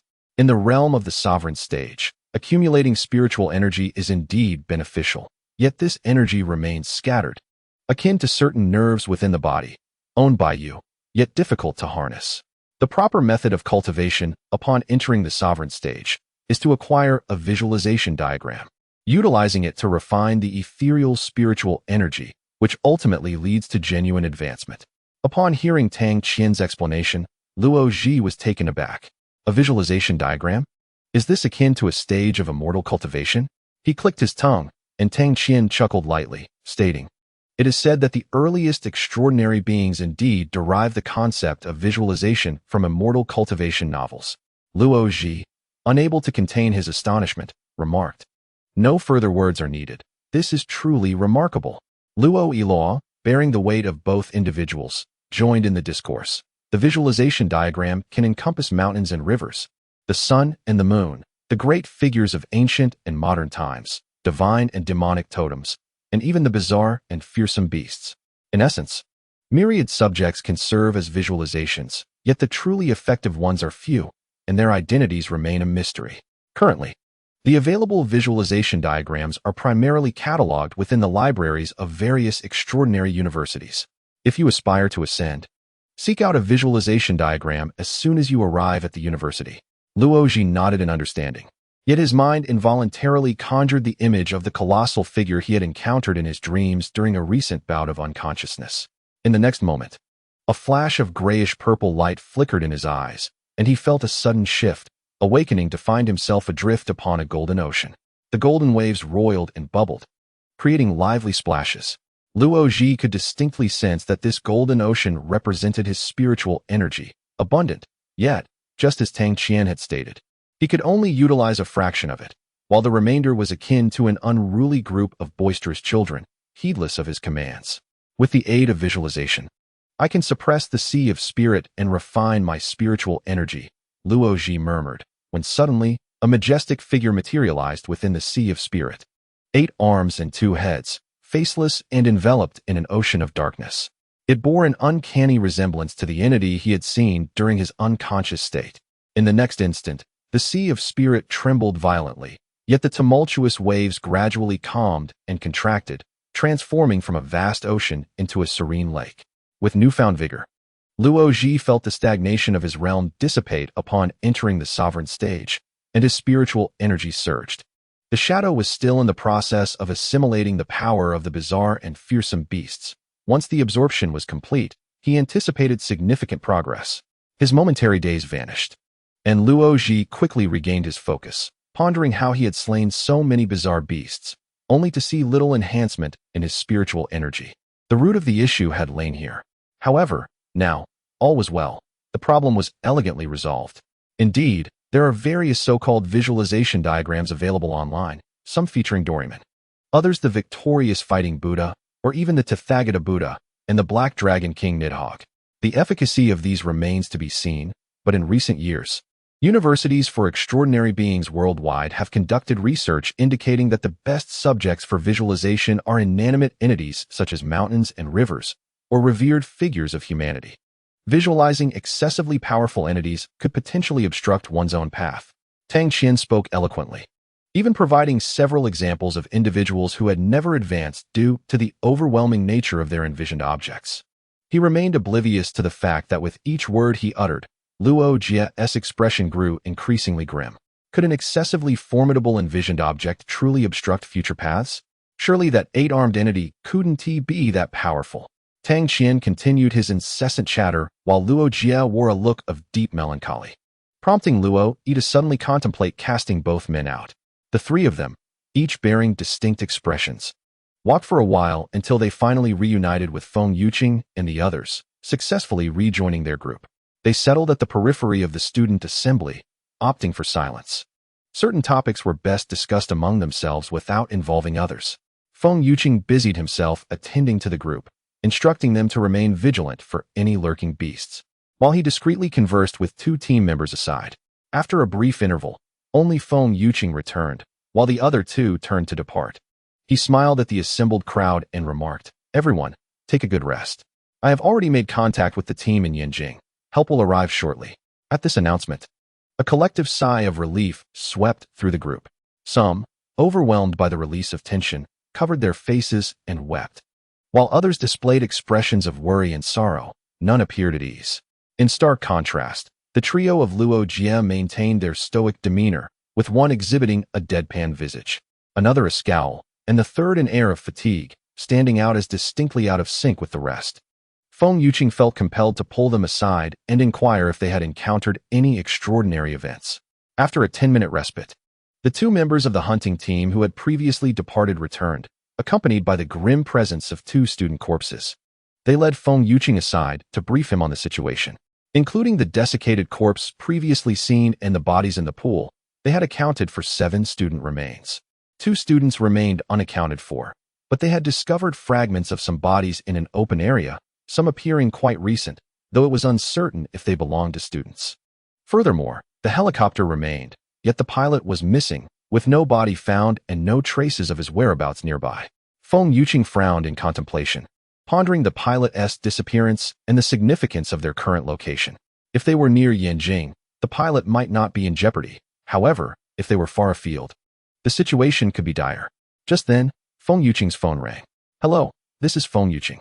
Mr. Feng, your helicopter is prepared for departure. Please ensure your signal remains clear." "Understood." Feng Yuqing hesitated for a moment before inquiring, "Can you ascertain my current location?" "Based on the signal, you are presently in Beisai, nearly 200 kilometers from Yanjing." Could it be that Beisai was indeed an accident? A sense of inexplicable relief washed over Feng Yuqing. After all, this helicopter had been hastily dispatched from Fuqing.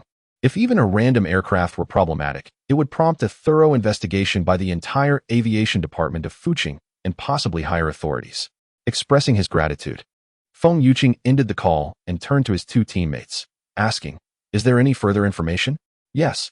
Initially a casual inquiry, Feng Yuqing was surprised that his teammates indeed had more to share. Feng Yuqing was momentarily taken aback, noticing the hesitation in the expressions of the 2 individuals before him. He urged them, "What are you dawdling for? Speak up." They had discovered a desolate clearing where an ancient, withered tree stood, its branches entangled with over 100 corpses of varying sizes, many of which appeared to be quite fresh. Scattered around the tree were numerous dismembered limbs and fragments, easily amounting to another 100 bodies, creating a grim tableau. Feng Yuqing froze, several phrases drifting through his mind. Ominous foreboding, a multitude of corpses, northern porcelain, proximity to Yanjing, and ferocious, enigmatic beasts. A chill ran down his spine as he realized that while Fuqing might be safe, the northern porcelain district was likely facing dire trouble. Meanwhile, Luo Jie, with a sullen expression, remained silent, yet the sound of the shadowy creature beside him slurping was incessant. "What are you slurping on?" Luo Jie inquired. "A drink?" replied the shadow. "Now I'm parched just listening to you." Luo Jie rummaged through his backpack, retrieving 2 bottles of water which he handed to Luo Yilao and Tang Qian, while he himself bit into an apple, ignoring the resentful glances of those around them. Half an hour later, 2 helicopters appeared overhead, ready to transport the 18 surviving students and 9 members of the hunting team to the true Yanjing. Chapter 45. The first lesson of the youth hunting team. 7 days later, a shocking revelation emerged. A mass grave of corpses was unearthed in northern porcelain, with over 300 discarded bodies, both new and old. The highest-ranking officials in northern porcelain were accused of corruption, collusion, and trafficking illegal drugs. The national authorities overseeing the abnormal beings issued directives for a nationwide covert investigation into officials at all levels, promising to disclose the findings to the public. However, doubts lingered regarding the authenticity of this undisclosed inquiry. Was the Dahuang abnormal still worthy of the people's trust? Lying on his bed, Luo Jie scrolled through his phone, shaking his head in disbelief as he read aloud. Is Dahuang abnormal still deserving of the people's trust? Really? How bold? Who wrote this? He asked. The old Yanjing News. Tang Qian replied, removing his headphones and glancing back at Luo Jie with a dejected expression. This lousy paper always disparages Dahuang when something happens and praises the Western nations when it doesn't. They think everyone is a fool. Who cares about them? A fool's leap is not frightening. What is truly alarming is when someone believes a fool's words. That makes them even more foolish. Tang Qian chuckled lightly. I'm not concerned with this matter. I just want to know when I can win a game. Luo Jie glanced at his computer screen. 11:57, 17 consecutive defeats. One word, pathetic. You truly have a monumental addiction to losing. Luo Jie suddenly perked up, tossing his phone aside and rolling up his sleeves dramatically, declaring, "Let me teach you." Half an hour later, Luo Jie stared silently at the screen displaying 0195. Do you think Luo Yilao will still take us along? He pondered. I heard she ascended to master status the day before yesterday. She probably won't, Tang Qian responded. The 2 novices suddenly felt a wave of melancholy wash over them. 7 days prior, Feng Yuqing had brought them to the training grounds, clearly articulating the perilous and savage nature of the hunting team's training. In the early stages, although the experiences of near death may not be as prevalent as they are today, feelings of nausea are undoubtedly present. As time progresses, it is certain that we will engage in the hunting of bizarre beasts, even delving deep into their territories, where the dangers will not be less than those we face today. Now, I pose one final question. Is there anyone who wishes to withdraw? Consequently, from the original 18 students, only 10 remained. The 10, including Luo Jie, settled into the dormitory at the training ground, where they resided for a full week. Each day, they enjoyed the freedom to either venture into the city for leisure or remain in the dormitory, engaging in games as Luo Jie and Tang Qian did. It is worth mentioning that the dormitory boasted a fast internet connection and high-end computers, leaving Luo Jie and Tang Qian with no grounds to blame their failure to eliminate foes on technological limitations. Shall we discuss when the youth hunting team will commence its lessons? Luo Jie suggested, to which Tang Qian readily agreed, calling it a splendid idea. I predict tomorrow, Luo Jie declared. I believe it will be tomorrow afternoon, Tang Qian added. 10 minutes later, Luo Jie and Tang Qian stood expressionless in the training field. Clad in special black uniforms, amidst over 500 peers, they exchanged a furtive glance, both internally expressing a singular sentiment, frustration. Before them stood a middle-aged man in a brown short-sleeve shirt, proudly displaying a grotesque scar, the size of a palm, that extended down his neck. The man surveyed the group of students and boomed, "Let us begin with introductions. My name is Tao Zhe. You may refer to me as Instructor Tao. Before my arrival, I was informed that you are all exceptionally talented individuals, with high levels of innate ability. I found this amusing. I inquired of those who spoke thus. How many missions have you undertaken? Have you personally eliminated any illegal anomalies? How many bizarre beasts have you slain?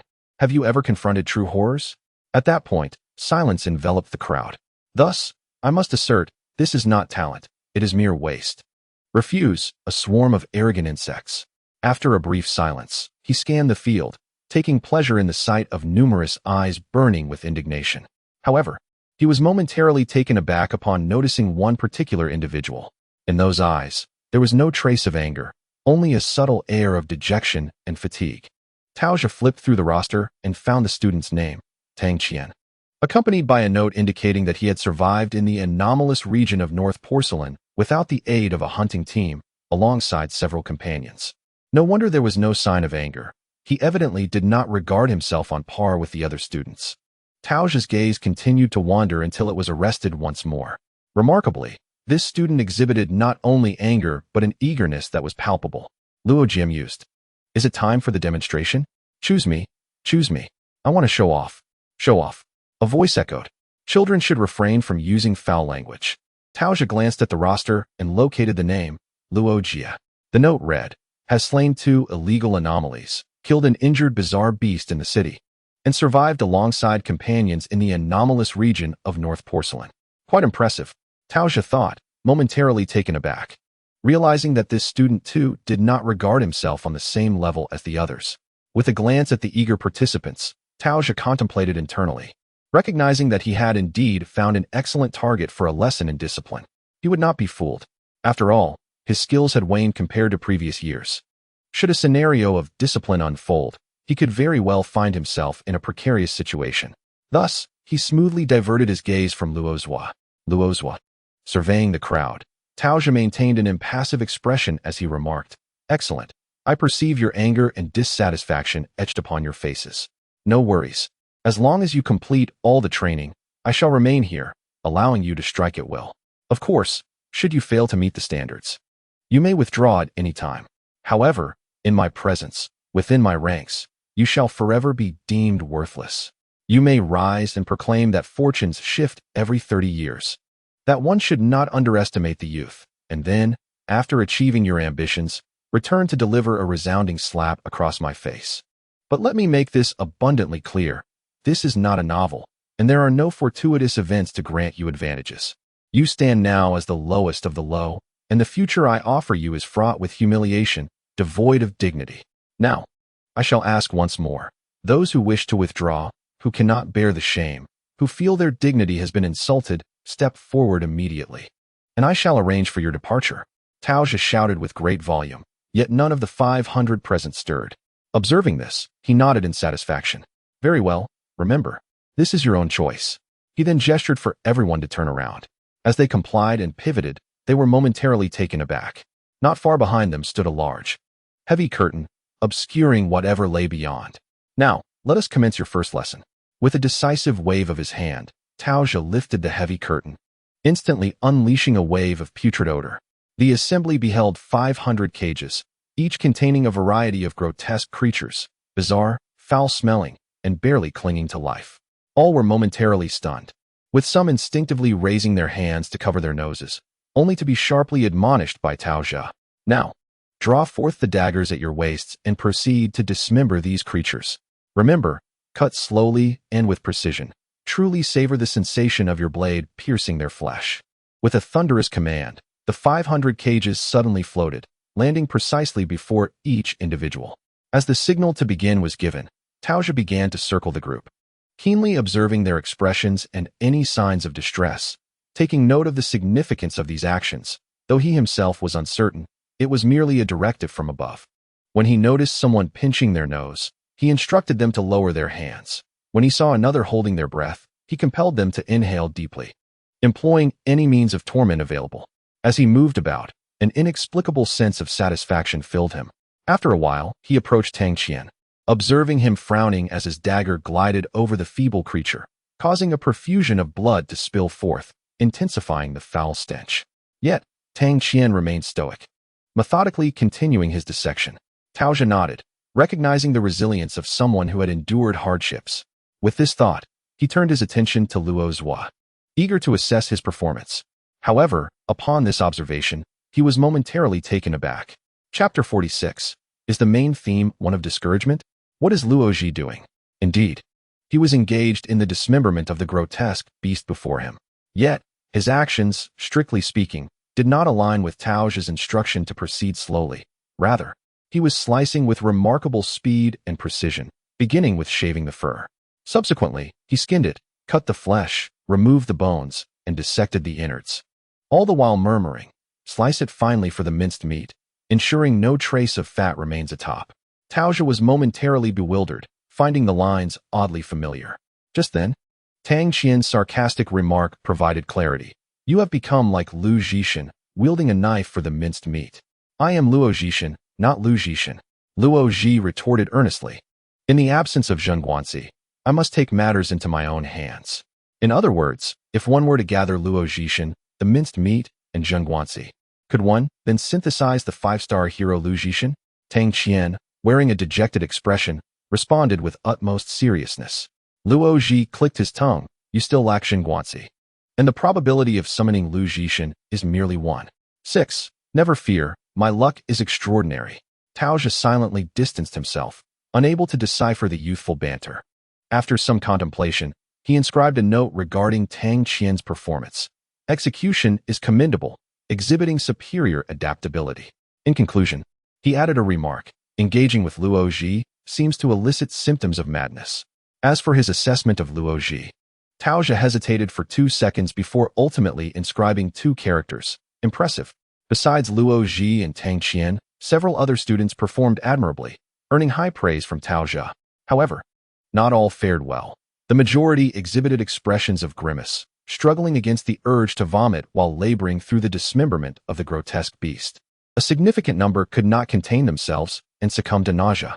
To this group, Tao's critique was harsh.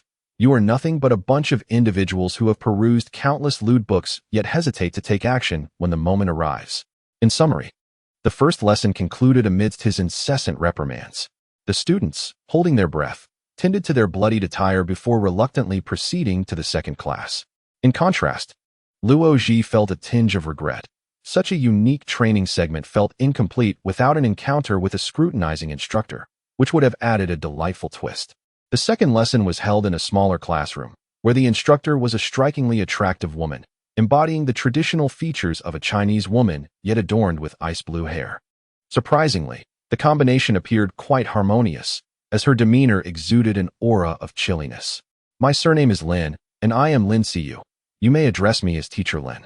After her succinct self-introduction, she commenced the lesson, focusing on the drawbacks of supernatural abilities. "I shall not dwell on the issue of the lifespan of supernatural beings, as that is readily accessible information. Instead, I wish to emphasize that your individual abilities may cause irreversible erosion." Some students in the classroom displayed blank expressions, clearly already aware of this matter, while others expressed astonishment, having never encountered such information before. Yet, Lin Siyu continued, "Let me provide a rather evident example. My ability manifests as ice, which has begun to erode my body, leading to the crystallization of certain parts. Typically, this may not pose significant issues should complications arise. One could resort to organ transplant or even mechanical replacements. However, should the erosion extend to irreplaceable organs, the consequences could be dire." Consequently, Luo Jie and the others directed their gaze towards Lin's hair, wondering if it was dyed. "Stop looking," she admonished. Subsequently, Lin Siyu recounted numerous tragic tales of individuals who perished due to bodily erosion, instilling a sense of dread among her audience. As the class drew to a close, she sighed and summarized, "Those with extraordinary abilities do not lead glamorous lives. They are merely individuals relentlessly taxing their bodies and minds, at times resorting to consuming the flesh and blood of bizarre beasts, struggling to survive amidst the perilous onslaught of these creatures. I must emphasize, should anyone wish to withdraw, now is the time." Lin Siyu regarded the group with a calm demeanor, stating, "You have 1 week to contemplate this. The internal network of the hunting team will be accessible to you for a limited time. All the information I previously shared can be found there. Reflect carefully." With that, Lin Siyu departed. The third class commenced in the afternoon, where everyone donned rings that suppressed their mental powers and were ushered into a muddy arena to engage in combat. At that moment, Luo Jie and the others comprehended the purpose of the dismembered beasts from the morning session. Some individuals began tossing the dismembered parts of the creatures into the mud pit. While grappling with one another, Luo Jie and his companions were also bombarded by the remnants of these beasts, which felt profoundly humiliating. On the edge of the pit, the instructor shouted, "Get fired up! Without the use of your abilities, unleash your full potential in this brawl. It's perfectly acceptable to sustain serious injuries and bleed. We have the finest medical team on standby. Let me make this clear. Attacking below the belt is strictly prohibited. Anyone caught will be expelled from the training base. I advise against excessive shouting. Keep your mouth shut. If any beast's flesh inadvertently finds its way into your mouth, you are not permitted to spit it out. Consider it in advance into the next lesson." This statement carried significant implications. Once the brawl concluded, he herded a group for physical training. Although it consisted of standard exercises, the repetitions commenced at several hundred with no upper limit. He explicitly stated that anyone he found displeasing would face doubled counts, urging everyone to suppress their grievances. In the end, he ensured that everyone felt a sense of discontent. Fortunately, there were no further classes that day, allowing them to return to their rooms to shower and rest, contemplating whether to stay. After showering, Luo Jie sat at the dormitory computer and successfully accessed the so-called hunting team's internal network, indeed discovering numerous examples of team members whose bodies had succumbed to the effects of their abilities. However, the discussions were laced with humor, as individuals shared images of their uniquely affected body parts, eliciting laughter. Luo Jie found it difficult to discern anything meaningful from these jovial and somewhat absurd exchanges. He merely scrolled through the posts in silence. At that moment, Tang Qian emerged from the shower. Glancing at the computer, he inquired with curiosity, "Is this the internal network that Lin mentioned?" "Yes," Luo Jie affirmed with a nod. "What do you think?" Tang Qian casually inquired about the feelings regarding the internal network. However, Luo Jie's response was completely off the mark. "It feels like all the courses today are meant to dissuade us." "What?" "Indeed, dissuade." The middle-aged man at the head of the conference room gazed sternly at the teachers below and said, "This so-called youth hunting team is essentially a selection process. The purpose cannot be divulged to you at this moment. Teachers, you must relentlessly push them according to the established curriculum. Employ any means necessary to unsettle them, no matter how extreme, as long as it does not result in fatalities." Below, Lin Xiu remained silent for a moment before suddenly asking, "Is it related to the events of 18 years ago?" The middle-aged man's words faltered, and he cast a severe glance at Lin Xiu, scrutinizing her intently. Lin Xiu shrugged nonchalantly and remarked, "Leadership, your arrangement is rather abrupt. Anyone with a discerning mind would inevitably recall that incident from 18 years ago. You need not concern yourself with that, Lin. Let the curious speculate. When the truth is unveiled, what awaits them, death or madness, is of no concern to us." Upon hearing this, Lin Xiu fell silent. In Fuqing, at the Anomalous Person Center, Lu Guolai sat in his office, sipping from a thermos cup with evident contentment. With a comfortable sigh, he gazed out the window, murmuring to himself, "It has been 18 years. On his desk lay a yellowed newspaper, featuring a striking headline in bold red, "Shock." Recently, multiple cities nationwide have experienced large-scale explosions, with radiation spreading extensively. Lu Guolai continued to sip his tea, draining the last drop before sealing the thermos. As for the newspaper, it was soon discarded into the shredder. In Yanjing, at the training base, Luo Jie crumpled a piece of paper into a ball and slammed it onto the table. "The riddle master should leave Yanjing," he exclaimed in frustration, before angrily retreating to bed. Tang Qian glanced at the computer screen displaying, "Study Materials Group Chat, Riddles to Solve. Correct answers gain entry. Those who know." Tang Qian thought, Chapter 47, "It feels like ages since I last dreamt." Luo Jie lay in bed, scrolling through his phone. But from the corner of his eye, he noticed Tang Qian stealthily seated at the computer. 2 minutes later, Tang Qian mirrored Luo Jie's earlier action, crumpling paper and angrily tossing it aside. He then logged into a game to engage in battle. After scrolling through his phone for a while, Luo Jie deemed the time appropriate, set his phone aside, and fell asleep with enviable swiftness. In the stone forest, Luo Jie opened his eyes, surveying the towering stone pillars around him, and could not help but pinch his nose. "Tonight, I shall conquer the stone man." Although he had been proclaiming this for several days, he remained stuck at the stone man level. While he could now sever the pillars of the stone forest with 5 strikes, he still had a long way to go compared to the stone man. Thus, he had been pondering the possibility of outsmarting it.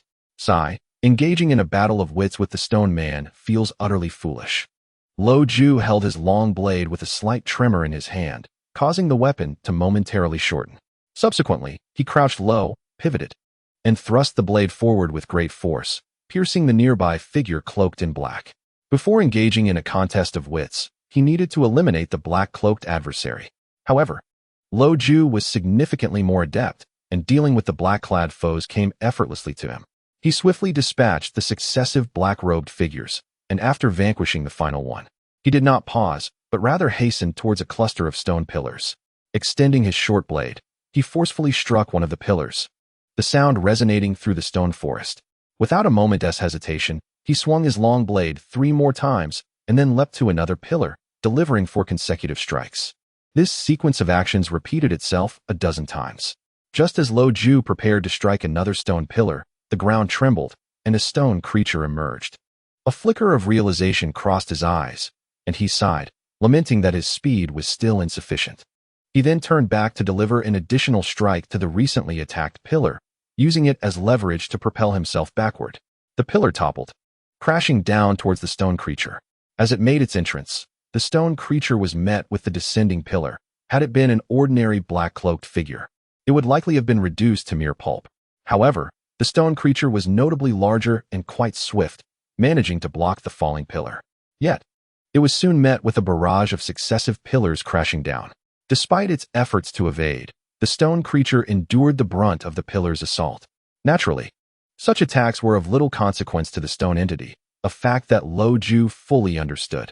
Therefore, as the final pillar fell, he took the opportunity to sprint towards the stone creature, using the distraction of the pillars to thrust his dual blades into the gap at the creature's head. A resounding clash echoed as he raised his hand slightly, feeling the sting of his palm from the impact. Gritting his teeth, Luo Jie altered his attack from a thrust to a downward slash, delivering 2 swift strikes against the stone creature. With 2 more resounding clashes, a fissure finally appeared at the junction of the creature's head. Just as Luo Jie prepared to deliver a 4th strike, the stone entity reacted, extending its massive hand to seize Luo Jie and flinging him away, embedding him into a stone pillar. Struggling free from the pillar, Luo Jie gritted his teeth against the searing pain coursing through his body, narrowly avoiding a crushing blow from the stone creature. "Why do you just stand there? Let me strike," he bellowed, pivoting his blade to slash at the stone creature's arm, only to create a shower of stone fragments.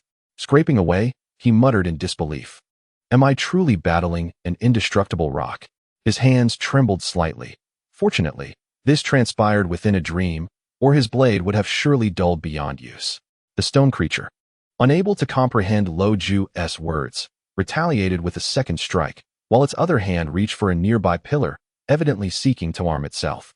Yet, Luo Jie would not permit it to acquire a weapon so easily. He executed a roll to evade the stone creature's 2nd strike, then sprang into action, not aiming for its hand, but rather targeting the gap beside its head. The 4th strike landed true. The cracks on the stone man had widened, and it seemed to have realized the impending danger, abandoning its attempt to grasp the stone pillar and retracting its hand to seize Luo Jie instead. Luo Jie leaped to evade the stone man's grasp, landing on its hand, using the momentum to spring away to a position further from the stone man.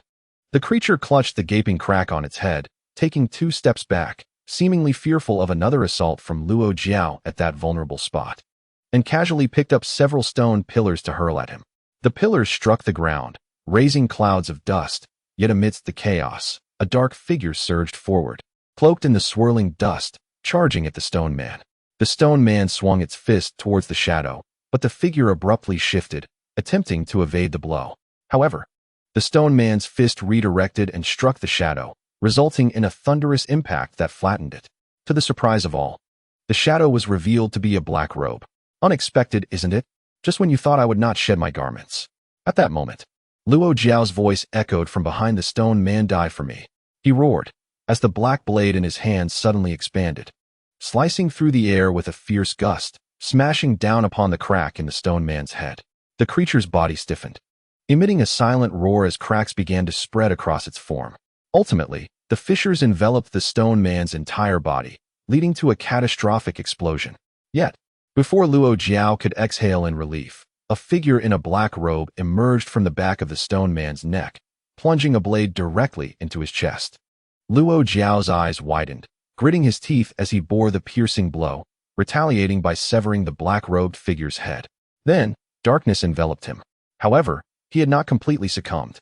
In a precarious moment, Luo Jie narrowly evaded a fatal wound to his heart and did not perish instantly.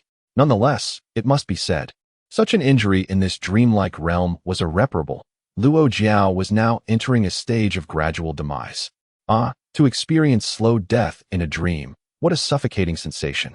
Just as he was on the verge of losing consciousness, he beheld the stone forest collapsing, the rock walls shattering, as the entire mountain began to crumble, revealing a purplish-gray sky. And then, Luo Jie truly perished. Upon waking, he had yet to clutch his chest in pain when a despondent face by the bedside startled him. "What the hell are you doing?" Tang Qian, with his head drooped and an ethereal expression, replied, "You ask me what I'm doing? I want to ask you the same. You've been mumbling something incessantly. What on earth was your dream about?" Taken aback, Luo Jie paused for a moment, unconsciously touching the back of his neck. "Let me ask you, what kind of work features a person suddenly emerging from the back of one's neck?"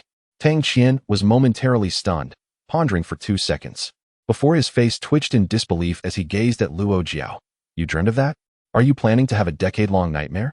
Please don't curse me with that. Such things are truly undesirable." With a pained expression, he glanced at his phone, noting it was barely 6 o'clock.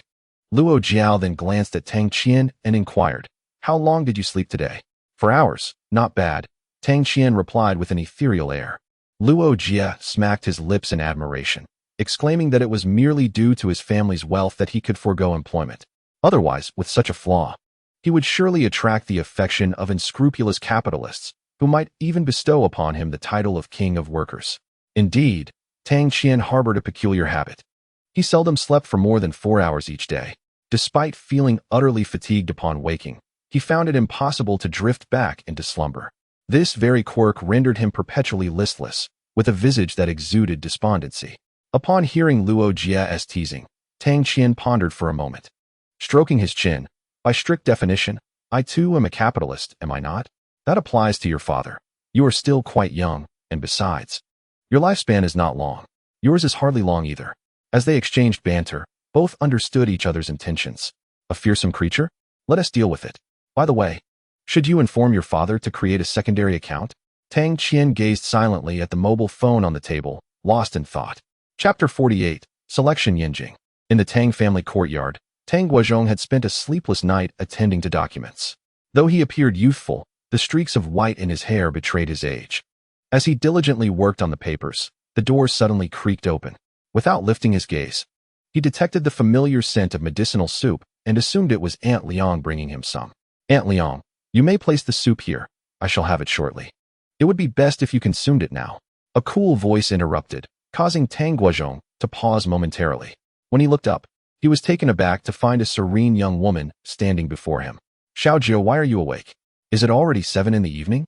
He checked his phone, realizing it was still just past 6 in the morning, a time when his daughter should be in a deep slumber. Had an enemy infiltrated their home? Tang Guozhong's instincts sharpened. Yet he heard Xiaojie speak. "Do not overthink. I simply woke up, though I do not know why." Tang Jiuxia gazed at her hands, her expression one of bewilderment. She had a peculiar condition, being awake only from 7 in the evening to 4 in the morning, remaining in a deep sleep at all other times, regardless of how loudly she was called. This affliction had plagued her since the age of 5, haunting her for 18 years. However, today, she felt a sudden lightness in her body and simply awakened. Tang Guozhong, momentarily stunned, quickly dialed a number, saying, "Hold on. I will call someone to examine you." "All right." Tang Jiuxia nodded, her demeanor remaining somewhat aloof. She absent-mindedly brushed her hair, and to her astonishment, the previously dark strands had turned completely white. Half an hour later, an elderly man with gray hair regarded Tang Jiuxia kindly and inquired, "Little sister, could you share what dreams you have had over the years?" In response, Tang Jiuxia shook her head gently, replying, "I have not dreamed of anything. It is always just darkness before I awaken." After a brief hesitation, she shifted the topic, saying, "However, today I indeed had a dream." "Oh, do tell." The elderly gentleman seemed intrigued. Tang Jiuxia organized her thoughts before continuing. "I beheld a cascade of light and shadow, witnessed an assailant advancing towards me, and subsequently, the confines that bound me were shattered, only for that individual to take my life." "And then you awakened?" the elder inquired, to which Tang Jiuxia nodded in affirmation. After a moment's contemplation, the elder posed another question. Did you discern the identity of the one who ended your life? Tang Jiuxia shook her head, unable to clarify, only able to ascertain that it was a humanoid figure. The elder proceeded to ask several more questions, to which Tang Jiuxia cooperatively provided answers. When the elder suggested a blood test, she readily complied. Following a brief exchange of words with Tang Guozhong, the elder prepared to take his leave. With Tang Guozhong escorting him out, the room was left with only Tang Jiuxia. As her gaze swept the surroundings, her eyes lowered slightly, and in the next moment, all the furniture in the room astonishingly floated into the air. A radiant smile graced Tang Jiuxia's cold visage, breathtakingly beautiful. Luo Jie was uncertain whether Tang Qian had instructed his father to create an alternate account. However, he was acutely aware that his current existence had settled into a monotonous routine. Mornings were spent listening to Tao Jie's rants, followed by tales of horror and misfortune from Lin Xiu. Afternoons engaged in brawls in the mud, and evenings dedicated to posting on the internal forum of the dormitory. If there were any notable changes, it was in Luo Jie's dreams, which had taken on a new dimension.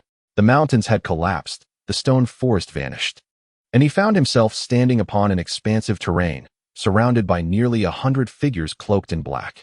While Luo Jie was momentarily lost in thought, one of the cloaked figures lunged at him in combat. Initially, he assumed this encounter would be a straightforward skirmish, but soon another black-cloaked figure joined the fray. One against many? Not too shabby, he mused, only to witness two of the cloaked figures suddenly lift their hoods, transforming into distinct orcish beings, and swiftly cleaving him apart with their claws. What the hell? They're shapeshifters? Luo Jie thought, wanting to exclaim that they had utterly deviated from the black-cloaked persona. Yet, despite his discontent, he found himself battling these shape-shifting figures each night. In essence, life had settled into a predictable rhythm. Thus, a week passed, culminating in what Lin Xiu had described as the final opportunity to propose leaving the training base. At the training ground, Tao Jie stood before a group of youthful, yet upright individuals, his heart heavy as he recalled the trials they had endured over the past days. Damn it! Directives from above mandated that teachers like him should dissuade students as much as possible, ideally retaining only a mere 100 or 200. Yet, the reality was that only a couple of hundred had departed. Why were they so resilient? After a moment of melancholy reflection, Tao Jie resolved to make one last effort. Addressing the more than 300 present, he raised his voice. You have all felt the intensity of this week's training. I must emphasize that what lies ahead will be even more brutal and devoid of dignity. Now, if you wish to withdraw, step forward. Over 300 remained silent. Come on, give me some reaction. Tao Jie's eyes twitched slightly as he continued. Do not fret about the possibility of being ridiculed.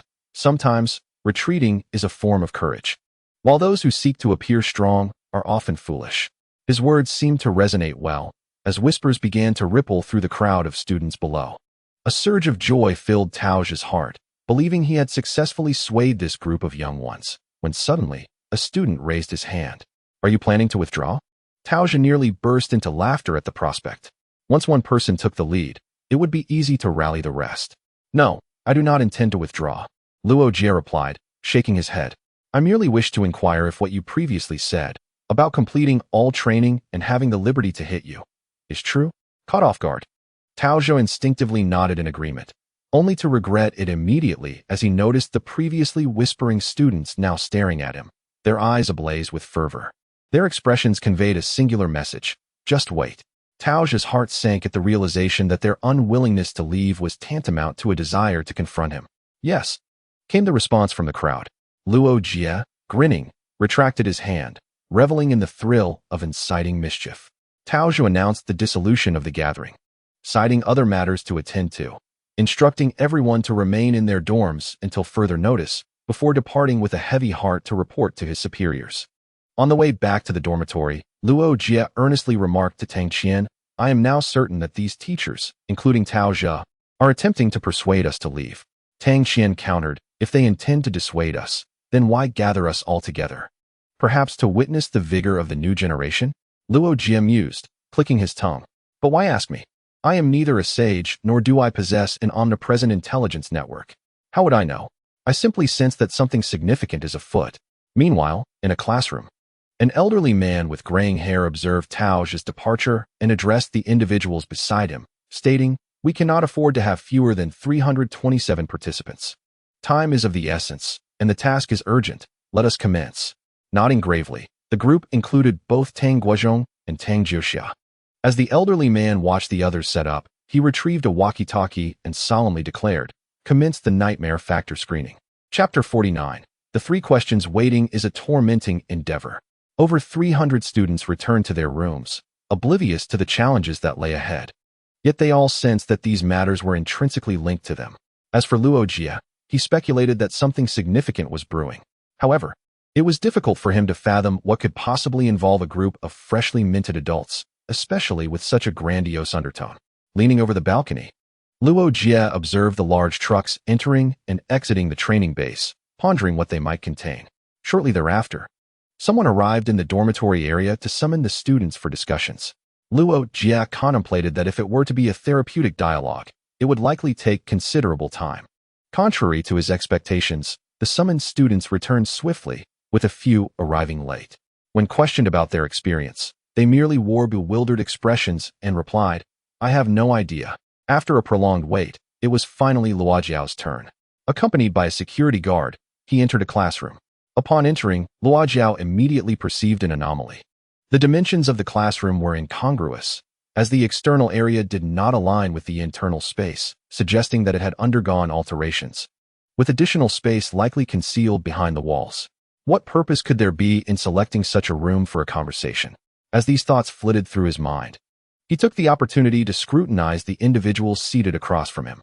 There was an elderly man clad in a Zhongshan suit, 2 middle-aged men in white lab coats, another middle-aged man in a suit, and a silver-haired young woman. The peculiar assemblage compelled Luo Jie to glance again. The young woman kept her head bowed, her eye color concealed from view. Upon reaching the center of the classroom, Luo Jie introduced himself succinctly before settling into a chair to await the proceedings. He observed as the group engaged in hushed whispers, and then the elderly man in the Zhongshan suit smiled and addressed him, saying, "Luo Jie, am I correct? I am curious about your motivations for remaining here." "To eradicate the supernatural beasts and to nurture the next generation," Luo Jie responded earnestly. "It is our solemn duty to annihilate all malevolent creatures in this world and to restore the glory of humanity." The elderly man momentarily faltered, perhaps taken aback by the grandiosity of Luo Jie's declaration. Clearing his throat, he continued, "You are aware that the lifespan of extraordinary individuals is limited. If your time were to run out, what would you do?" "I would procure all the figurines I have yet to acquire and examine each one," Luo Jie asserted with unwavering conviction. "I would delve deep into the battlefield, slaying the vicious supernatural beasts with reckless abandon." "Very well. Now for the final question. Have you ever experienced a nightmare?" Luo Jie was momentarily taken aback, never anticipating such a question. Nightmares? Surely. Anyone of sound mind has experienced those. Instinctively, he nodded in affirmation. At that moment, Luo Jie noticed that the 5 individuals across from him appeared somewhat disengaged while responding to this question, as if it were merely a formality. Following his answer, a brief silence enveloped the classroom, after which the group huddled together to whisper amongst themselves. Only the young woman remained with her head lowered, seemingly indifferent, perhaps due to her elevated status or simply overwhelmed by the experience, hesitant to speak freely. After a few moments, the group concluded their quiet discussion. The elderly man turned to Luo Jie with a smile and said, "Thank you for your efforts, Luo Jie. You may return now and await further instructions." Luo Jie responded affirmatively, yet left in a state of bewilderment. Once he departed, the elderly man retrieved a walkie-talkie and inquired, "Is there any irregularity?" "Report to the chief. No abnormalities detected in the 5 patients. They remain unconscious." "Not a single anomaly?" "None." With a sigh, the elderly man replied, "Let us proceed to the next candidate." Tang Guozhong regarded the elder, opening his mouth to speak, but finding no words. He exhaled deeply, wishing to converse with his daughter beside him, only to notice her body tremble. "Xiaojie, what is the matter?" "Nothing. I just inadvertently dozed off," Tang Jiuxia replied, rubbing her eyes. "Having been ill for so many years, I have grown accustomed to it. Suddenly returning to normalcy, my body has yet to adjust." "Can you endure?" Tang Guozhong asked, concern etched on his face. "If it becomes too much, you should return home." "It matters not. After all, I am a seasoned wielder at the Qianshi level, capable of enduring this degree of challenge. At that moment, the next student entered the classroom, and Tang Jiuxia's gaze immediately sharpened upon seeing him. The elderly gentleman in a Zhongshan suit smiled at the individual before him. Tang Qian, is it? Luo Jie returned to his dormitory, contemplating before he opened his computer to access the internal network of the hunting team. This peculiar site, a collection of diverse oddities, was characterized by eloquent discourse and individuals possessing remarkable skills. Luo Jie surmised that it might harbor valuable information, from recruitment to training regimens that bordered on coercive, and even to today's therapeutic discussions. There was an unmistakable aura of unease permeating the atmosphere. Though Luo Jie did not delve deeply into unraveling the underlying secrets, he was nonetheless curious to see if any unusual news might offer a hint. However, the internal network yielded no pertinent information. A group of individuals engaged in idle chatter and trivial discussions left him questioning whether they were even prepared to undertake their missions. Was it not stated that the hunting team had task quotas? After perusing the posts with considerable interest, Luo Jie ventured onto the external network, yet found nothing noteworthy there either. Just as he was about to shut down his computer, his gaze caught an article dated 10 years prior. Massive explosions occur across numerous regions in the nation, with a magnitude second only to that of 8 years ago. How should laboratory operational protocols be optimized? Furrowing his brow, Luo Jie recalled the earthquake that struck when he was 8 years old. A memory that caused him to tremble in fright as he huddled beneath his bed, waiting for his family to return. How embarrassing it felt in retrospect. Rubbing his nose, he glanced at the second line of the news headline. Magnitude second only to that of 8 years ago. Wait, was there an explosion incident 8 years ago? Ah well, I was just born 18 years ago. Smacking his lips, Luo Jie closed his computer and turned to his phone. After more than 20 minutes, Tang Qian returned, looking utterly bewildered. Why did it take you so long? What did they ask you? After a brief exchange, they discovered that while the questions were identical, the treatment of the details varied greatly. Luo Jie had simply asked his questions and departed, whereas Tang Qian had been urged to elaborate on the content of his nightmares, spending 15 minutes explaining his experience. It felt rather foolish. Hearing this, Luo Jie furrowed his brow, pondering for some time before remarking. Could it be that they wished to excavate a batch of nightmare-type anomalous beings? Is that even feasible? Everyone's abilities are fixed. How could one cultivate nightmare types? Although those who have not become anomalies could be a subject of study. Perhaps they possess some special medication, Luo Jie suggested, his mind racing through countless pages of conjecture, only to be met with Tang Qian's blunt retort. If such a medication existed, why would they use it on us? It ought to be sent to the front lines. If those soldiers each had dual abilities, our front line against the strange beasts would not be confined to the suppression zones. That is a valid point, Luo Jie conceded with a shrug, dismissing the matter. It is of little consequence. Such matters are beyond our purview. Later that evening, in the conference room, all but Tang Jiuxia bore the signs of fatigue. The elderly man in a Zhongshan suit pinched his brow and spoke in a somewhat hoarse voice. Now, all individuals have been reviewed, and the results. He glanced at Tang Jiuxia beside him. How many? 9. Chapter 50. 9 candidates, 10 teams, 2 stories. 18 years ago, numerous regions in Dahua experienced high-energy explosions. Investigations revealed that these were the result of a mysterious experiment conducted by researchers from the Revival Society. This experiment exposed many individuals to radiation, resulting in a plethora of abnormal conditions. After a series of inquiries, we discovered that these anomalies were related to a particular black factor. Moreover, those affected by this factor frequently experienced nightmares and a state of normalized distress, which we term the nightmare factor.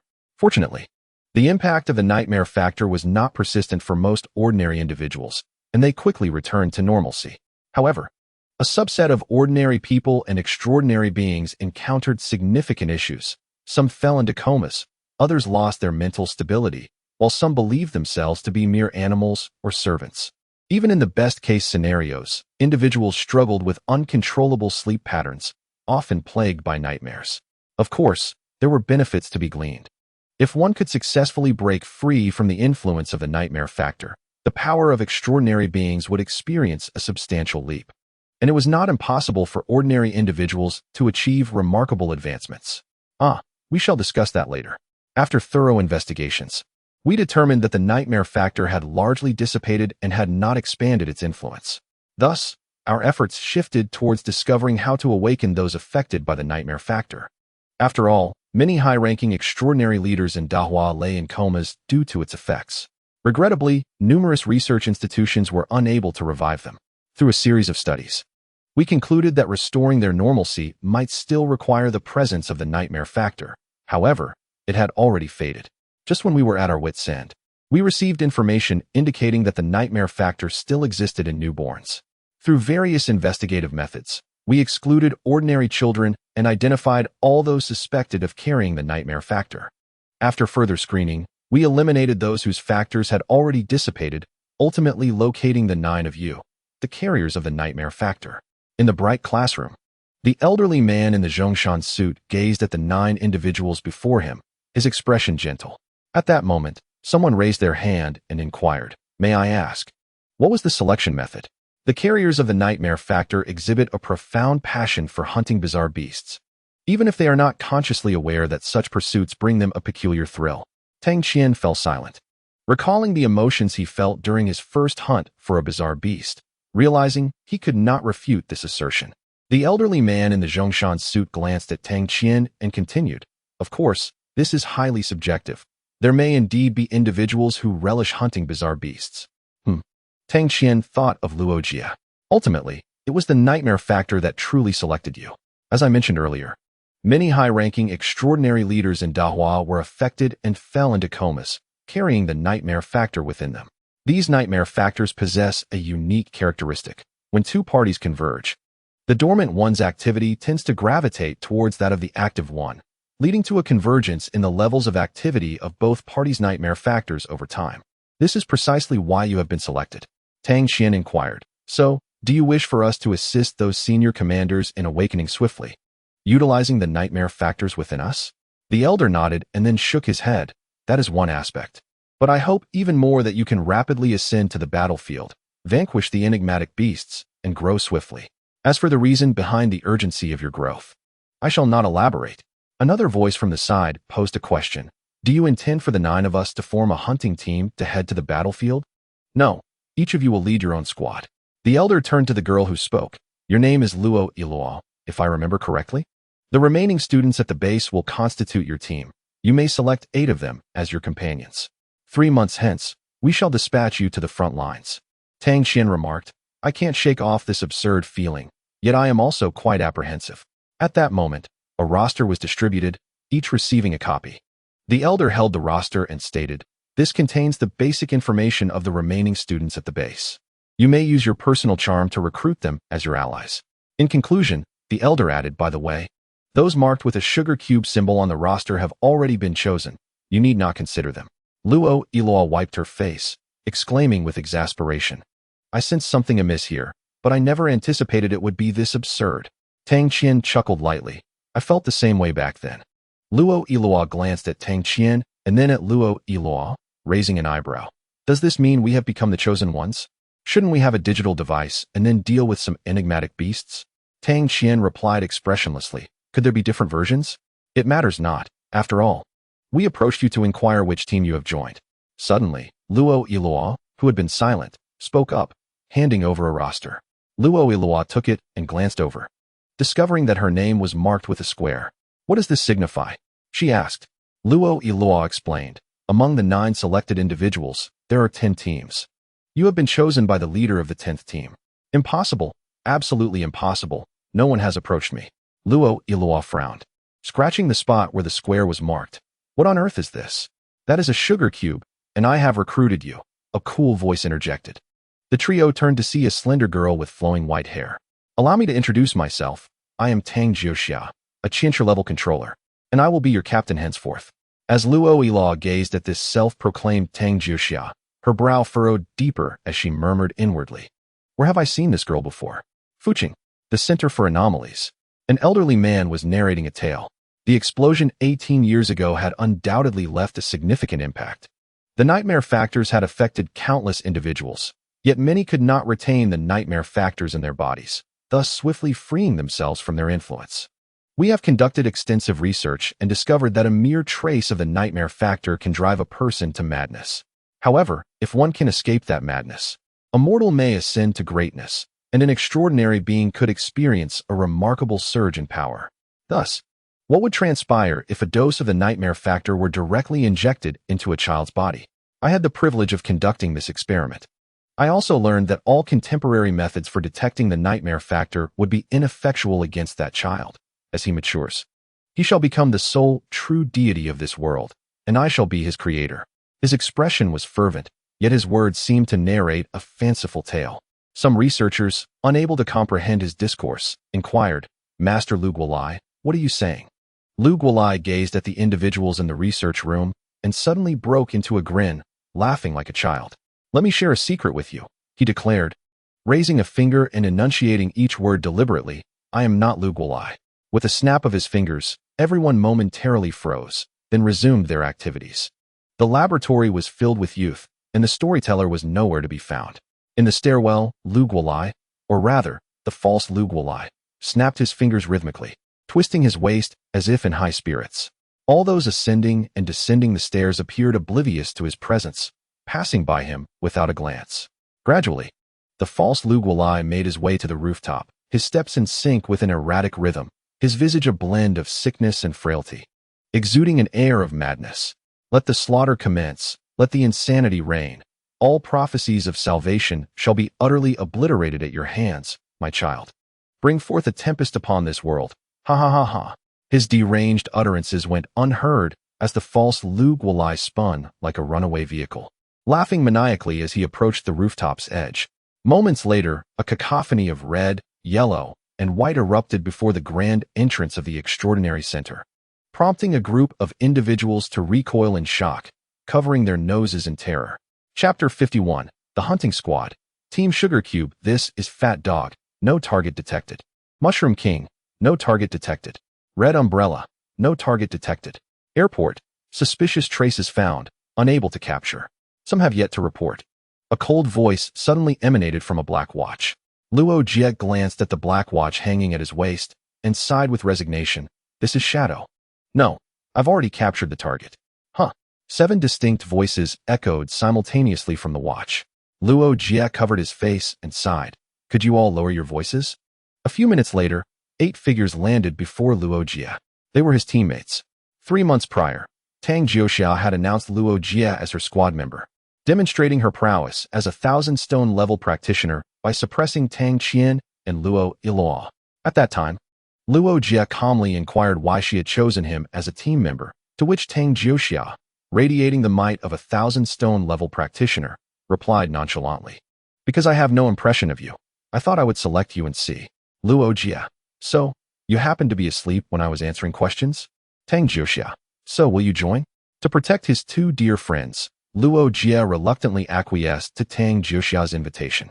Indeed, it is certainly not for any reason pertaining to her silver hair and crimson eyes. Subsequently, Luo Jie encountered his teammates, a rather distinctive group of individuals. For instance, there was Fat Dog, whose real name was Wang Zitao. He belonged to that category of people who would lament in chat groups about being a hopeless otaku. Yet in reality, he was excessively social, and curiously, he was one of the 2 individuals in the team who could grasp Luo's jokes. Then there was Airfield, whose true name was Chu Lingling.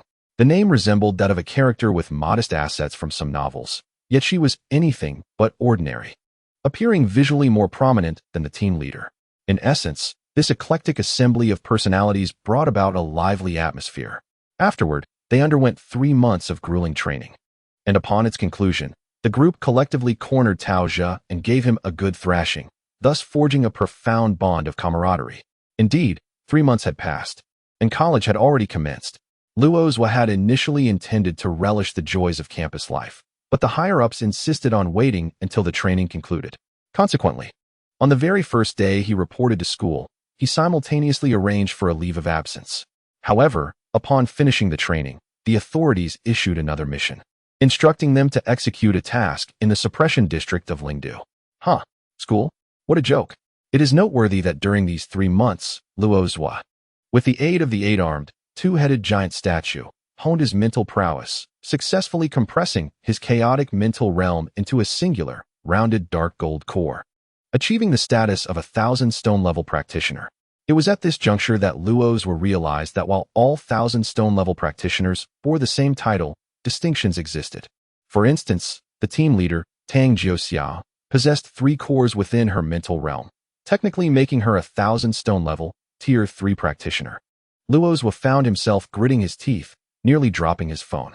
He recalled a time when he had been awed by the bragging of others in the 1,000-stone intermediate and advanced ranks, and he, still youthful, had been completely misled. Ahem, let us set aside these trivial matters for the moment. Returning to the present, the 8 teammates gazed at Luo Jie, whose shadow ebbed and flowed beneath him. Soon, a one-legged monkey with a toad-like face was dragged forth from the shadows, its bristly mane as coarse as a pig's bristle. Its scarlet eyes fixated on the crowd as it struggled desperately. This was a practitioner-level monster, but it was ensnared by the shadows, rendering its prowess utterly ineffective. As Luo Jie manipulated the shadows to suspend the beast, he remarked, "This creature is of practitioner level, rather feeble. There should be a cluster of monsters nearby where we can find what we seek." With that, he produced a small knife and sliced open the creature's head, extracting a thumb-sized, irregular stone, the heart of the monster, an essential material for research on these beasts. Should we have the telescope scout the area, or shall we strike directly? Luo Jie carefully stowed the stone, his gaze sweeping across the faces of his 8 companions, ultimately resting on the team leader, Feng Tang, and Tang Jiuxia. After a moment of contemplation, Tang Jiuxia addressed one of the members, Zhou Lu. Telescope, would you please scout ahead? Luo Jie sighed, Captain Feng Tang. I've mentioned this several times. Do not casually use real names in the suppression district. If our enemies, who excel at curses, were to learn of this, we might all be in peril. I understand, Tang Jiuxia nodded, appearing quite obedient. Yet, all were aware that the essence of her response was, "My apologies. I was mistaken, and I shall not forget this next time." Indeed, when faced with the extraordinary and the ominous, Captain Tang seldom addresses his comrades by name. Suggesting a deliberate intent, perhaps?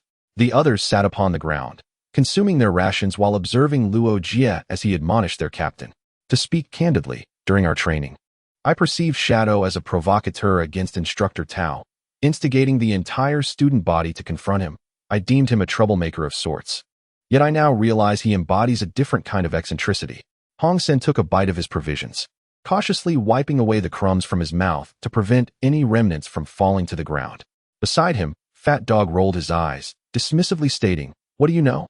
Shadow is merely cosplaying as Ling Sha, the ultimate high school butler. You can't just haphazardly merge 2 narratives. Are you not afraid of the fans of those works coming after you?" At that moment, Tang Jiuxiao interjected, causing Luo Jie's words to be swallowed in surprise. Fat Dog waved his hand nonchalantly. "No worries. Those familiar with both works are likely much older than me, unless they specifically seek them out. Besides, they wouldn't dare confront me anyway. Ha ha ha. Damn, it's as if the unfinished manga from the past is suddenly attacking me," Tang Jiuxiao remarked with a flat expression. The 3 engaged in a seamless dialogue, while Hong San and the others quietly consumed their rations, unable to comprehend the discussion. Luo Jie, losing interest in the cosplay, plopped down onto the ground and began to eat. Beneath him, Shadow spread forth, darkening the nearby terrain. The airport finished his provisions first, then glanced at the shadow beneath Luo Jie, curiously inquiring, "Shadow, what is the maximum extent of your shadow ability?" "About 300 square meters, Luo Jie replied casually. "Add another 200, Mushroom remarked with a sigh. 300 square meters, I wonder when I will be able to afford a 300 square meter apartment in Yanjing." "Living in Yanjing is no easy feat. It's merely a thought," came a response. "Not necessarily. The rewards from the hunting teams are substantial. Perhaps after 17 or 18 years of work, you might just gather enough for a down payment." Let us not dwell on that," came the reply. "In truth, we are somewhat fortunate. Had we lived a few centuries ago, even a lifetime of struggle might not have sufficed to secure a home." Someone consoled the group. Ultimately, the topic shifted abruptly, transitioning from real estate economics to the entertainment industry, then to national policies, and suddenly leaping to international affairs. Should these conversations be revealed, one might mistake them for the chat logs of a social group. However, Luo Jie understood that this was their method of resisting the encroaching madness. This area, the suppression zone, was inherently a realm where bizarre creatures roamed, rife with temptation and the fervor of insanity. Those with fragile wills risked losing themselves amidst the allure of chaos. Even the resolute could not linger here for extended periods without encountering difficulties. Initially, Luo Jie and his companions intended to return to the city within the suppression zone. But they received urgent news of a missing squad that necessitated nearby teams to venture forth for reconnaissance. Reluctantly, they had to abandon their plans to explore the city and hasten to the location where the last signal from the missing squad had been received. This place was quite distant from the urban area, making a return for recuperation impossible. The group could only remain on high alert, pondering various dialogues to prevent their thoughts from being eroded, while vigilantly scanning their surroundings, wary of any anomalies. At that moment, a faint rustling sound emerged from the forest. Suddenly, a shadow descended, revealing that the scout had returned. The scout looked up, his expression solemn, and informed the group, "Target detected. 3 fatalities, 2 trapped, and the remaining 4 are unaccounted for. There are numerous aberrant beasts in the vicinity, though most are of a lower tier, with only a few formidable ones that we can manage." Upon hearing this, Tang Jiuxia contemplated for a moment, then took the lead to scout ahead. With that, the group followed the scout into the forest. As they ventured deeper, a shadow darted from the thicket, heading straight for the corpse of an aberrant beast on the ground. Beginning to feast, the shadow remarked, "It lacks seasoning, rather unpalatable."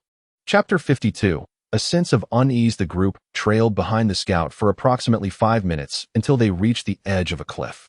The scout pointed downwards, his tone tinged with indignation. Just over there, 200 meters away, there's a congregation of aberrant beasts of various species.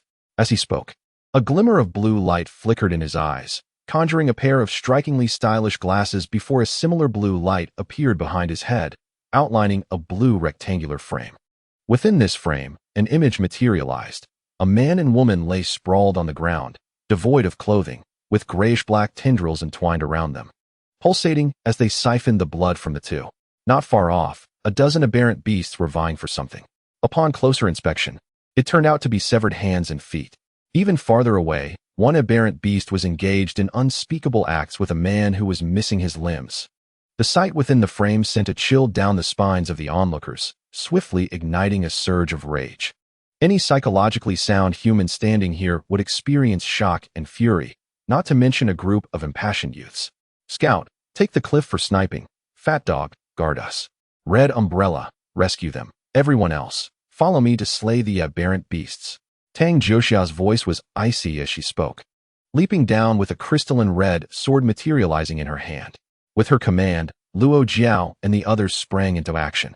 The scout manifested a sniper rifle, while Fat Dog erupted with a heavy aura, marked by azure patterns across his body. Red Umbrella produced a genuine red umbrella, tossing it skyward. In the next instant, the umbrella appeared beside the unclothed man and woman, instantly dispelling the tendrils and enveloping them within its canopy. Mushroom King summoned a large mushroom, brandishing it as he charged down the cliff. Meanwhile, Flying Field extracted a stack of yellow paper from his pocket, tearing each sheet while chanting incantations as winds, thunder, snow, and fire surged in the air. Luo Jie's actions were nothing short of extraordinary, as shadows surged beneath him, elevating him to strike at the grotesque beast entwined with the man. His limbs were ensnared by these shadows, from which a dark blade emerged, gripped firmly in his hand, aimed at the beast. However, their movements were not subtle, and the creatures quickly discerned their presence, deftly evading the assault. Luo Jie did not harbor illusions of slaying the creature outright. His priority was to rescue the man first. Yet, just as he freed the man, a hoarse voice echoed, pleading for death. Luo Jie turned sharply to face the man, whose lifeless eyes bore the weight of despair. A pang of urgency surged through Luo Jie as he pivoted back toward the beast, the black blade transforming into a dark curtain, imbued with an overwhelming ferocity as it descended upon the creature. The beast's eyes flashed crimson, attempting to leap away, but it was ensnared. Beneath it lay a void from which countless shadowy hands emerged, gripping it tightly. One hand seized the beast's head, prying its eyes open to behold the impending strike. A chilling roar erupted, but it was abruptly silenced as Luo Jie's blade cleaved through, dispersing the creature into a mist of flesh.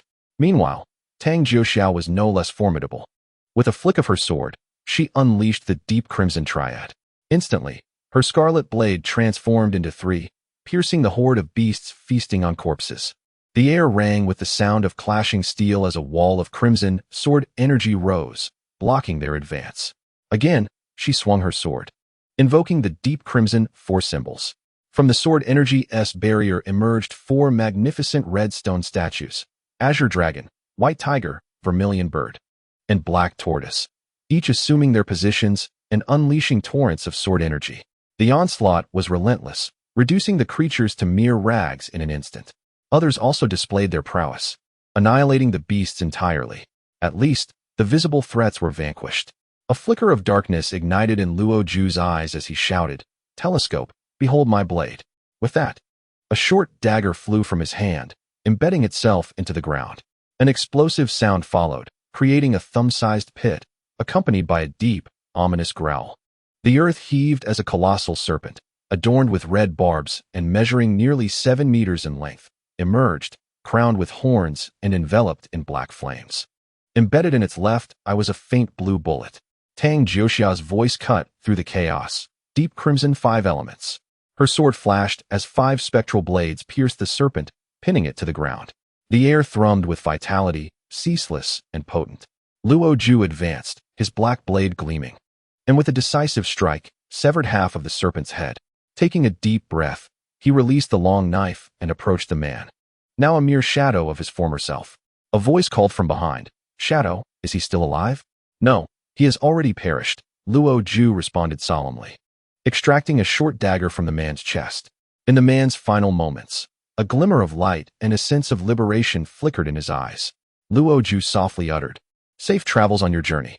Covering the man's eyes, Luo Jie turned around and approached the rescued man and woman. The pair, enveloped by a crimson umbrella, had succumbed to unconsciousness. A short-haired girl was administering treatment to them, encasing their bodies in green bubbles, rapidly healing their wounds. Luo Jie glanced at the girl, exhaling in relief. Thankfully, the bubbles were still intact. Fat Dog remarked, "Oh no, I haven't seen that movie. I can't connect the dots." Tang Jioxia added, "Neither have I." The group responded. Bubble chimed in, "Brother Shadow, could you perhaps get me something to eat? I'm feeling a bit hungry." "All right." Luo Jie surveyed the surroundings and suggested, "However, let us depart from here first and seek a quieter place." The recent skirmish had been quite raucous, and Luo Jie feared the potential attraction of other malevolent creatures. If only a couple of them came, it would be manageable, but an increasing horde would pose a significant threat.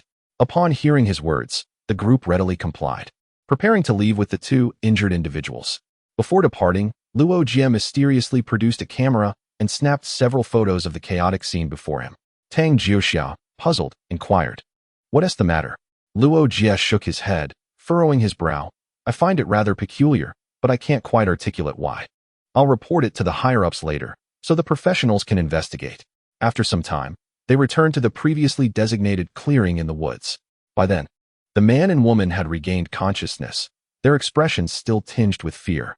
However, upon recognizing the humans before them, they burst into tears, crying for help while clinging tightly to one another. Fat Dog exclaimed, let go, don't grab me, it's overwhelming." Bubble, munching on a compressed biscuit, waved her hand, transforming the bubbles encasing the pair into a gentle blue. Under the soothing blue bubbles, the two seemed to regain their composure gradually. Seizing this opportunity, Luo Jie cautiously inquired about what had transpired and how they had ended up in such a remote area, as well as the whereabouts of their 4 companions. Trembling, the 2 gazed at Luo Jie, their voices quivering as they began to recount their ordeal. As their narrative unfolded, Luo Jie and the others gained insight into the situation. Originally, the team had been operating on the outskirts, hesitant to venture into the suppression zone. However, recently, their captain had advanced to the level of a master practitioner. They had deliberated, considering that with a master practitioner leading, it should be acceptable to venture slightly deeper. Just a little, surely that wasn't too much to ask? In truth, they had only penetrated a short distance, not daring to stray far. At that moment, we were merely exploring a bit over there, and initially found nothing of interest. We intended to leave and perhaps return later for intelligence gathering. Yet, we suddenly realized we could not find our way out, as if ensnared in a ghostly wall. They swallowed hard, fear flickering in their eyes once more. Then, Unexpectedly, a figure clad in a black trench coat appeared, claiming he could lead them out. After handing him a sum of money, he fulfilled his promise, guiding them through the phantom barrier, only to lead them directly into the presence of those malevolent creatures. Luo Jie and the others exchanged glances, their expressions tinged with gravity. Was it a scheme for wealth? Or perhaps a collusion with the malevolent beasts? Chapter 53, Civilization? As for the other four, I remembered seeing several eerie beasts leading them deeper into the abyss before I lost consciousness. They were likely devoured by now. After the man spoke, he lowered his head and fell silent. Beside him, a woman buried her face in her arms, tears streaming down her cheeks. Luo Jie and the others fell into a heavy silence, watching their comrades, who had shared countless moments together, being torn apart and devoured before their very eyes was a torment that no one could bear. They did not attempt to console the two. Instead, they waited patiently for their emotions to calm before the group began to make their way towards the city. They moved swiftly, and after approximately half an hour, they spotted the grand gates and towering walls of the city from a distance. The walls stood tall and imposing, scarred with the marks and remnants of numerous battles fought between the strange beings and the monstrous beasts since the city's inception, a testament to the resilience of this stronghold. As long as these walls stood, they brought a sense of security to countless souls. Upon entering the city, Luo Jie and the others split into three groups. Fat Dog and Pow Pow took the two survivors to the hospital for treatment, while Hong San and Fei Ji headed to the market to replenish supplies. Luo Jie and Tang Jiuxia, meanwhile, escorted the survivors' recording device to the Anomaly Center to report their findings and deliver their mission's outcome. After submitting their rescue mission at the front desk, they proceeded to the Anomaly reporting section, where they handed over the photos taken earlier. I find the scenes depicted in these photographs to be somewhat peculiar, though I cannot pinpoint the specifics. Please report this matter, Luo Jie stated, his expression serious as he gazed at the receptionist. Once she accepted the photos, he departed without concern that the staff would suppress the report. For matters concerning the malevolent beasts were never trivial. Upon exiting the Anomaly Center, Tang Jiuxia had prior engagements and left, while Luo Jie wandered through the city. The suppression zone bore a distinctly fierce atmosphere, quite unlike ordinary cities. Though no one would brazenly threaten another with violence over a mere glance, each face seemed to declare, "I am not to be trifled with." Yet, this did not imply that the area lacked vibrancy. On the contrary, the streets buzzed with activity, filled with the sounds of vendors calling out their wares. Here, one could find not only goods imported from distant lands, but also trades involving the very beasts that could only be encountered within the confines of the suppression zone, and even glimpses of those selling peculiar oddities. Luo Jie observed a merchant animatedly promoting a painting, exclaiming, "This piece was painstakingly reclaimed from the jaws of a horde of malevolent beasts by our team. Just look at the artistry, the cultural essence of centuries past. And the most crucial aspect? This painting has become an extraordinarily rare item." The merchant's eloquent pitch amused Luo Jie, reminiscent of a storyteller captivating his audience. Casting a glance at the painting titled "The Smile of Delirium," Shadow remarked, "Surely that is a forgery. No one would buy it." Luo Jie replied, "Indeed. The lad has become quite astute." Shadow added, "Absolutely." Luo Jie shook his head and turned to leave. "This painting has long been ubiquitous. Why do some still use it to deceive others? Which fool would say, 'I bought it'?" Luo Jie paused, slightly taken aback as he turned around. He spotted a student, visibly elated, eagerly accepting the painting from a vendor, walking away with an expression of having struck a great bargain. Observing the attire, it must be from Yan University. One wonders how such a mind managed to gain admission. Contemplating this, Luo Jie settled down in a nearby restaurant. He decided to have a meal, while waiting to see how long it would take for that fool to realize the truth. After indulging in his meal for over half an hour, just as he thought he would not see the student again, the student returned, fury evident on his face. Luo Jie felt a sense of satisfaction and contentedly paid his bill before departing. At the Anomaly Center, within the Special Reporting Department, established solely in the suppression zone. The department was once inundated with reports, as anything related to eerie beasts was deemed anomalous. However, over the years, it has transformed into a relatively tranquil section. The populace has grown accustomed to battling these creatures and no longer reacts with alarm. At this moment, in the research lab, Lin Fong sipped from a cup, reflecting on the lethargy of his life, which was both disheartening and oddly refreshing. Suddenly, the door swung open. "Professor Lin, an individual has reported a series of photographs. expressing an unsettling feeling about them, but unable to articulate the specifics. They hope we can take a look. Lin Fong frowned, feeling his languid existence had been disrupted. Nonetheless, out of professional obligation, he accepted the photos for review. Upon examining them, his eyes widened in concentration. The images revealed tattered filaments, gnawed corpses, shattered remnants of small, eerie beasts, and decapitated serpentine creatures. Remarkably, various beast carcasses were gathered in one location. After some contemplation, Lin Fong inquired of the researcher, "Is there any anomaly reported in this area?" The response was negative.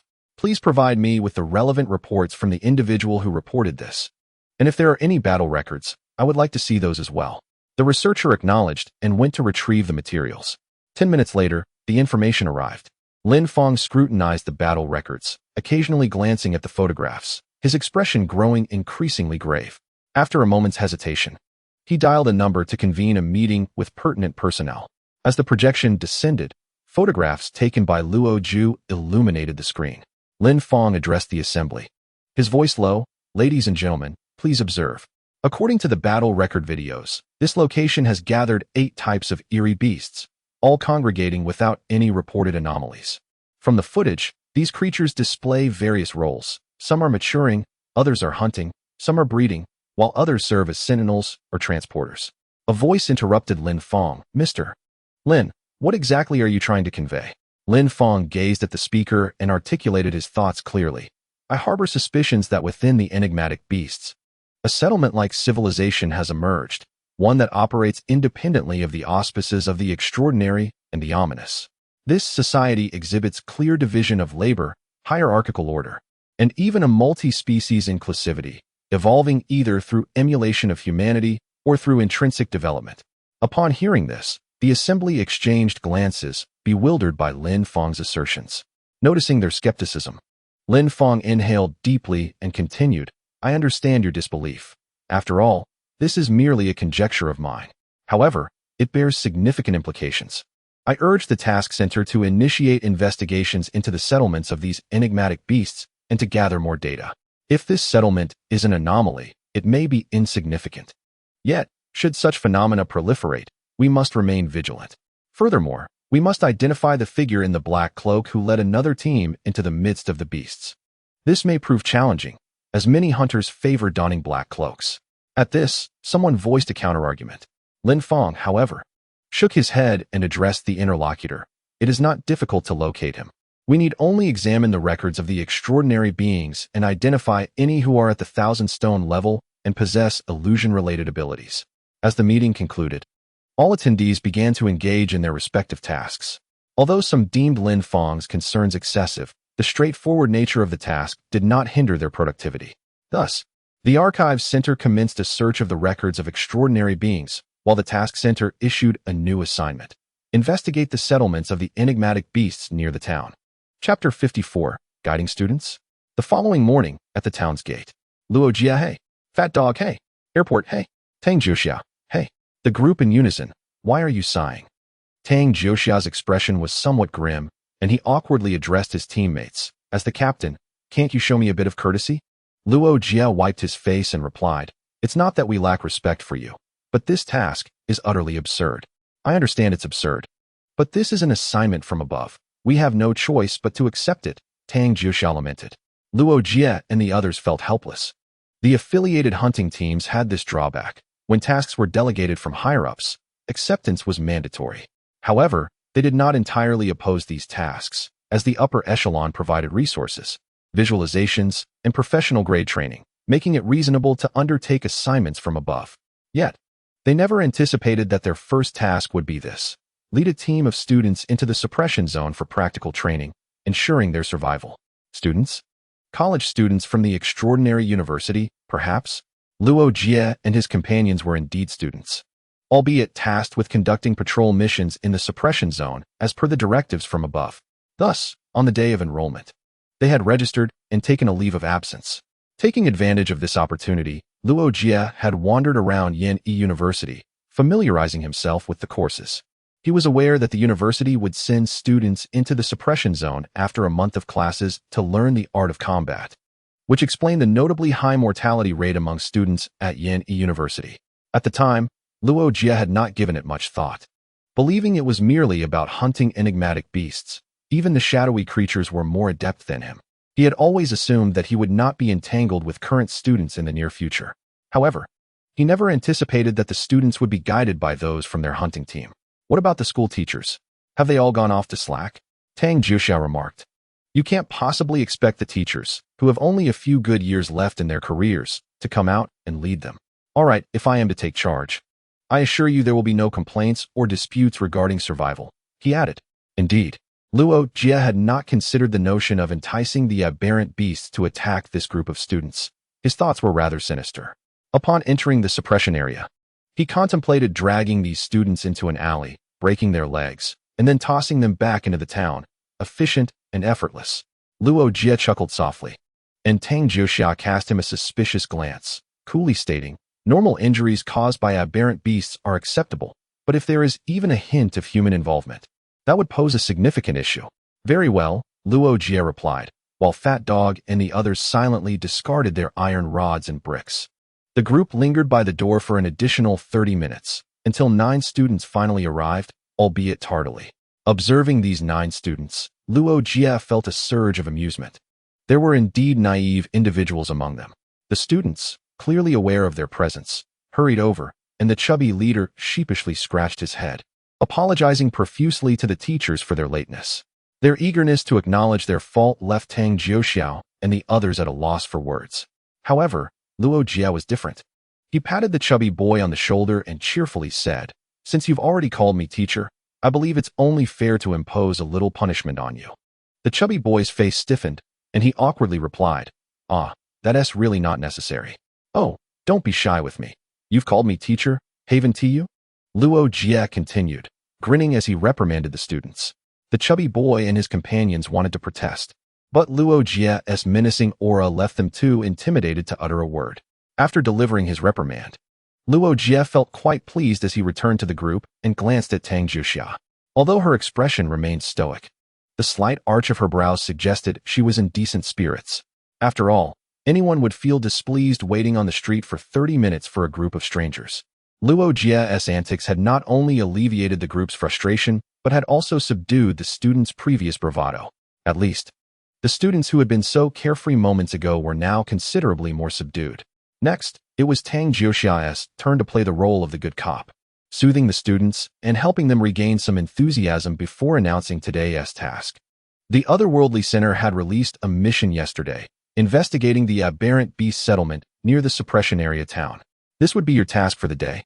As she spoke, she handed the task record to the chubby leader, stating, "The specific requirements are outlined here. We will not interfere with your mission. We will merely provide supplementary guidance on your actions and the outcomes you achieve." With that, she motioned for them to proceed. The students stared at the task list in their hands, their mouths opening as if to speak. However, upon catching sight of Luo Jie's encouraging and expectant expression behind Tang Jiuxia, they promptly swallowed their words. They dared not speak, for they knew he would undoubtedly respond with something unpleasant. Scratching his head, a few individuals trudged toward the outskirts of the city. The members of the Sugar Cube team lingered at a distance, observing the students' demeanor while engaging in light banter. "Shadow, did you enjoy your little lecture?" Fat Dog asked jovially, draping an arm around Luo Jie's shoulders. Luo Jie smacked his lips, somewhat displeased as he replied, "It was mediocre. I could have elaborated further, but it was cut short." "Oh, nothing much, just stay vigilant. While survival is paramount, if one of them were to inadvertently meet their end, we would have to take them all out and shift the blame onto them, claiming they disregarded the plan and ran off." "Hey, why are you all retreating so far?" Luo Jie turned to see the Sugar Cube team quietly distancing themselves. Rolling his eyes, he retorted, "I was only joking. What are you all thinking?" The group's lips twitched. "Apologies, I truly didn't perceive that." While the Sugar Cube team jested, the 9 students suddenly shouted, followed by a series of loud crashes. Luo Jie and his companions were startled and quickly looked ahead, only to see those students, illuminated by various lights, charging towards a feeble otherworldly beast. Luo Jie, Tang Jiuxia, Fat Dog, Airport. The chubby boy delivered a powerful punch that dispatched the beast, his face paling slightly at the gruesome sight of its demise, only to be swiftly replaced by an excited flush. The others also displayed exhilaration. They had collectively slain a beast on the very first day of outdoor training. Surely, this portended even greater accomplishments ahead. As the students reveled in their triumph, they were met with a few indifferent remarks. It was merely a fourth-grade trash beast. What is there to celebrate? Their use of abilities is utterly chaotic and lacks control, squandering both mental and physical energy. Is this what the elite of the Otherworld University looks like? Ahem, there might still be some exceptional students at Otherworld University. Subsequently, the students witnessed the Sugar Cube team breezily pass by, not even glancing at the beast they had slain.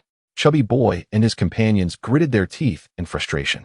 They vowed that they would soon slay a larger beast to earn the respect of these arrogant individuals. With this thought in mind, the group began to scour the vicinity for more otherworldly beasts. Despite their growing discontent, they did not lose sight of their mission. However, it soon became apparent that the nearby beasts had all been eradicated. After all, the Otherworld Center had issued a task the day prior. One that was relatively simple with decent rewards, and seasoned hunting teams had already taken on the assignment. At this hour, spotting a beast settlement near the town would indeed be miraculous. The Chubby Boy and his companions felt increasingly disheartened as their search yielded nothing, their dissatisfaction mounting with each passing moment. Ultimately, the 9 students reached a consensus. With a determined bite of his lip, the Chubby Boy declared, "Let us venture further out. I refuse to believe there isn't a single beast settlement nearby." They certainly had to heed the adage that fortune favors the bold, and thus they proceeded deeper into the wilderness. Look, we're entering, right? Luo Jie pointed at the group of students, his expression one of affirmation. He then posed a question to Tang Jiuxia, Captain Fong Tang. Should we leave them be or call them back? After a moment's contemplation, Tang Jiuxia replied, "Let them be. With us around, it should be fine. Don't speak. Don't jinx it," shouted Luo Jie and the others in unison. Chapter 55, Slaying the Adorable. Monster the Chubby Boy and his companions ventured deeper into the suppression zone, though they did not proceed too far. Each harbored their own sense of pride, yet they were not reckless enough to believe they could confront monsters stronger than themselves. After advancing a short distance and noticing an increase in the frequency of monster encounters, they decided to halt their progress and instead began searching along the current path for the monster's lair. After some effort, they finally spotted the monster settlement behind a low hill. To their surprise, an argument ensued. Luo Jie and his companions exchanged puzzled glances, unsure of what these high-achieving students were quarreling about. Did they not fear attracting the monsters? Approaching to inquire, they learned that the argument was quite serious. Some students insisted they should retreat after taking photographs, while others argued they ought to eliminate the few monsters present, as they appeared weak. However, Luo Jie was bewildered to hear 2 girls assert that the monsters should not be harmed, reasoning that they were simply lying there, adorably innocent.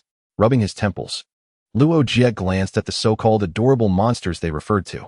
Not far away, 2 dog-like creatures nestled together, their large eyes sparkling and tails wagging incessantly. Truth be told, they were somewhat endearing. "Oh my, they do seem rather cute," Luo Jie mused. The Chubby Boy approached, casting a glance at the 2 girls, his expression inscrutable. Luo Jie furrowed his brow. He recalled that these girls had previously shown no mercy in slaying monsters. Why now? Simply because these 2 were cuter. Were they hesitant to strike? He watched as the 2 girls nodded resolutely. Luo Jie turned to the Chubby Boy and his companions, incredulous. "Are these really your classmates?" The Chubby Boy and his friends wore expressions of embarrassment. After pondering for a moment, Luo Jie took out his camera and snapped several pictures of the settlement. Then, he retrieved a piece of meat from his pocket. "This is a fragment of flesh I discovered while searching for the settlement. Based on its scent and texture, it appears to be human." At this revelation, everyone took a step back. Luo Jie's gaze swept over the 2 girls, noting their pallid faces. It dawned on him that while their reasoning might be lacking, their awareness was still intact. With that thought, he flicked his wrist, sending the piece of human flesh flying towards the 2 monsters. What followed was a spectacle. The 2 creatures, previously nestled together, suddenly erupted into a frenzy, howling as they raced towards the piece of meat.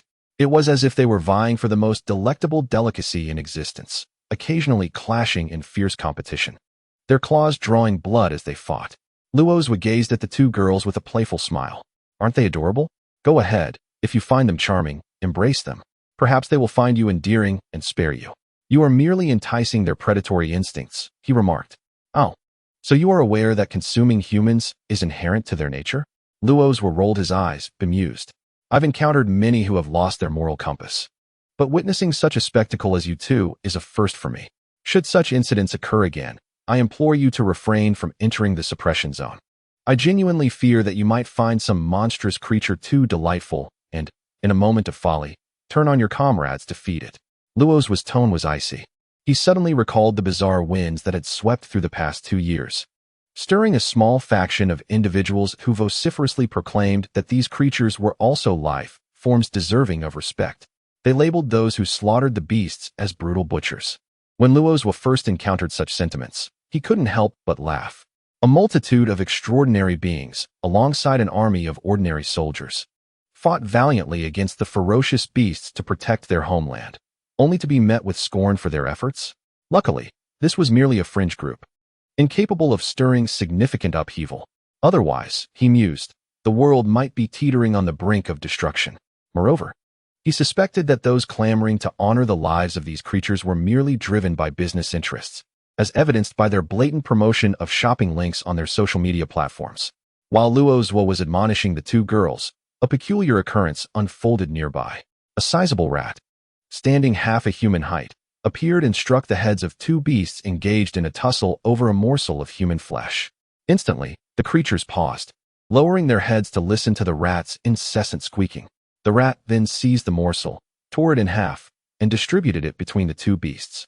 Witnessing this bizarre scene, Luo Jie's expression shifted to one of perplexity. Instinctively, he captured a few photographs while muttering, "How disconcerting." Just then, Tang Jiuxia interjected, "Share, fairness. Mediate disputes." At the utterance of these words, Luo Jie felt a peculiar tingling at the nape of his neck. He swiftly snapped another photo, his demeanor turning grave. "We must return to the city and report our findings. Captain, this task is yours." As he spoke, shadows beneath him surged forth like a tidal wave toward the nearby beast settlement. Soon, a dozen creatures lay in disarray, their remains scattered. "Well, that's done. Let's depart." Luo Jie was sad, his expression unfazed as he stowed away his camera. Turning to head back to the city while humming a tune, the charming little beasts have turned to mere pulp. Tang Jiuxia and the others, unfazed by the oddity, followed suit. The chubby boy and his companions gazed at Luo Jie's retreating figure, their hearts racing. Initially, they believed him to be of similar age and presumed his abilities to be on par with theirs, perhaps merely possessing a tad more combat experience. However, it was now evident that his strength was of an entirely different caliber. In the suppression zone, at the Center for Extraordinary Beings, Lin Feng had not returned to his office. To be precise, from yesterday until now, he has been in the conference room, accompanied by several staff members as they sift through the task reports submitted by the hunting teams. It is imperative to highlight any instances of non-homogeneous beast settlements that appear in the text or images. Furthermore, any reports detailing unusual behaviors exhibited by these creatures should also be submitted to me. Lin Feng, with reddened eyes, scrutinized the reports in his hands. Frankly, most of these documents were rather uniform, akin to copying homework. Occasionally, there would be a mention of the settlement's conditions in some corner. Clearly, this group had not grasped the significance of their mission. Instead, they incessantly speculated on potential strategies should an attack on a certain settlement occur. While this intelligence was not entirely devoid of merit, it was not what he wished to review at that moment. Nevertheless, it was not entirely fruitless. Lin Feng did indeed come across some images and texts that depicted certain unnaturally peculiar aspects of the beast settlements. However, the repetitiveness of this content rendered it of little value. Rubbing his temples, he gazed at the pile of documents before him, now reduced by half, and sighed. It seemed today would yield little in terms of discoveries. Just then, one of the staff members suddenly exclaimed, "Teacher Lin, here is a report from the Fangtang team." At this, Lin Feng's eyes brightened, and he urged, "Quick, let me see what it says." Upon receiving the report, he perused it word by word. And soon his gaze fell upon 3 words: fairness, sharing, and mediation of disputes. Lin Feng inhaled sharply, a shiver running down his spine. The creatures, known solely for their bloodlust and treachery, had somehow grasped these concepts. He wanted to articulate his thoughts, but his mind was momentarily befuddled. Then, he heard another staff member remark, "Teacher Lin, there is a rather strange report here." Taken aback, Lin Feng took a glance at the report handed to him. It contained no textual descriptions, only images. In the pictures, a group of beasts stood and crawled, with one creature at the forefront, resembling a leader. Before them lay a heap of shredded flesh, and slightly further back was an image that appeared to depict either an infant or the larva of some insect. Lin Fong stared at these photographs in a daze, muttering to himself, "Is this totem worship?" Chapter 56. Do the beasts yearn for peace?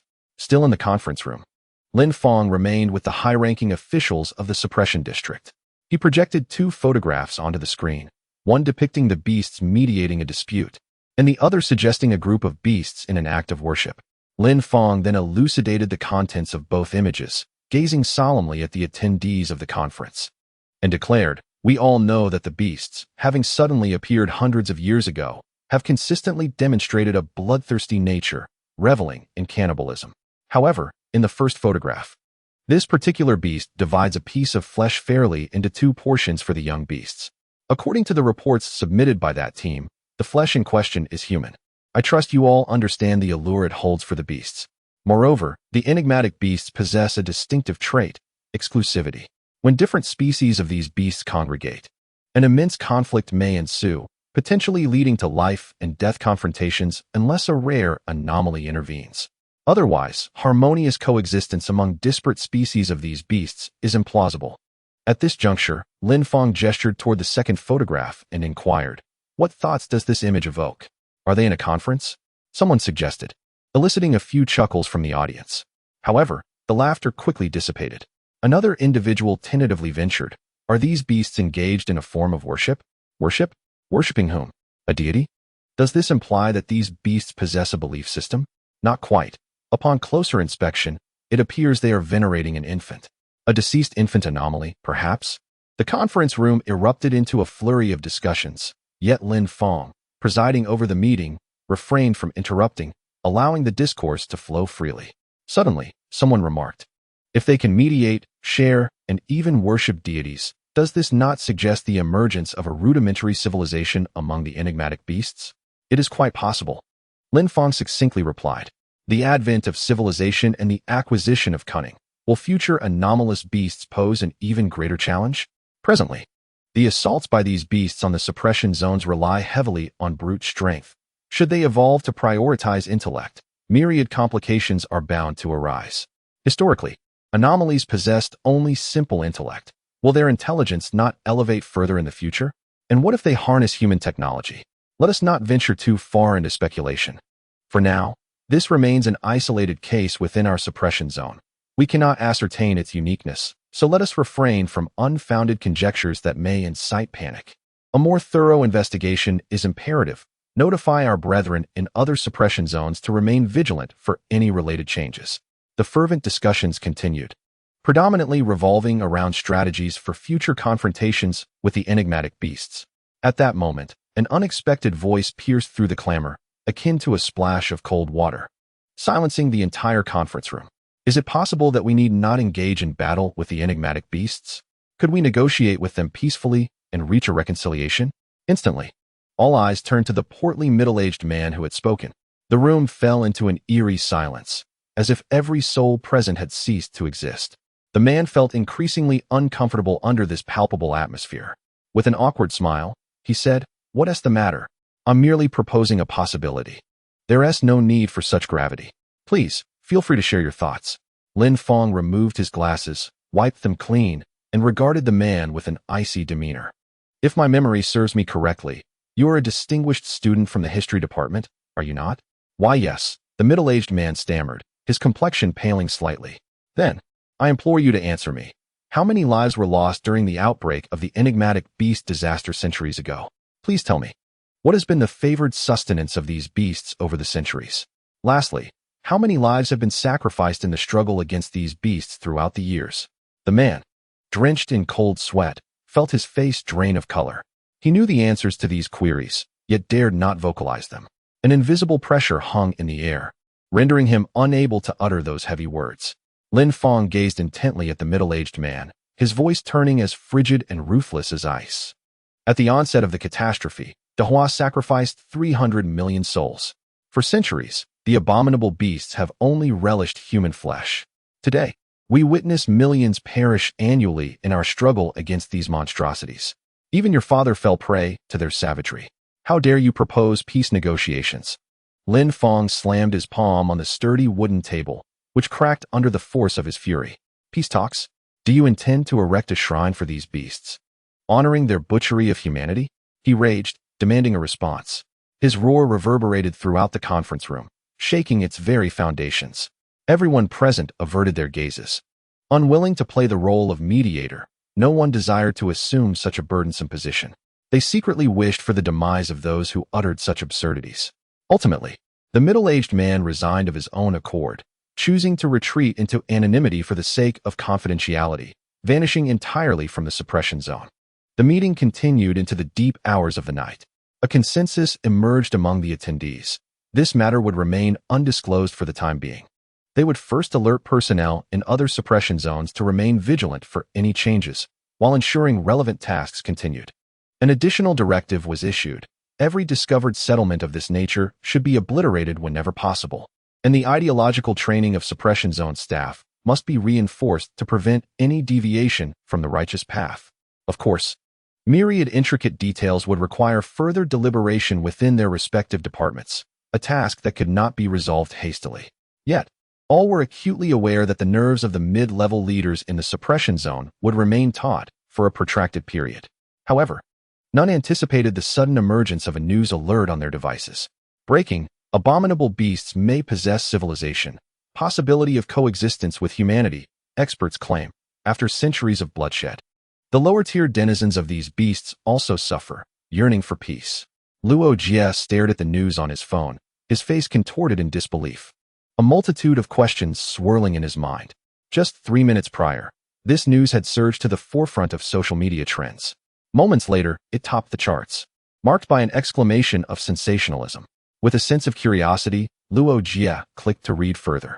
The source was the esteemed Old Yin report, revealing its biased inclination. The article was rife with self-righteous assumptions and manipulative rhetoric, professing virtue while cloaked in ulterior motives and distortions. The comments section was a cacophony of voices, with various unknown influencers and casual observers weighing in on the matter. Luo Jie skimmed through the comments, noting an overwhelming bias favoring the notion of negotiations. One individual, claiming to be a law scholar, asserted, "I have conducted research. In truth, it has been the Un who have actively attacked the abominable beasts over the years. The beastly horde has long since desired no conflict with humanity. Much of the blame lies with the Irun. Why fault the beasts?" Essentially, this was an attempt to exonerate the abominable creatures. To his astonishment, the comment section was filled with accolades praising this individual's wisdom and brilliance. In a moment of frustration, Luo Jie attempted to post a comment. "Are you all foolish?" Upon its release, it vanished almost instantly. Luo Jie understood that it had been suppressed. Lying on his bed, he pondered for an extended period. Perplexed as to why these individuals had chosen to intervene, were they courting disaster? Could it be that their businesses were faltering, prompting them to seek attention? Such a narrative, if penned in a novel, would surely invite scorn. Who would be foolish enough to write it that way? Luo Jie lay in bed, engulfed in confusion, wondering when this group of vocal critics would meet their downfall. Chapter 57. Reactions. The trending topic continued to dominate discussions. Overnight, the discourse surged past 1.5 billion mentions, exceeding the population of Dahua itself. The comments beneath the news articles multiplied exponentially.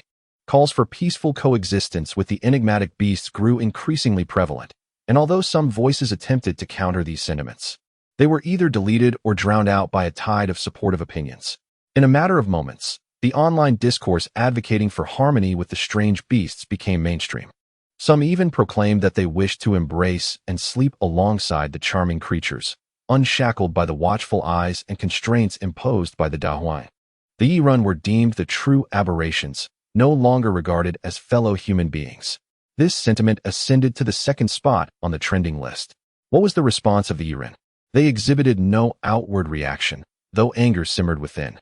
All relevant departments had issued notifications prohibiting public discourse on online platforms for the time being to prevent exploitation by malicious actors. Despite their frustration, the Irun had no choice but to endure, as these were official directives. Simultaneously, all Irun in suppression zones received orders for a temporary lockdown. restricting access to areas where the strange beasts were active. Naturally, Luo Jie and his companions remained confined within the suppression zone, unable to venture elsewhere. Observing the various opinions circulating online, they felt a blend of helplessness and fury, but more than anything, they experienced discomfort. As Luo Jie scrolled through the news, he addressed his companions. Enough with the long faces, we must have faith. It is the silent majority that truly prevails. The stout dog sighed, pounding his fist against the stone table. I understand the logic, but it still stings. Luo Jie, equally exasperated, could find no words of comfort and merely rubbed his temples. Sighing, let us trust that the authorities will handle it appropriately. While some despaired, others reveled in delight, such as the unknown influencers who had spoken out. They were nearly beside themselves with joy. Although many astute individuals criticized them, a greater number of oblivious supporters rallied behind them. A few disparaging remarks were inconsequential. Moreover, criticism generated buzz, and buzz drove sales. Hadn't their online store's merchandise been flying off the shelves? These influencers had even planned a celebratory gathering, inviting a few princesses or gigolos to join the festivities. Yet, the most jubilant of all were the editors of the Old Yen Report. As the media outlet that had orchestrated this sensational incident, their higher-ups were poised to uncork champagne. After countless years of striving to tarnish and critique the Dahuan nation, they found themselves frustrated by the overwhelming presence of patriotic fools, which hindered their smear campaign. Indeed, the senior staff at the Old Yen Report regarded patriots as simpletons, obstructing their business endeavors. Fortunately, over the years, the esteemed figures in the West have invested considerable effort, resulting in an increasing number of brilliant minds emerging within the nation, alongside a growing support base for the prestigious Old Yen Report. Presently, these intellects have converged, instantly steering public opinion, leading to a tempestuous uproar. Colleagues, our endeavors over the years have not been in vain. Now is the moment to launch a final offensive against the grand discourse of Dahu. For the sake of oil and democracy, our chief editor beams with delight, already calculating the bounty to be reaped from the West. Not merely bones, but substantial meat as well. Just as he revels in this joy, the office door is abruptly flung open. A young editor rushes in, flustered, declaring, "Chief Editor, it's bad news." Dahu has responded. The Dahu Bureau of Extraordinary Beings. Upon discovering the potential for civilization within the enigmatic beasts, our Bureau has convened extensive discussions and, after considering the opinions of the wider public online, has collaborated with relevant departments to support the formation of a peace delegation. This team will engage in friendly negotiations with the civilization of the enigmatic beasts in the suppression zone to ensure representation from various sectors. We shall select personnel from related news outlets as peace emissaries. Additionally, to alleviate any panic among the adorable enigmatic beasts, this delegation will not include extraordinary beings, thus avoiding conflict. Below is the list of visiting personnel. The future and peace of humanity rest upon your shoulders. We wish you all the best. Following this, a flurry of official reposts, likes, and comments ensued. This announcement soared to the top of trending topics, capturing the first position. All comments echoed a fervent support for peace. However, upon scrutinizing the list, it included prominent figures who had previously vilified the authorities and extraordinary beings, keyboard warriors who had unleashed vitriol online, high-ranking officials from the Old Yen Report, and so-called experts who would speak for a price. This was not a peace negotiation list. It was a list of retribution, a counterattack from the authorities. Now, the silent majority found amusement in this, beginning to voice their support for these individuals to negotiate with the enigmatic beasts. As they spoke, they tagged those prominent figures and experts, causing the discussion to skyrocket past 2 billion in engagement. The prominent figures and experts, however, merely scoffed at this charade. It was all for show. Who would believe such a thing? They could simply delete their comments. Yet, when someone attempted to do so, they discovered that deletion was impossible. Not only could they not erase their comments, but their articles also automatically featured an added phrase, "I go." Instantly, this phrase surged back into the trending topics, capturing the second position. Underneath the comments of these individuals, a chorus of encouragement arose, praising them as paragons of righteousness and pioneers of peace, poised to usher in an unprecedented era.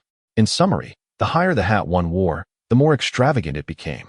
The prominent figures were suddenly in a state of panic. They recognized that a decisive blow had been dealt by the authorities, effectively silencing their voices. This drove them to madness, smashing objects, striking walls, and vehemently cursing the authorities for their shamelessness in stripping them of their freedom of speech. Indeed, these prominent figures are quite intriguing. Although their Western patriarch frequently engages in such antics, they remain blissfully unaware. They aspire for Dahua to become a province of the West.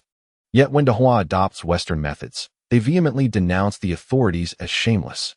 Some, in their incompetence, rage and fury, believing themselves to be courageous and resolute.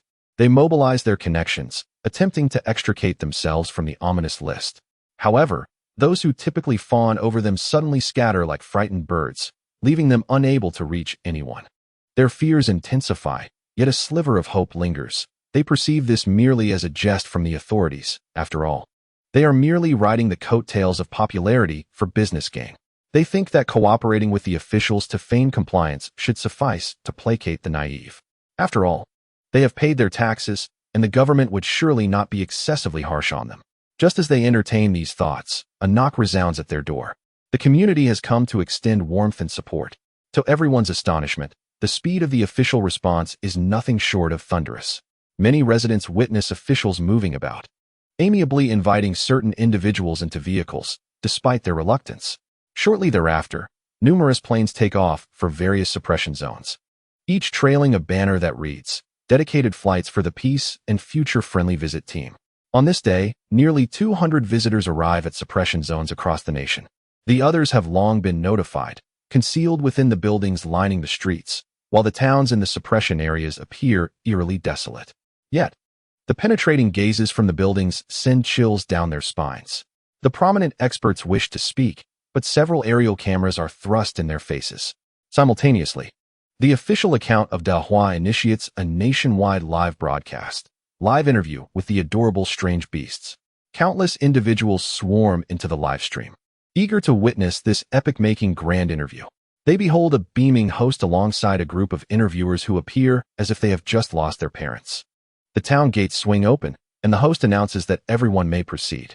However, this group, who fervently extol the strange beasts yearning for peace online, dares not step beyond the gates. Some self-proclaimed elites calmly assert, "It would be unreasonable to venture out without the others accompanying us. We are citizens of Dahua. Our safety must be ensured. How could one allow the bloodthirsty others to harm the peace-loving strange beasts? Rest assured, the strange beasts cherish peace. How could they possibly harm you?" The host replies with a beaming smile, his tone dripping with sarcasm. He glances outside the gates, casually remarking, "If you do not go, the adorable strange beasts may come looking for you." As his words linger in the air, the gathered crowd and the audience in the live stream witness a sudden plume of dark smoke rising in the distance. The camera zooms in, and the viewers clearly see a horde of strange beasts charging toward the town, grotesque and terrifying. Instantly, the elites are thrown into a panic, scrambling to flee. An invisible pressure, however, confined them, rendering them immobile. The host remained all smiles. It was evident that the charming beasts were quite enthusiastic, eager to embrace them with a fervent kiss that would linger in their minds. Come now, ambassadors of peace, go forth to greet them. Consequently, everyone felt an unseen force compelling them toward the outskirts of the town, inching closer to the gates, inching closer to death. Ultimately, one person could no longer bear it and succumbed to terror. Someone suddenly knelt, wailing loudly, "Do not let me go outside. I refuse to go out. I was wrong. I should not have spoken those words online. I apologize. I have elders above me and dependents below. You cannot treat me this way. I merely sought to earn a living. Was that so wrong? I was just joking. Must you be so severe? It is not my fault. I am a citizen of the West. I demand international arbitration. You cannot treat an international friend in such a manner. I am simply a vendor, riding the wave of trends to deceive the gullible. Please do not harm me. I was merely speaking casually. Even a fool knows the beasts are insatiably bloodthirsty." The collapse of one individual precipitated the disintegration of many. Various harsh truths spilled forth, broadcast live for all viewers to hear with crystal clarity. The grotesque demeanor of these influential experts was captured in stark detail. The host, with a stern countenance, waved his hand, and a contingent of police in specialized uniforms appeared, escorting the weeping celebrities away, awaiting their stern judgment. At that moment, the Dahua authorities released a list, a roster of individuals involved in espionage and those guilty of treasonous bribery. This extensive document detailed various sums of bribes and associated crimes. On that day, over 10,000 individuals were arrested for espionage, while those detained for other offenses were beyond counting. Subsequently, the online environment improved significantly, and public outcries against the otherworldly beings gradually faded. However, that is a tale for another time. At this juncture, as the experts were taken away, the live broadcast had yet to conclude. The host rose, gazing at the approaching horde of beasts, a palpable aura of menace enveloping him. With a wave of his hand, he issued a commanding shout. The entire town of otherworldly beings responded. The once desolate streets suddenly teemed with myriad beings, holding their breath, poised to strike. Kill. The single command reverberated through the town's atmosphere. All the beings surged forth, unhesitatingly charging toward the group of beasts. Chapter 58. Absurd, truly absurd, absurd, truly absurd. Luo Jie shook his head in disbelief while watching the news. He could hardly have anticipated the swiftness of the Dahua authorities, with a series of decisive actions. They eliminated the online trolls while simultaneously apprehending a slew of spies. Even more astonishing to him was the fact that the footage of the recent slaughter of the beasts had been broadcast live. It is worth noting that in the past, the Dahua authorities had strictly prohibited such live transmissions. The rationale behind the initial restraint stemmed from concerns over excessive violence and its potential adverse effects on minors. However, not only has streaming commenced, but Luo also observed individuals utilizing live footage to create dynamic compilations, accompanied by invigorating background music, garnering significant viewership and lively commentary. Watching this stirs my blood, akin to wielding a blade against the vile beasts. Next year's anomaly inspection. I must succeed. Brothers, I was in tears. Yet my younger sibling remained stoic. I compelled him to weep. Was I right to do so? In truth, figures such as police officers, firefighters, and doctors are all heroes devoted to saving lives, deserving our utmost respect. Moreover, various online platforms have witnessed a proliferation of earnest educational content concerning these monstrous entities. A wealth of graphic material has even been disseminated without censorship across numerous sites, something once deemed inconceivable. It would be naive to believe that there is no official endorsement behind this surge. Luo would not be swayed otherwise. Naturally, amidst these discussions, there were also voices of skepticism, tinged with sarcasm, yet they were drowned out by the crowd. In response, Luo could only reflect, at this moment. It mirrors a time long past. Classics endure eternally.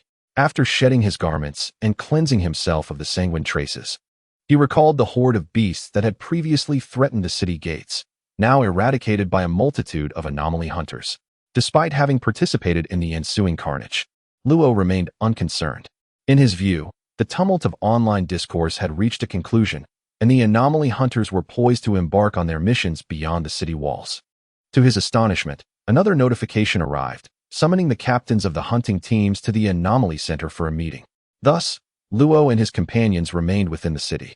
After his bath, he reclined on his bed, perusing his phone, marveling at the ever-shifting landscape of news, reflecting on the audacity of these individuals. After a while, he cast his phone aside, intending to sleep, yet he had yet to confront the 100 shape-shifting figures cloaked in black. With a swift flourish of his long black spear, he cut through the air, leaving a trail of shadows. 3 or 4 of the cloaked figures collided with the spear's shaft, sent sprawling into the distance. In silence, the black-cloaked figures prepared to unveil their cloaks and transform into beastly forms. However, as the cloaks were lifted, Luo's spear struck swiftly, piercing the throats of the would-be transformants. With a flick of his weapon, the figures were flung aside, inadvertently obstructing the advance of several more rushing black-cloaked foes. This time, the onslaught of black-cloaked figures was greater. Yet Luo remained unfazed. With a firm push of his feet, he leaped into the fray, his spear dancing swiftly to strike at the foreheads of his adversaries. With a few deft motions, the black-cloaked figures crumpled to the ground. Luo grinned, realizing that after such prolonged engagement, their tactics had become all too familiar. As he landed gracefully, 10 black-cloaked figures transformed into their beastly forms without hesitation and charged forth. Luo's expression remained fearless as he brandished his spear.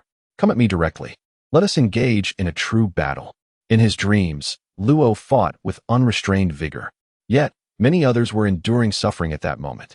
Staff members, despair etched upon their faces, clutched their heads, lamenting the frequency of these meetings, the third grand assembly, and an uncountable number of smaller ones.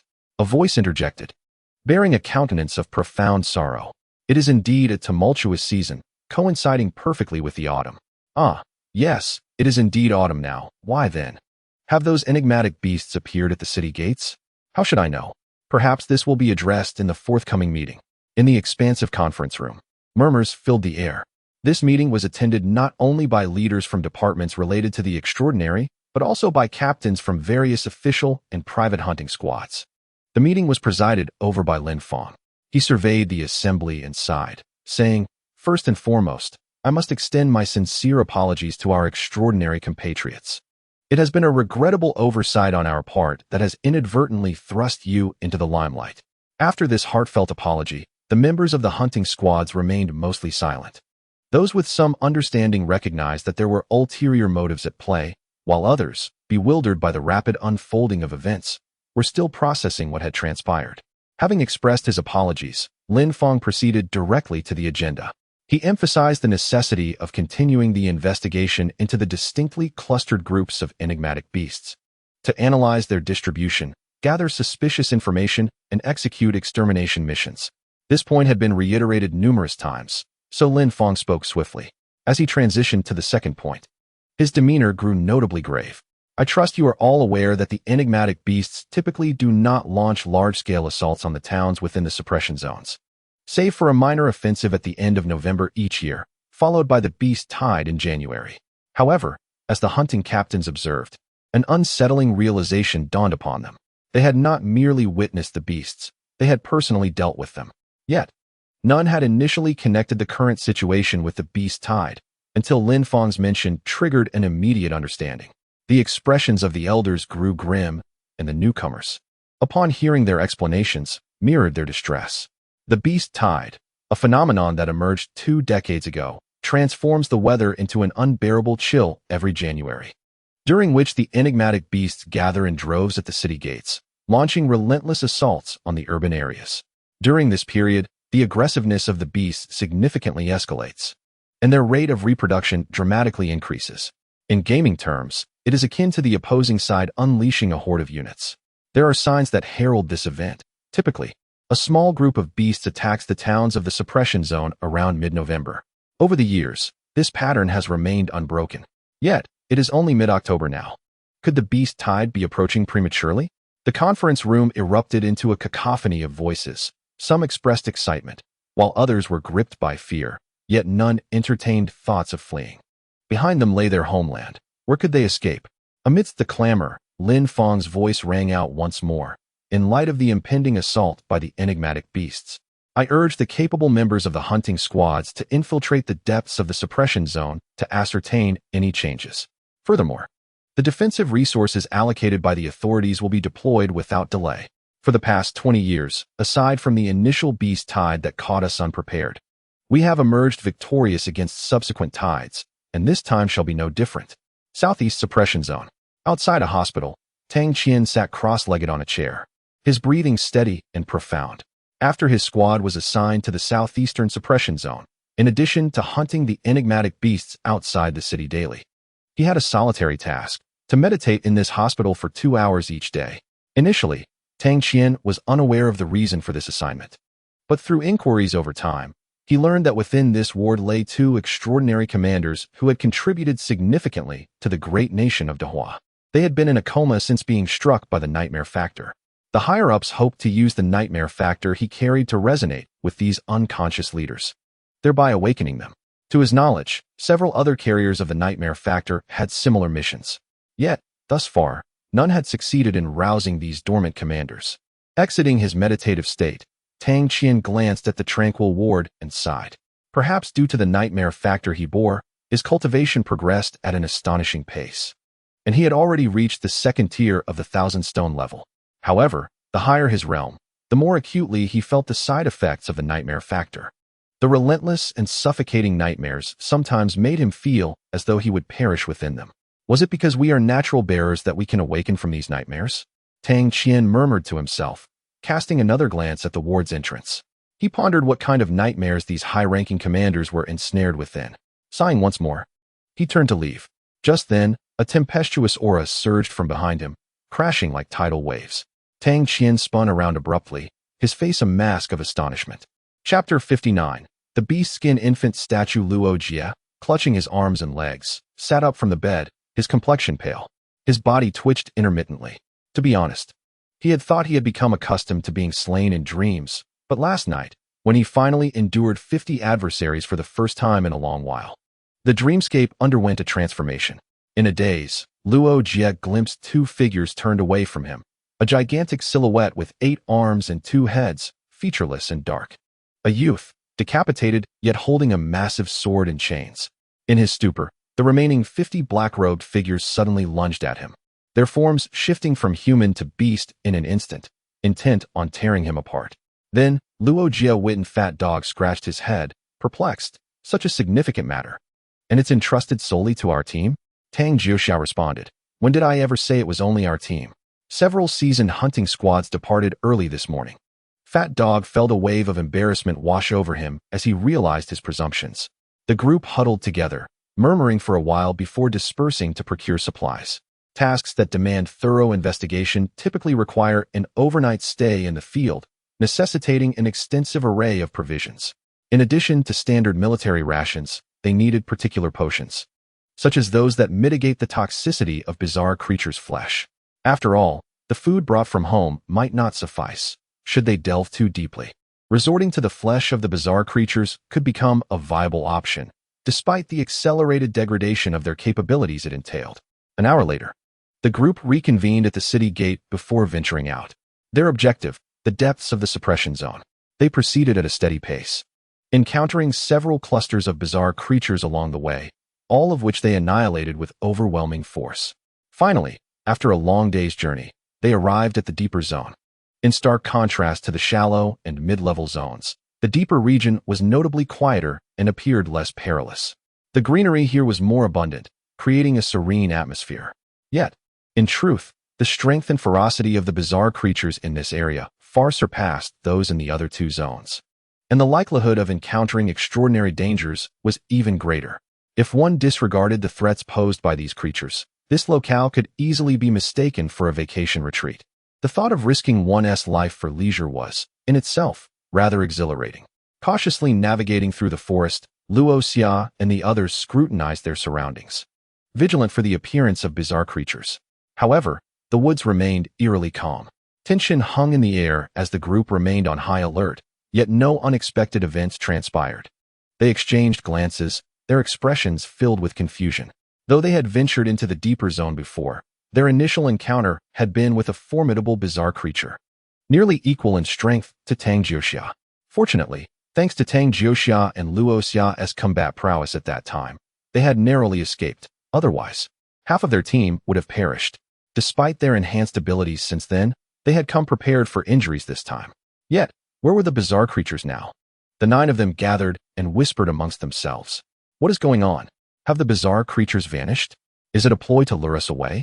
One speculated. What a ridiculous notion. They might have merely relocated a few insignificant fish and shrimp, Luo Jie retorted. Besides, if the bizarre creatures employed such sophisticated tactics, we would surely have a crisis looming overhead. Could it be that the bizarre creatures in the deeper zone have also formed clusters? Another pondered. That seems likely, though the scale of such clusters remains unknown. Tang Jiuxia stroked his smooth chin, contemplating for a moment before stating. According to the data, bizarre creatures in the deeper zone are typically solitary. Our previous escape was fortunate, owing to this. However, if they have begun to congregate, Luo Jie sniffled, realizing that hunting a bizarre creature was now out of the question. Survival was victory enough, but they needed to ascertain where these creatures were gathering. After further deliberation, they finalized their course of action and continued their search for traces of the bizarre creatures. At long last, after more than half an hour of searching, the group stumbled upon a clearing where the enigmatic beasts were gathered. A dozen or so large creatures congregated together. Although not exceedingly close, their coexistence was remarkably harmonious. Surrounding them were several smaller beasts frolicking and cavorting. This scene appeared inexplicably heartwarming. If only their playful antics did not involve the severed head of a human. The group clenched their teeth, filled with indignation, yet refrained from rash actions. The multitude of troublesome beasts present was overwhelming, rendering any confrontation futile. Tang Jiuxia captured several photographs and signaled for the group to retreat quietly. Just then, they noticed that all the creatures ceased their playful antics and turned their gaze toward a certain direction, not where Luo Jie and the others were concealed. A wave of relief washed over Luo Jie as he anticipated the unfolding of some cliched narrative. Following the direction of the beast's gaze, the group beheld a humanoid beast towering over 2 meters, clutching a peculiar stack of animal hides. 2 large beasts trailed behind it, each bearing various remnants of corpses and entrails. The humanoid creature hung the hides between the branches, revealing an image of a grotesquely deformed infant. Subsequently, it methodically divided the pile of remains into 3 neat stacks, placing them before the depiction of the infant. Under the guidance of this creature, the others commenced a ritualistic worship of the image on the hide. Exchanging glances, Luo Jie and his companions activated their binoculars to record the unfolding events. And at Tang Jiuxia's urging, they cautiously retreated. Only after retreating to a safe distance did they exhale in relief. Unbeknownst to them, as they distanced themselves, the infant depicted on the hide began to sway gently. In the next moment, all the kneeling beasts abruptly halted their worship and turned sharply. The group paused to catch their breath in the woods, lingering only briefly before resuming their search elsewhere. After a thorough exploration, they encountered several more similar settlements. Witnessing the creatures performing identical rituals, having documented these occurrences, the group resolved to withdraw. Overnight, the notion was absurd. This place was evidently fraught with peril. The congregation of such high-risk beasts posed an unimaginable threat if they were to mobilize simultaneously. Only those who were either exceptionally powerful or utterly foolish would dare to linger. Perhaps, if equipped with a devastating weapon like a planet-destroying cannon, they might easily subdue these creatures, Luo Jie mused as he followed the others out. However, just half an hour later, they sensed something amiss. Chapter 60. The Pursuit of the Enigmatic Beasts. This time, the beasts exhibited numerous commonalities among the various settlements, the most conspicuous being the image of the infant depicted on the hides. The group meticulously reviewed the footage, discovering that while the appearance of the infant varied slightly, they were essentially identical, enough to ascertain that it was the same child. In every settlement where worship rituals were conducted, regardless of strength, the focus of their veneration remained the same infant. And we thought we could spend the night outside. Yet here we are, too afraid to linger, Fat Dog remarked. Taking a bite of his rations, a hint of self-deprecation in his tone, Luo Jie cast a glance at him, pondering for a moment. Is it possible that you could remain, akin to the characters in certain novels, using these enigmatic beasts as a foundation to hone your blade? At the airport, with a sudden snap, the blade shattered. As she spoke, she mimicked a cutting motion in the air, causing the stout dog to shiver slightly. Enough chatter. Let's finish our food and make a swift exit, Tang Jiuxia said, already rising from her seat. Luo Jie, gnawing on a ration bar, followed suit. Just as she was about to speak, Luo Jie abruptly halted and whispered urgently, 200 meters behind us. A beast is approaching. Should we engage or retreat? The group paused, yet without doubt, they all turned their gaze towards Tang Jiuxia, awaiting her command. Tang Jiuxia furrowed her brow, regarding Luo Jie with a serious tone. Is it coming for us, or is there another reason? It seems to be searching for something, though not necessarily us. Luo Jie replied, shaking his head. It's not particularly strong. It can be dispatched swiftly, but it will surely attract other beasts. Then we retreat, Tang Jiuxia decisively concluded, not hesitating for a moment. Additionally, whether or not there are any nearby, send a message to the surrounding teams to inform them of the situation. Mushroom June complied, swiftly tapping on his specialized watch, sending a group message that would reach any hunting team within 100 miles. The others busied themselves erasing their traces, sprinkling a special potion on the ground to mask their scent. Once these tasks were completed, the group hastened toward the suppression zone town. As long as they could reach the mid-level area, they would be able to relax significantly, just as Luo Jie and the others planned their retreat. Mushroom June's message rapidly circulated in the vicinity. Upon receiving the message, some hunting teams pondered and chose to withdraw, while others remained indifferent. Fongtang team. A bunch of kids who know nothing about these beasts, one remarked. Zhang, didn't they say Fongtang team is an officially trained hunting squad? Perhaps they possess some insider information. Insider information? What could it possibly be? Just a call for us to investigate the deeper zones. Xiao Lu, don't underestimate the official teams. They won't coddle them, Zhanga scoffed, the cigarette in his mouth unlit. Some beasts have an exceptionally keen sense of smell, possibly leading them straight to their location by the scent of burning tobacco. With a somewhat tasteless bite of his cigarette, Zhang Gu addressed his team. All right, let's get to work. The last time we found that sacrificial photo, we received quite a reward. If we don't uncover something substantial this time, we would be remiss for daring to venture out. The team nodded, disregarding the message, their thoughts instead fixated on the previous reward, and they eagerly dashed into the forest in search of something significant. Moments later, a humanoid beast over 2 meters tall emerged from the woods, bloodied. With one of its claws clutching a human arm, it sniffed the air, seemingly trying to discern something.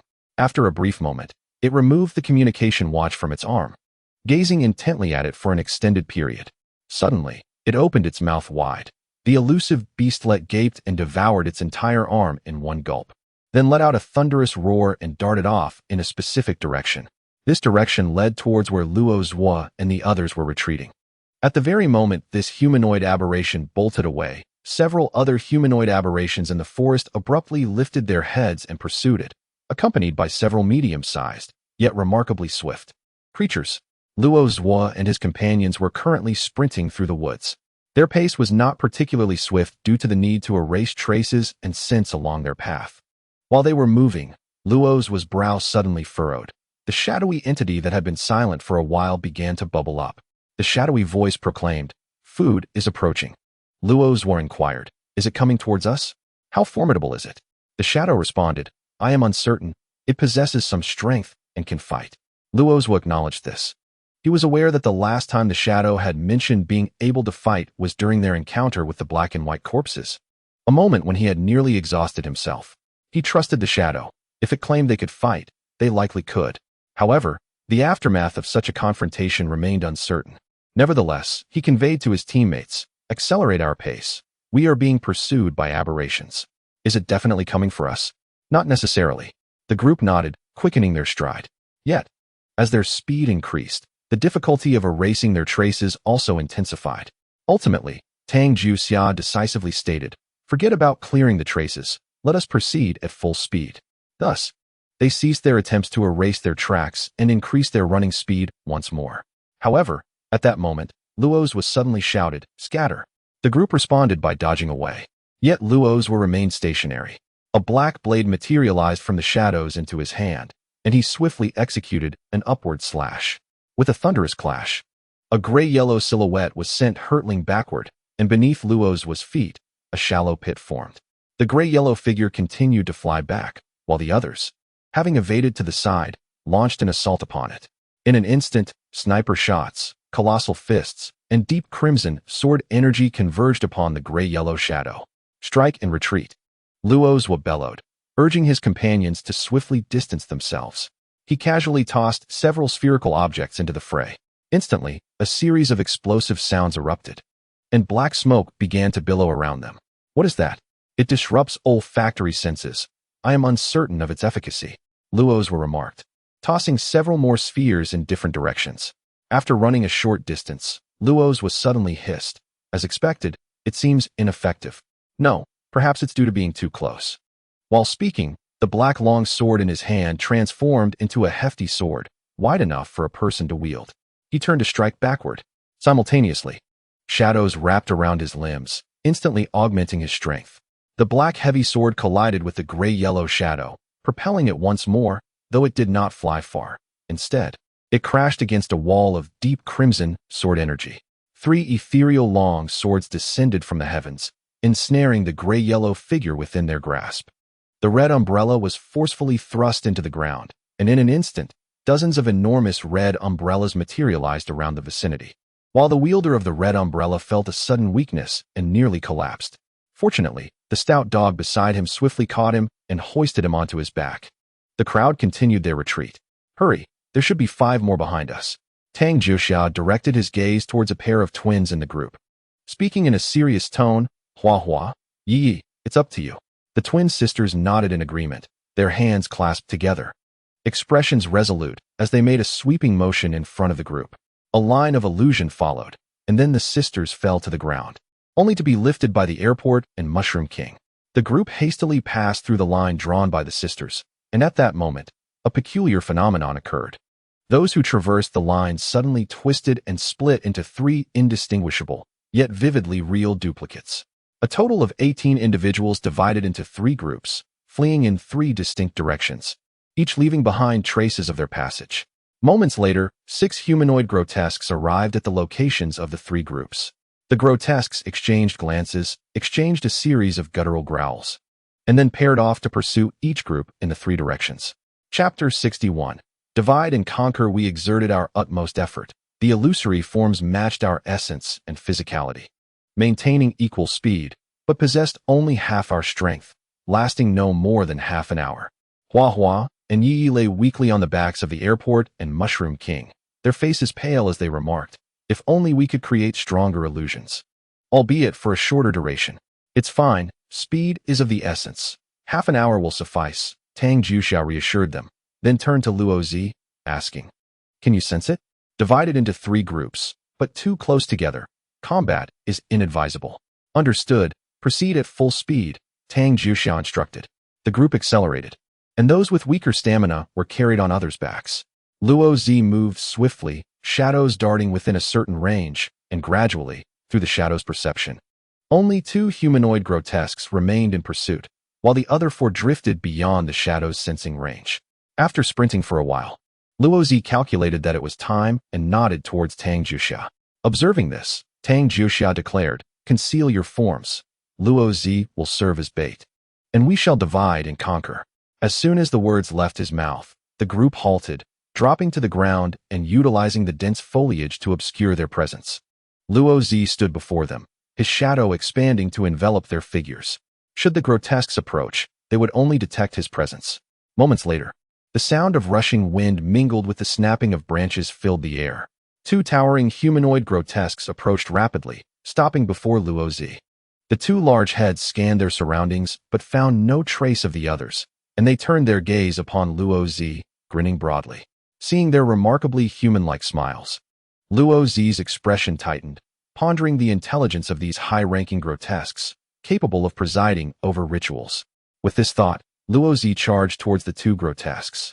This time, in a 1-on-2 scenario, he did not wield his black sword but instead drew a spear from the shadows. With a swift shake of the lance, it lunged toward the throats of the 2 grotesque beasts. Yet, the creatures abruptly sprang to either side, leveraging their powerful legs against the trees to propel themselves back towards Luo Jie, their claws poised to strike at his vital points. At that moment, a colossal bubble materialized beside Luo Jie, ensnaring one of the beasts and rendering it immobile, before carrying it off in a certain direction. Awaiting it were a barrage of attacks including sword energy, mushrooms, and iron fists, accompanied by several dark hands emerging from the ground to restrict its movements. Luo Jie paid little heed to the ensnared beast, sweeping his lance with precision towards the other. Utilizing a myriad of techniques, thrusts, jabs, circles, blocks, pounces, and points, every strike aimed directly at the creature's critical areas. The grotesque beast, relying on its tough hide, withstood several of Luo Jie's blows, but instead of engaging, it attempted to rescue its companion. However, Luo Jie would not grant it such a wish. From the shadows, 18 dark hands emerged, each wielding weapons to entangle the beast. Swords, spears, axes, and halberds, 18 various weapons took turns assaulting it, while Luo Jie, empowered by the shadows, delivered every thrust with tremendous force, targeting the creature's vitals. Veins bulged on the beast's forehead, a clear indication of its mounting rage. It sought to call out to its companions, but each time it opened its mouth, Luo Jie's lance would swiftly redirect, aiming for its maw, compelling the creature to keep its mouth shut. Meanwhile, the chubby dog and his companions exerted themselves to the fullest. Although individually their attacking power paled in comparison to Luo Jie's, their combined efforts proved troublesome for the grotesque beast, especially with Tang Juxiao, who possessed a higher realm of power, fighting alongside them. The deep crimson sword thrust forth, unleashing waves of sword energy that left numerous wounds upon the beast. The others, cunningly, targeted these injuries, causing the humanoid creature to roar in frustration, feeling utterly constrained. Against anyone other than Tang Juxiao or Luo Jie, These two grotesque beasts would have overwhelmed their opponents. Yet, they found themselves ensnared, unable to extricate themselves. The beast contemplated using its agility to rendezvous with its companion. But at that moment, it sensed a dimming of light in its vicinity, as if something were siphoning away the illumination. Turning sharply, it discovered that the youth wielding the lance had somehow swapped it for a long knife, draped in half a black cloak. The blade was drawn, and dozens of gleaming arcs of light flashed. The airborne grotesque beast's head was severed cleanly, crashing to the ground. In a state of shock, the humanoid beast suddenly felt a sharp pain in its chest. Looking down, it beheld a deep crimson sword piercing through its heart. It froze for 2 seconds, intending to roar a warning about the location of its kin, but a rush of darkness swept before its eyes, revealing a humanoid beast missing half its head. The shadows surged forth, dragging the corpses of the two grotesque beasts into the depths of the shadows. Luo Jie addressed the others, reminding them not to focus solely on killing, but to ensure the beasts could not call for reinforcements in a timely manner. With that, he nodded to Tang Jiuxia, and the two led the charge, followed closely by the others. The ground was left stained with blood, devoid of any traces of the grotesque beasts. The humanoid monstrosity struck, its claws piercing through the figure of Luo Jie before it shattered like a mirror, scattering fragments that dazzled its eyes. Others met a similar fate, reduced to mere shards in a single blow. With its intelligence, it discerned the deception before it, and now awaited information from the two remaining paths. Letting out a roar, it stood still for a moment, faintly hearing two roars echoing from afar, realizing that direction was also a ruse. Thus, it became clear which way to pursue. The two beasts exchanged glances, crimson glints flashing in their eyes. Suddenly, they surged forth in pursuit of Luo Jie and his companions. Before long, they stumbled upon a vast pool of blood, no bodies, neither human nor beast. The four humanoid creatures locked eyes in shock, but their predominant emotion was fury. Sniffing the air with their nostrils, they soon moved in unison towards a particular direction, drawn by a distinct scent of blood. Greedy humans had even carried off the remains of their kin, a foolish act indeed. As the group fled, Luo Jie seized pieces of flesh, even managing to slice through the brains of the beasts. Some of the flesh he cast aside, while his shadowy companion eagerly consumed the rest. Amidst this, Luo Jie grew puzzled. Strange, these two beasts lack cores. The others paused momentarily. Could it be that you were too hasty and missed it? Fat Dog inquired. Impossible. Luo Jie replied, shaking his head. If he could overlook it, his companions certainly would not. Moreover, there was something amiss with the shadowy figure, which had previously shown keen interest in these humanoid beasts, but now seemed selective in its eating. Did these humanoid creatures truly lack cores? That seemed unlikely. Typically, only low-grade beasts were devoid of such. By the way, these two have brain structures similar to humans, don't they? Fat Dog remarked, casting a surprised glance at Luo Jie. Are you familiar with human brain anatomy? You surely don't wish to know the specifics of the tale, Luo Jie mused, contemplating. Could it be that they have taken a different evolutionary path? Upon hearing this, the group exchanged skeptical looks. Tang Jiuxia pondered before shaking her head. Let us escape first. We can leave these questions to the researchers. Shadow, retain some samples. Do not discard everything. Luo Jie nodded, keeping a portion of the blood and flesh. In truth, considering his companion's demeanor, he had another suspicion. The shadowy figure relished the flesh of beasts, always devouring them until only bones remained. Indeed, it even consumed the marrow. If it was being so selective now, it indicated that the flesh of these humanoid creatures was mixed with other types, perhaps the meat of other animals, or even humans. Chapter 62, Cloaked in Black, Shadows of Gunfire Loom. Rarely does one encounter such a lack of enthusiasm, either due to the absence of a core from the aberrant beasts or having just witnessed the aftermath of their gruesome feasting. Observing the peculiar demeanor of the shadowy figures, Luo Jie pondered whether these two humanoid aberrant beasts had recently devoured a victim before commencing their pursuit. Yet, why was there no core? Humanity has long studied these creatures and reached a consensus. High-tier aberrant beasts invariably possess a core, which is the essence of their power. Without such a core, they can only act on instinct, rendering them low-tier. To suggest that these remarkably human-like humanoid aberrant beasts are of a lower tier is something Luo Jie cannot accept. However, if they are indeed high-tier, what could their power core be? Could it be akin to a dantian? Luo Jie mused whimsically. almost finding amusement in the absurdity of the situation. Recollecting his thoughts, he surveyed the state of his companions and sensed they still possessed some strength, which eased his mind. He estimated that they could reach the mid-tier zone in approximately 5 minutes. Typically, such moments are prone to unexpected occurrences. Just then, a sudden cacophony of explosions erupted from behind, startling Luo Jie. He instinctively sent his shadow to investigate, only for his expression to shift to one of perplexity. Tang Jiuxia, noticing Luo Jie's change in demeanor, inquired about the matter. It appears a group of unfortunate souls has encountered those humanoid aberrant beasts. What should we do? The question posed was whether they should continue their escape recklessly or turn back to engage in a coordinated effort. Tang Jiuxia glanced at the exhausted teammates, deliberated for a moment, and then resolutely declared, "We must not turn back."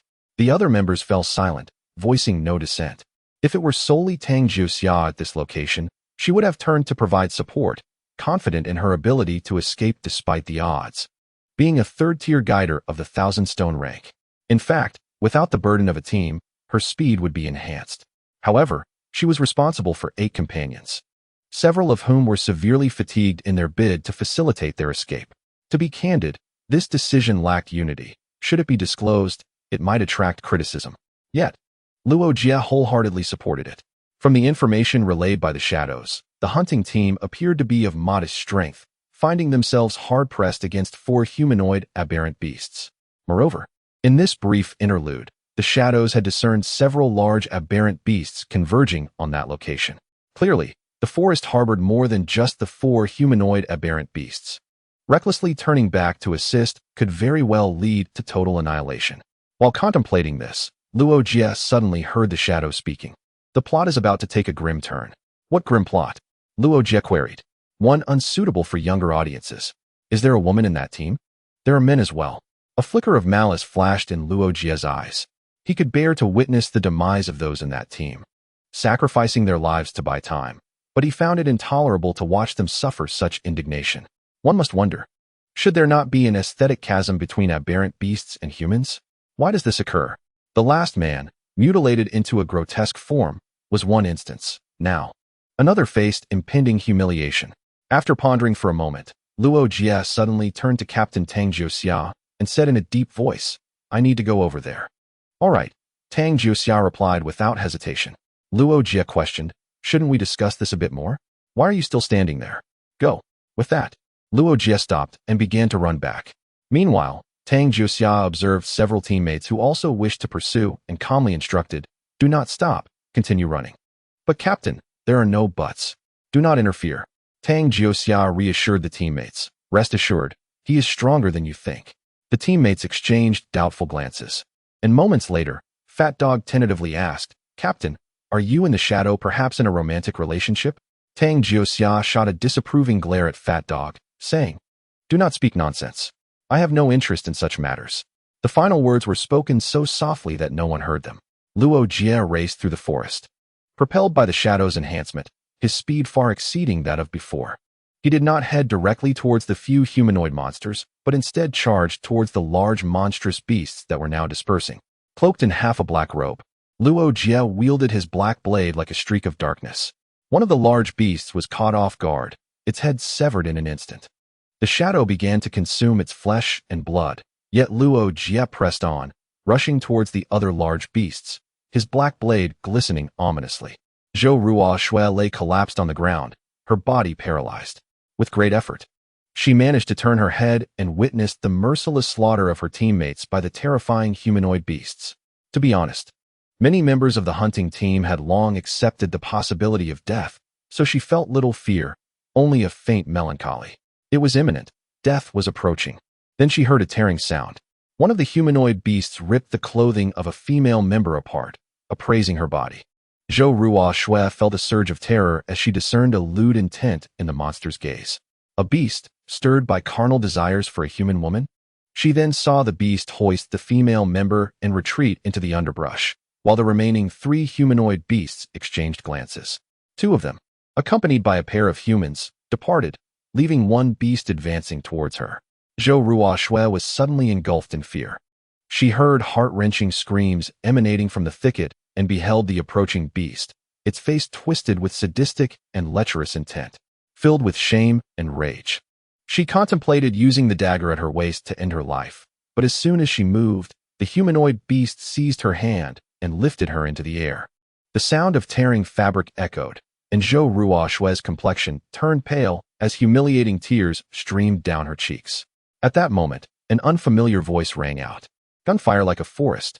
In the next instant, Zhou Ruoshue witnessed countless black lines suddenly descending from the sky, accompanied by the sound of flesh being pierced. The black lines struck the ground with a thunderous roar, raising a cloud of dust. Putrid, foul blood splattered across her, and she felt the grip holding her loosen, causing her to collapse to the ground. With a resounding thud, a figure clad in black robes, wielding a long spear, landed heavily before her. The figure clad in black propped himself against the ground, casting a fleeting glance at Zhou Ruoshue before directing his spear towards her. In that instant, Zhou Ruoshue felt the shackles of her immobility shatter. Struggling to her feet, she opened her mouth as if to utter words, but instead commanded, "Flee. Take the remnants of your group and depart swiftly." Silently, Zhou Ruoshue ventured into the thicket, rousing a few unconscious companions before turning to leave. Before departing, she offered a silent bow to the figure in black, a gesture of gratitude. As the group distanced themselves, Luo Jie exhaled in relief. Shadows beneath him surged forth, expanding outward to voraciously consume the bodies of several large aberrations. Waves of energy coursed into Luo Jie's weary form, gradually replenishing his strength. Rising to his feet, he regarded the fallen humanoid beasts, transforming his spear into a blade and meticulously cleaving through their brains, which bore a striking resemblance to human matter yet lacked a core. After a few labored breaths, he sensed his mental fatigue intensifying.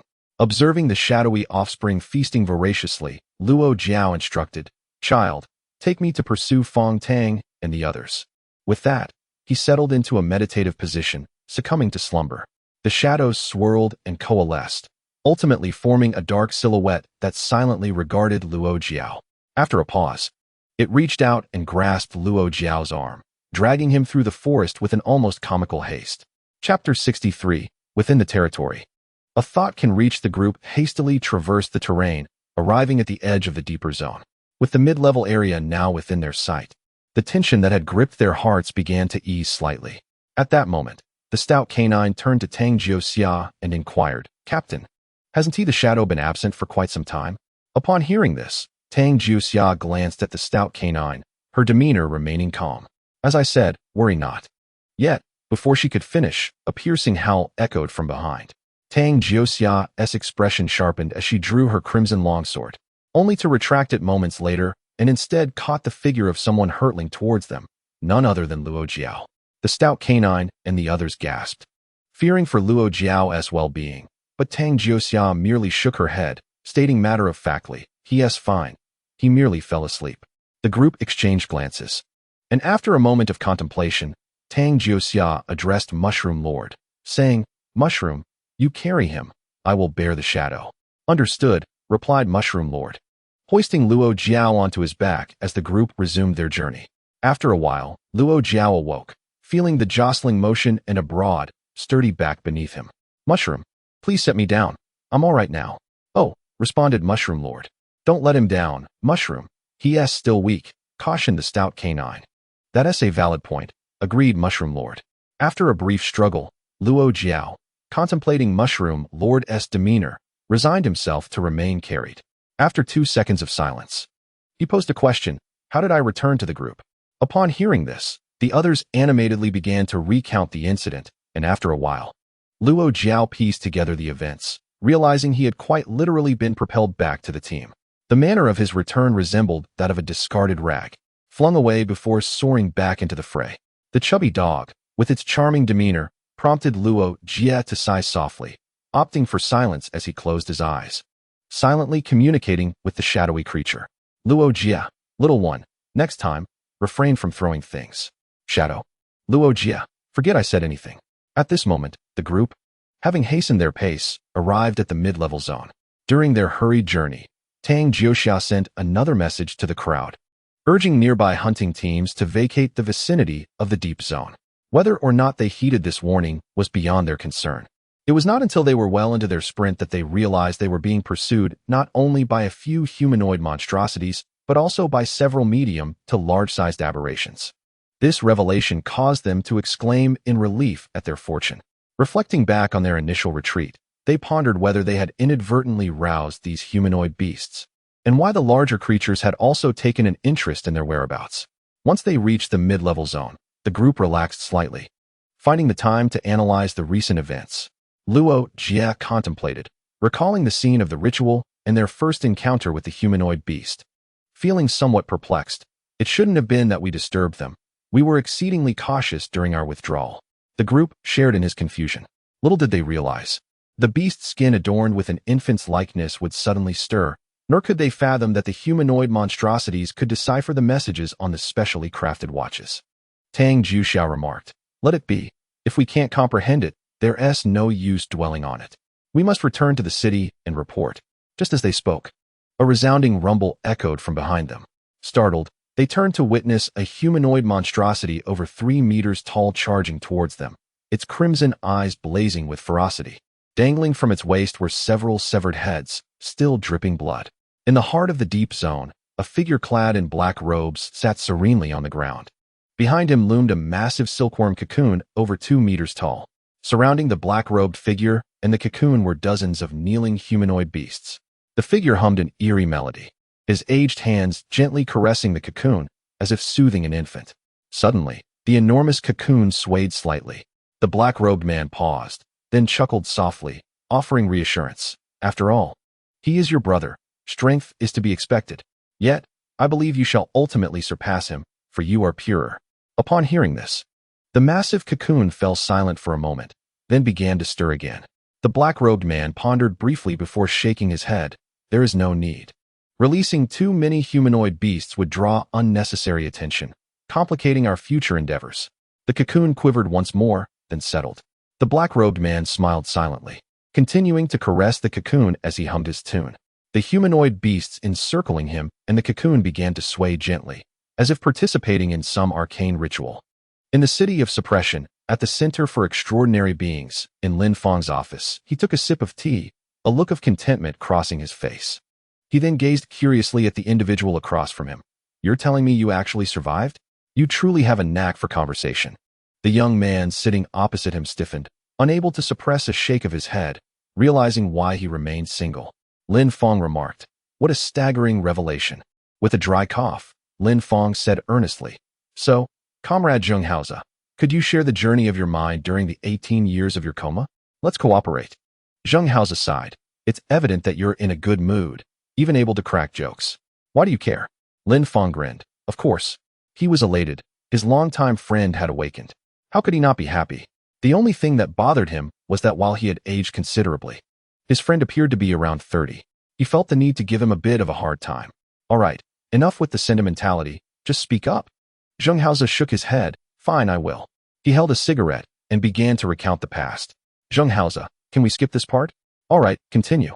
Lin Fang chuckled. Zhenghao smacked his lips, looking pained as he said, "Honestly, there's not much to say. Ever since that explosion 18 years ago, when I fell into a coma, all I saw was darkness, a void, a chaotic nothingness." Zhenghao wiped his face, shadows crossing his features. "To be honest, that feeling was quite despairing. I don't know how long it lasted, but suddenly, there were flashes of light and shadow. I saw many people fighting, and then I felt as if I was being killed. That's when I woke up." Lin Fang stroked his chin, pondering. "So, you felt as if you were killed, and then you woke up, becoming a leader-level anomaly in the process? In a radius of 3,000 zhong, all is under my command." Zhenghao raised an eyebrow and suddenly broke into a joyful smile. Lin Fang found himself momentarily confused. Wasn't he supposed to make this guy uncomfortable? Why was it now he who felt a bit uneasy? Sniffling, Lin Fang changed the subject. "When you suddenly saw light and shadow, could it have been that the carriers of the nightmare factor had visited where you lay? Could it be that the nightmare factor was at work?" Zhenghao reminisced. "If that's the case, when I woke up, I saw a child standing dumbly outside the door. It seemed to be a carrier of the nightmare factor." He continued reflecting. "That must be the influence of the nightmare factor. It appears that the researchers have not wasted their efforts over the years." Lin Fang felt a surge of joy. Clapping his hands, it seems that before long, Our old gang will awaken, and then Dahua will gain a new batch of elite combat strength. Zheng Haoze opened his mouth to say something, but suddenly his brow furrowed. He left with a remark, "I'll step out for a moment," and vanished on the spot. Lin Feng gazed at the spot where Zheng Haoze had disappeared, unable to suppress a sigh, his eyes reflecting envy. Leader, O leader, within your territory. A single thought can reach, truly impressive. The humanoid aberrations charged fiercely, their bodies creating a thunderous roar as they scraped against the air. A formidable pressure bore down on Luo Jie and the others. The intensity of this threat far exceeded the combined might of the previous 6 humanoid aberrations. The faces of Luo Jie and his companions shifted in alarm. Tang Jiuxia shouted, "Quickly run," startling the group. He turned back, drawing his deep crimson longsword, ready to confront the colossal aberration in a desperate gamble. At that moment, a figure suddenly appeared above the humanoid aberration. "Beast, perish!" A cold voice rang out. Following that, a resounding explosion erupted, and the once imposing humanoid aberration was abruptly obliterated, leaving nothing but a pool of blood and gore. Luo Jie and the others appeared dazed, while Tang Jiuxia's figure, rushing out, momentarily froze, almost causing her to stumble. The crowd looked up, gazing at the young man soaring above, whose presence was as formidable as a prison guard, akin to a deity. Chapter 64. The outcome. Luo Jie and his companions regarded Zheng Haoze with a mix of curiosity and admiration. They were aware that he was not a god, having inquired and learned that he was a leader-level extraordinary individual. A leader-level being, indeed, this was their first encounter with such a living embodiment of power. Were it not for the overwhelming strength he possessed, they might have been tempted to bind him and inquire about the sensations of attaining such heights.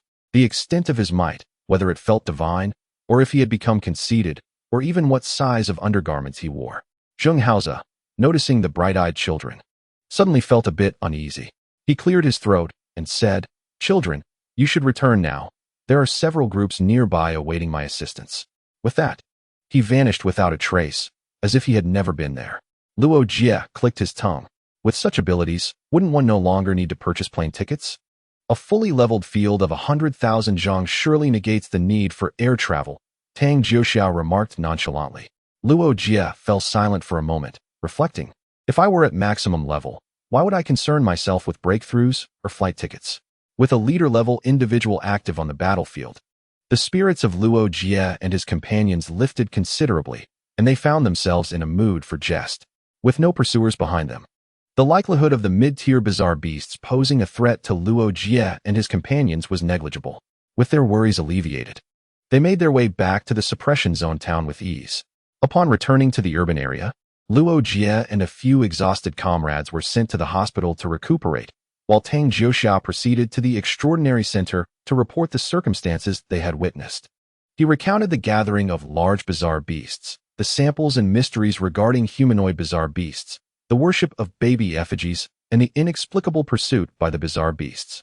This information swiftly reached Lin Feng's hands, leading to yet another meeting filled with complaints and grievances. Naturally, these matters bore no relation to Luo Jie and his companions. A few semi-exhausted team members lounged in the hospital, playing cards, while those who could move ventured into the town in search of sustenance. After a long day, indulging in something delicious was a matter of self-respect. After lying in the hospital for over half an hour, Luo Jie threw off his blanket, turned, and rose. "Brothers and sisters, I am leaving. Hua hua. Yi Yi, Red Umbrella. Brother Shadow's energy is truly remarkable," Yi Yi remarked, watching Luo Jie depart. Indeed, he seemed to recover from fatigue almost instantaneously, resembling a monster. Red Umbrella nodded in agreement, recalling, "It feels like Brother Shadow's future girlfriend might have it rough." Hua hua. Yi Yi. The twin sisters subtly shifted their positions, distancing themselves from Red Umbrella. Red Umbrella?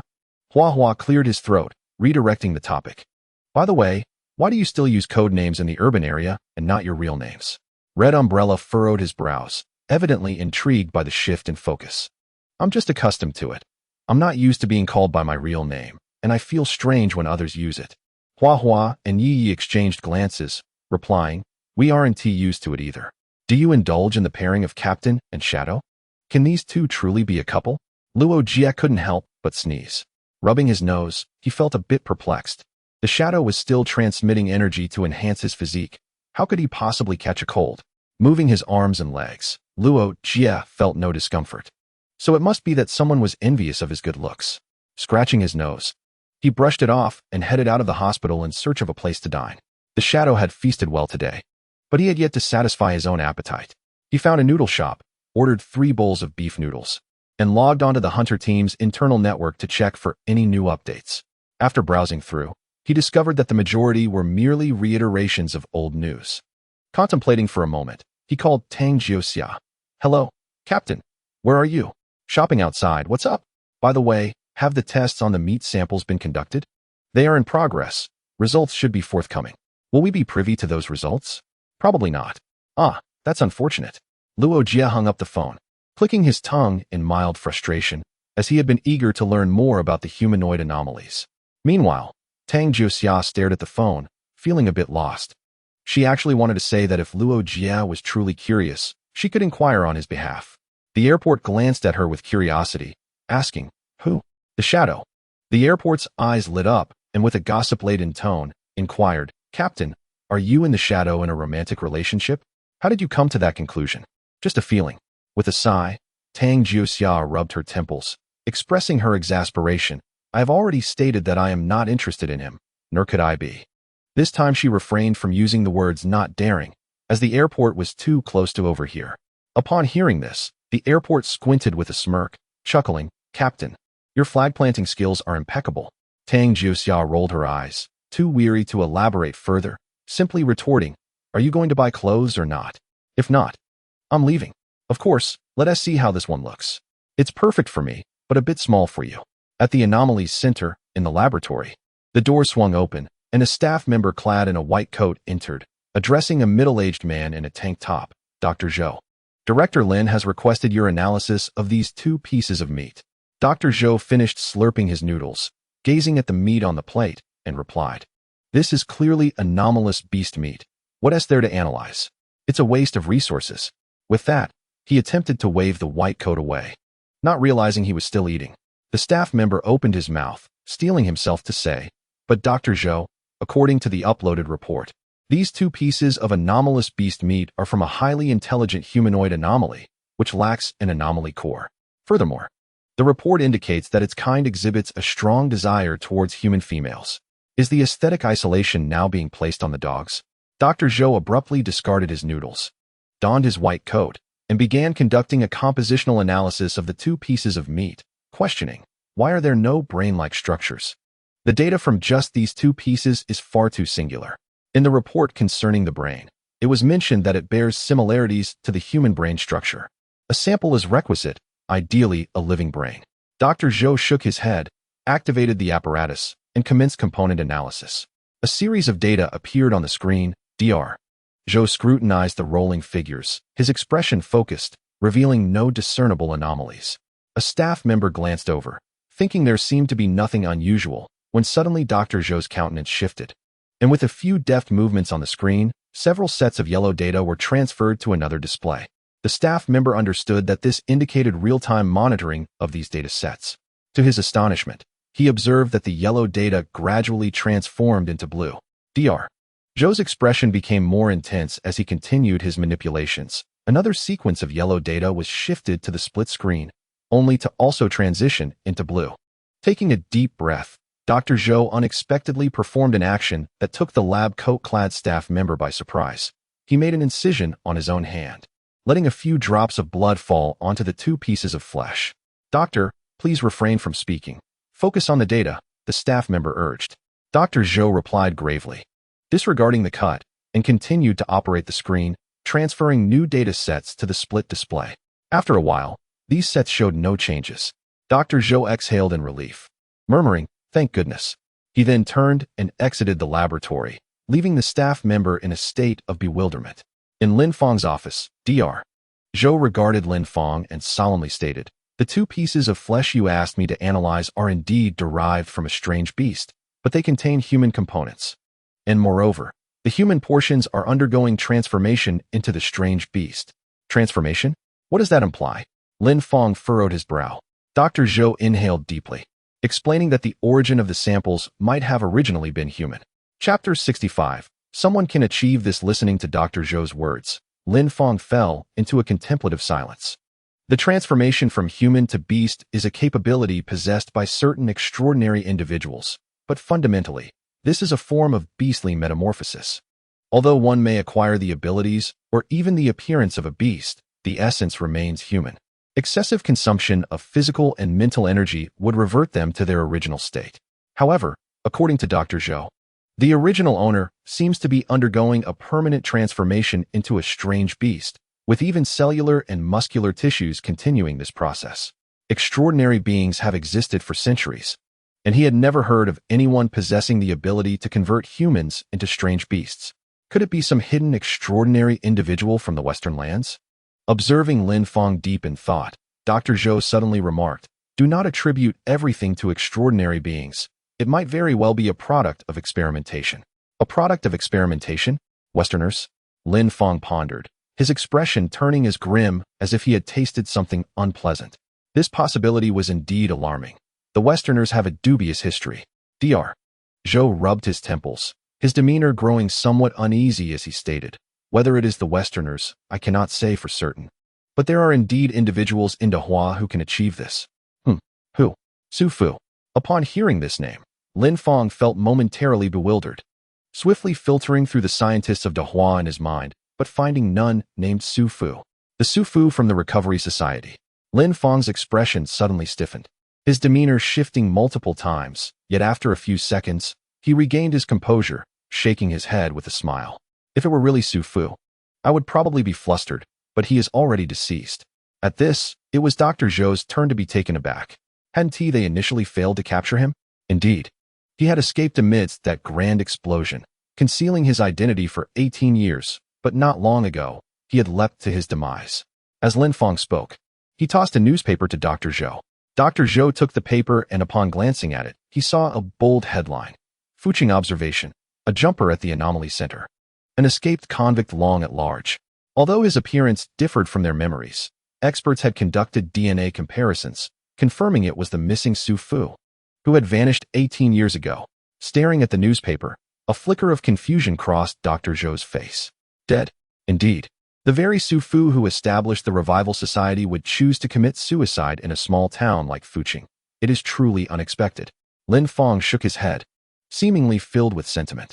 However, Dr. Zhou quickly regained his composure, looking earnestly at Lin Feng and stating, "If it is not Su Fu, then we must consider whether that group of lunatics from the West is involved. The most pressing question is how they gained entry. It cannot be spies or something of the sort." Lin Feng regarded Dr. Zhou, shaking his head as he replied, "There have been no reports of anyone missing in the town." "Well, that becomes your concern then. I shall return to the laboratory. I haven't even finished my noodles, Dr. Zhou shrugged and turned to leave. In truth, there was not all bad news. At least, that transformation occurred only in a single individual and would not spread further. Watching Dr. Zhou depart, Lin Feng continued to process the documents in his hands, though his thoughts seemed to wander elsewhere. A long-ago report fell from his grasp, which he picked up, glanced at, and then casually set aside. Strange rituals on the outskirts of Fuching linked to the Free Alliance's mysterious research, capable of summoning bizarre beasts. What utter nonsense. Can a leader-level anomaly jump directly from the city into the suppression zone? Theoretically, yes, but the suppression zone is essentially another dimension. Entering it requires considerable mental energy. Is there a means to enter the suppression zone without passing through a designated portal? If such a method existed, the world would descend into chaos. Luo Jie was on his 5th bowl of noodles, while Tang Jiuxia sipped her 2nd cup of milk tea. In the airport listened to their conversation, wearing a look of despair. Why had he brought the captain to this noodle shop? Which scoundrel had suggested that she could ship the captain and the shadow together? Was this truly the sort of conversation a couple would engage in? Finishing the broth, Luo Jie waved his hand. "Boss, another bowl please. We have no beef. Lamb will do. We have no lamb either. How about some fish balls with thick noodles?" "We have no fish balls. What about thick noodles?" "We have no thick noodles. Do you take me for a fool?" Luo Jie, with a toothache, surveyed the crowded shop and the shopkeeper's expression of pained joy, realizing the proprietor had not intended for so many patrons to return at once. After all, at this hour, the hunting teams would usually be in the corners of the suppression zone, munching on their rations. Feeling somewhat dissatisfied, Luo Jie patted his stomach and reluctantly chose to settle the bill and leave. Tang Jiuxia in the airport chose to depart, observing Luo Jie still rubbing his stomach. Appearing unsated, Tang Jiuxia could not help but inquire, "Have you always had such an appetite?" Luo Jie smacked his lips, thinking that if he were not aware of Tang Jiuxia's character, he might have taken the remark as an insult. "It's not that I've always eaten this much. It's probably just my growth spurts," he chuckled. As they strolled and chatted, the trio soon returned to their abode. Parting ways with Tang Jiuxia, Luo Jie retreated to his room, rummaging through his belongings before deciding to prepare a meal for himself, relishing a hearty feast. After dining, he hesitated momentarily before finally opening his computer and logging into a game. Recently, he had been either battling bizarre beasts or journeying towards them. Although he did not detest this way of life, the tension had become somewhat unbearable. Engaging in the game would provide a welcome respite. Additionally, he sensed that recent events, particularly the gathering of advanced bizarre beasts in the deep zone and the emergence of humanoid beasts, would prompt some adjustments in higher directives. Well, the crucial element was that it was still relatively early. Even if he went to sleep, he would not be able to enter the realm of dreams. Thus, he resolved to pass the time playing games. Once online, Luo Jie steeled himself, determined to achieve silver rank today. Then, he noticed a message in the public channel. "Blonde Candy Princess. What do you mean? Archer across the way." Archer? Who was the archer? Luo Jie glanced at the screen and realized, "Oh, I am the archer. Specializing in blonde hair. What is the problem?" Luo Jie, "I think I understand where the issue lies." Nevertheless, it was not a grave concern. He quickly typed an explanation in the public channel. "Specializing in blonde hair. What is your deal?" "I specialize in taking down blondes. If you have the guts, face me head on." Thus, the other 8 players bore witness to an epic clash between an archer and a mage, equally matched in combat. The scene was tumultuous, the struggle arduous, with both sides seemingly exhausting their every ounce of strength as they charged at one another again and again. Then, Blonde Candy Princess, 0214 specializing in blonde hair, 1211 exhilarating. Luo Jie shook his head in admiration, eager to commence the next match, only to discover that he had been banned due to an unusual game session. Oh well, it was merely 3 months. He could endure until then. Glancing at the sky, Luo Jie contentedly shut down his computer and retired for the night. In a villa in the west, an irate sound of fingers pounding on a keyboard echoed through the room as a blonde girl struck the tabletop with force. Gazing at the ban notification on her screen, she gritted her teeth, tempted to call the butler to negotiate with the game company on her behalf. Calm down. The members of the Danebell family must not act impulsively. Leveraging family influence to pressure a mere gaming company would be excessive. She inhaled deeply, regaining her composure and elegant demeanor. At that moment, a knock sounded at the door. The reserved and humble butler slightly bowed and gently remarked, "Miss, the 72 Pillars meeting is about to commence." "Understood." The girl with golden hair replied coldly, waving her hand as a black cloak draped over her shoulders. "Let us proceed, Wayne, to meet those old fellows." Gino Danebell, a 9th-tier mage of the Chancellor level, was the current head of the Danebell family and held the 17th seat in the Council of 72 Pillars. Chapter 66, the Council of 72 Pillars, the Western Kingdom. The abbreviated term for the Western United International signifies a land of freedom, a realm that upholds democracy and human rights. A society devoid of class distinctions where all coexist in harmony. Many years ago, when the Western Kingdom sought foreign immigrants, such were the lofty proclamations.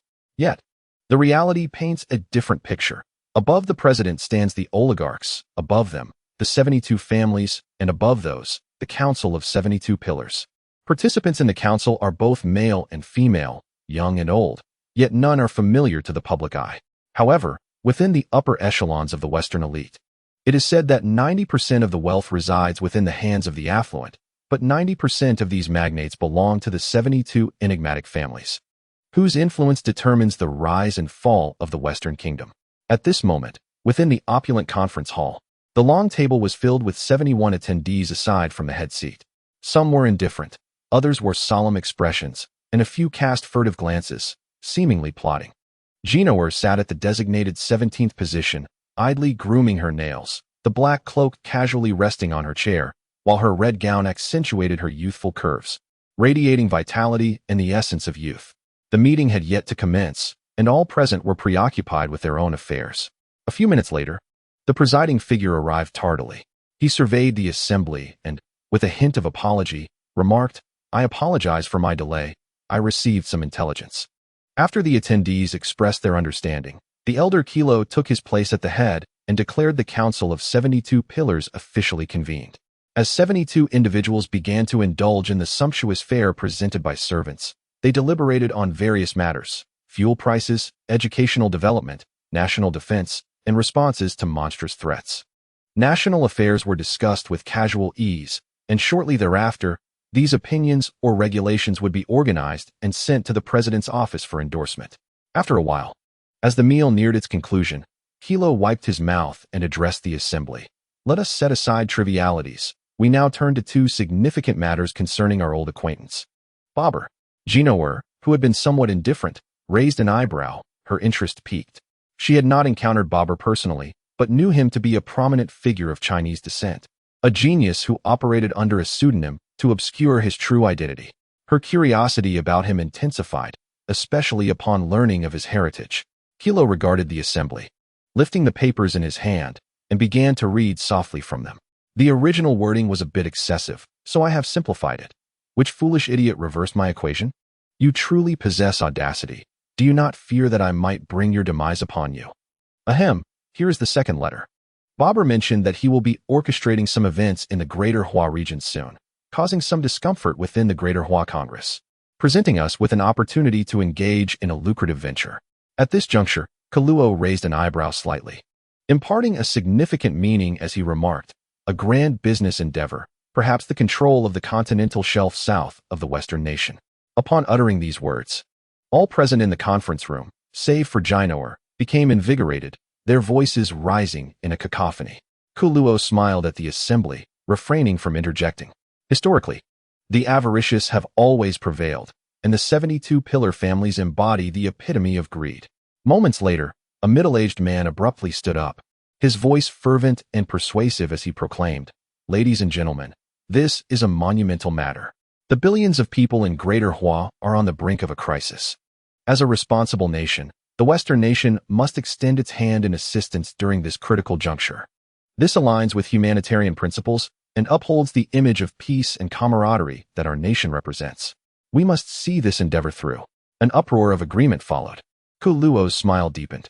The 72 pillar families are equally the most hypocritical, cunning, and ostensibly righteous among them. Shortly thereafter, the meeting concluded. Jinoer returned to her villa, discarding her cloak carelessly onto the floor, then covered her mouth as she began to retch, exclaiming, "Goodness, this gaggle of old foxes is unbearable. The notion of controlling the continental shelf is ludicrous. Should the Greater Hua nation take offense, they could easily sink you without recourse." A collection of foolish, treacherous beasts had already encroached upon their pillows, yet they still contemplated civil strife. Business, what nonsense. Jinoer exhibited none of the decorum expected of the head of the Danebell family, cursing vehemently without repeating herself. The butler, Wayne, maintained a stoic demeanor, feigning ignorance. After a moment, she lay on her bed, hesitating for a while before retrieving her phone and sending a message to a certain number. In the suppression zone, Lin Fong listened to the phone call, responding intermittently with affirmations. "All right, I understand. I will post the message on the internal network shortly." After ending the call, he operated his computer for a while. Moments later, all individuals in the suppression zone received a pop-up notification. Entry into the deep zone is strictly prohibited. Heightened vigilance is to be enforced in the mid and deep zones, particularly against shape-shifting entities. Those possessing beast transformation abilities are required to register at the anomalous center by tomorrow morning. Transformation near urban areas is forbidden, with consequences to be borne by the individual.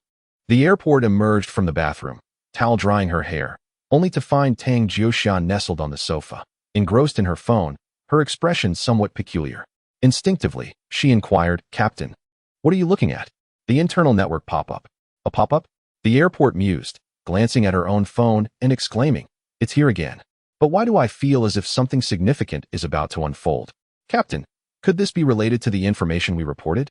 Tang Jiuxia, expressionless, shook her head, uncertain. The airport glanced at the group chat, asking, "Should we notify everyone in the group?" Those boys might not see the internal network pop up. Tang Jiuxia contemplated for a moment before dismissing the proposal, deciding against it. Never mind, it's late, and the shadows have already succumbed to slumber. It would not be courteous to awaken others.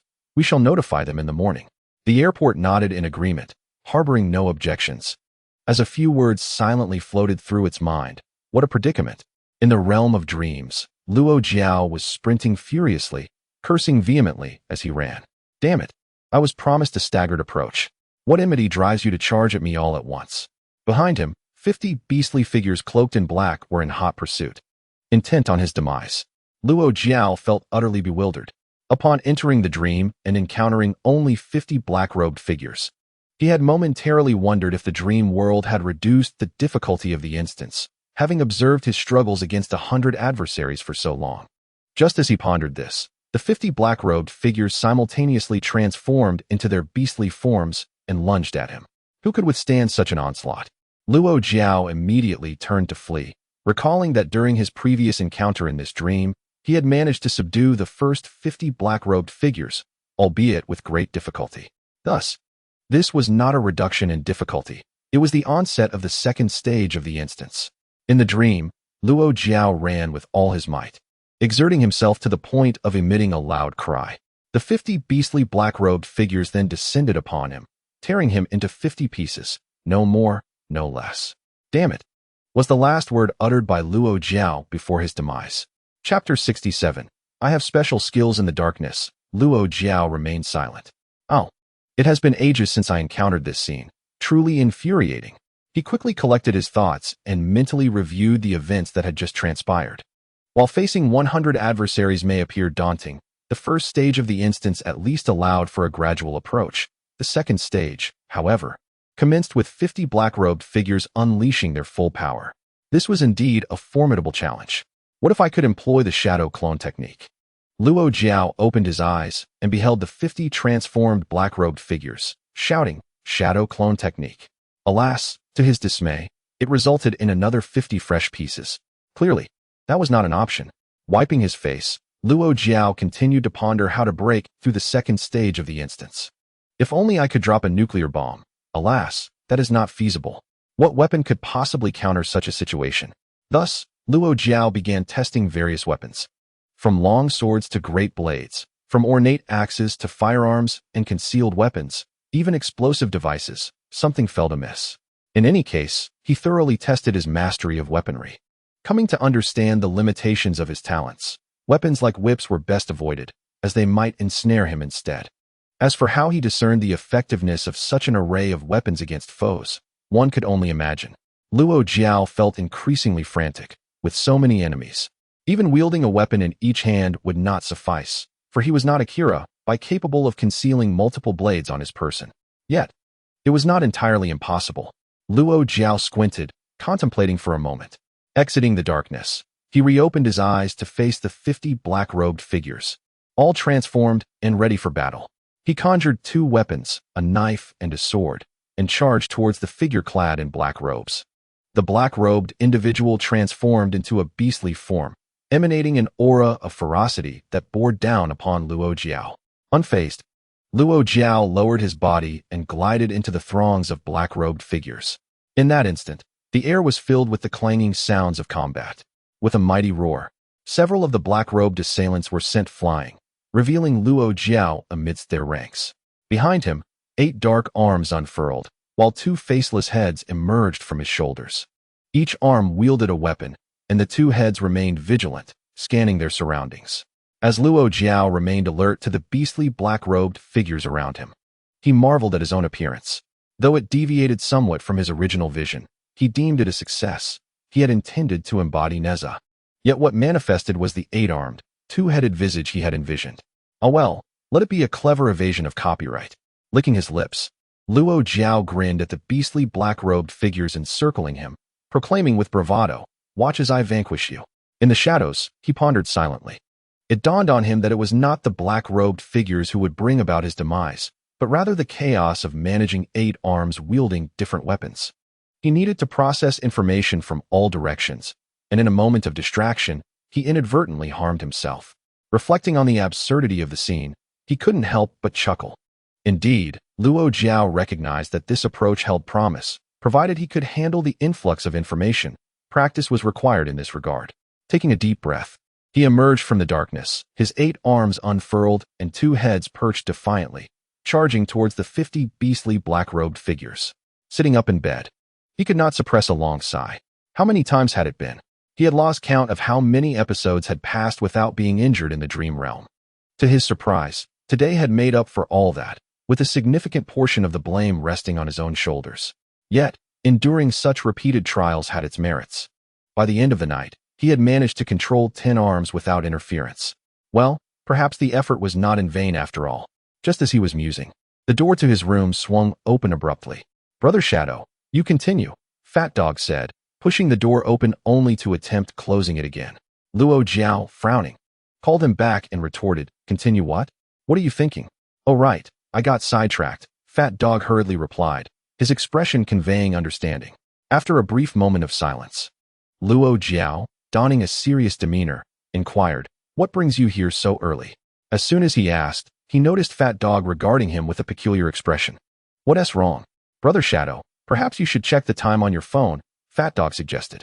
Upon glancing at his phone, Luo Jie was taken aback to discover it was nearly 10 o'clock.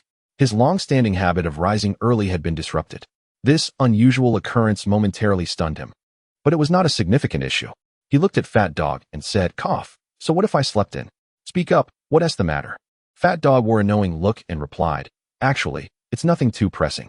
The captain has notified us in the group chat that we'll be resting for 2 days, and we should keep an eye on the internal network pop-up messages." "Very well, I understand. You may attend to your tasks." After a brief respite, it is indeed not surprising that Luo Jie is unperturbed. While Hua Hua and the Red Umbrella remain confined to the hospital, these 3 individuals are not like him. Their spirits can swiftly rejuvenate. However, he had truly overlooked the messages from the internal network pop-ups. Upon carefully reading the messages, an inexplicable feeling surged within Luo Jie. Significant events were destined to unfold in the near future, originating from the depths of the zone. Contemplating this, a sense of urgency inexplicably gripped Luo Jie's heart. After a light meal, he settled on his bed, assuming a meditative posture. Within his sea of consciousness, Luo Jie beheld the unfolding scene and suddenly uttered a soft exclamation. Originally, there was but a single mental pearl within his spiritual sea, but now there were 2. Moreover, the newly emerged ocean of mental energy had condensed to the size of a lake, relentlessly assaulting the colossal 8-armed, 2-headed statue suspended in midair. The statue stood impervious to Luo Jie's mental onslaught. In contrast, his mental energy gradually condensed and intensified amidst the ongoing assault. It was likely that before long, the 3rd mental pearl would be formed. Luo Jie was aware of the statue's extraordinary nature, capable of attracting mental energy for continuous impact. However, he pondered when the 2nd mental pearl had materialized. Just the previous night, before sleep, he had observed his spiritual sea, noting that the formation of the 2nd pearl was still a considerable distance away. Yet here it was, today. Did this not seem somewhat illogical? As the old saying goes, unusual occurrences often conceal hidden truths. Luo Jie contemplated for a moment. If there was an anomaly in the sea of consciousness, might he have inadvertently lost the logout option? With a flicker of thought, he opened his eyes. The logout option remained intact. Thus, the only peculiar aspect was the manifestation of the 8-armed, 2-headed figure within his dreams. Luo Jie considered this possibility to be quite plausible, yet at present, he could not access the dream realm for experimentation. To ascertain whether it was related to the 8-armed, 2-headed statue, he would have to wait until nightfall. What might transpire were I to engage in such endeavors within the sea of consciousness? Raising an eyebrow, Luo Jie closed his eyes and re-entered the sea of consciousness. Floating upon its surface, he held his breath and focused his mind, and in an instant, the sea surged.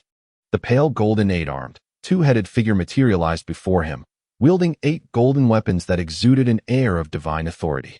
At the very moment the pale golden figure appeared, Luo Jie witnessed the immovable colossal statue within the sea of consciousness suddenly rise, brandishing 8 dark weapons.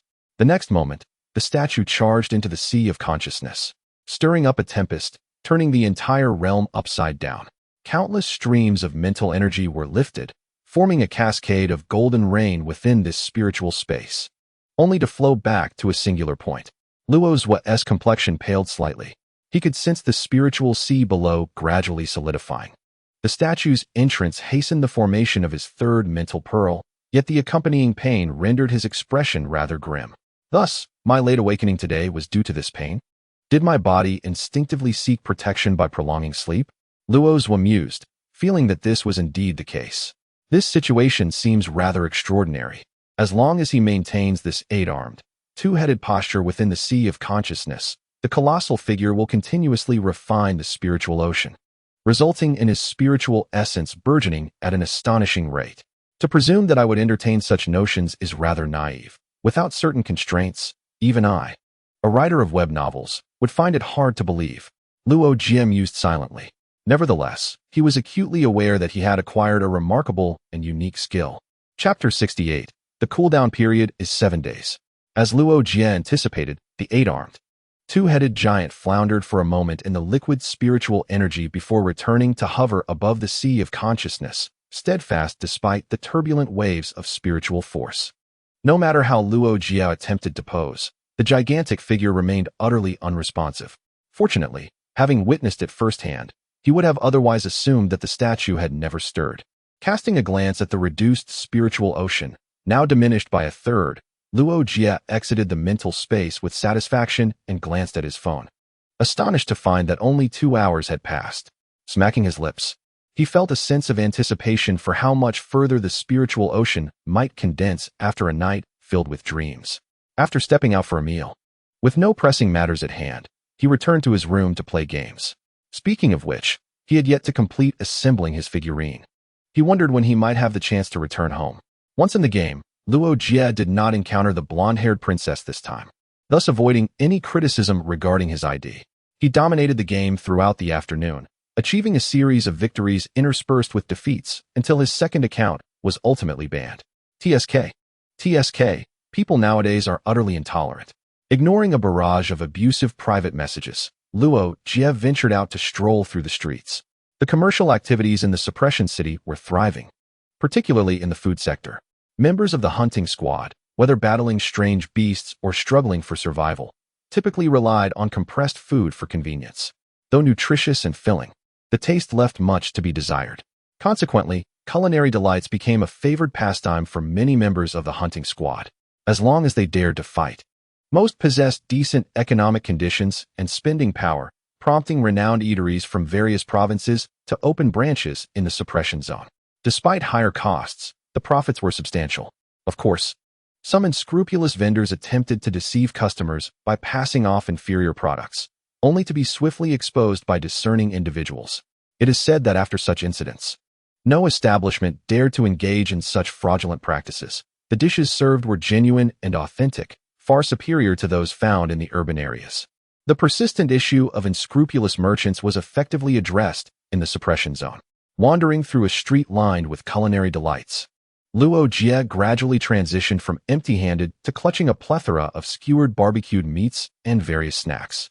With a grilled sausage in his mouth, he surveyed the bountiful feast in his hands and decided it was time to return to his residence.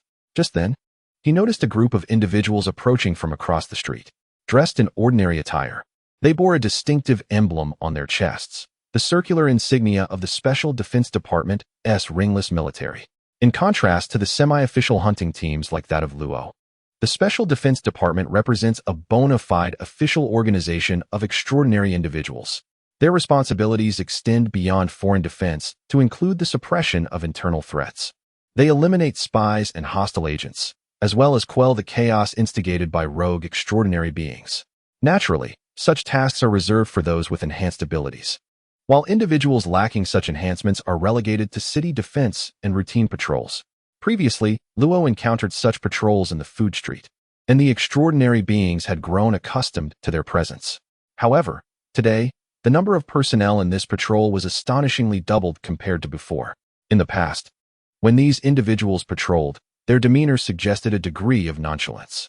Yet now, despite maintaining a seemingly indifferent appearance, their eyes betrayed an unexpected vigilance, and their movements were poised for swift action against any adversary. Luo glanced around and suddenly noticed that the soldiers stationed atop the city walls were also noticeably more numerous than in the past. The deployment of guards every 5 steps and sentinels every 10 seemed exaggerated, yet the intensity of the patrols had undoubtedly increased. Taking a bite of a grilled sausage, Luo mused internally, a storm is brewing. He then returned home. Later, after the team enjoyed a restful period at the lively night market and the Red Umbrella, the Sugar Cube team ventured out once again to execute hunting missions. The members adhered to the directive, avoiding the deeper zones and operating solely within the mid-level areas. Encountering little danger, Luo's life resumed its orderly rhythm, consisting of tasks, culinary indulgences, directing spiritual assaults on the 8-armed, 2-headed giant, gaming, and occasionally facing account bans. At night, he would unleash his 8-armed, 2-headed form in dreams, brawling with 50 figures cloaked in black. A week passed in this unremarkable manner. During this time, Luo received a call from Tang Qian, inquiring about the ban on his gaming account. Luo responded with a hearty laugh before ending the call. He hoped that Luo Iloa would refrain from contacting him. Moreover, through a week of observation and experimentation, Luo discovered that whether in dreams or within the sea of spirits, his 8-armed, 2-headed form could only induce a single tremor within the colossal figure of the spiritual sea. In simpler terms, the skill of actively condensing spiritual energy in the 8-armed, 2-headed form had a cooldown period of 7 days. Upon realizing this, he had already completed the second condensation, resulting in 3 pearls within the sea of spirits. Achieving the 3rd tier of the 1,000-stone level, he thought, if this were in a manga, I might already be a captain-level character, having fully unlocked my Zanpakuto. Naturally, Luo was elated by this power breakthrough. With a grand gesture, he addressed his team. Nothing planned for today. Pango chimed in. Shall we enjoy some music at the brothel? In that instant, Luo sensed several female team members casting icy, lethal glances his way. Infuriated, he smacked Pango on the head and retorted, "What nonsense! I meant we should head to the food street for a feast." The cold, lethal gazes vanished. After the female teammates hoisted Pango, the group cheerfully made their way to the food street. Pango called out, "Shadow brother, don't forget my share." Luo assured him, "Rest assured. I'll make sure you get something special." At the extraordinary center, Lin Fong was smoking a cigarette. Zheng Haoze had been contemplating for quite some time when he could no longer resist and took a drag.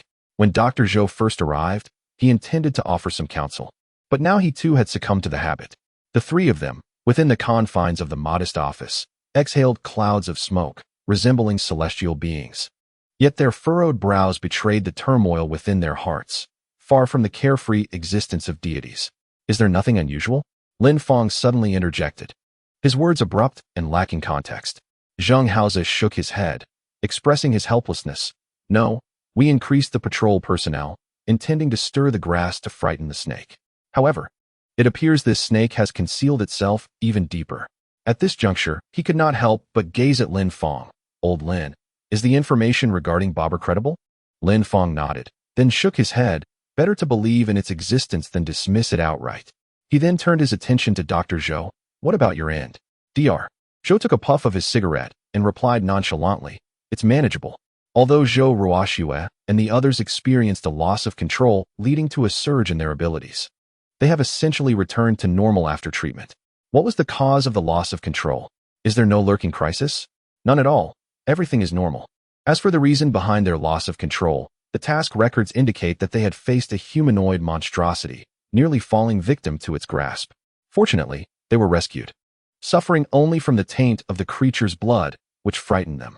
I conducted experiments with white mice and discovered that when they were exposed to the blood and flesh of those 2, they exhibited pronounced symptoms of mania.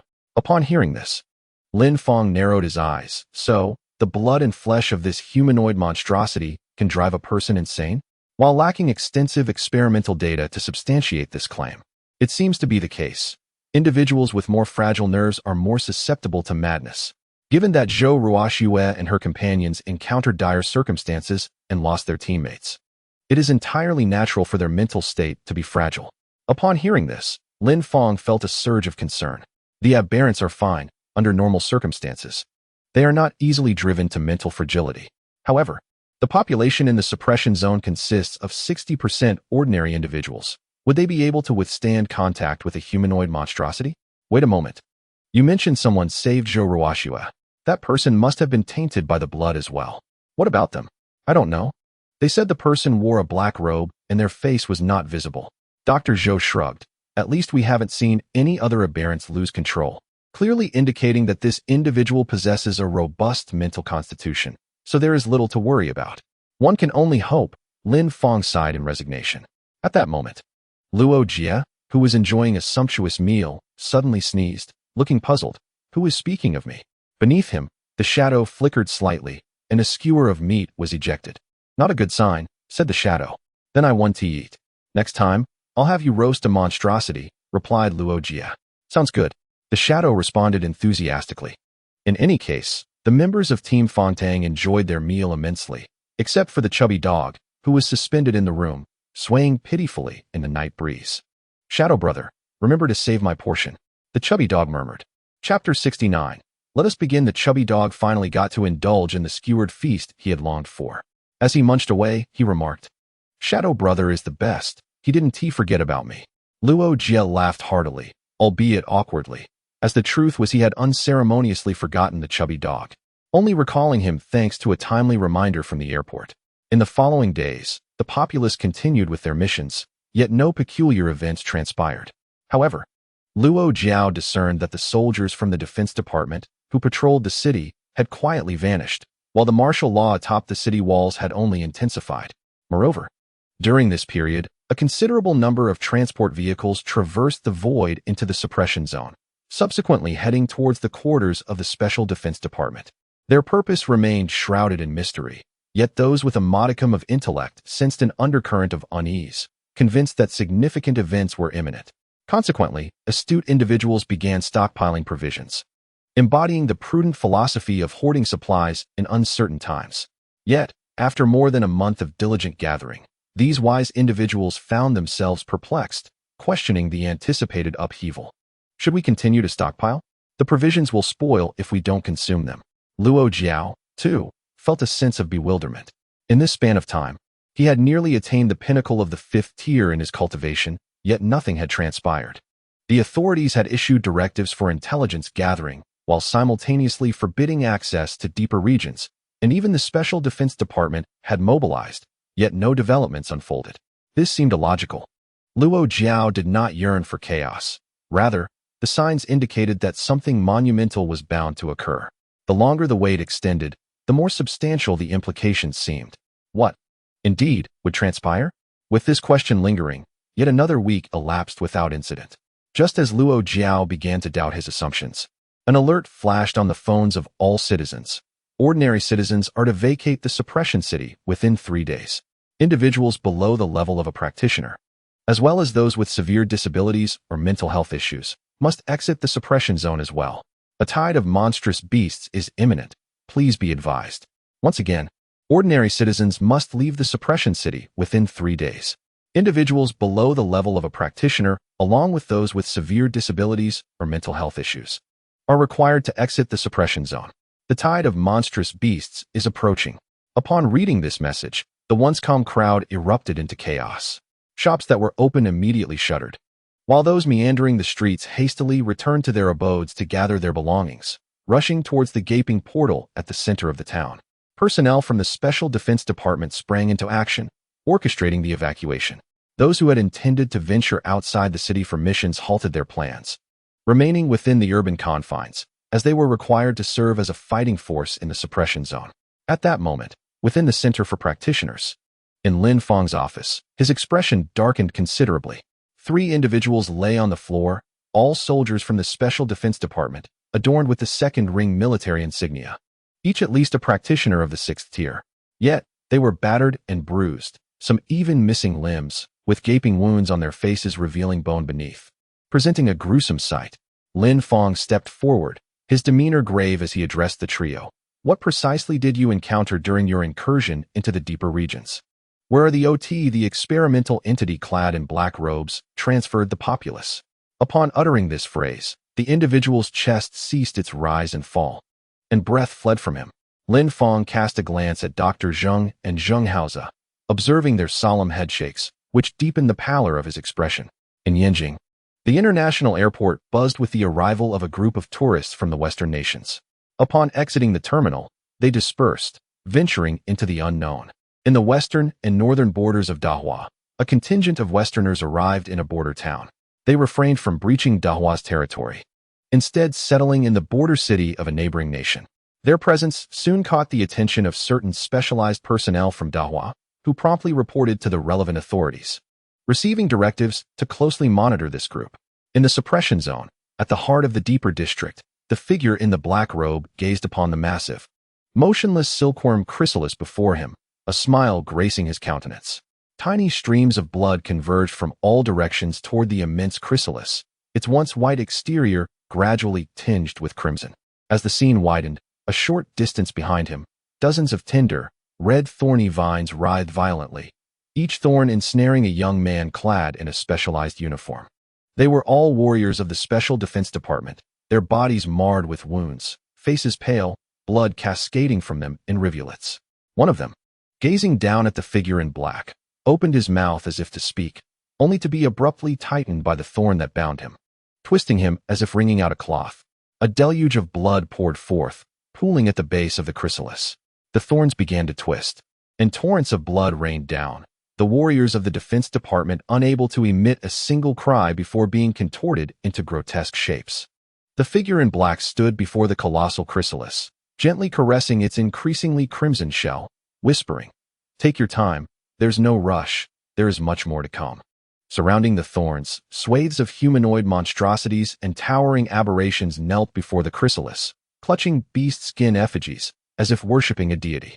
"Very well, let us commence," the figure intoned.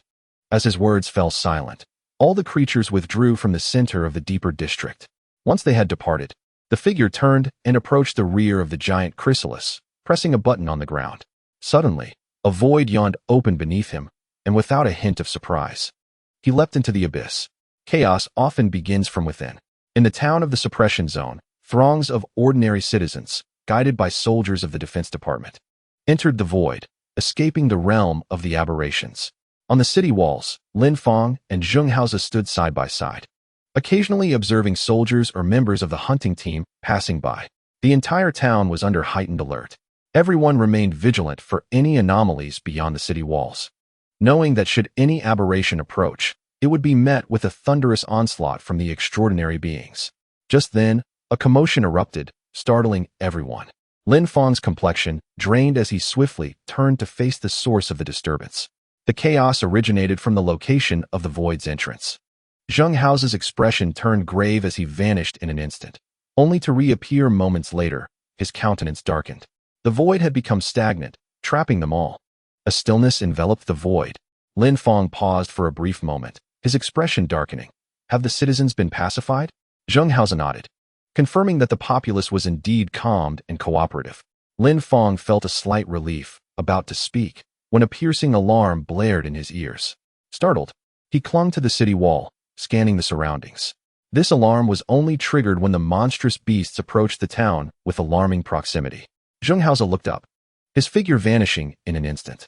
An explosive sound erupted above, prompting Lin Fong and the others to gaze upward, where a vast expanse of flames ascended, faintly revealing several grotesque silhouettes struggling and howling amidst the inferno. Subsequently, these monstrous figures were sent hurtling away by a powerful kick from Zheng Haoze, transforming into mere black streaks as they flew away, dead beyond resurrection. Zheng Haoze reappeared beside Lin Fong, his countenance grim, clutching a half-lifeless humanoid beast. The airborne monsters seemed intent on dropping these humanoid creatures into the crowd. A fall from such height would be fatal, even if one survived. Severe injuries and torrents of blood were inevitable. The nearby extraordinary beings might swiftly surround and slay them, but in the meantime, the bloodshed could incite panic among the ordinary populace. Lin Fong murmured, his expression increasingly grim. "This humanoid beast is still alive. I shall retrieve it for Dr. Zhou to study." With that, Zheng Haoze vanished once more. Lin Fong furrowed his brow, deep in thought, feeling as though he had overlooked something crucial. Just then, from a distance beyond the city, a sudden cloud of dust swirled as a pack of colossal beasts charged rapidly towards the towering walls. Taking a deep breath and with little time for contemplation, Lin Fong bellowed, "Hunting squad, advance, attack."